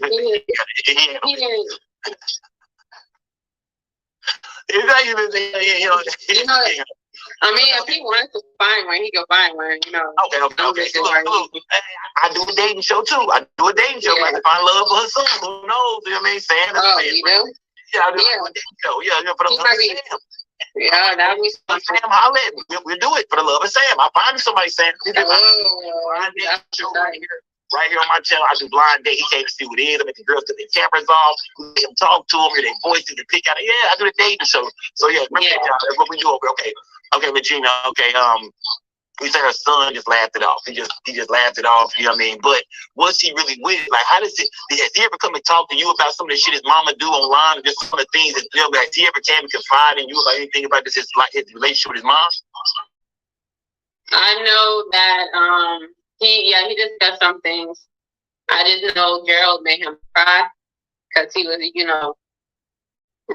raging in the household, and I think something happened where he yelled at him, and the thing with Sam, he just tried to be nice to people and stuff like that. So that's the situation happened. I feel like that's the thing he mentioned. And so it's not really her. Yeah. I think he's used to her pattern, but it was him that add on to her effect. Yeah. Tell me this: when it comes to when the story, because remember our last episode we did, Jaguar Wright was sitting beside you in the car. A lot of people accused you of being fed answers by Jaguar Wright. Remember we sitting at the chat going, "Oh, Jag is feeding her. Jag is feeding her." Tell me this. Tell me this. Jaguar Wright. Did she is everything that she said about you real when she was saying that you had been trafficked that you know what I mean? Remember all the things she went over? Yeah. Was all the things that she said about you. Now that I know where y'all, now that I'm knowing today some of the plays she ran. Don't leave here with no stones unturned. Was that something? You think she was saying? Something happened to me. As far as the industry wise, they know what they did, and they're gonna get exposed. So. I want to say, when you say them, do you mean the higher ups? Yeah. Yeah. Because of who kid I am and who I belong to. Did Jaguar Wright, tell me this, because we've been here in Jaguar Wright speak like that too. Were you already you said you already done your TikTok and shit like that before you met Jag.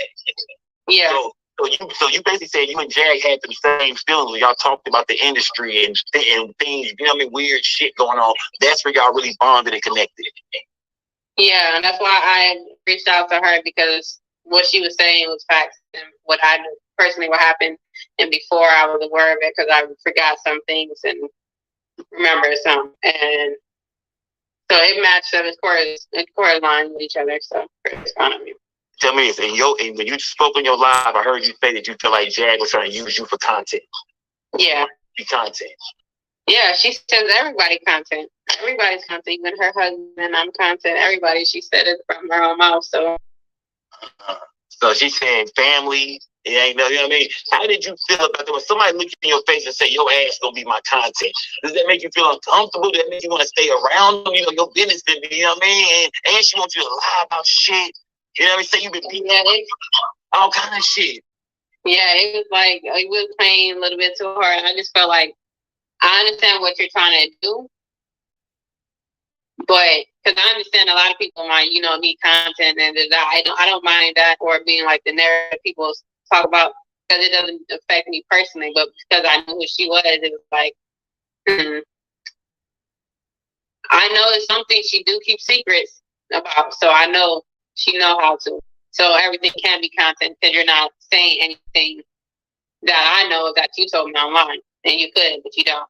Just like I knew about her, knowing about my mom and me, and she knew about it before then, and she ended up confirming that too later on. But tell me this, okay, with her running so many plays, with her saying she gonna use you and everybody as content, do you feel like she could be maybe lying and using your mama as content? Like, you said your mom is the lead. Do you feel like, do you think she ever really spoke to your mom, or could this be some shit that maybe she's just telling you to keep going with the content?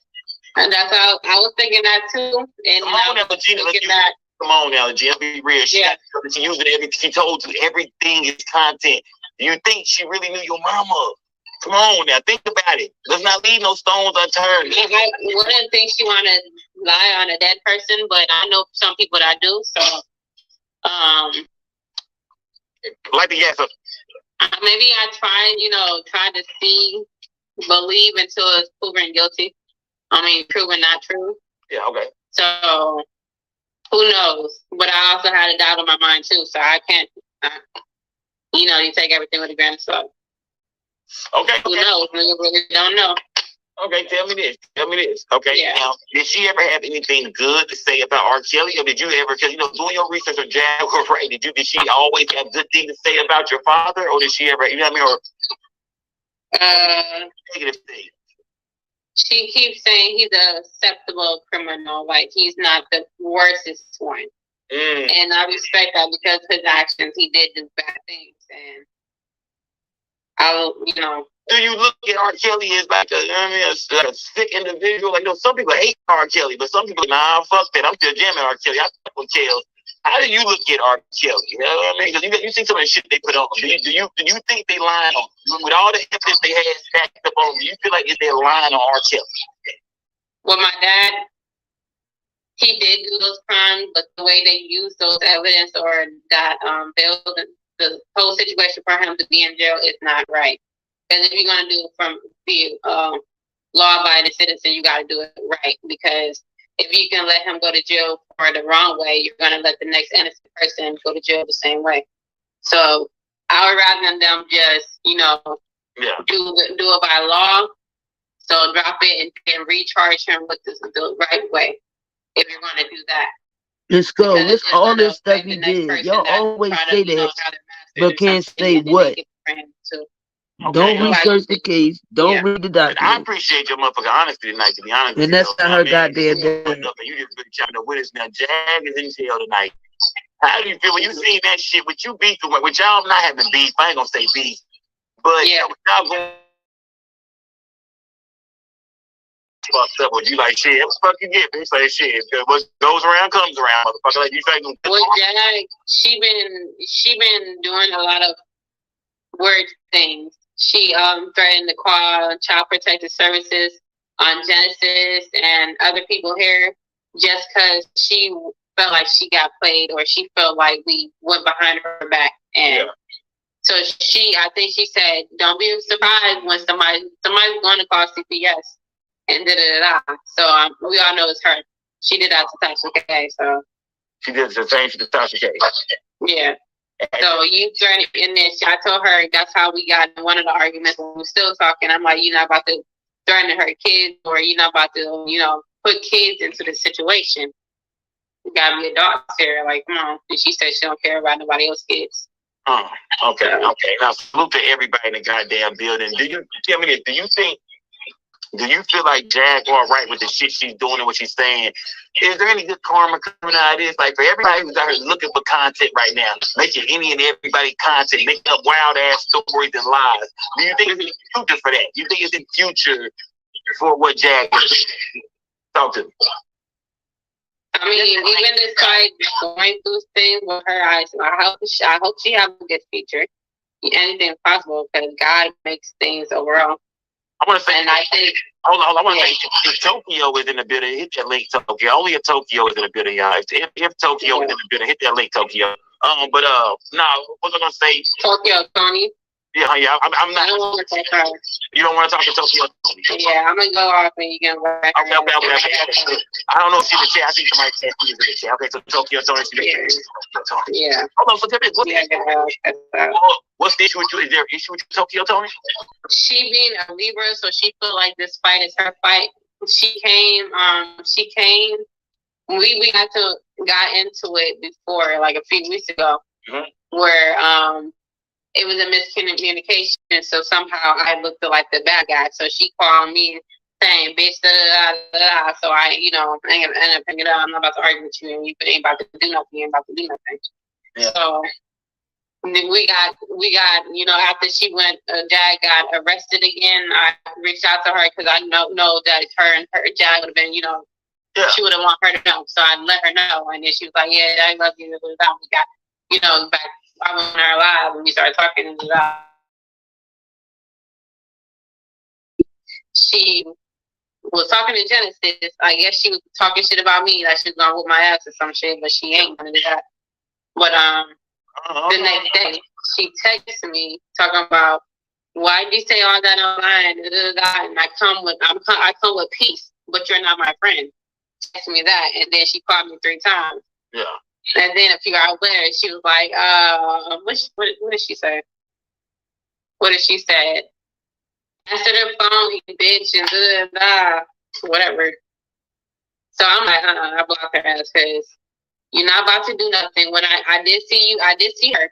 Uh-huh. She never did nothing. I seen her in Dallas. Dallas. Yeah. Wait. So I seen her in Dallas.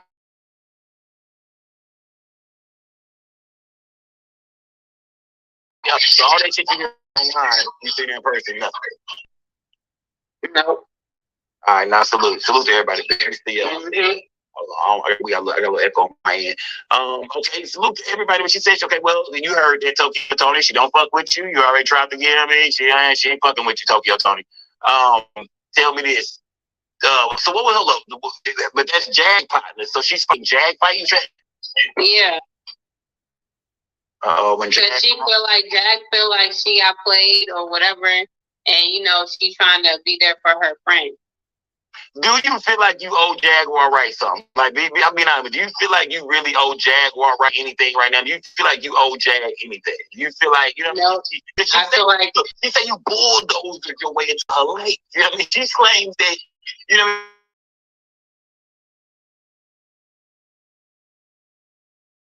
to give her one exclusive interview. No, That's you it. wanted to live with her. And that was in January before You they didn't sent me even to know a mental Genesis. hospital. I reached out. Okay. So that's a whole month. When you go to the mental hospital, you contact her while you there? You talk to Jag while you there? No. I only talked to one person, and that was my uncle, my half uncle. That's your brother. So, Liar. everybody else, I didn't trust them because I already been out with them already because they was doing weird shit that they allowed in the families that happen to children, and I'm like, nah. And Still lying on her family. you know, Yeah. and that family, so yeah, it's weird.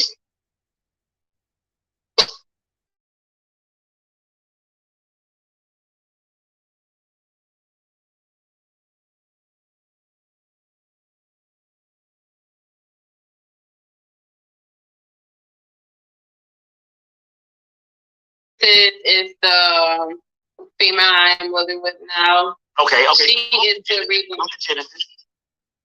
She is the reason. She's the one that helped me get out of Detroit. She's the one that called the guy to come pick me up. So when she's the connect that Jaguar had. So she got me. She's the one behind the scenes. She's the one that got me out of Detroit. So she's been here the whole time behind the scenes. Okay. Tell me this. Do you feel like in this day and time, do you feel like it's the way for people to ever, because like I said, there hasn't been a DNA test done on you, Rkelly, or Leah. Yeah. Do you feel like the world will ever believe you? Because I know when you tell people that, you get a hard time, right or wrong. If people not giving you a hard time about that, do you feel like you can ever convince the world? How will you ever really finally show the world that Aaliyah and Rkelly is my parents? Like, without you just saying it. What physical evidence can you bring to the table one day to finally just shut everybody the fuck up and show the I feel like my mom? Somebody that know, like my grandma, or somebody that's in the family that should know, like, oh yeah, just say it.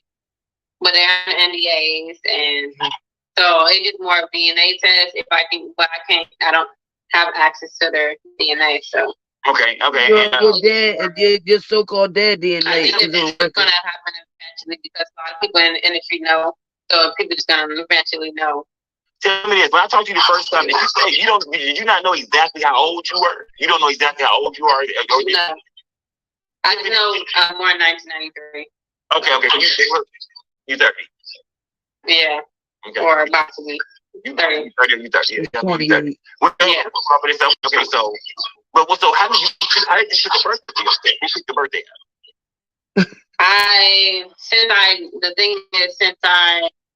The only thing I can confirm is I was born in 93 because I've always been older in each picture that I had growing up, and I remember more years too. So I don't know like what month, so I'm probably not gonna be celebrating a birthday. I don't celebrate my birthdays. I'm not into celebration anyway, so I'm gonna figure it out once I get my real birth certificate and my real. So all these years, you I think when I was younger, they used to have me in red rhinestone earrings. I think I might be in Capricorn somewhere. Oh, she's trying to act like she Robert and Leah's son. Yo. I can't hear you. I'm tripping. I didn't ask you a lot of questions. Let's take a question. Yeah. Let's take a question from our people. Let's go. Okay.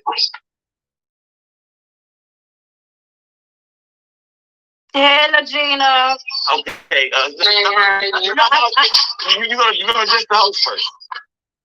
Scott, how you doing, Big Daddy? For a long time. Come on with it. Good. I like that light back there. It's a little messing with my eyes, but that's nice. Let's go, Sam. I just wanted to tell Regina, now, last time I was here, I had to check Jaguar, and y'all thought I was wrong. So I commend you for being brave, standing in your truth. And you know what I'm saying? Just having the confidence to speak out against, I feel like somebody that's deemed to be a little bit bigger or whatnot. I feel like it took a lot of courage from you, and I just really wanted to commend you on it. I'm not even on no BS tonight. And that's all I wanted. I appreciate you, like, for real. Okay. And that wasn't offensive trying to the last live. Like I think I might have muted you or no, I muted her actually. Yeah, she was fuck Jag when she came in there. You don't remember her? Yeah, okay, yeah. Yeah. It makes sense for Yeah. saying that you say it with your chest. Fuck your Jag, bitch. Oh, I can't say that. All right, well, I'm gonna just go ahead and drop that. I'm so sorry, y'all. Have a good night. Good to see you. Sincerely, everybody. I got damn it. Yeah. Let me see Let me see. Who is this? Gunman Dudley. What's up? What's up? What's good? Hey, Talking no gang or no gang. I just want to say that first and foremost. Salute, man. The link is in the chat, gang. The link is pinned in the chat. If anybody want to ask a question, get a question off. Legina Gold is most definitely here in the building. I think to hear from a lot of my ladies tonight, too, y'all. Pull up, chop it up with us, y'all. We in the building. Like that, get Reggie up, y'all. Talk to me, gang. Let's go. Well, ask your question, brother. Gina. All right. And let's be respectful to tonight, gang. Let's be respectful. For sure. I appreciate you.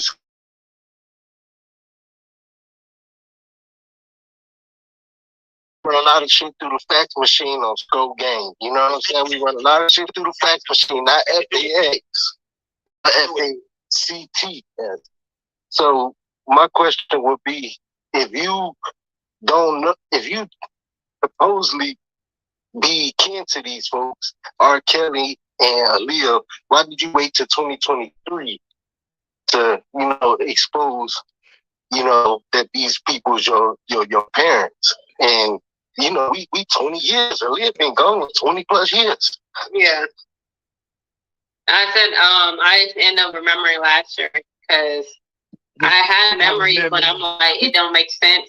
Like with my dad, on the first one, I'm like, I don't go around telling people that because it didn't make sense to my kid self. So I'm like, so I ended up seeing like something online, and I just remember like feeling like, if I remember if their daughter really survived, I feel bad for that baby because I don't want nothing. I don't want nothing to do with it because you know how his reputation, and then she died, and that we messed up. And then I just started remembering her, like all of a sudden, it's like when I was a kid, seeing her and all that stuff. So it was like, and then him, it just put it back, and then I started asking people inside the foster family, like letting them know. My bad. Let them know that you remember. You letting them know that you remember. Yeah. In August. Tell me, what was it you seen of Aaliyah? What was the first video? What was the music video that you seen of Aaliyah made you say they just really fucked you up and hit you hard? Which video was it? Was it like an interview, a video? What did you see of Aaliyah for the first time you remember? You know what's weird? I remember when her movie came out. It was the ending. They showed some clips of her in the ending. And then she did something that triggered me. And I'm like, I feel like it was, I don't know, it felt so familiar. It was like, oh my, I don't know, it was crazy. But when I was younger, I remember seeing her, again, like my mom on TV, I'm More Than a Woman. And I'm like, oh, she looked different. Yeah. And I'm like, that's where she went. She went there. But by then I haven't seen her for a while. So. Yeah, you know what I mean? Yeah, if you don't remember, I'm gonna tell you this. I'm gonna tell you about the day your mama died. You wanna hear about it real quick? You got time to hear about it? The day your mama died, man. It was 2001, man. I remember, man. It was like yesterday, man. Everybody started talking about it. We didn't have social media. We didn't have none of that shit. Well, no internet, none of that. Yeah. And we heard about her dying on the radio. Most of the time, it was on the radio. It broke on like MTV News and shit. Like you know what I mean? It was everywhere. Even though it was no internet. That was one of them stories that every radio station stopped, every concert stopped. You know what I mean? And let everybody know that Aaliyah was no longer with us. She had died in a plane crash. She had just shot the, Rock the Boat video. Damn. You know what I mean? They said her plane. I think eventually said that the person that crashed the plane was like a dude that was not certified. He might have even been drinking, some white dude. I'm not sure. Y'all remember the chat. But yeah, so you know what I mean? And you said your first memory of her was More Than a Woman video, huh? When you seen that video, that's the video you said, that's my motherfucking teeth. That's my mom. That's her right there. That's my mom. Oh, my bad. Yeah, go ahead. My bad. Go ahead. Yeah, that's one of the memories. I just know I remember her prior, but that I haven't seen her in a while. It's like been like a long time. But Diane supposed to be your grandma, and I'm like, oh, and you that's can't get her to give you DNA test. And I'm not. When I seen it, I was happy because I knew she was okay. but I didn't know. They didn't tell me. Yeah. Shot of Jim Drop. Shot Jim Dropper. Talk to me, Shot Jim Dropper. We got Regina Gold here. Talk to me. It's Shay Jim Dropper. Shay Jim Dropper. My bad. Damn, you calling you Shot? It's Shay I Jim know, Dropper. Talk to me. I know now. Talk to me, Shay. But so how you doing? Salute. I'm doing all right. How you doing, Regina? I'm doing all right. How about you? I'm doing all right. What? Okay, when you had that My Heritage test, what y'all do with that? So I was waiting to record it and film it before I sent it off. So I was gonna do it for Jack Show Philadelphia, but production kept getting pushed back, so we just never did it. But I have the test right here. It's outside the tube. I just got it. Didn't I tell y'all? So, okay. Didn't I tell y'all that Jag said she stole that DNA test out of our house so she can avoid telling people that she wasn't trying to take that test, so she stole it out of Jag's house. She got the test right here, the DNA test in the bag.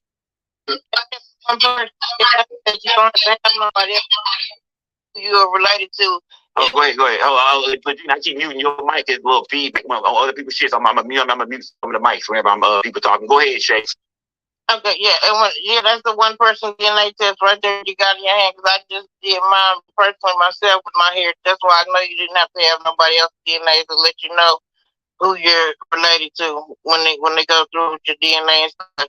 So it'll let you know. So she just.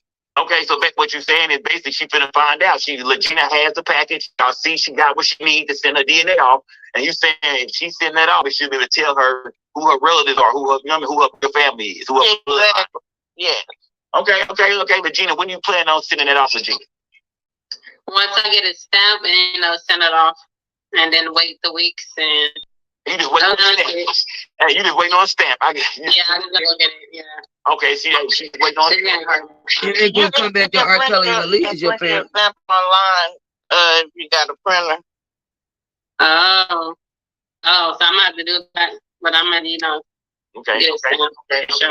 Now, salute to Shay. Salute to Shay Jim Drop in the goddamn building. Salute to Shay, man. I was on the shots. That's Shay, goddamn it. Dr. Cynthia. Hi. What's going on, Dr. Cynthia? Talk to me. Salute to you, Dr. Cynthia. What's good? Talk to me. Okay. I have 2 questions. Okay. Talk to me. How are you? Okay. I have 2 questions for you. How you doing? The first one is there was a scene at a club that I know a lot of people were talking about, and it had to do with something that looked like a kiss that came from Jackie to you. I did see that. We've seen the video of Jackie already. It's been all over the place. There's all kinds of speculation about it. Was there an attempted kiss from Jackie to you? I need to see that video because I never kissed Jaguar. Maybe from an angle it might look like it, but no. In the video, hold on. In the video, she doesn't quite kiss you. Y'all in the club setting, right? Y'all in the club, and look, and she tries to kiss you, but you move out the way. But she tries to kiss you in the mouth, but you move out the way real fast. You know what I mean? I definitely looked at the video myself. I saw it. I saw it. You don't remember this? Well, maybe I was thinking why her face close to mine because for me in that moment, I don't remember anything like that. She comes in for the kiss. She goes into the on you. Mm-hmm. Now, my second question is this, and this has to do with something you did. When there was the implication for me that made me want to know more about it. It was when she called you to come down to her room, and you said that you were getting some coffee. And then she said she had coffee and she wanted you to come down and you two were going to go swimming. But when you got there, you never did get to go swimming, but rather listened to herself and Gerald having intercourse. And I wanted to know what your feelings were in that moment. I know you said something like, it might sound funny, but I want to know what you really thought, because I know what I thought and I know what a lot of other people thought. She was trying to was that she was trying to, she was making a pass at you. Right. Mm-hmm. So what were your feelings in that moment? See if you like it. I was uncomfortable. I'm like, nobody want to hear you moan, and I don't want to hear this nigga moan either. And I can't believe you put this all on. I don't know what's going on. I just know I ain't about to do none of that. And if you are trying to feel like this is a pass, I'm passing up on this because this ain't that. So I know two questions. All right, go ahead. The third and the last. What was the significance of the candles and you going down to get the candles versus she going to get them?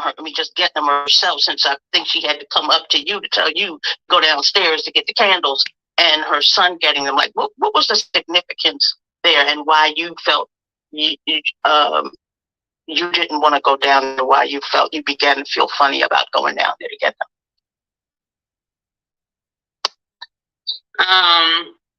She later told me that she wanted me to get the candles. I didn't want to because I just felt like you just want to come in and make me do things or whatever. So I'm like, nah, I'm gonna get it when I get it. And if you really want it, then you should make you come and do things like what? Like, no, as far as, like she came from all the way from the first floor and I'm on third floor. You want me to go all the way down to get your candles? I'm packing, like. Okay. If you really wanted, but she's trying to demand me to go in now to go get it, and I'm not about to do that if I'm doing something else. So if she really wanted to say I'm not doing nothing, and you say he's fast, and then she said I don't want him to do it, and then he ended up going by himself. I didn't tell him to go, and then she was like, oh, you made him go get it. Why? I wanted you to go get it, and then she said I wanted you to fill the room and the energy, and because I'm psychic, so. I'm more spiritually in tune, so she wanted me to feel any privilege of presence in there. You think it was just more the act of controlling you and making you do something and having you obey than anything else? The candles themselves weren't significant in any way. What it may or may not be. I know she do the work, so she's into that too. So I felt like, because she did mention like, oh, if you put my son in danger or something like that, and I'm like, I don't know what you're talking about. But so I don't know if that's the reason why or what was her meaning. It's been weird. So, but you never know. So you gotta be careful out there. So you didn't know whether they were going to trigger motive or not. Yeah, the trigger motive. Hold on, salute to Dr. Cynthia. I like you. You allow your shit out, Dr. Cynthia. I gotta bring some more people up. But hey, you can't say. I'm getting ready to go. I was just getting ready to say thank you very much for. Hey, I got you. Hey, now salute to you. Salute to you for pulling up with some good shit. Salute to you. You can pull up anytime, Dr. Cynthia. Salute. Okay. Thank you. Salute. Let me see. Tierra, talk to me, Tierra. Tierra, you in the building? Talk to me, Tierra. I am. My bad. I was muted. Good evening. How are y'all? What's going on? Talk to me, Tierra. How you doing? I'm good. How you doing? I'm doing just fine. Salute to you. To the old Skull gang. I threw them no signs in the chat, y'all. Salute to everybody. Building Tierra, talk to me. Legina Gold is in the building. Talk to me. Talk to her. Hi, Legina girl. Let me ask you two good questions, and I ain't gonna take up y'all time. So let me ask you: do you feel like Jaguar manipulated you to go sing with her? Like, did she provide some type of safety mechanism that made you feel like you could trust her, but then later on down the line you found out that she couldn't secure you any more than you possibly could secure yourself? It was more about I felt protective of her because at first, I was watching the things with going and stuff, so that kind of, I didn't feel like I should abandon her in that situation because, he had a gun, she had a gun, and I felt like protective, and then I felt like with Sam and the mom, I felt like I couldn't just, up and go, even if I wanted to, because, I wanted to be there to help them in a way, So I'm aware of their financial situation. So it wasn't for me to be getting taken care of by them. It's for me to get be safe away from Detroit. So, but then I just stayed more just because I seen that they needed, me in a way. Okay, so you said you feel like they needed you in a way. So then I guess that goes right into my second question. So in the midst of you providing financially for Jaguar, because we've seen online that you paid for bail, that you paid for her to get her car back, and a whole bunch of other expenses, I would assume, because according to you, you said that Jaguar was using her mom's money in addition to asking you for money that we've all seen play out online. So is it safe to say that you, her mother, and basically everything she was doing online was a mechanism to use people? Because I have yet to see anything, despite how crazy the situation is, of her pouring into your cup versus you pouring into hers, if that makes any sense.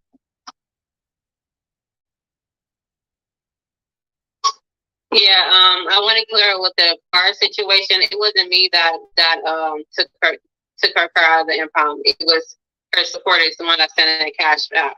She transferred the cash out money to me because she didn't have her card. So it wasn't me that did that. It was her supporters that sent that in for her.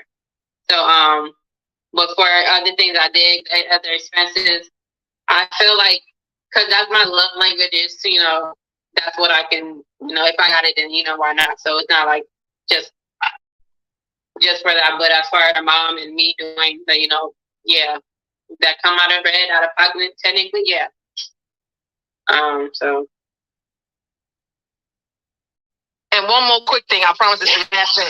So this last thing, I'm leave after this. So when you saw her making references to threatening people's children, in addition to how she would speak to her mother, what did that make you feel? Because there were a lot of instances where she was definitely threatening, unaliving, and assault to children, in addition to how we saw her speaking to her mother. So was that not a red flag for you before you decided to jump ship and go on your own? Because there was a lot of instances where Jaguar did that.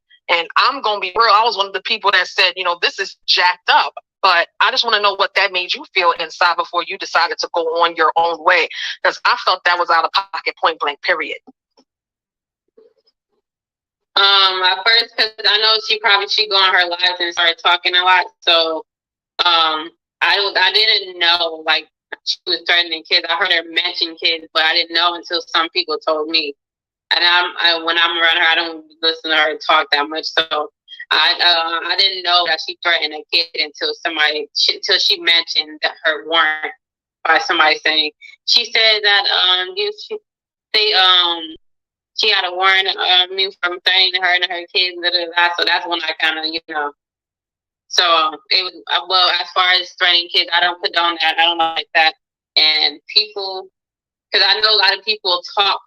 So as long as you don't do those, actions, but can't say like threatening kids. Like I heard it, but I don't prove that.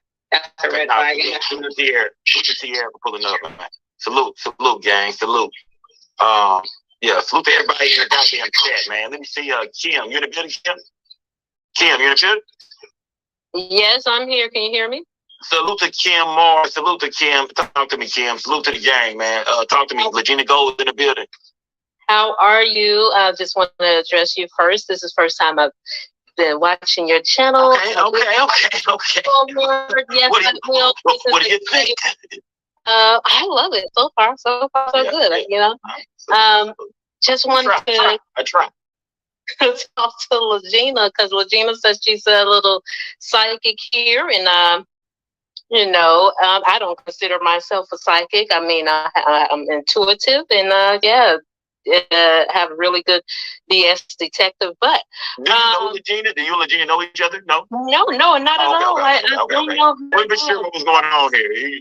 Okay. No, I don't know at all. I just want to. Legina, I see you, Legina. I see what's going on over there. I see that gas on the front.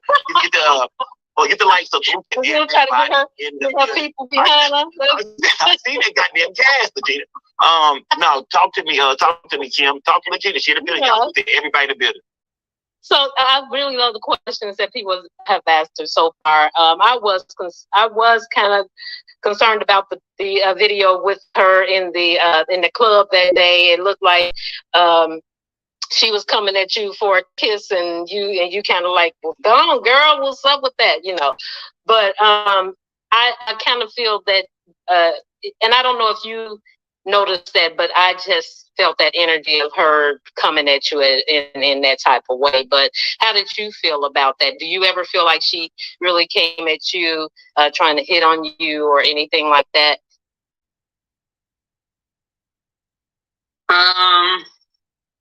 If she didn't do it, like, I wouldn't say that I picked up signals from her, but I know women do that too, and she's not the first woman. So the thing about women, they know how to, we know how to be very coy with it. So it was more like that. So if it was, I always have my own boundaries for people. So I think I would have done that with anybody else too. So, but as far as her doing like things, she wasn't like, it wasn't blunt. So if she was, it was very subtle. So. Okay, yeah, well, you know, she's not into the freaking young. We're a little bit younger, and maybe I'm attracted to females, but I wouldn't do that with her. Oh shit! I wouldn't do that. You probably didn't. I wouldn't be calling her no godmama. I wouldn't be saying none of that. That's okay if you didn't catch the signals, but I did hear her on one of the lives that she did, saying that the way she put it, she said she ain't gonna F you. Now she didn't say F with you, and there's a difference. So, but anyway, that's, she say a lot of stuff. But what I wanted to know now, you said your astrological sign. Now, since you are Aaliyah's daughter, okay, did you change? Has there been any change in your birthday, or how did that go? Because I know once I think I want to say you're a Gemini, right? And then sometimes I heard you maybe a Scorpio, or what's up with your chart there? How's that going? Birth charts, like natal charts. I'm a reader, and I know everything from. But yeah, I know charts. So the birth that they gave me, like the fake identity one, I have Pisces in the 6th house, so it could be a lot of illusions there. So and it's kind of conjoined to the 5th house of parents. So I can't say, because it's some things I feel like when I match other people that have the same, rising, it doesn't really match. But it can be open, so I'm not sure. I'm just trying to see, like, at least find the tools that was left to me and the messages I do get from people that are in my family, but they can't, they're in an NDA. So when they respond to me, they can't, say it, but they leave messages include for me to pick up. Okay, well, not a whole lot of sense to me, but okay. But I mean, I was just wondering, what was going on? Did you feel like your chart changed, or have you ever looked at your chart in that aspect, and how it, because you can find a lot of things out in a person's chart, especially if you do Vedic astrology like I do on the side, and you can see whether somebody is related to you and things like that. But I just wanted to say hello to you, to know that hey, good job on getting all of this stuff behind you, and trying to find out the truth. It's always good to have. Salute, Virginia. Real shit. Okay, thank you guys. I'm glad that you do astrology. I feel like because that's a different type of field, we understand the differences and a lot of things. So when I talk to people astrology, I'm like, y'all get it. Like it's hard because my blueprint is not really there no more, and I gotta figure it out. So all right. But take care. I hope you find out everything that you need to know. Salute to Kim. Thank you. Yeah. Salute to Kim, man. Salute to Kim. Let me see. You people. What's your people? What's good, your people? Hey, I guess I feel like high school chat, whatever, but I'm getting a little bit off the topic. I mean, not to say that your topic is not good, but I'm confused that.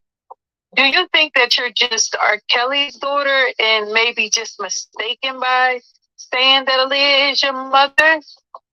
I mean, it's possible that Rkelly is because, he is way older, but Do you just think in any kind of way you might just be mistaken, you know? What my mom, it just more of, I just remember her like as a little kid growing up, so that was my own memories for her. And then I remember my dad because we had our own memories. I don't remember them ever being in the same room, same like memories together. with Rkelly and Like, Aaliyah. and because I know I feel like I'm going all over the place, but when I was growing up, like I just remembered last year. So when I'm seeing it, I didn't even know that they knew each other. So I have separate memories of them both until I seen our movie, and I didn't know. And I'm like, oh, they knew each other, like. But how old were you when she passed? Do you know? I think I was 8 or about to be 8. So. How was you? So I would just see her on TV, and then she would come home, and we'd be on the couch, and you know. You say you're about 30 years old. So she's trying to say Aaliyah had her at 13. I mean, I'm gonna say from 93 to 2001. That'd be what, about 8 years. I mean, Sam, how that sound to you? Your people talk to me. How that sound to you? To me, I mean, Aaliyah was 14 when she had it. I mean, Aaliyah would have been 14. I mean, if you do the math on Aaliyah's birthday, that would make Aaliyah 14. But do you think that Aaliyah's family put all together, as much as they loved her, regardless of what was going on, do you think that they would have let their grandchild just be lost in the system when that was all they had left of her out of everybody that loved her so much? Even I'm a fan, so, you know, I'm not coming from a malicious way of asking you these questions. It's just, you know, hard to believe. Like, and nothing against you or anything Diana, like that. It's just really, you really can't get a hard to blood believe. test from her. Her mom just let When you my go through. mom's family, they didn't have her back. Like, they gave her to my dad because my dad had a reputation of messing with middle schoolers. My uncle Barry wanted, you know, his come up. He was his manager. He had a niece that wanted to be in the industry, so the parents like her. And because they was the grown up, they allowed their baby to have a baby. So they're gonna be in trouble. And then somebody told me that they had a vote if they were gonna keep my mom alive because she was wanting to choose to be a mother instead of, you know, being in the industry. She was gonna do it later. And then they didn't. They was gonna lose out some money, so that's why she didn't re-sign with my uncle, and she was about to cut ties with a lot of people. And you know, now who got her money? The same one that had insurance on my mom, and he got a $90 million payout. She's been watching I just videos. feel like it wasn't a big gap in her time with Rkelly between her actual industry life. Like, we never seen her go on for so long that she could have had a baby and just, you know, came back and it was like, oh, you know, I don't want to make his story unbelievable or not, because we don't know. But for any fan that may be watching this or thinking it is just from way back then, it's just hard to believe. But again, you're allowed to tell your story. And Skull, thanks for letting me on. Salute to your people for pulling up. Salute to you, gang. Salute to everybody in the building. You know what I don't understand? That everybody want to say, oh, but this is your story. Oh, but it's just hard to believe. The technology today is extreme. Rkelly has a DNA that's on file. Bruce Carey is out here. Gary Kelly just did a video a couple weeks ago on YouTube. He's out here. Supporters know these people. It's not hard to get to them. They got the same mother. She's claiming Rkelly's mom is her grandma. Okay. The day that I was on Skull Channel, he kept me in the back, which I believe because I was writing in a private chat. Bruce Kelly, I'm gonna have Bruce Kelly come on. She wanted DNA. All right, well, let his brother do it. So once this get done, shut her claims down. She can't come out here and speak no more. Skull would never let me up. Even High Maintenance was in the back thing waiting.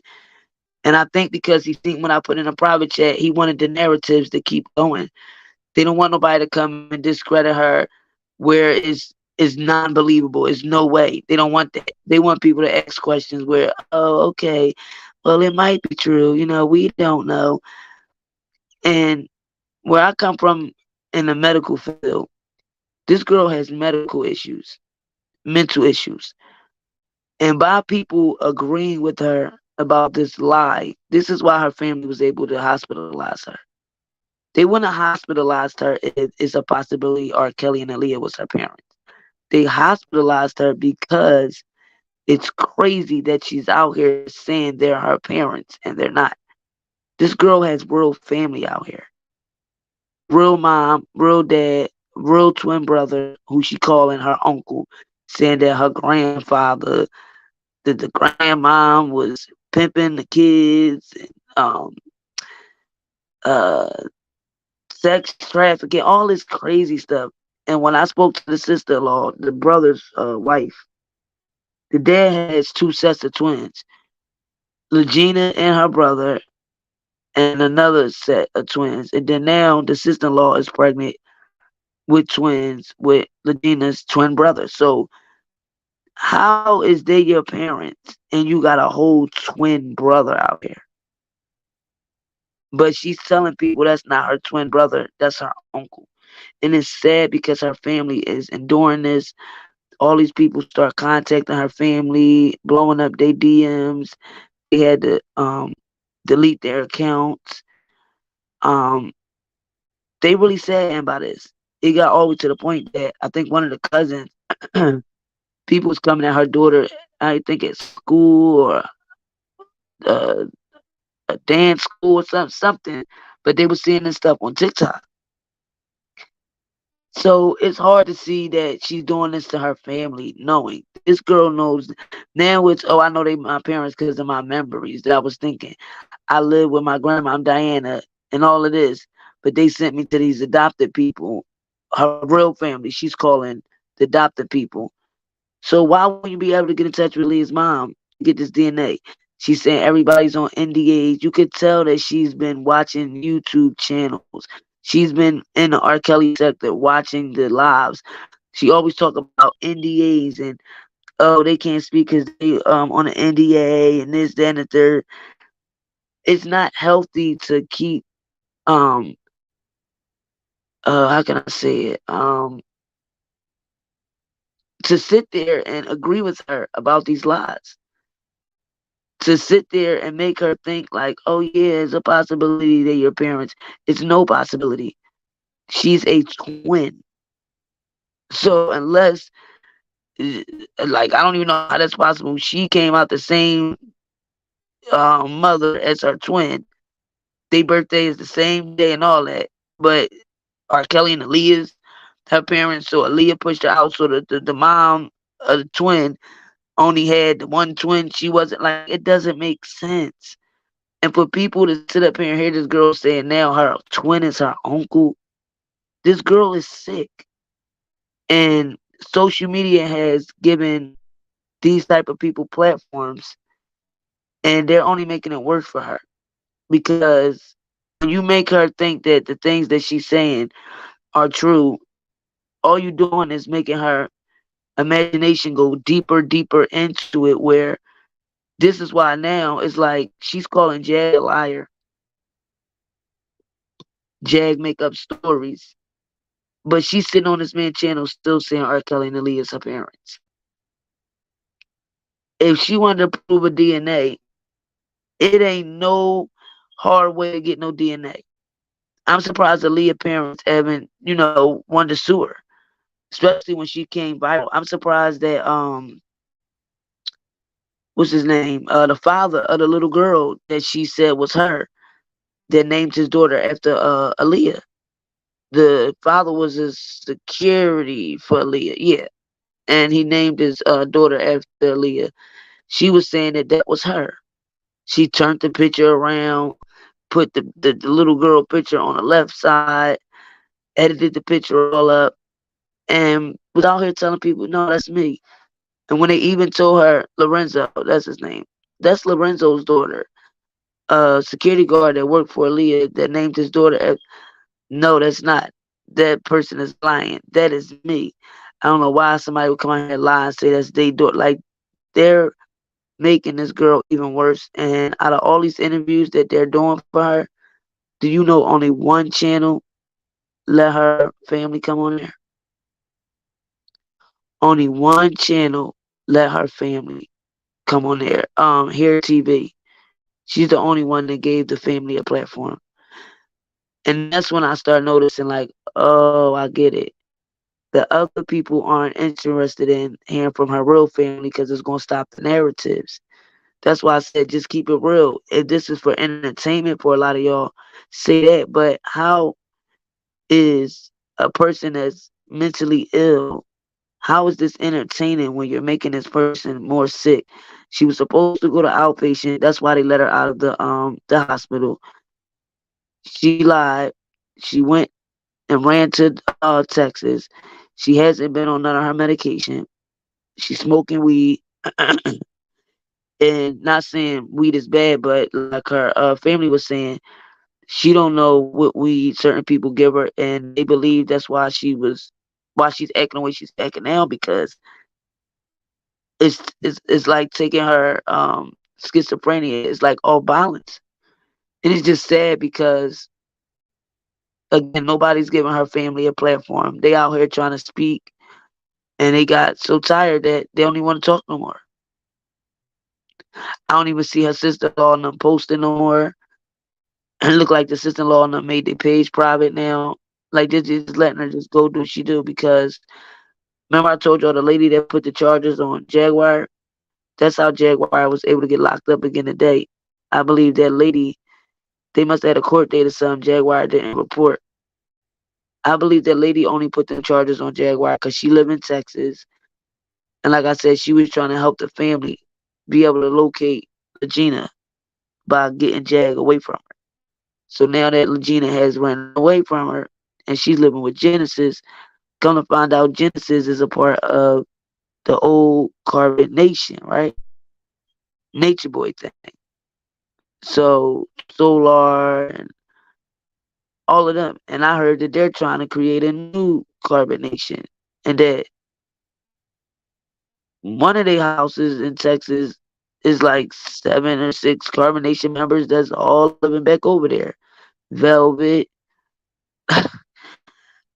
She's pregnant again now with Solar's baby.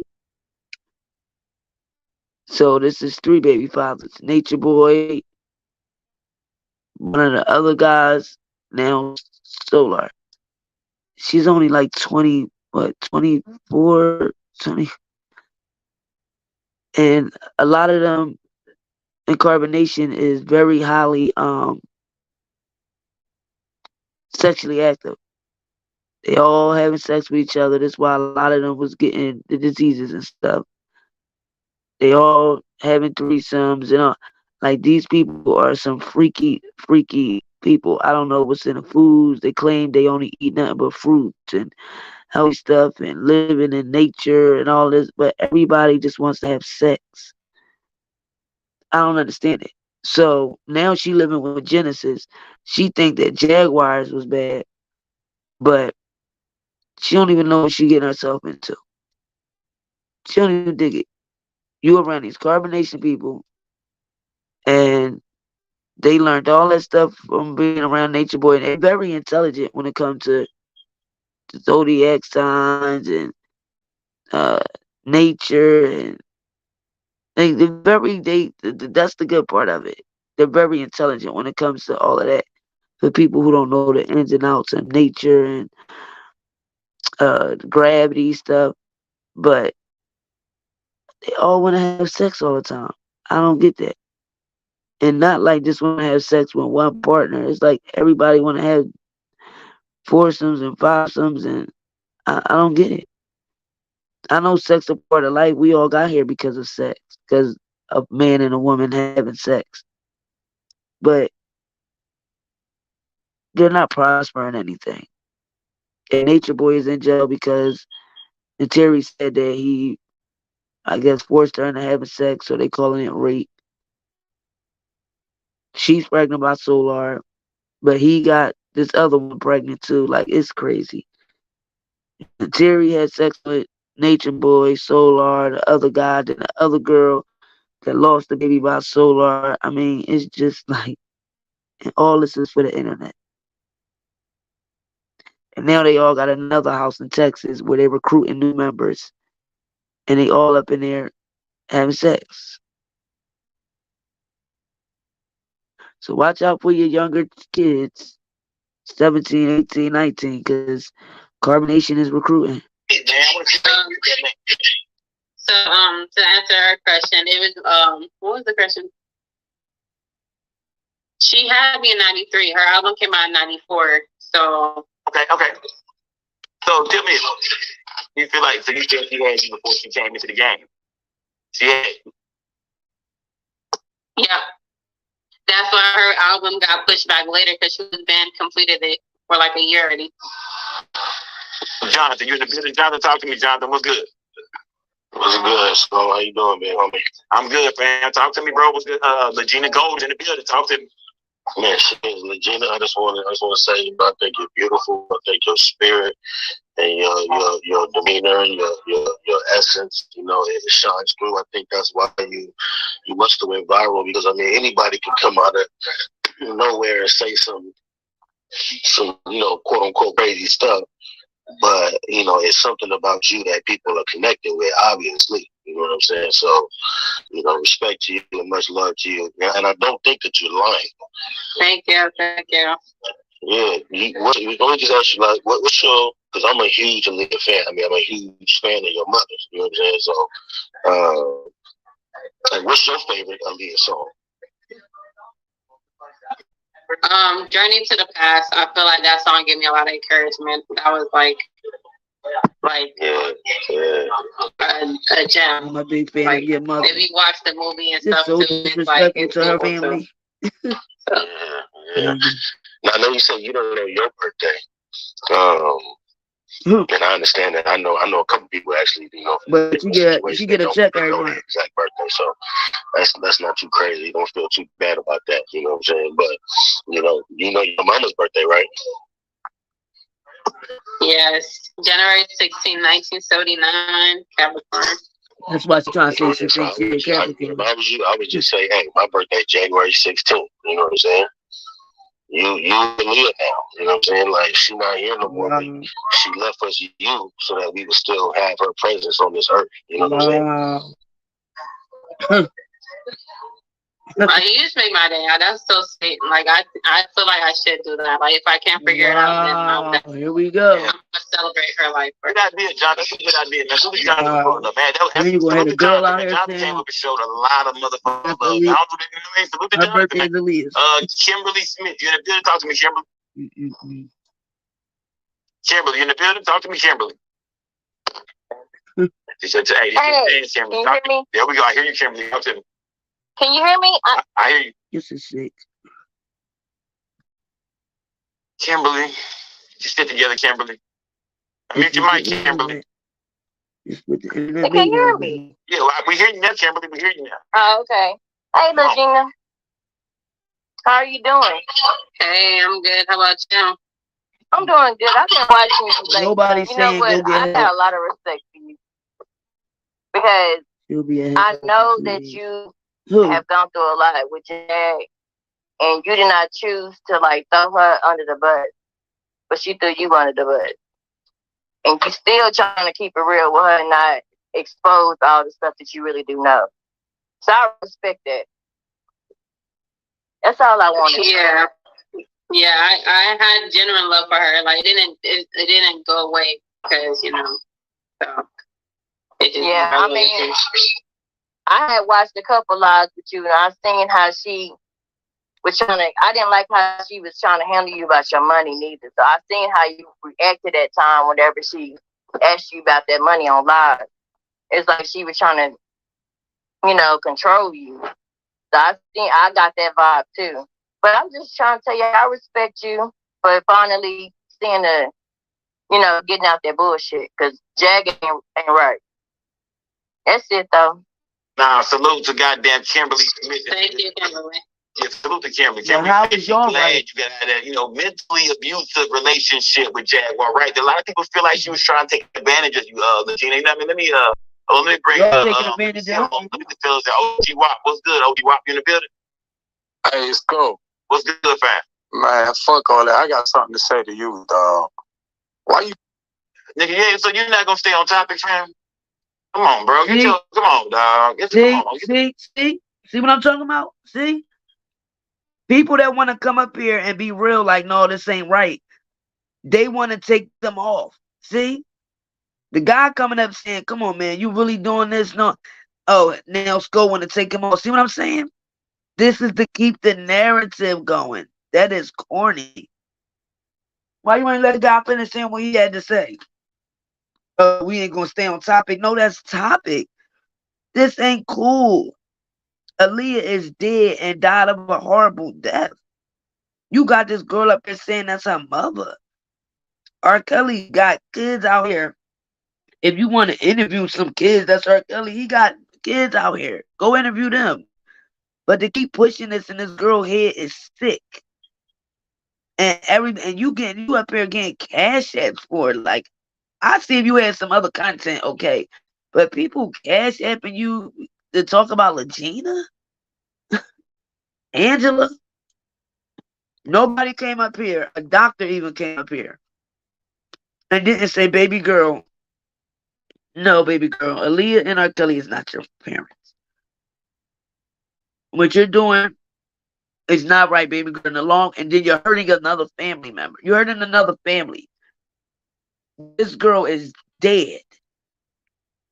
And everybody knows Aaliyah, mom. I don't care what they want to say about Rkelly stuff.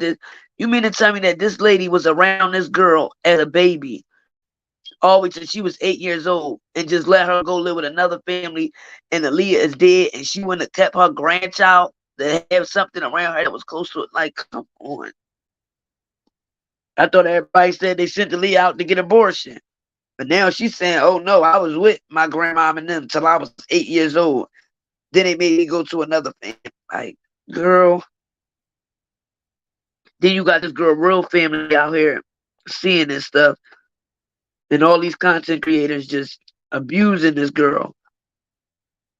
And if something happened to this girl, all of these people who exploiting her on the internet with the same story she got arrested for, then what they gonna say? Oh, I know. This was just for content. No, this was for content. Okay. Rod Davis, talk to me, bro. Hey, what's going on, homie? What's good, fella? Look, people, when you hit the panel, y'all try to stay on topic. Y'all, anything you want to address me about, man, catch me on the gram, nigga. Let's stay on topic. Let's focus, guys. Let's focus. Here go my question. They control. You trying to control the narrative. I'm serious and shit, man. Damn, I don't even get nobody laughing in the chat no more, man. But here go my question, though, man. Shit, why you up here capping, man? Like, what made you come out of nowhere with this shit and just be like, why is it our business? I think you need to. See? Because I'm the captain. If you know me, then you know I'm not lying. Here we go. I don't know how to. I know you need evidence. A lot of people need evidence. I need evidence for myself too. Right? But why we need evidence though? Why you making like this?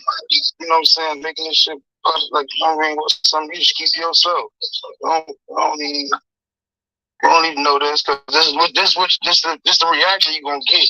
You know what I'm saying? So, I just don't understand why would you bring all this on yourself. You know what I mean? Like, it just don't. It's my truth. It's everybody else get to, have their parents and claim their parents. Not everybody, but it's the truth. It's my truth. And a lot of things happen to my mom, and people need to understand. She's not the only one in the community. So it makes you feel better that we all know your truth, and it make you feel, you know what I mean?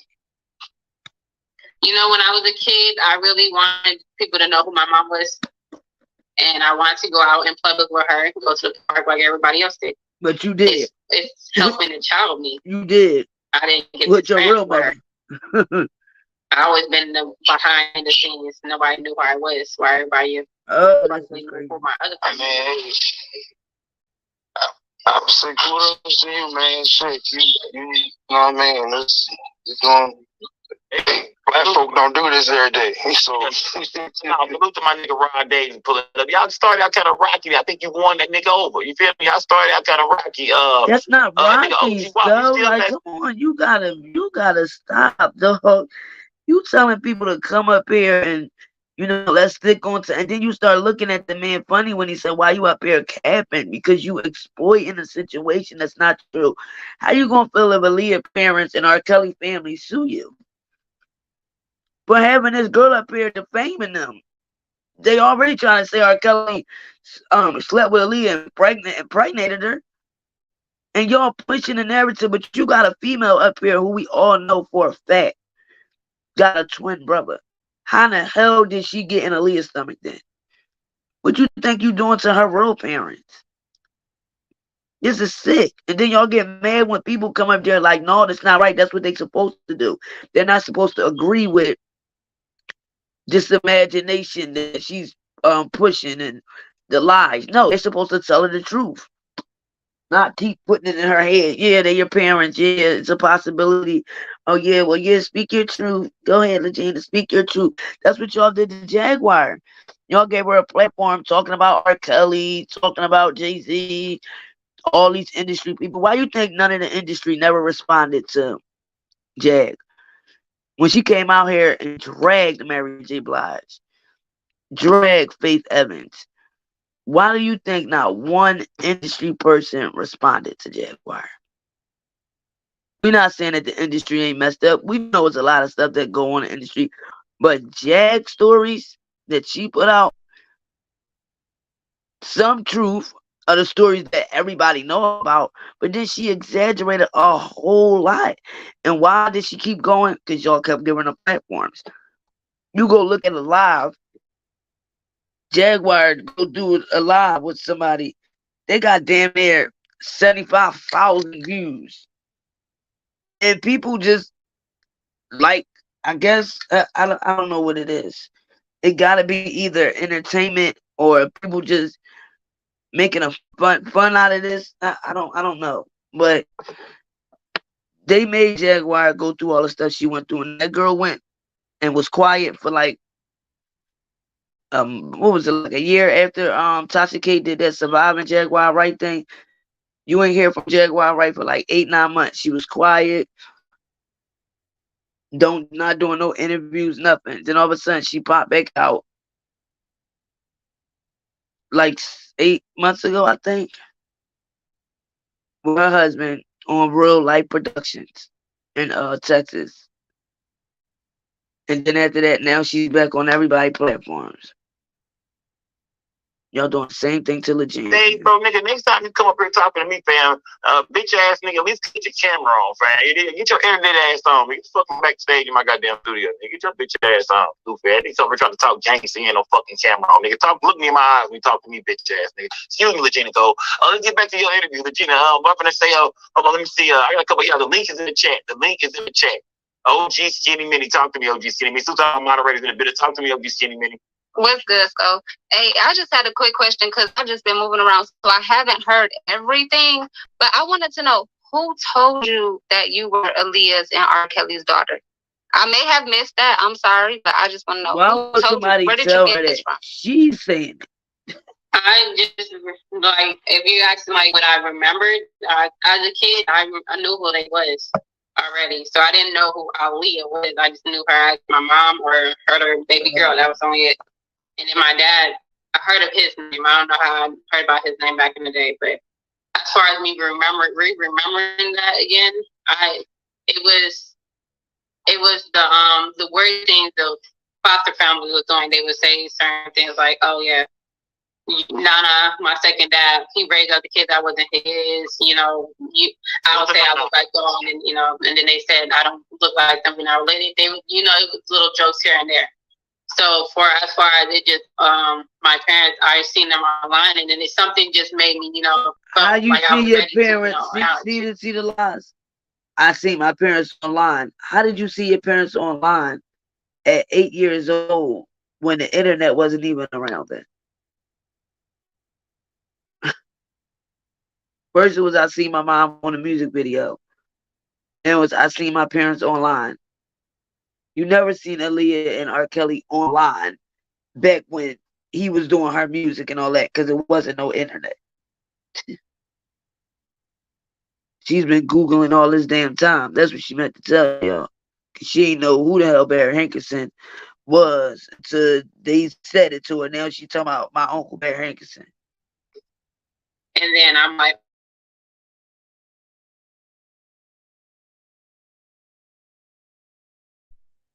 and then this happened, and then my dad, it fit together. So now I thought I was going crazy. Yeah. And I thought I was going crazy because I'm like, this is weird. Like, how am I related to this? Because if you say I'm related to this, and then my dad actually did this to these other females, and my mom actually gone. So it's not like I won something. Okay. Okay. Yeah. That's it. That's all I want to know is where did you? OG Skinny Man. Yeah, salute to OG Skinny Man. Pop out. Salute to all my moderators. Salute to the whole show gang. Please throw them no signs over the chat to let everybody know where the fuck they at. Talk to me, fam. What's good, bro? Remo, I'm gonna call you Remo. Talk to me, Remo. Nigga muted like a motherfucker. Unmute your mic, fam. And nigga muted. He's saying some hard shit, but he muted. He muted. You muted, fam. We can't hear you, bro. You muted. It's you, bro. You gotta mute your mic. Hit the mic. Hey, you don't look nothing like Aaliyah. You up there looking like Scott's little sister or little brother more than you look like Aaliyah. Alright, we can think about it. Look, he dropped him down. I'm gonna say this. The only reason I got your back is to just get away from me. You know what I mean? If the shit would have made me laugh a little bit, I would have. Yeah, I would have. The shit would have made me laugh a little bit. Maybe I would have. Shit would have. No. He drops anybody down. Anyway, let me see. AL, what's AL? Talk to me, AL. What's good? Thank you for bringing me up. Hello, everyone. Hi, Regina. Talk to me. How are you? Who is this? Yeah, I'm here. First, I want to make a statement and I want to ask a question. Okay, go ahead. Salute. Regina, you have a very kind spirit and you're a beautiful young woman. Keep it, stay that way, and don't listen to all these negative comments. And I pray that you find your truth and find where you belong, whoever you belong to, because everybody wants to know where they come from and who they belong to. So I wish you well on that journey. Okay. The second thing is, since Jag is now locked up, have you thought about reaching out to her mom and her son? I already reached out to their mom. Already let me know to cut off the lights, and I already reached out to Sam today to let them know that Jag was in jail. So we already talked. I'll probably call them and see how they're doing, but we still in contact with each other. My last question. Jack's so happy about you being an artist. Are you going to pursue your art passion? Yes, I am, and I want to have a gallery that's in honor of my mom. So it's going to incorporate a lot of things with her and a museum for her. So to keep her memories for the future generations. Well, thank you for speaking, and again, stay focused and don't worry about what everyone's saying. Okay? Okay. Thank you. This is people encouraging her to run with the lies. Let's do one more. Let's flip it here. Let's do one more. Let me see. Hold on. Everybody hit the link in the chat. Everybody hit the link in the chat. Look, yeah, I'm going. The link is pinned in the chat, y'all. And have the camera. I want to see somebody take camera on. I want to see. I would love to take somebody else. Hit the link, y'all. I got one more question for Legina Gold. One more question, gang. One more. Link is pinned in the chat. Who has a question? It got to be a good question for Legina Gold, y'all. The link is in the chat, y'all. Everybody hit that. I want to see who come up here. Who can get in here first, y'all? Hit the link that's pinned in the chat. Hit the link. Who put the camera on? Wow. I'm gonna pick you keep dropping everybody if they not with the narrative. Somebody good, man. Any bloggers in the building? Who in here? Who's in the bushes right there? If you're in the bushes, pop out. One last question. People are trying to come at you about this. You in the bushes watching, say, fuck it, I'm going up there. I'm asking some shit. Come on, man. Where y'all at, man? Because everybody in chat know that they ain't her parents. I ain't smoking that rich shit. I don't see no. You don't want to come up because ain't nobody can blow but me. You feel me? Y'all ain't stepping nothing. It's Friday. None of you got no jobs. Man, you might as well say only come up if you support Legina with this, man. Where I'm going in her lives. Oh man, let me see. Where am I going with this? I just want to shout out somebody else's channel, well, my channel too, Legina Gold. Legina Gold, and also Zul Vision TV, .TV. So can you support that family and thank y'all? I appreciate it.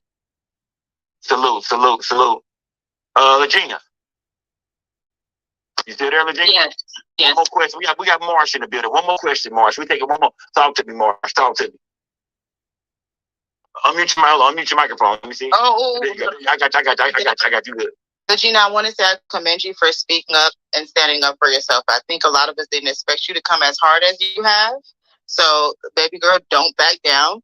Don't be punked. Have your business. But I wanted to ask you a question about one particular thing. When you used to go on live with Jag, and you used to talk about Goomba with her, and she talked about abuse a lot.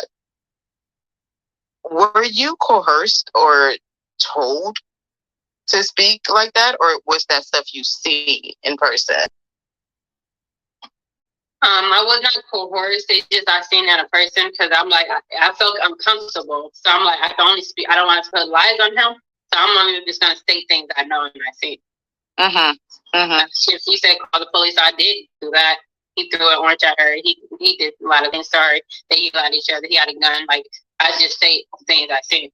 So cause I don't want to be like lying on him. But the things I said he actually did. A lot of people, based off that feedback she gave, his demeanor, I don't think a lot of us saw or actually believed that side of him. So that's why I asked that, because there were often times where I feel like you're being forced. But one time I did notice that you said, when you were doing, I think, the chart reading, you were like, hey, I'm trying to read this. And I thought, is this something that she's telling her to say? Is this something that she's pushing her to say? Because he's so soft-spoken. He doesn't look disrespectful. He doesn't come off that way. So that was just something that just stuck out to me. But I don't want to make this about Jack for you. I commend you for speaking stuff, and I see this is more about you. But that's something I just wanted to just tackle. It be the nice ones. He know what he doing. He know what he doing, and it is. He played them games. I'm like, boy, you ain't slick, boy. You know what you're doing. Like, boy. So watch out for them cancers. Oh. But please keep speaking up for yourself. Please. Who is the brother right here? Brother, you backstage going crazy, my brother. How can I help you, fam? I'm not going crazy. You don't know the shit. You're conducting the interview. There go Donette. That one that be doing interviews with Goomba, the one that was harassing Jag. Oh man, here we go. It's something wrong with these content creators, man. I mean, this the one that was arguing with Jag on day and night. Wait till y'all hear this dude. This is know about. That's all I'm trying to tell you. Okay, all of these questions, and these people that are talking are stupid and don't know shit and are asking rhetorical shit that get nowhere. Okay. Legina knows me. I actually just spoke to Legina like last night. Let's be clear. Yeah, we spoke last night with each other on the phone last night. So he's a content creator. He's I don't know Jack's nemesis, but we haven't figured out our own relationship yet, so I'm not sure. Nigga came here with this chick going crazy, nigga. I don't know. You got the floor, my nigga. I don't know what the fuck is going on right now. My bad, bro. No, I do got a question that I've been meaning to ask you, right? Yeah. Your second family came onto the internet and said some stuff. And my question to you is, what they're saying that this whole narrative about you being Aaliyah's biological daughter came about around in October. And Jag has also said and alluded. So he just attacked him. Oh no, because you ain't up and you don't know what the F you're talking about. All these people asking retarded questions and all that. And he let him stay up here. But he dropped, oh, I see what it is. Somebody got to base you and put you in your place. And he's supposed to be a fake, what they call him, the fake lawyer. He out here telling people he has a law degree. They got his mug shot everywhere. I mean, I don't understand this YouTube stuff. Now he up here talking about, oh no, Legina know me. I spoke to her last night. He not supposed to be gay, but listen to him. Like, I don't get it. Oh, it's the one that I was telling you, Leslie, that's talking. He the one who Goomba gave the sex tape to. Now tell me that ain't some crazy stuff. Her husband gave him and his wife sex tape to another man. And this is the guy here. Let's talk. There was some SA and some trafficking going on. Was there some type of traumatizing experience that happened to you in October of last year? Or did you try to communicate your childhood trauma to your second family and they ignored you? No, the second family, I started knowing weird things about them. They acted like they had handlers. They kept looking like they was reporting back to people. Somebody said when they was, tricking, that somebody kidnapped them and somebody following them. So it was things that they were saying to me that I wasn't aware of that they was going through. So these family is human traffic generations. So were they trafficking you because your father? No, I think they let some rapper drug rape. They roofied me, and this is her trying to say Drake. So this is why Jaguar said, "Oh, you're lying. You told me that Drake raped you, and you were pregnant. They got rid of the baby." That's why Jaguar said she's a bad mom because you got somebody out here with your baby and you're not trying to find who your baby is. So, like, this is crazy, man.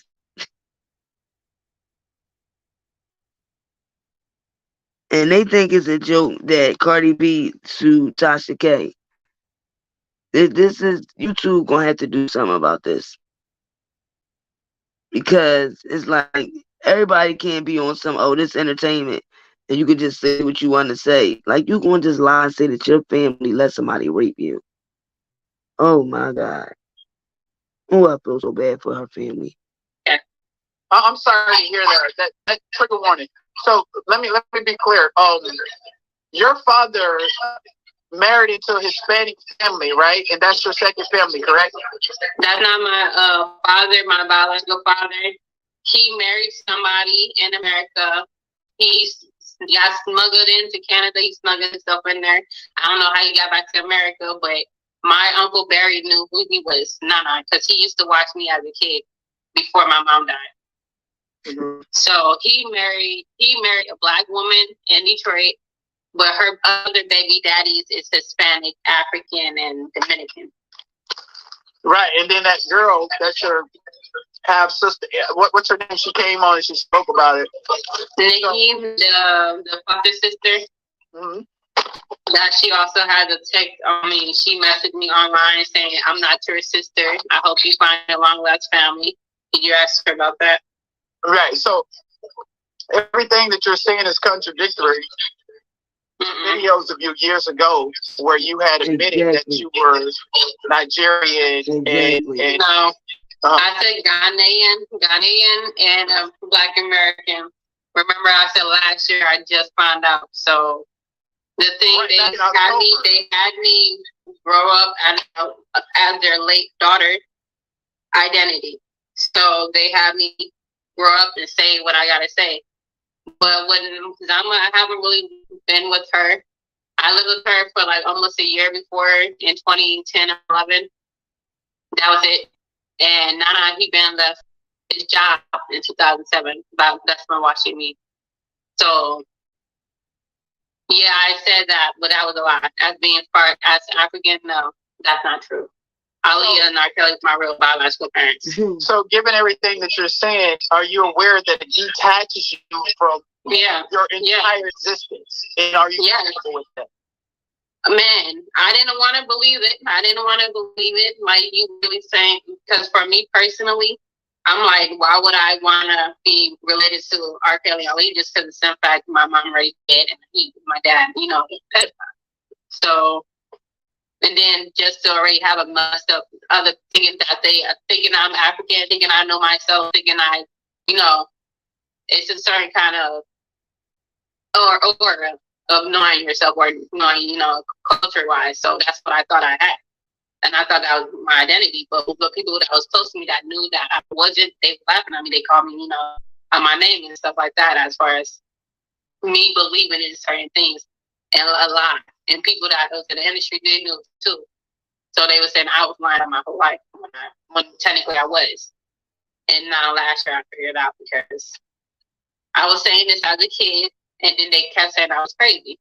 Or they said, I don't know what you're talking about. So eventually I just believed what they were saying because that's a traffic. That's a family, human traffic family. They are employed by the industry. So is it true that you first attempted to reach out to Jaguar back in October of last year? And is that true? No, I reached out to her, and I think January 11th, I'm gonna probably send a screenshot of that. I did mention her on my podcast. Go let her listen. So what attracted you to Jaguar? What attracted me was her telling the truth as far as what's going on in the industry and not trying to, sell her soul. And then knowing people that I knew that in the industry that they do weird shit, and she's actually saying it. So, and then her surviving certain things like assassination attempt. I'm not somebody after me too before, and she, victim of our work too. So it was a lot of similar. I felt she was very strong, so that's what it was. And last question: are you aware? Because I've interviewed Goomba a plethora of times. You know that. Are you aware that Jag and Goomba absolutely did not believe that you were Aaliyah and Rkelly's child previous to even inviting you to come around them? Are you aware of that? Well, the thing is, they don't know me, so I wouldn't think everybody will 100% believe me because I still have to find out myself. But you have 3 DNA tests, so what are you waiting for? I never had 3. I had 3 ancestry tests. Just that. Did you take? I'm waiting for a stamp, and I was waiting for it to record it with Jag Philadelphia, but I bet we just waiting on a stamp. Waiting on a stamp, nigga. Don't get it fucked up, man. We just waiting on a stamp. Yeah. So it's gonna come out. I got the stamp. I gotta get the stamp, and I'm send it out, and I'm gonna reveal it because it's happening in my life. Like I want to know who I am, and I'm more electrical, so it's eating out at me. Like I gotta figure out what's my mind is telling me, and also my heart is feeling. So. Okay.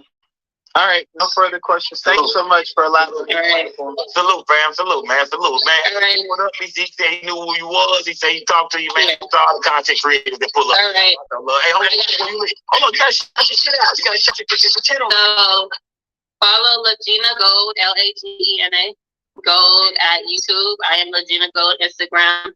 Follow ZuluVision.tv. That's upcoming.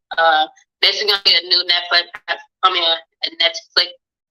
platform. So if you guys are interested in that family, support that too.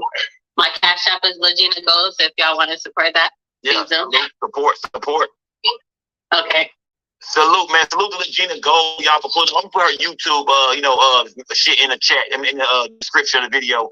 Salute to Legina Gold for popping out, gang, man. She done pulled up twice, sat in this hot seat twice, rocked out twice. She took questions from everybody, gang. You can't say she answers shit. She don't run from nothing. She pull up, she pop her shit. You know what I mean? Salute to everybody in the building, gang. Salute to everybody. Everybody backstage drop down for me. Hold on, my nigga, my nigga PA805, what's good? What's good, PA805? What's happening, my guy? What's good? Hey, let me say something right quick. Say, salute to the gang. I'm talking about moderator. Talk to me, man. Hey, man, it's official. Skull Gang chat is undefeated, man. These motherfuckers in this chat have no fucking limits, yo. Nigga, no limits, my nigga. We got the hardest game. We got the hardest chat, man. We run this shit. We almost there. We keep bringing y'all that content. You feel me? That's how we about over. We about no drama. Don't bring no bullshit. Bring me some content. You hear me? No bullshit, my boy. All content. Salute to my nigga V804. Salute to all my motherfucking moderators, man. That's my guy. That's how we coming with over here, y'all. We coming with content. Don't bring me no bullshit, man. I don't want to talk about no goofy shit. We gonna talk about some content. Or talk to me how to make a bag, how to build a brand. That's what we doing. We building brands over here. Salute to Legina Gold for pulling up, y'all. Legina Gold popped out. She pulled up. I mean, she didn't run for nothing, man. She did her thing. I mean, let me know in the chat right now. After hearing from Legina Gold the second time, who feels like Jaguar Wright took advantage of this woman? Let me know in the chat right now. Yes or no? Did Jaguar Wright take advantage of this girl, or was this girl clout chasing off Jaguar Wright? How do y'all feel in the chat? Let me know right now. You know what I mean? Jaguar Wright was. Oh, let me see. How am I asking this? Yeah. Did Jaguar Wright take advantage of? Just answer that. Just answer that. Did Jaguar? Country ass nigga. Here we leave. What's good, man? Talk to me, bro. What's good, nigga? You stay. What's going on, homie? What's going on, bro? Hey, shit, you say country if you look at her, I mean, what kind of name is that? Like, imagine somebody going up and say, "Go hold you, Gina." Hold her, that better hold me. You ain't do it. Hey man, it's official. Skull Gang chat is undefeated, man. These motherfuckers in this chat have no fucking limits, yo. Nigga, no limits, my nigga. We got the hardest game. We got the hardest chat. Come on now. Running the buck. I mean, you're running the buck, Skull. That is that boy Bobby Schmurder's daughter. But I told you this, Skull. Look. You're not gonna play the Gina like that. Like I said, look, if you look at her, I mean, what kind of name is that? Like, imagine somebody going up and say, "Skull, hold you, Gina." Hold that better hold me. You had to do it. Listen, stop that, Skull. Stop that. It's running the muck. Stop it. I know your birthday coming next month and shit, but so flip it again. Gina, don't come back. Gina, I started you out. I started you out. You look at her. I'm running the Jaguar, come out the trunk. Scope. Be honest. If you look at that girl from the side, you don't see Step in the name of Love Rkelly. I see a couple niggas that I know. I see a little bit of you.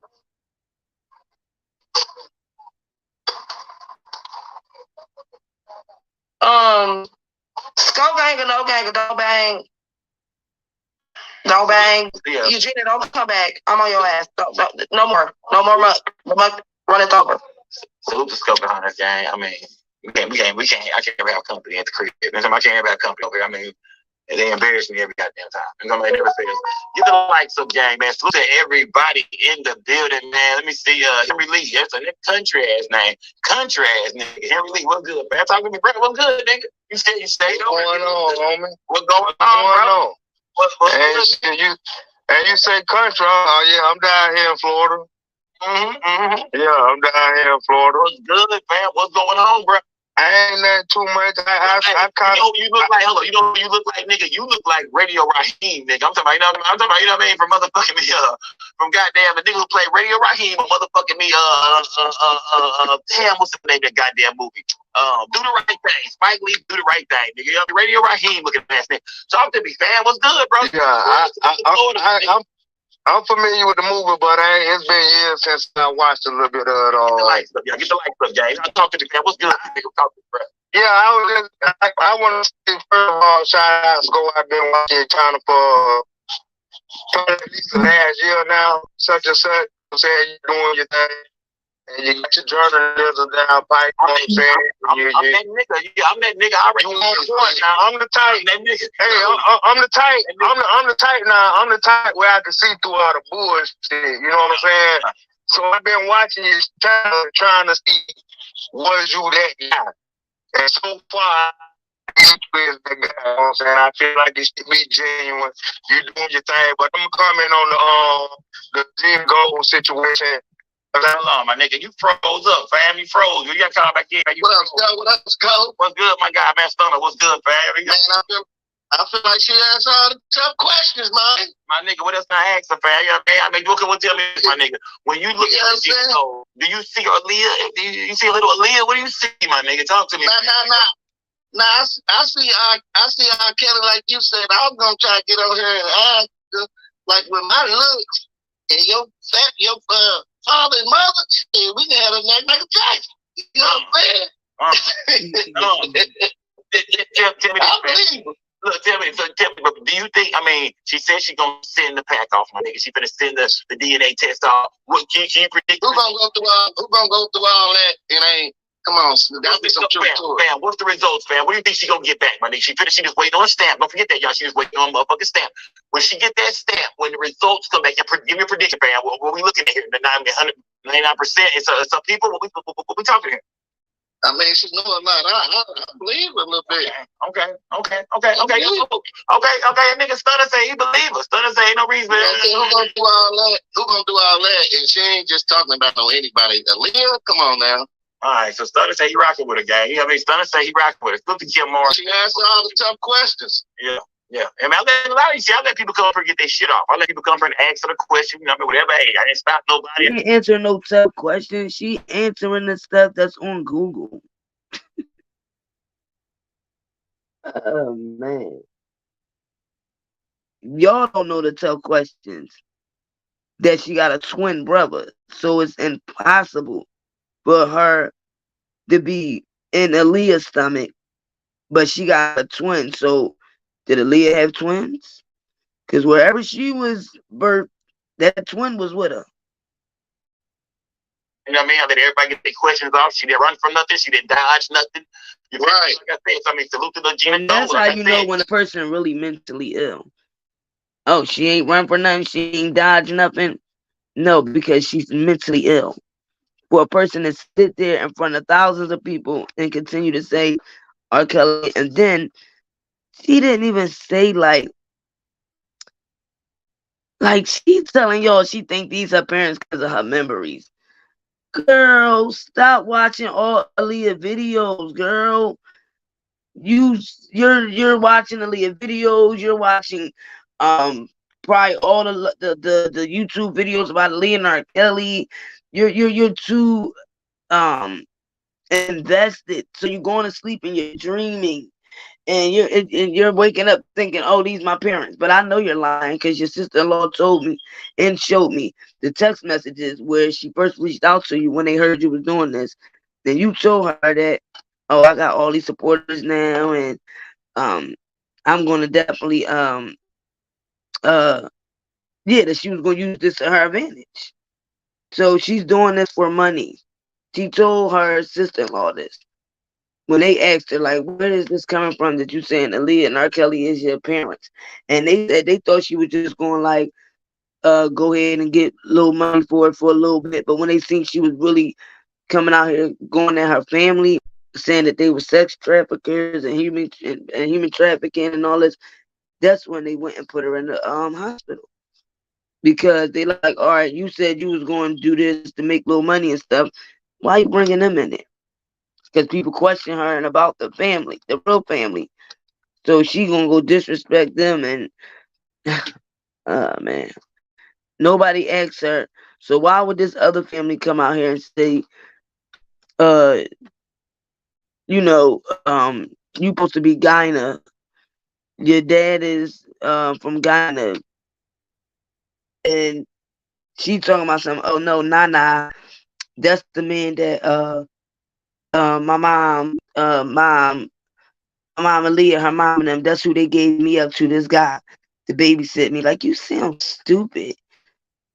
So they let you go and they gonna just give you to this Guyana man to watch you.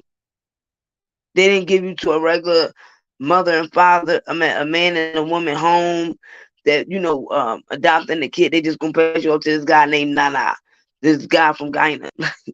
Girl, that's because everybody that's in school chat is slow. In the first time you had on here, the first time you had on here, the first time you had on here, I kind of thought old girl was coercing her, but she ain't with her now. So, hey, look at what I really say. Hey, salute to my nigga Stunner for pulling up, man. Salute to everybody in the goddamn thing. This shit is crazy, man. This shit is crazy. I mean, let me see. Mo, what's good, Mo? Talk to me, Mo.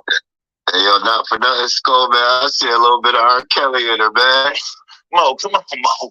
Mo, talk to me, Mo. What did you Mo?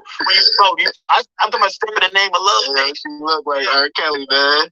Hey, Mo, I'm telling you right now, Mo. Hey, my nigga, it's a good chance the Chicago nigga, man. You know what I mean? So you get it could be her pops, man. You know what I mean? Yeah, the Leah part, I mean, she might have to cut me out, man. She look like R. Kelly, man. So you don't see no other in this girl. I'm talking about, you know what I mean? I'm talking about let me see what days the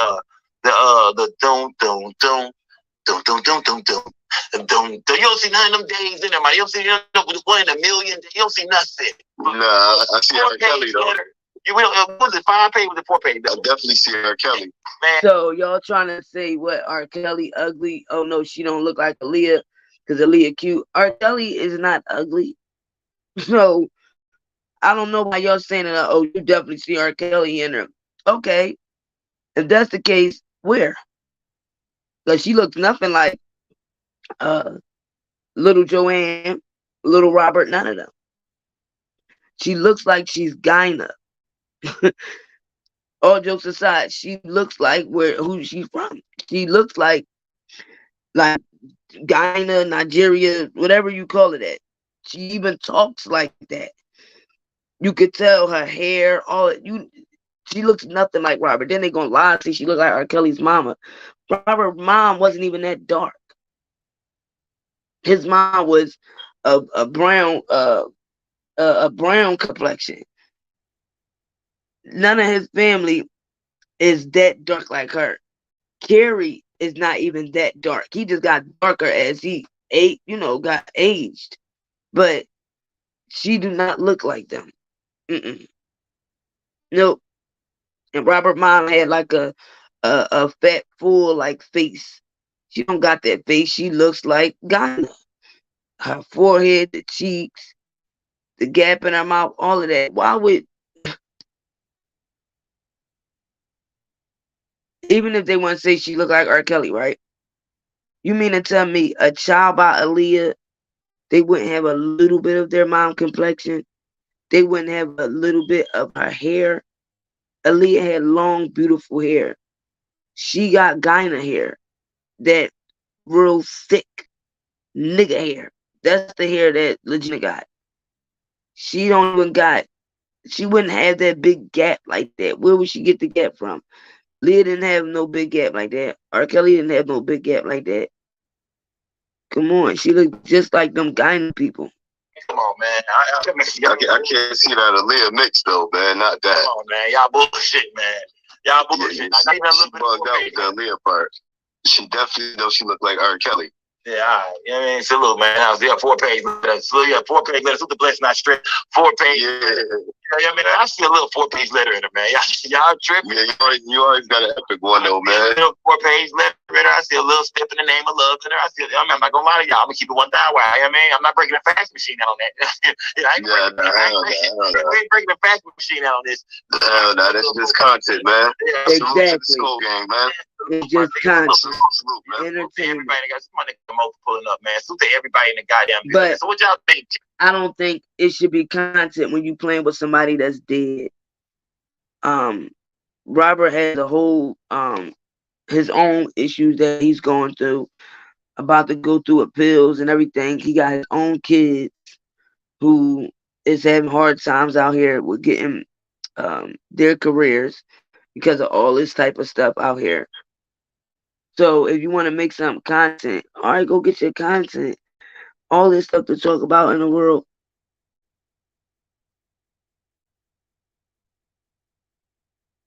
Good morning, Regina. That you can get for content, and you mean to tell me you gonna play with somebody that's dead? Oh no, I see a little Aaliyah in there. No, I see a little, like, it's out of pocket, man.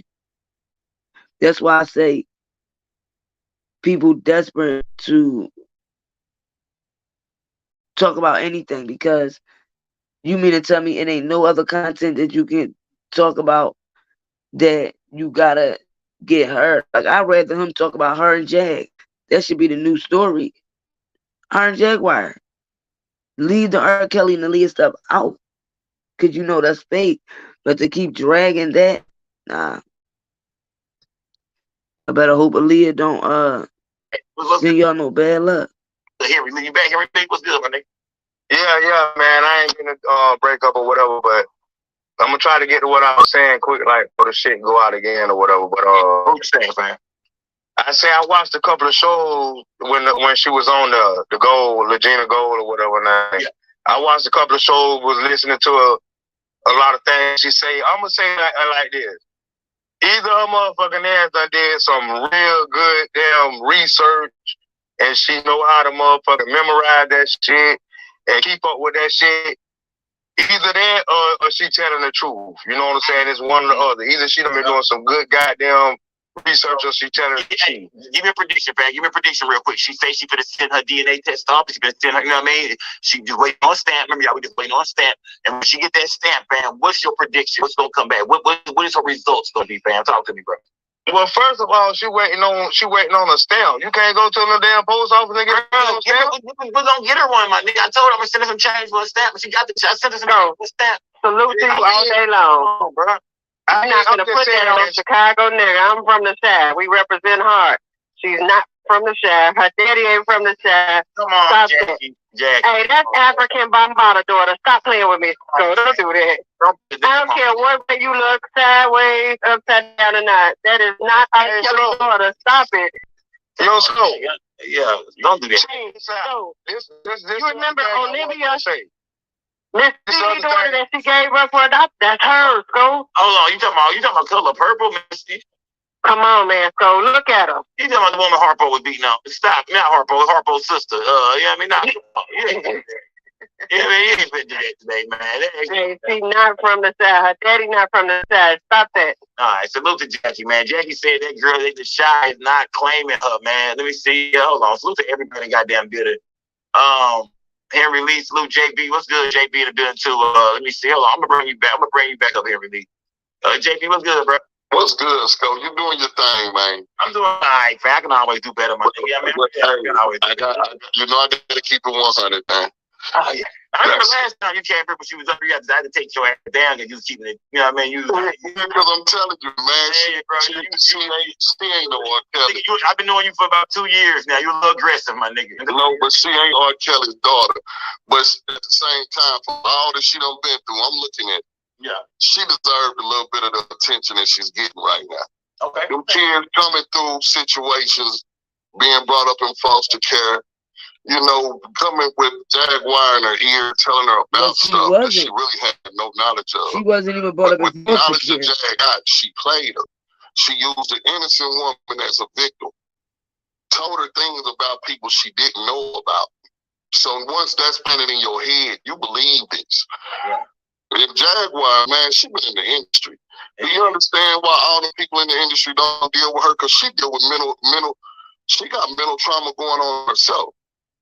And I believe the girl was really telling what Jag's intentions was.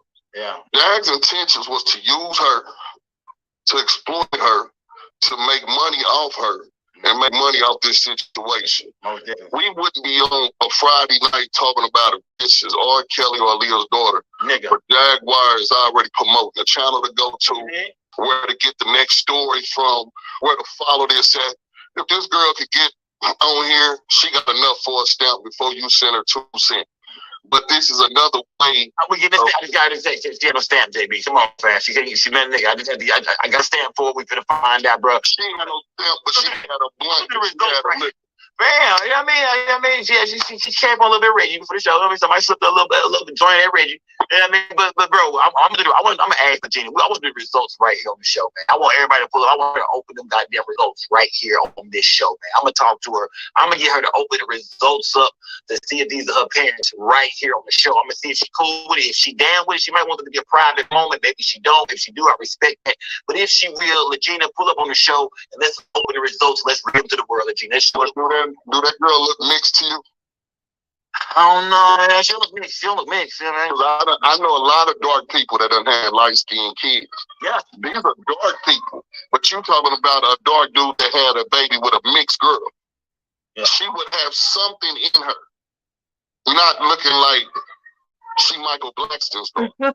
She would at least look something like a Chris Brown, or give a little bit of some Trey Songz kind of light. She wouldn't be just all the way looking like Aaliyah in the mix that she got ain't nowhere in her. Come on, man. Come on, we going too far. Yeah, man. Now, salute to everybody. Salute to my nigga JB for pulling up, man. Salute to my nigga JB. It seemed like she took the DNA test when she left Jags, and that she gonna take it, and I guess she doing the one where you send it away, and they going to send the results back of who your DNA is, I guess who your family is. She's not doing the DNA where she's getting somebody else's DNA to see if it match. She's doing the one, I think that's the ancestry joint, where you take it and send it out, and they see the result back. I think it's who. Let me make sure. Yeah, this the little test that she took from Jag House, and I believe this is the one that King Payne sent them. Let me make sure.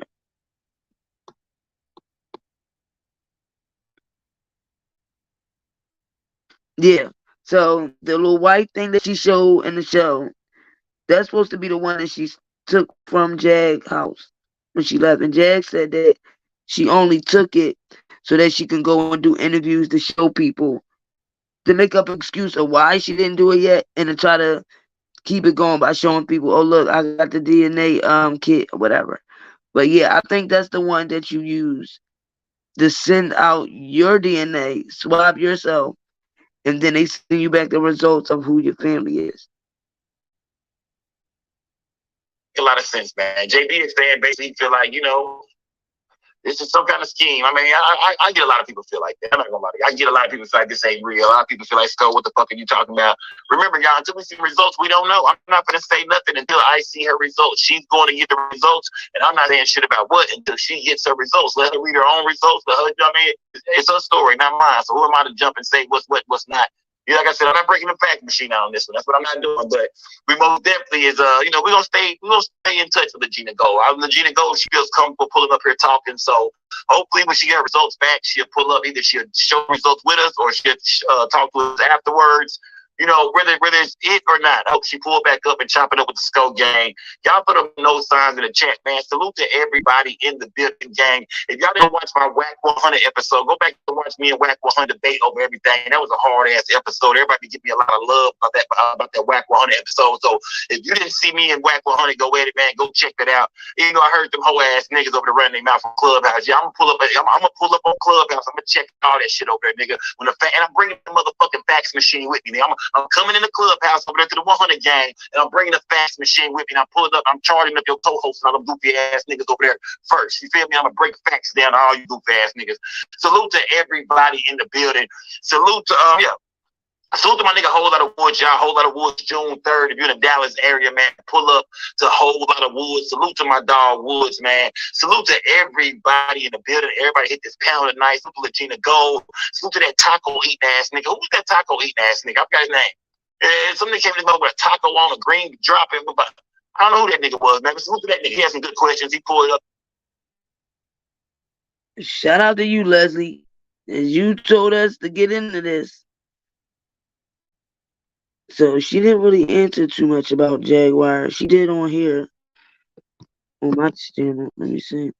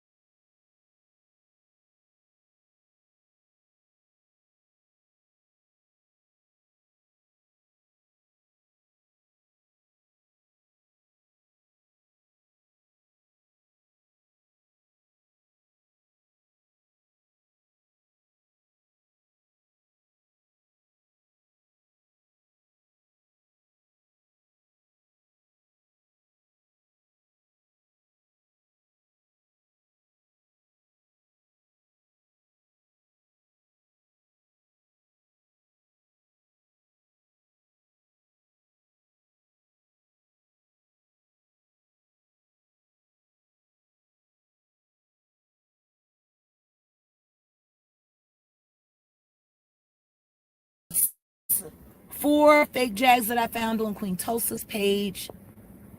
There were 6 on Sean Davieway's page, and one of them actually tried to go live while I was backstage. Which is fucking weird. From what it's sounding from everyone that I've talked to, including King Payne, I think the count is up to 55 fake Jaguars. 55. If y'all hate me so much, why do you want to be me?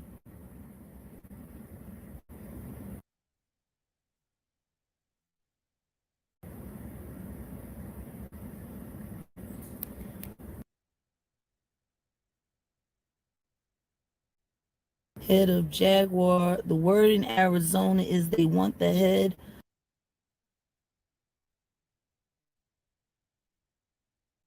of Jaguar burned and thrown in Grand Canyon.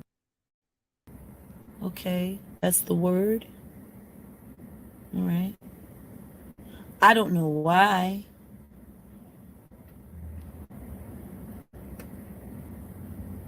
Self-harm. There we go. Is this it? No, that's not it. My pocketbook has Bob Marley on it. It's the bag that I carry every day, Mom. That's a wallet. It's not a pocketbook.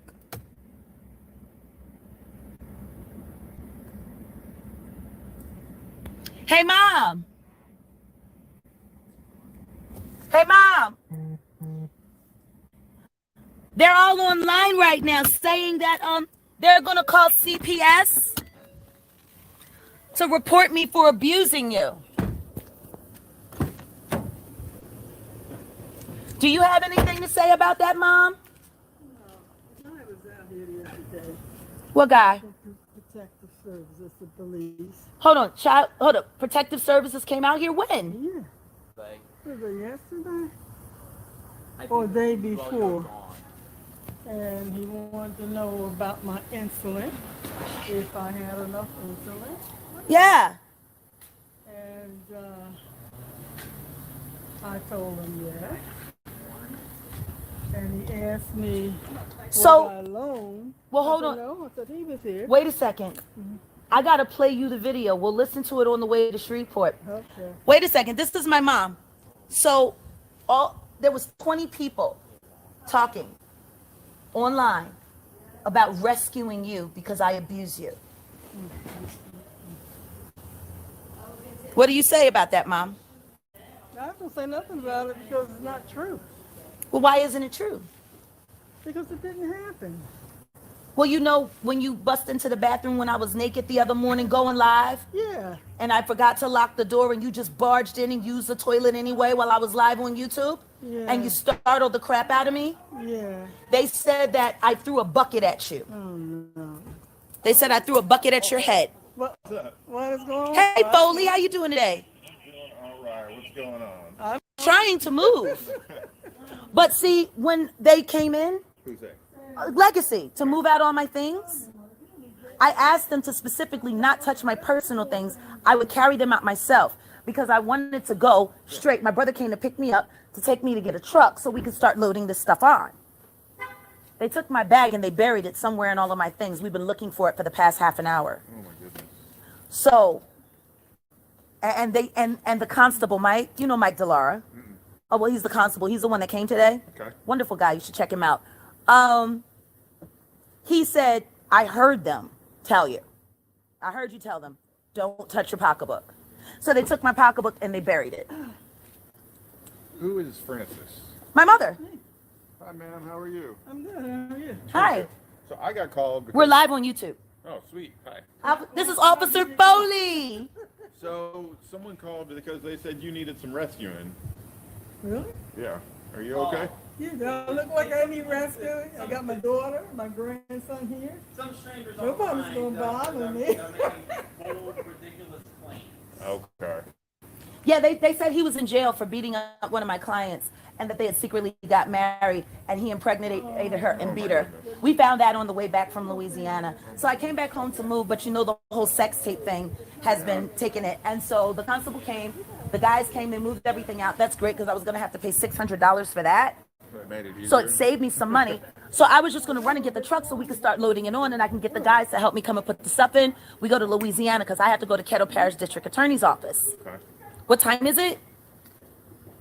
What is it? 2:05? Yeah, I'm not gonna make it. Okay. Man. I'm not gonna fucking make it. So now we have to find my pocketbook. They buried it on purpose. Legacy. Just buried it on purpose.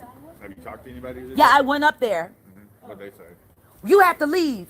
That has nothing to do with us. You're just gonna have to find it. Now, if you wanted me out of here so fucking bad, why are you holding me here?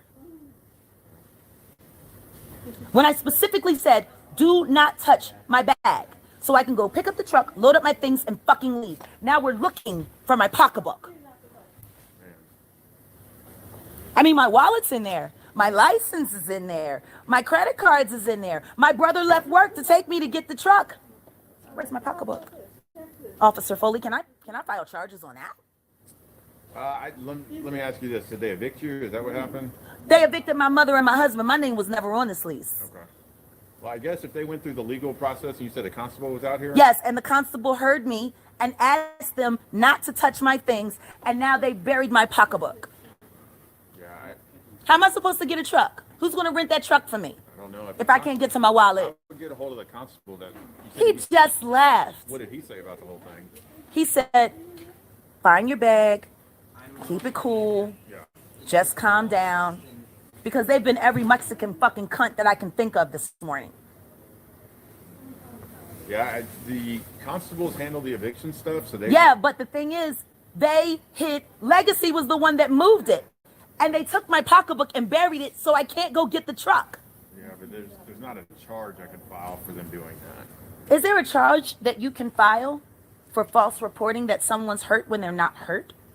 Well, By the way, who is the complainant? Can you please tell the audience who the complainant is? I don't have a complainant. It's an anonymous person. So you got an anonymous phone call from YouTube. I don't know who did it. No, that's who did it. Okay. Because they were just saying it in the chat. I have it all right here. Okay. Can you talk to the people about how illegal it is to call and keep making false claims like this? I don't want to go on YouTube. I'm sorry. I'll let you He do doesn't that. want to go on YouTube. Yeah, I'll let you do that part. But yeah, all I came by was to check on Frances. Frances is doing good. She doesn't look like she needs rescuing, so we'll get out of here. But like I said, I just wanted to... Do you know how ridiculous this is? It seems ridiculous. Hiding my pocketbook when I'm trying to leave. Yeah, I don't have an answer for you on that. When they do the eviction process, I got you. I don't know how they do that or what the constable... What I role he asked plays. him, the constable told them, do not touch her belongings. Let her take her pocketbook out herself. Now my pocketbook's gone.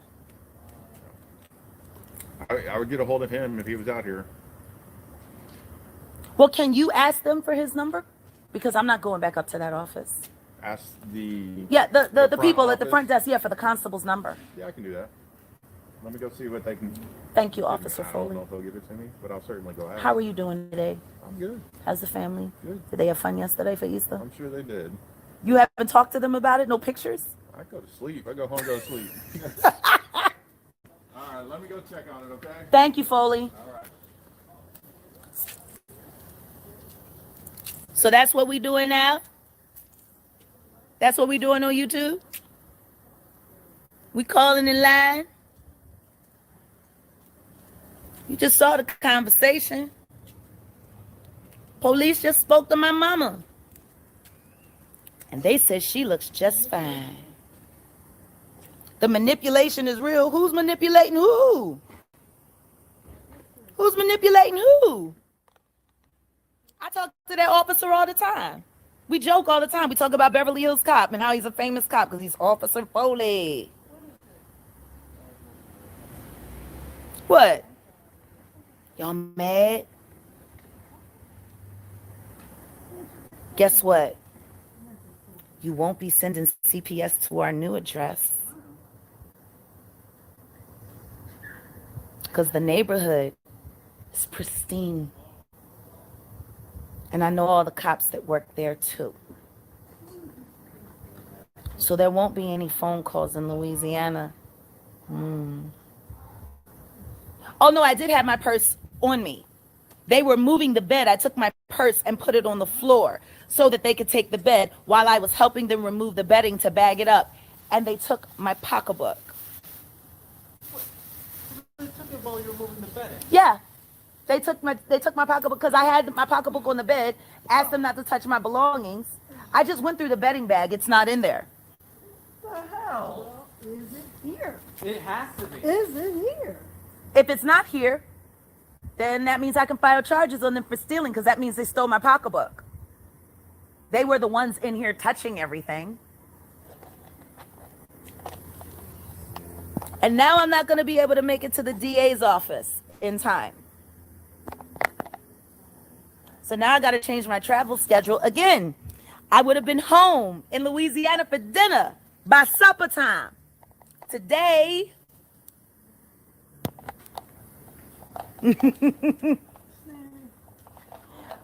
Yeah, this is real cute. The little ignorant nigga. I'm gonna post him up later while he's sitting there sweating like a slave. I'm gonna give him a little moment on camera. As the hardest I've ever seen him work since I've been living here. But it's just so funny how niggas are. Fucking niggas. I got my lighter on the bed. It has a laser beam and everything. See?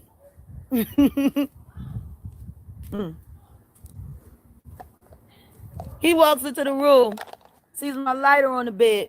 Now, I'd already shown it to the constable. She's got a gun. She's got a gun. She's got a gun. So I picked it up and I showed him what my gun looks like. It's a fucking lighter, you pussy. All these fucking ghetto pussy ass motherfuckers that live up here. Fucking pieces of shit, every last one of them. Mom, did you hear? I was talking to the neighbor. Somebody just got stabbed the other night. How many people got shot? It's only April. There's been 4 shootings, 2 murders, and now a stabbing. And then there was that brawl when they beat that unfortunate man from Louisiana over there. Yeah, there was a murder over here last month.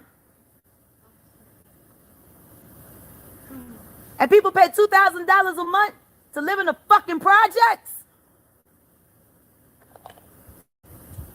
Somebody just got stabbed. And they wonder why I walk around this motherfucker armed. I wish one of these pussies would try to run the fuck up on me.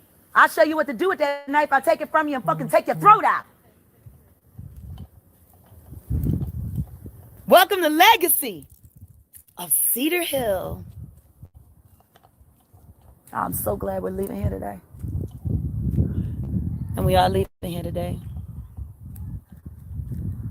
Today marks the day that I leave all things Gerald Hoskin Johnson behind.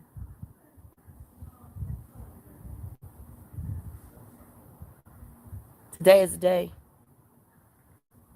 This is really the day.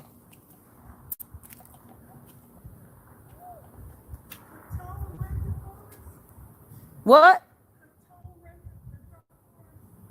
I mean, I don't want to ask my brother to rent me a truck when I'm capable of doing it myself, Ma. I'm going to come over there and look through the stuff in a second. I just want to calm down.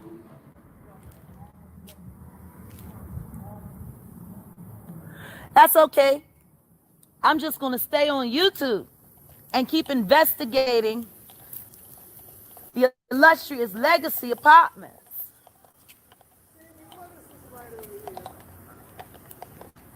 You know, this used to be a Section 8 property.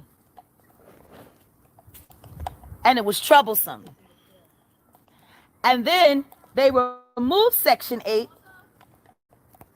but they left a lot of the riffraff behind.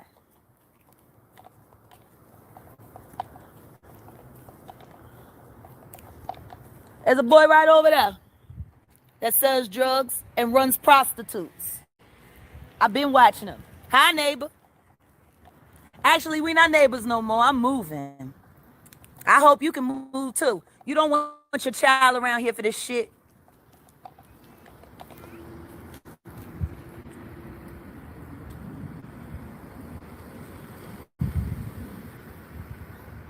Let's see if we can talk to some more tenants from Legacy. Would you like to do an interview with me about your time here at Legacy? I'm live on YouTube. Just visiting from where, if you don't mind me asking? Out to visit family. How do you like it here? It's all right. It's all right? Well, be safe. I don't know if you just heard somebody just got stabbed the other night. It just had a murder here about a month ago. How you doing, neighbor? Oh, I'll be fine when I can find my pocketbook. Yeah, they took my pocketbook. Legacy. Well, they came and moved my stuff out. I just got back in town and I was trying to get a truck this morning And I walked up front, told them I was getting a truck and I'd be loading out today. And so they called a constable and they came in. They were kind enough to save me $600 and move all my stuff out for me. My brother came to pick me up. I asked them not to touch my personal belongings. And now they buried my pocketbook. They buried it? Yeah, and all of that stuff. Well, let's go through it and find it. Oh, we've been looking. So what are you saying, that somebody took the pocketbook? I don't know. Did somebody take the pocketbook? Look at this baby. Look at this baby. You remind me of my king. Hey, girl. Hey, girl. How you doing? You remind me of my king. What you doing? What you doing? I love me a pit bull. I miss my dog. Hey, Foley. What did they say? Oh, that I talked to him and they don't have a... How don't you have a number for the constable? I mean, they might have a number to a constable's office, but not directly to him. Well, he has my email address, so he's supposed to be emailing me anyway. They said, and I don't know because I wasn't here, but they said that your mom had... No, my mother had her purse. They buried my purse just to annoy me. I'm sorry. That's not something that we can unfortunately get involved in. That's the constable's lane. They deal with the eviction stuff. That's a civil thing. Yeah, I know. So, well, you want to take another look at my mama and make sure I'm not in here killing her? You know I'm a serial killer. She appears to be just fine. She does? She said she was fine. Okay. Well, don't worry. You won't be getting any more phone calls about this because we're leaving today as soon as I can go get this truck. Okay. You're going to Louisiana? Yeah, I'm moving to Shreveport. I'm running for mayor. Yeah. Good. I got a great plan. Well, I lived there before I moved here, and I got 2 goddaughters there, and I got family there. And Dallas has become a little bit much with all of the celebrity and all of the... And my mama, you see my mama, and my son, we need quiet. Yeah, that was your son? And that's my son. That's the only one I got left. Yeah, My other son was murdered in Arlington almost 5 years ago. You should have saw the way they tried to manhandle his urn. I told him, you touch my dead son again and I'll take your throat. Sorry, that's a tough time to be dealing with stuff like that. Well, you know, between that and the sex tape and my car being blown up by my husband and being harassed by YouTubers who call the police and lied to the police. How do they know where you live? Because my husband doxed me and he put this address out online. Well, get out of here and go somewhere that he doesn't know about. We're going to Louisiana. He knows the house we're moving into because he was supposed to move into it. But I know the police there. And I'm moving to a very nice neighborhood. Good. So it won't be none of that The foolishness. only time I've been to Shreveport is to do some gambling. Margaritaville? I haven't been to that one. Next time you go to Shreveport, you go to Margaritaville. Go to Jimmy Buffett's Steakhouse. It is sublime. My friend is the manager there. His name is Quincy Williams. Tell him Jaguar sent you. Okay. Yeah, I haven't been to Shreveport since they built that one. Oh, then you What's gotta the other one? come. Bossier City? Yeah, what? It's in Bossier. I mean, what's the name of the casino? Are you talking about the Horseshoe? No, it's one across the street. Like right by it. I forget the name of it. I go to the same one all the time, but I haven't been in. You can always look me up. I'm the easiest person in the world to find. Jaguar right. Next time you come to Shreveport. Look at Mom. I know. A medication bag with all my medicines in it, and I put it in the bathroom so they didn't bother me. They brought it out and put it in the bag, and I can't find it. So I'm diabetic, and if I don't find that, when it's time to eat again, I won't have it. Yeah. You need the medics to come out and check your blood sugar? It's okay. As soon as I get my wallet, if I need to go buy you some insulin, I will. But my wallet is in my pocketbook. I got my insulin Can you, in the bag, can you buy insulin? Yeah. but it's Okay. the metformin.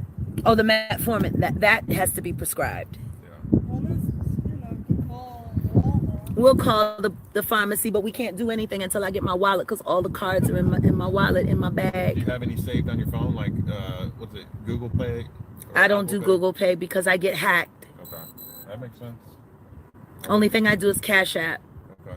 But I can't rent a truck with Cash App. I still need my ID. You think they'll let you pay for some medicine with Cash App? I don't know. I don't know if any of the pharmacies do that or not. I don't think they. I think they do Google Pay. I don't think they do cash at Walmart yet. Well, like you've got your phone, so that's good. If something changes with your mom and she needs her blood sugar checked, please call us so we can get the medics out here. I'll call you fully. Because, you know, it's... I don't know how long it's going to take us to find this. And if we don't find it, then that means they misplaced it on purpose. You know what? I should probably check the dumpster. I would check this stuff first. Because it... Most likely, they didn't do anything. They're petty. Well, yeah, I don't know. But I would assume that it's in there somewhere. And your son looks like he's working pretty hard to go through everything. He is. He's smart. He'll get it. But right now, he's just a little rattled because he's annoyed. Yeah. He's annoyed with these YouTubers calling the police, calling the police, calling the police, calling the police. People that have never met me, people that don't know me, people that don't know my mother. Yeah. You know, this is what happens when people get fixated onto someone. See, right now, I'm the villain. I'm Poison Ivy. Why would they say that? Because they want me to be the bad guy. They know what's going on with... Yeah, they know what's going on. They've all been watching it. Oh, I meant with your husband. Yeah, they call us the reality TV. All of this is being documented on YouTube. They're calling my life a reality TV series on YouTube now. So I gave it a title, Welcome to the Circus. We start filming later this month. Okay. It was a great idea. They're absolutely right. My life is a reality TV show. Who's going to film it? My crew in my production house. Okay. Philadelphia Productions. Holy cow. I have my own Roku TV channel.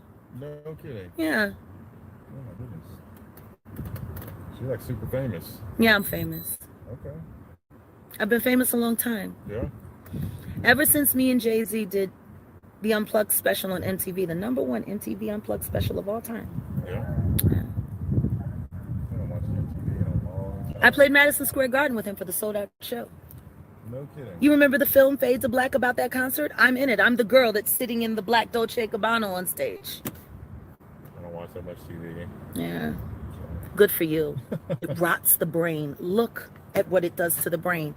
You're here because of YouTube. Sweet. It's good to see you again anyway. Good to see you. I wish you the best of luck. Thank you. Take care of your mom. If you're ever in Shreveport, look me up. I'll take you out for a steak. Okay. I can never get off work and get out there again. You better call out sick. Because I know how to spot weak dealers. We can get some money on the blackjack tables. Take care, okay? Thank you, Foley. All right, here I come. I'm about to dive in. So, I want y'all to do me a favor. All of you assholes who like calling the police on me and lying to the police about me. Stop.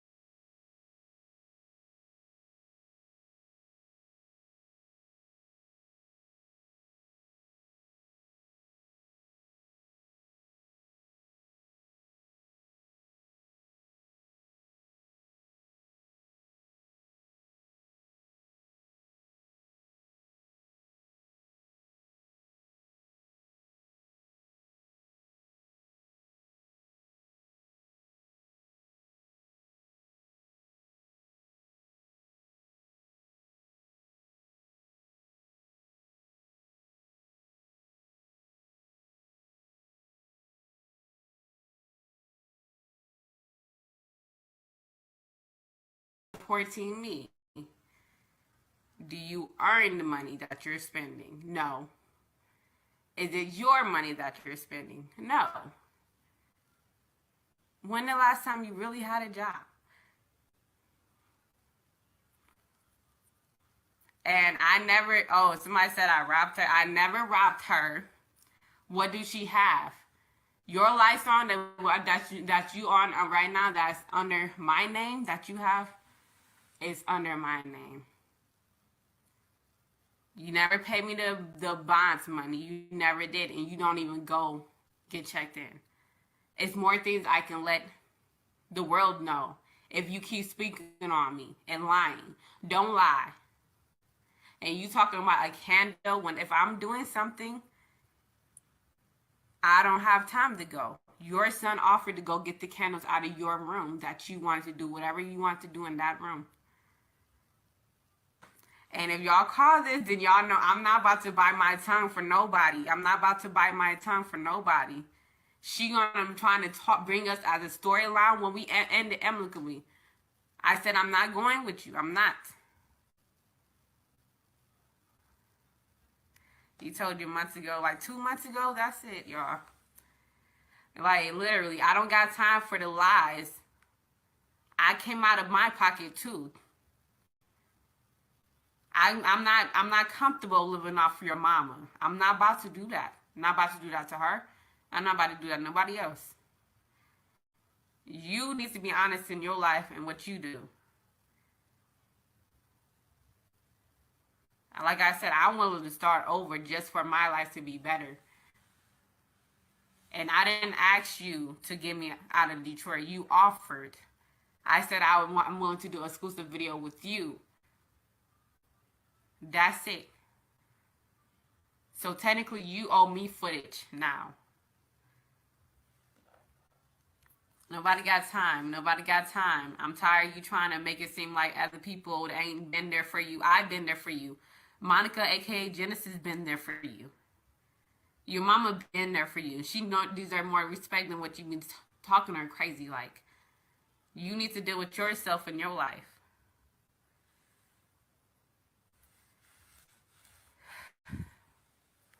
Don't be up here lying on me because you think I'm not gonna say nothing. Nah, that's what I'm not about to do. If I'll be honest about a lot of shit that I've seen personally, you're gonna have a problem and the whole internet gonna hate you. So you need to back up. Don't use me as a storyline or a content. I'ma let go of their ass and live my life. Don't put my name in your business. Or whoever else I even mentioned. Because you don't want them problems for real, for real. You don't want that problem for real, for real. Like, it's getting on my nerves. Like, I try to. And y'all want to say I have mental illness. Well, if I do, then, girl, you triggering me, too. Like, you making me anxious. Again, like, chill out. And you want to use me as a storyline. Like, drop it now. Drop it. I appreciate you helping me getting out of Detroit. But you honestly don't appreciate the other woman that helped me, Genesis. She's the one that helped me from Detroit. And you speaking down on her, like I said, I don't like that. You got mad that I defend her a couple of weeks ago when I first met her. Because you was doing extra shit. Keep my name out your mouth. Keep my name out your mouth. And keep other people's name out your mouth too. Like this you pushing everybody away. You done push me away too. I don't got time for your shit. I really don't.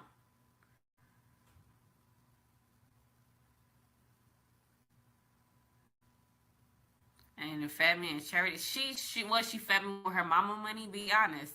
Let's talk about that. I appreciate her mama, yes. But I looked out for her mama too. I came out of pocket a couple times too. I forked in the bill when I had to too.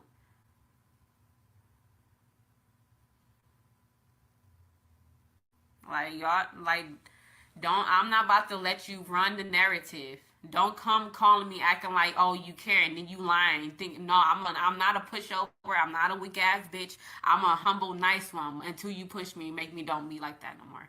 I don't care who you are. You're not God. You're not God. Yeah, I'm spilling. Yeah, I'm spilling the tea now. Yep. Since you wanna act like you wanna make a narrative in your head. Once you start to open your mouth and start lying on me, you lost loyalty from me. You lost loyalty from me. Don't make me your enemy. I am. Like, don't do that. This ain't no fiction. This ain't no yo content. And then, oh, by the way, I am not pregnant by her son, Sam. We never got married. He never beat me up. We never was together. So she want to keep that lie and let the world know that and feed it on so that can be bigger. Nah, nigga, I'm cutting that off. I'm tired of being your content. I'm tired of it. I'm tired of it. And you go get the so-called keys that you was claiming you was going to get and go actually go get it. And leave me out your shit. Leave me out your shit. And thank all y'all for y'all support. Thank y'all. Thank y'all. I'm doing the best to build my life up where I feel safe. And currently I feel safe. Less drama, less tension, less bullshit, less everything. Now you're going to see me now y'all going to see me prosper and grow, and whatever. And Drake neither. Yeah, well, I could talk about him. She can't talk about him. So, it is what it is. And Rkelly and Aaliyah. Well, they're my parents, whether people believe it or not, but they're not in my life no more, and it is what it is, and I still gotta flourish and grow. Like, it is. All that extra shit, all that whatever you're trying to say. Oh, you was saying I was disobeying you. You called me selfish. You called me disobedient. You called me. I'm trying to challenge your authority. Like, what is you talking about? This ain't no. What is you talking about? You're not my mom. You're not gonna get respected as her. She's already gone. Second of all, you're not God. God is going to be the only one I'm bowing down to on anybody. So you're neither of these things, and you need to take a chill pill, because I ain't your kid. I ain't your kid. Saying you're the bad mama. She's the last one to say anything. She's the last one to say anything about being a mom. She's the last one. She was like, man. And what happened to the beautiful home? I asked her where the money she gets to buy it. Her mama don't got that much, so don't try to talk about you supporting somebody. You was not supporting me. And I earned my keep. I make sure. Taking your mom to the doctor's appointments you wasn't doing. Taking her to, So, and yeah, everything, like, it got too real. I'm like, you betrayed it to be like you was the one supporting people, and come and find out you was not. You was not. And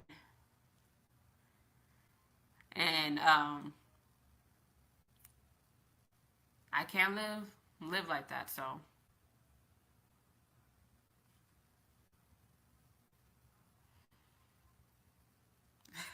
Somebody said the cougar fan.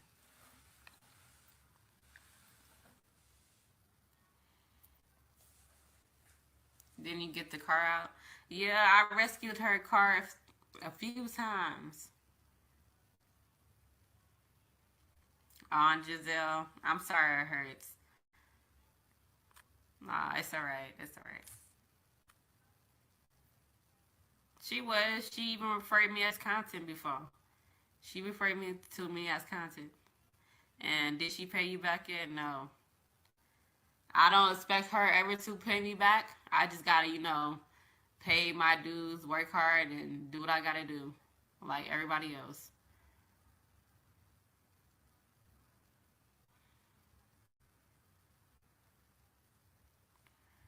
We wasn't sleeping in the car. I didn't sleep in her car, so I can clear that up. We never slept in her car, and that's the one thing she didn't do with us. I'm not sure what she got now, but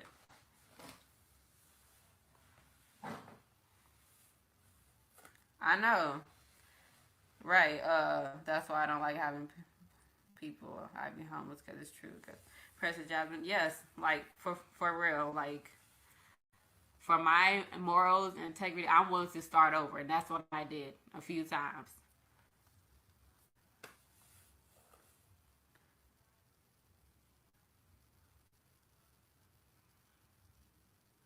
I'm safe. I'm done with the drama. I'm not putting myself in nobody else's marriage or life or antics. I'm worried about myself.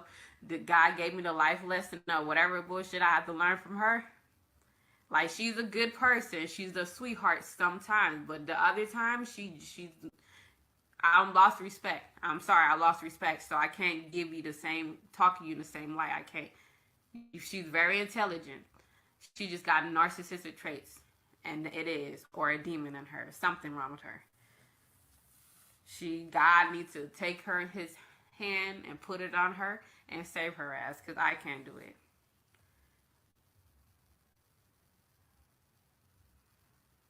Did you steal her dress? That's why. No, she wanted to buy me a weird. That wasn't my style. That dress. I'm sorry. I'm like, well, you can keep it because I'm sorry. I'm glad that you bought it for me, but I don't want it. Like, you can have it. Like, it's yours. You can just don't buy it for me. Don't keep it for me. Just keep it for yourself because I don't want it. I don't want it. And then she called me ungrateful for that. But I'm like, if I don't want it, and then no. She just, I am in Texas. I'm in Texas. I'm going to build in Texas or somewhere warm. I'm not going back to Detroit. I got too many enemies on there. Let's speak on dress. I don't know what dress she want to buy me, and I don't want her shit. I didn't accept no clothes from her ass. I didn't accept no clothes from her. I forked it in the bill, too. She said it was a $200 dress, like, lady. I don't think it was. I can go to that place where she bought it and ask what's the price of it, and it better be $200, even though I never asked her for it. She need to buy her mom, buy her son some clothes. That's what she need to do. Even I bought his ass some things.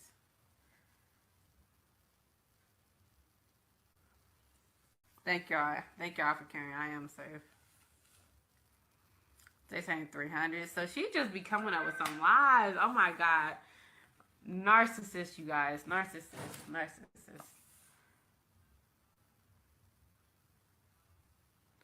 I'm standing my ground. I'm going to stand my ground.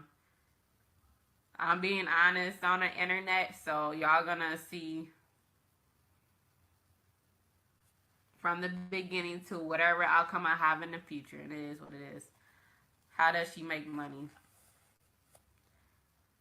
Nobody exposed her information. Like, I think Tokyo was saying something along with Goomba said. So you don't hear me saying the whole time how she was making money. You never heard me say anything that. Y'all didn't have no remarks for that.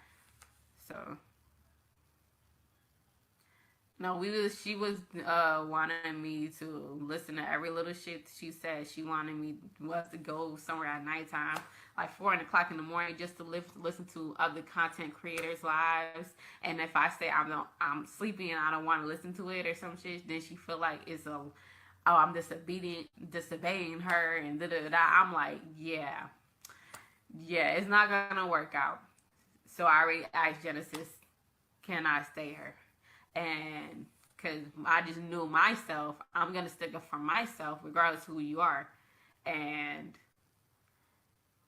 that verbal abuse she was trying to do, she can do it to somebody else. I'm not the one. I understand how some people, but she know who not to do it to.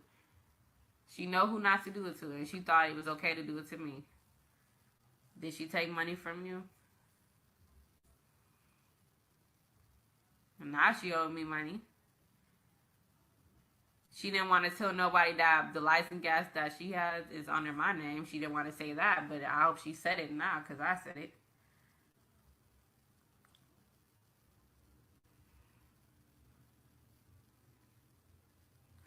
She do want to control me, but she's not the only one that wants to control me, and may not be the last, but still. Why don't she drive her son, Sam? Sam is a good guy. He just, she needs to worry about getting him an ID or a license so he can build.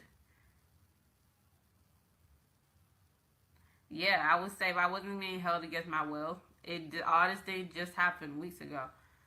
All the things where she was, it just the verbal abuse, because I feel like I was protective of her by trying to be in not dip out of certain situations. So I would say, but that mouth ain't making me feel safe. That controlling shit you try to put on me ain't making me feel safe.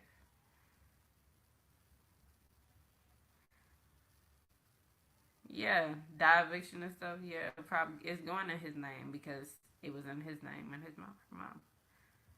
She wasn't saying that her name not on lease. So for her idea of not paying the rent,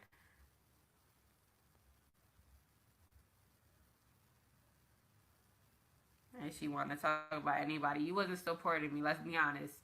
If you're not the one making the money and it's not from you, then it's not. What are you paying for it? Yeah. I do want to cut it off, but it's if Sam and her mom's still there, then I'm always wait until they move out, and then I'll just cut it off. Cause I don't. I would rather them be safe. I don't want them in the dark or nothing. I would rather wait. I'm willing to take that and just, do what I do. Gotta fix it. I know people been telling me that even for years with people that did me dirty, like even back in Detroit. Oh, you should do this. I'm like, nah, I'm not. I don't like to push that much. Like, it's a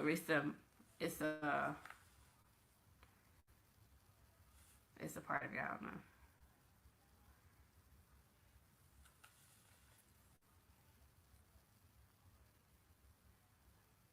So you can put it in this. She can put it in his name. She could have, or unless she might have done that already. I don't know. I hope she don't got it, but never know. Yeah, Genesis, she's been my friend. Like, the whole time Genesis been helping us. Jack been talking shit about her and the same shit, and I be trying to defend her with her. Like, it's no talking to her. She might just rage, and nobody got time for that. I have to ignore a lot of conversations because of that. Yeah, cups of coffee. We don't got an ID. Yeah, facts. So yeah, that's why you don't do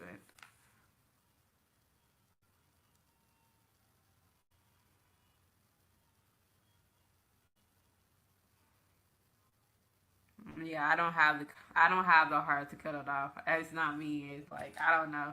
It's not like I made an obligation, and that's why I'm gonna fall through in that. She better not have my social. I mean, it's not really my social anyway, but still, it's not really my social.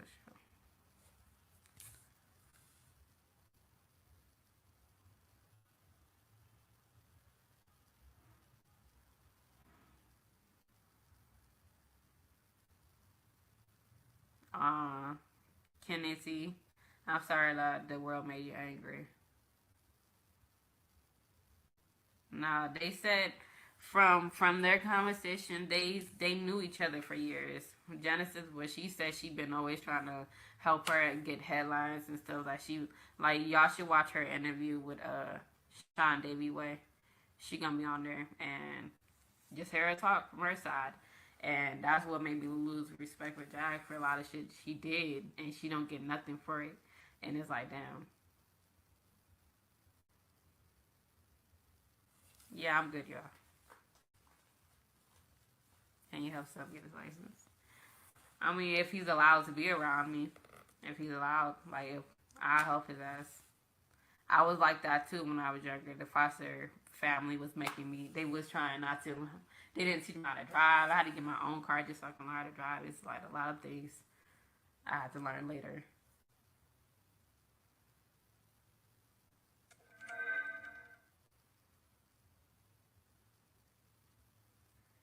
D3 staff should go with his dad.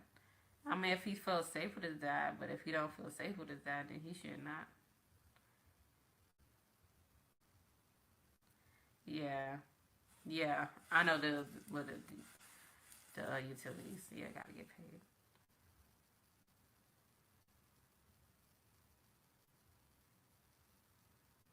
Yeah, credibles, exactly.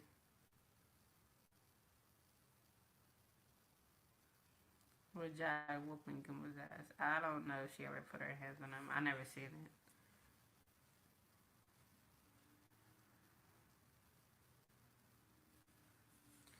She is very vindictive. I can see it. That's a Juno and Scorpio.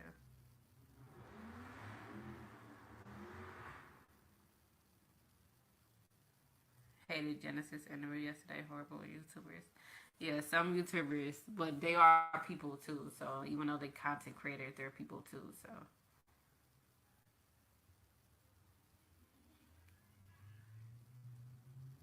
Now I came over here because of anger. I seen a video and I'm like, you is lying. Like I already seen you lying, but you coming up with this whole narrative.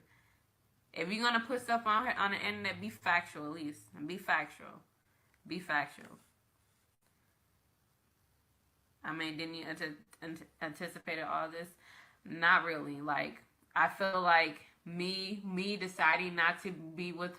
And that whole dynamic shouldn't have her on the internet running her mouth, especially putting fabrications online too, especially not being honest and forthcoming of what really happened. And then you come in and attacking another person you wasn't really bringing up on the internet. Now all of a sudden, like, don't do that. Don't do that. You can be like, okay, you should be like, okay, it's cool if you want to be with her, being here. Then that's cool. Let me know. Let me know. Let me still be cool and da-da-da. That's it. That's it. But now you're on people's platform and people air. And I'm not telling the whole story. And even now, I'm not saying a whole lot of shit. I'm not saying because I know a whole lot of shit. But if you keep on running your mouth, then okay, then I'm going to have to spill your own secrets. Just because you treat people the way you want to get treated.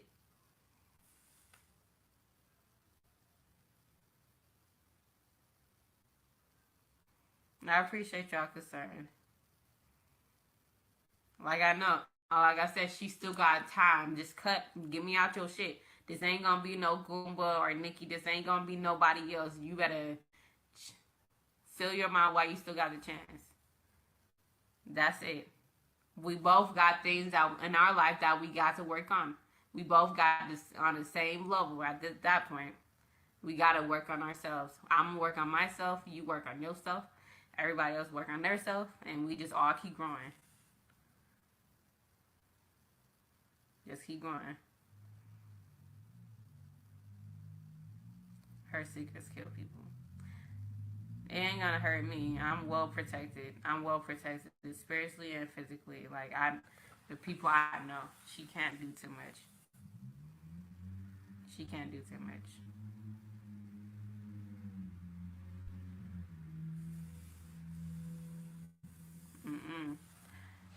My mom didn't want me to bite my tongue. I got that in the psychic reading. I don't got time. I really don't.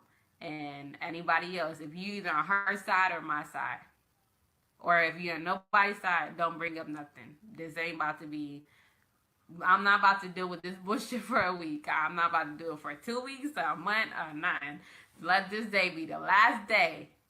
And then if they say, oh, Legina, some, say no comment, motherfucker. Like you wanted to say no comment when you heard, when we heard the room about Sam and me supposedly getting married and him going to jail because I press charged it.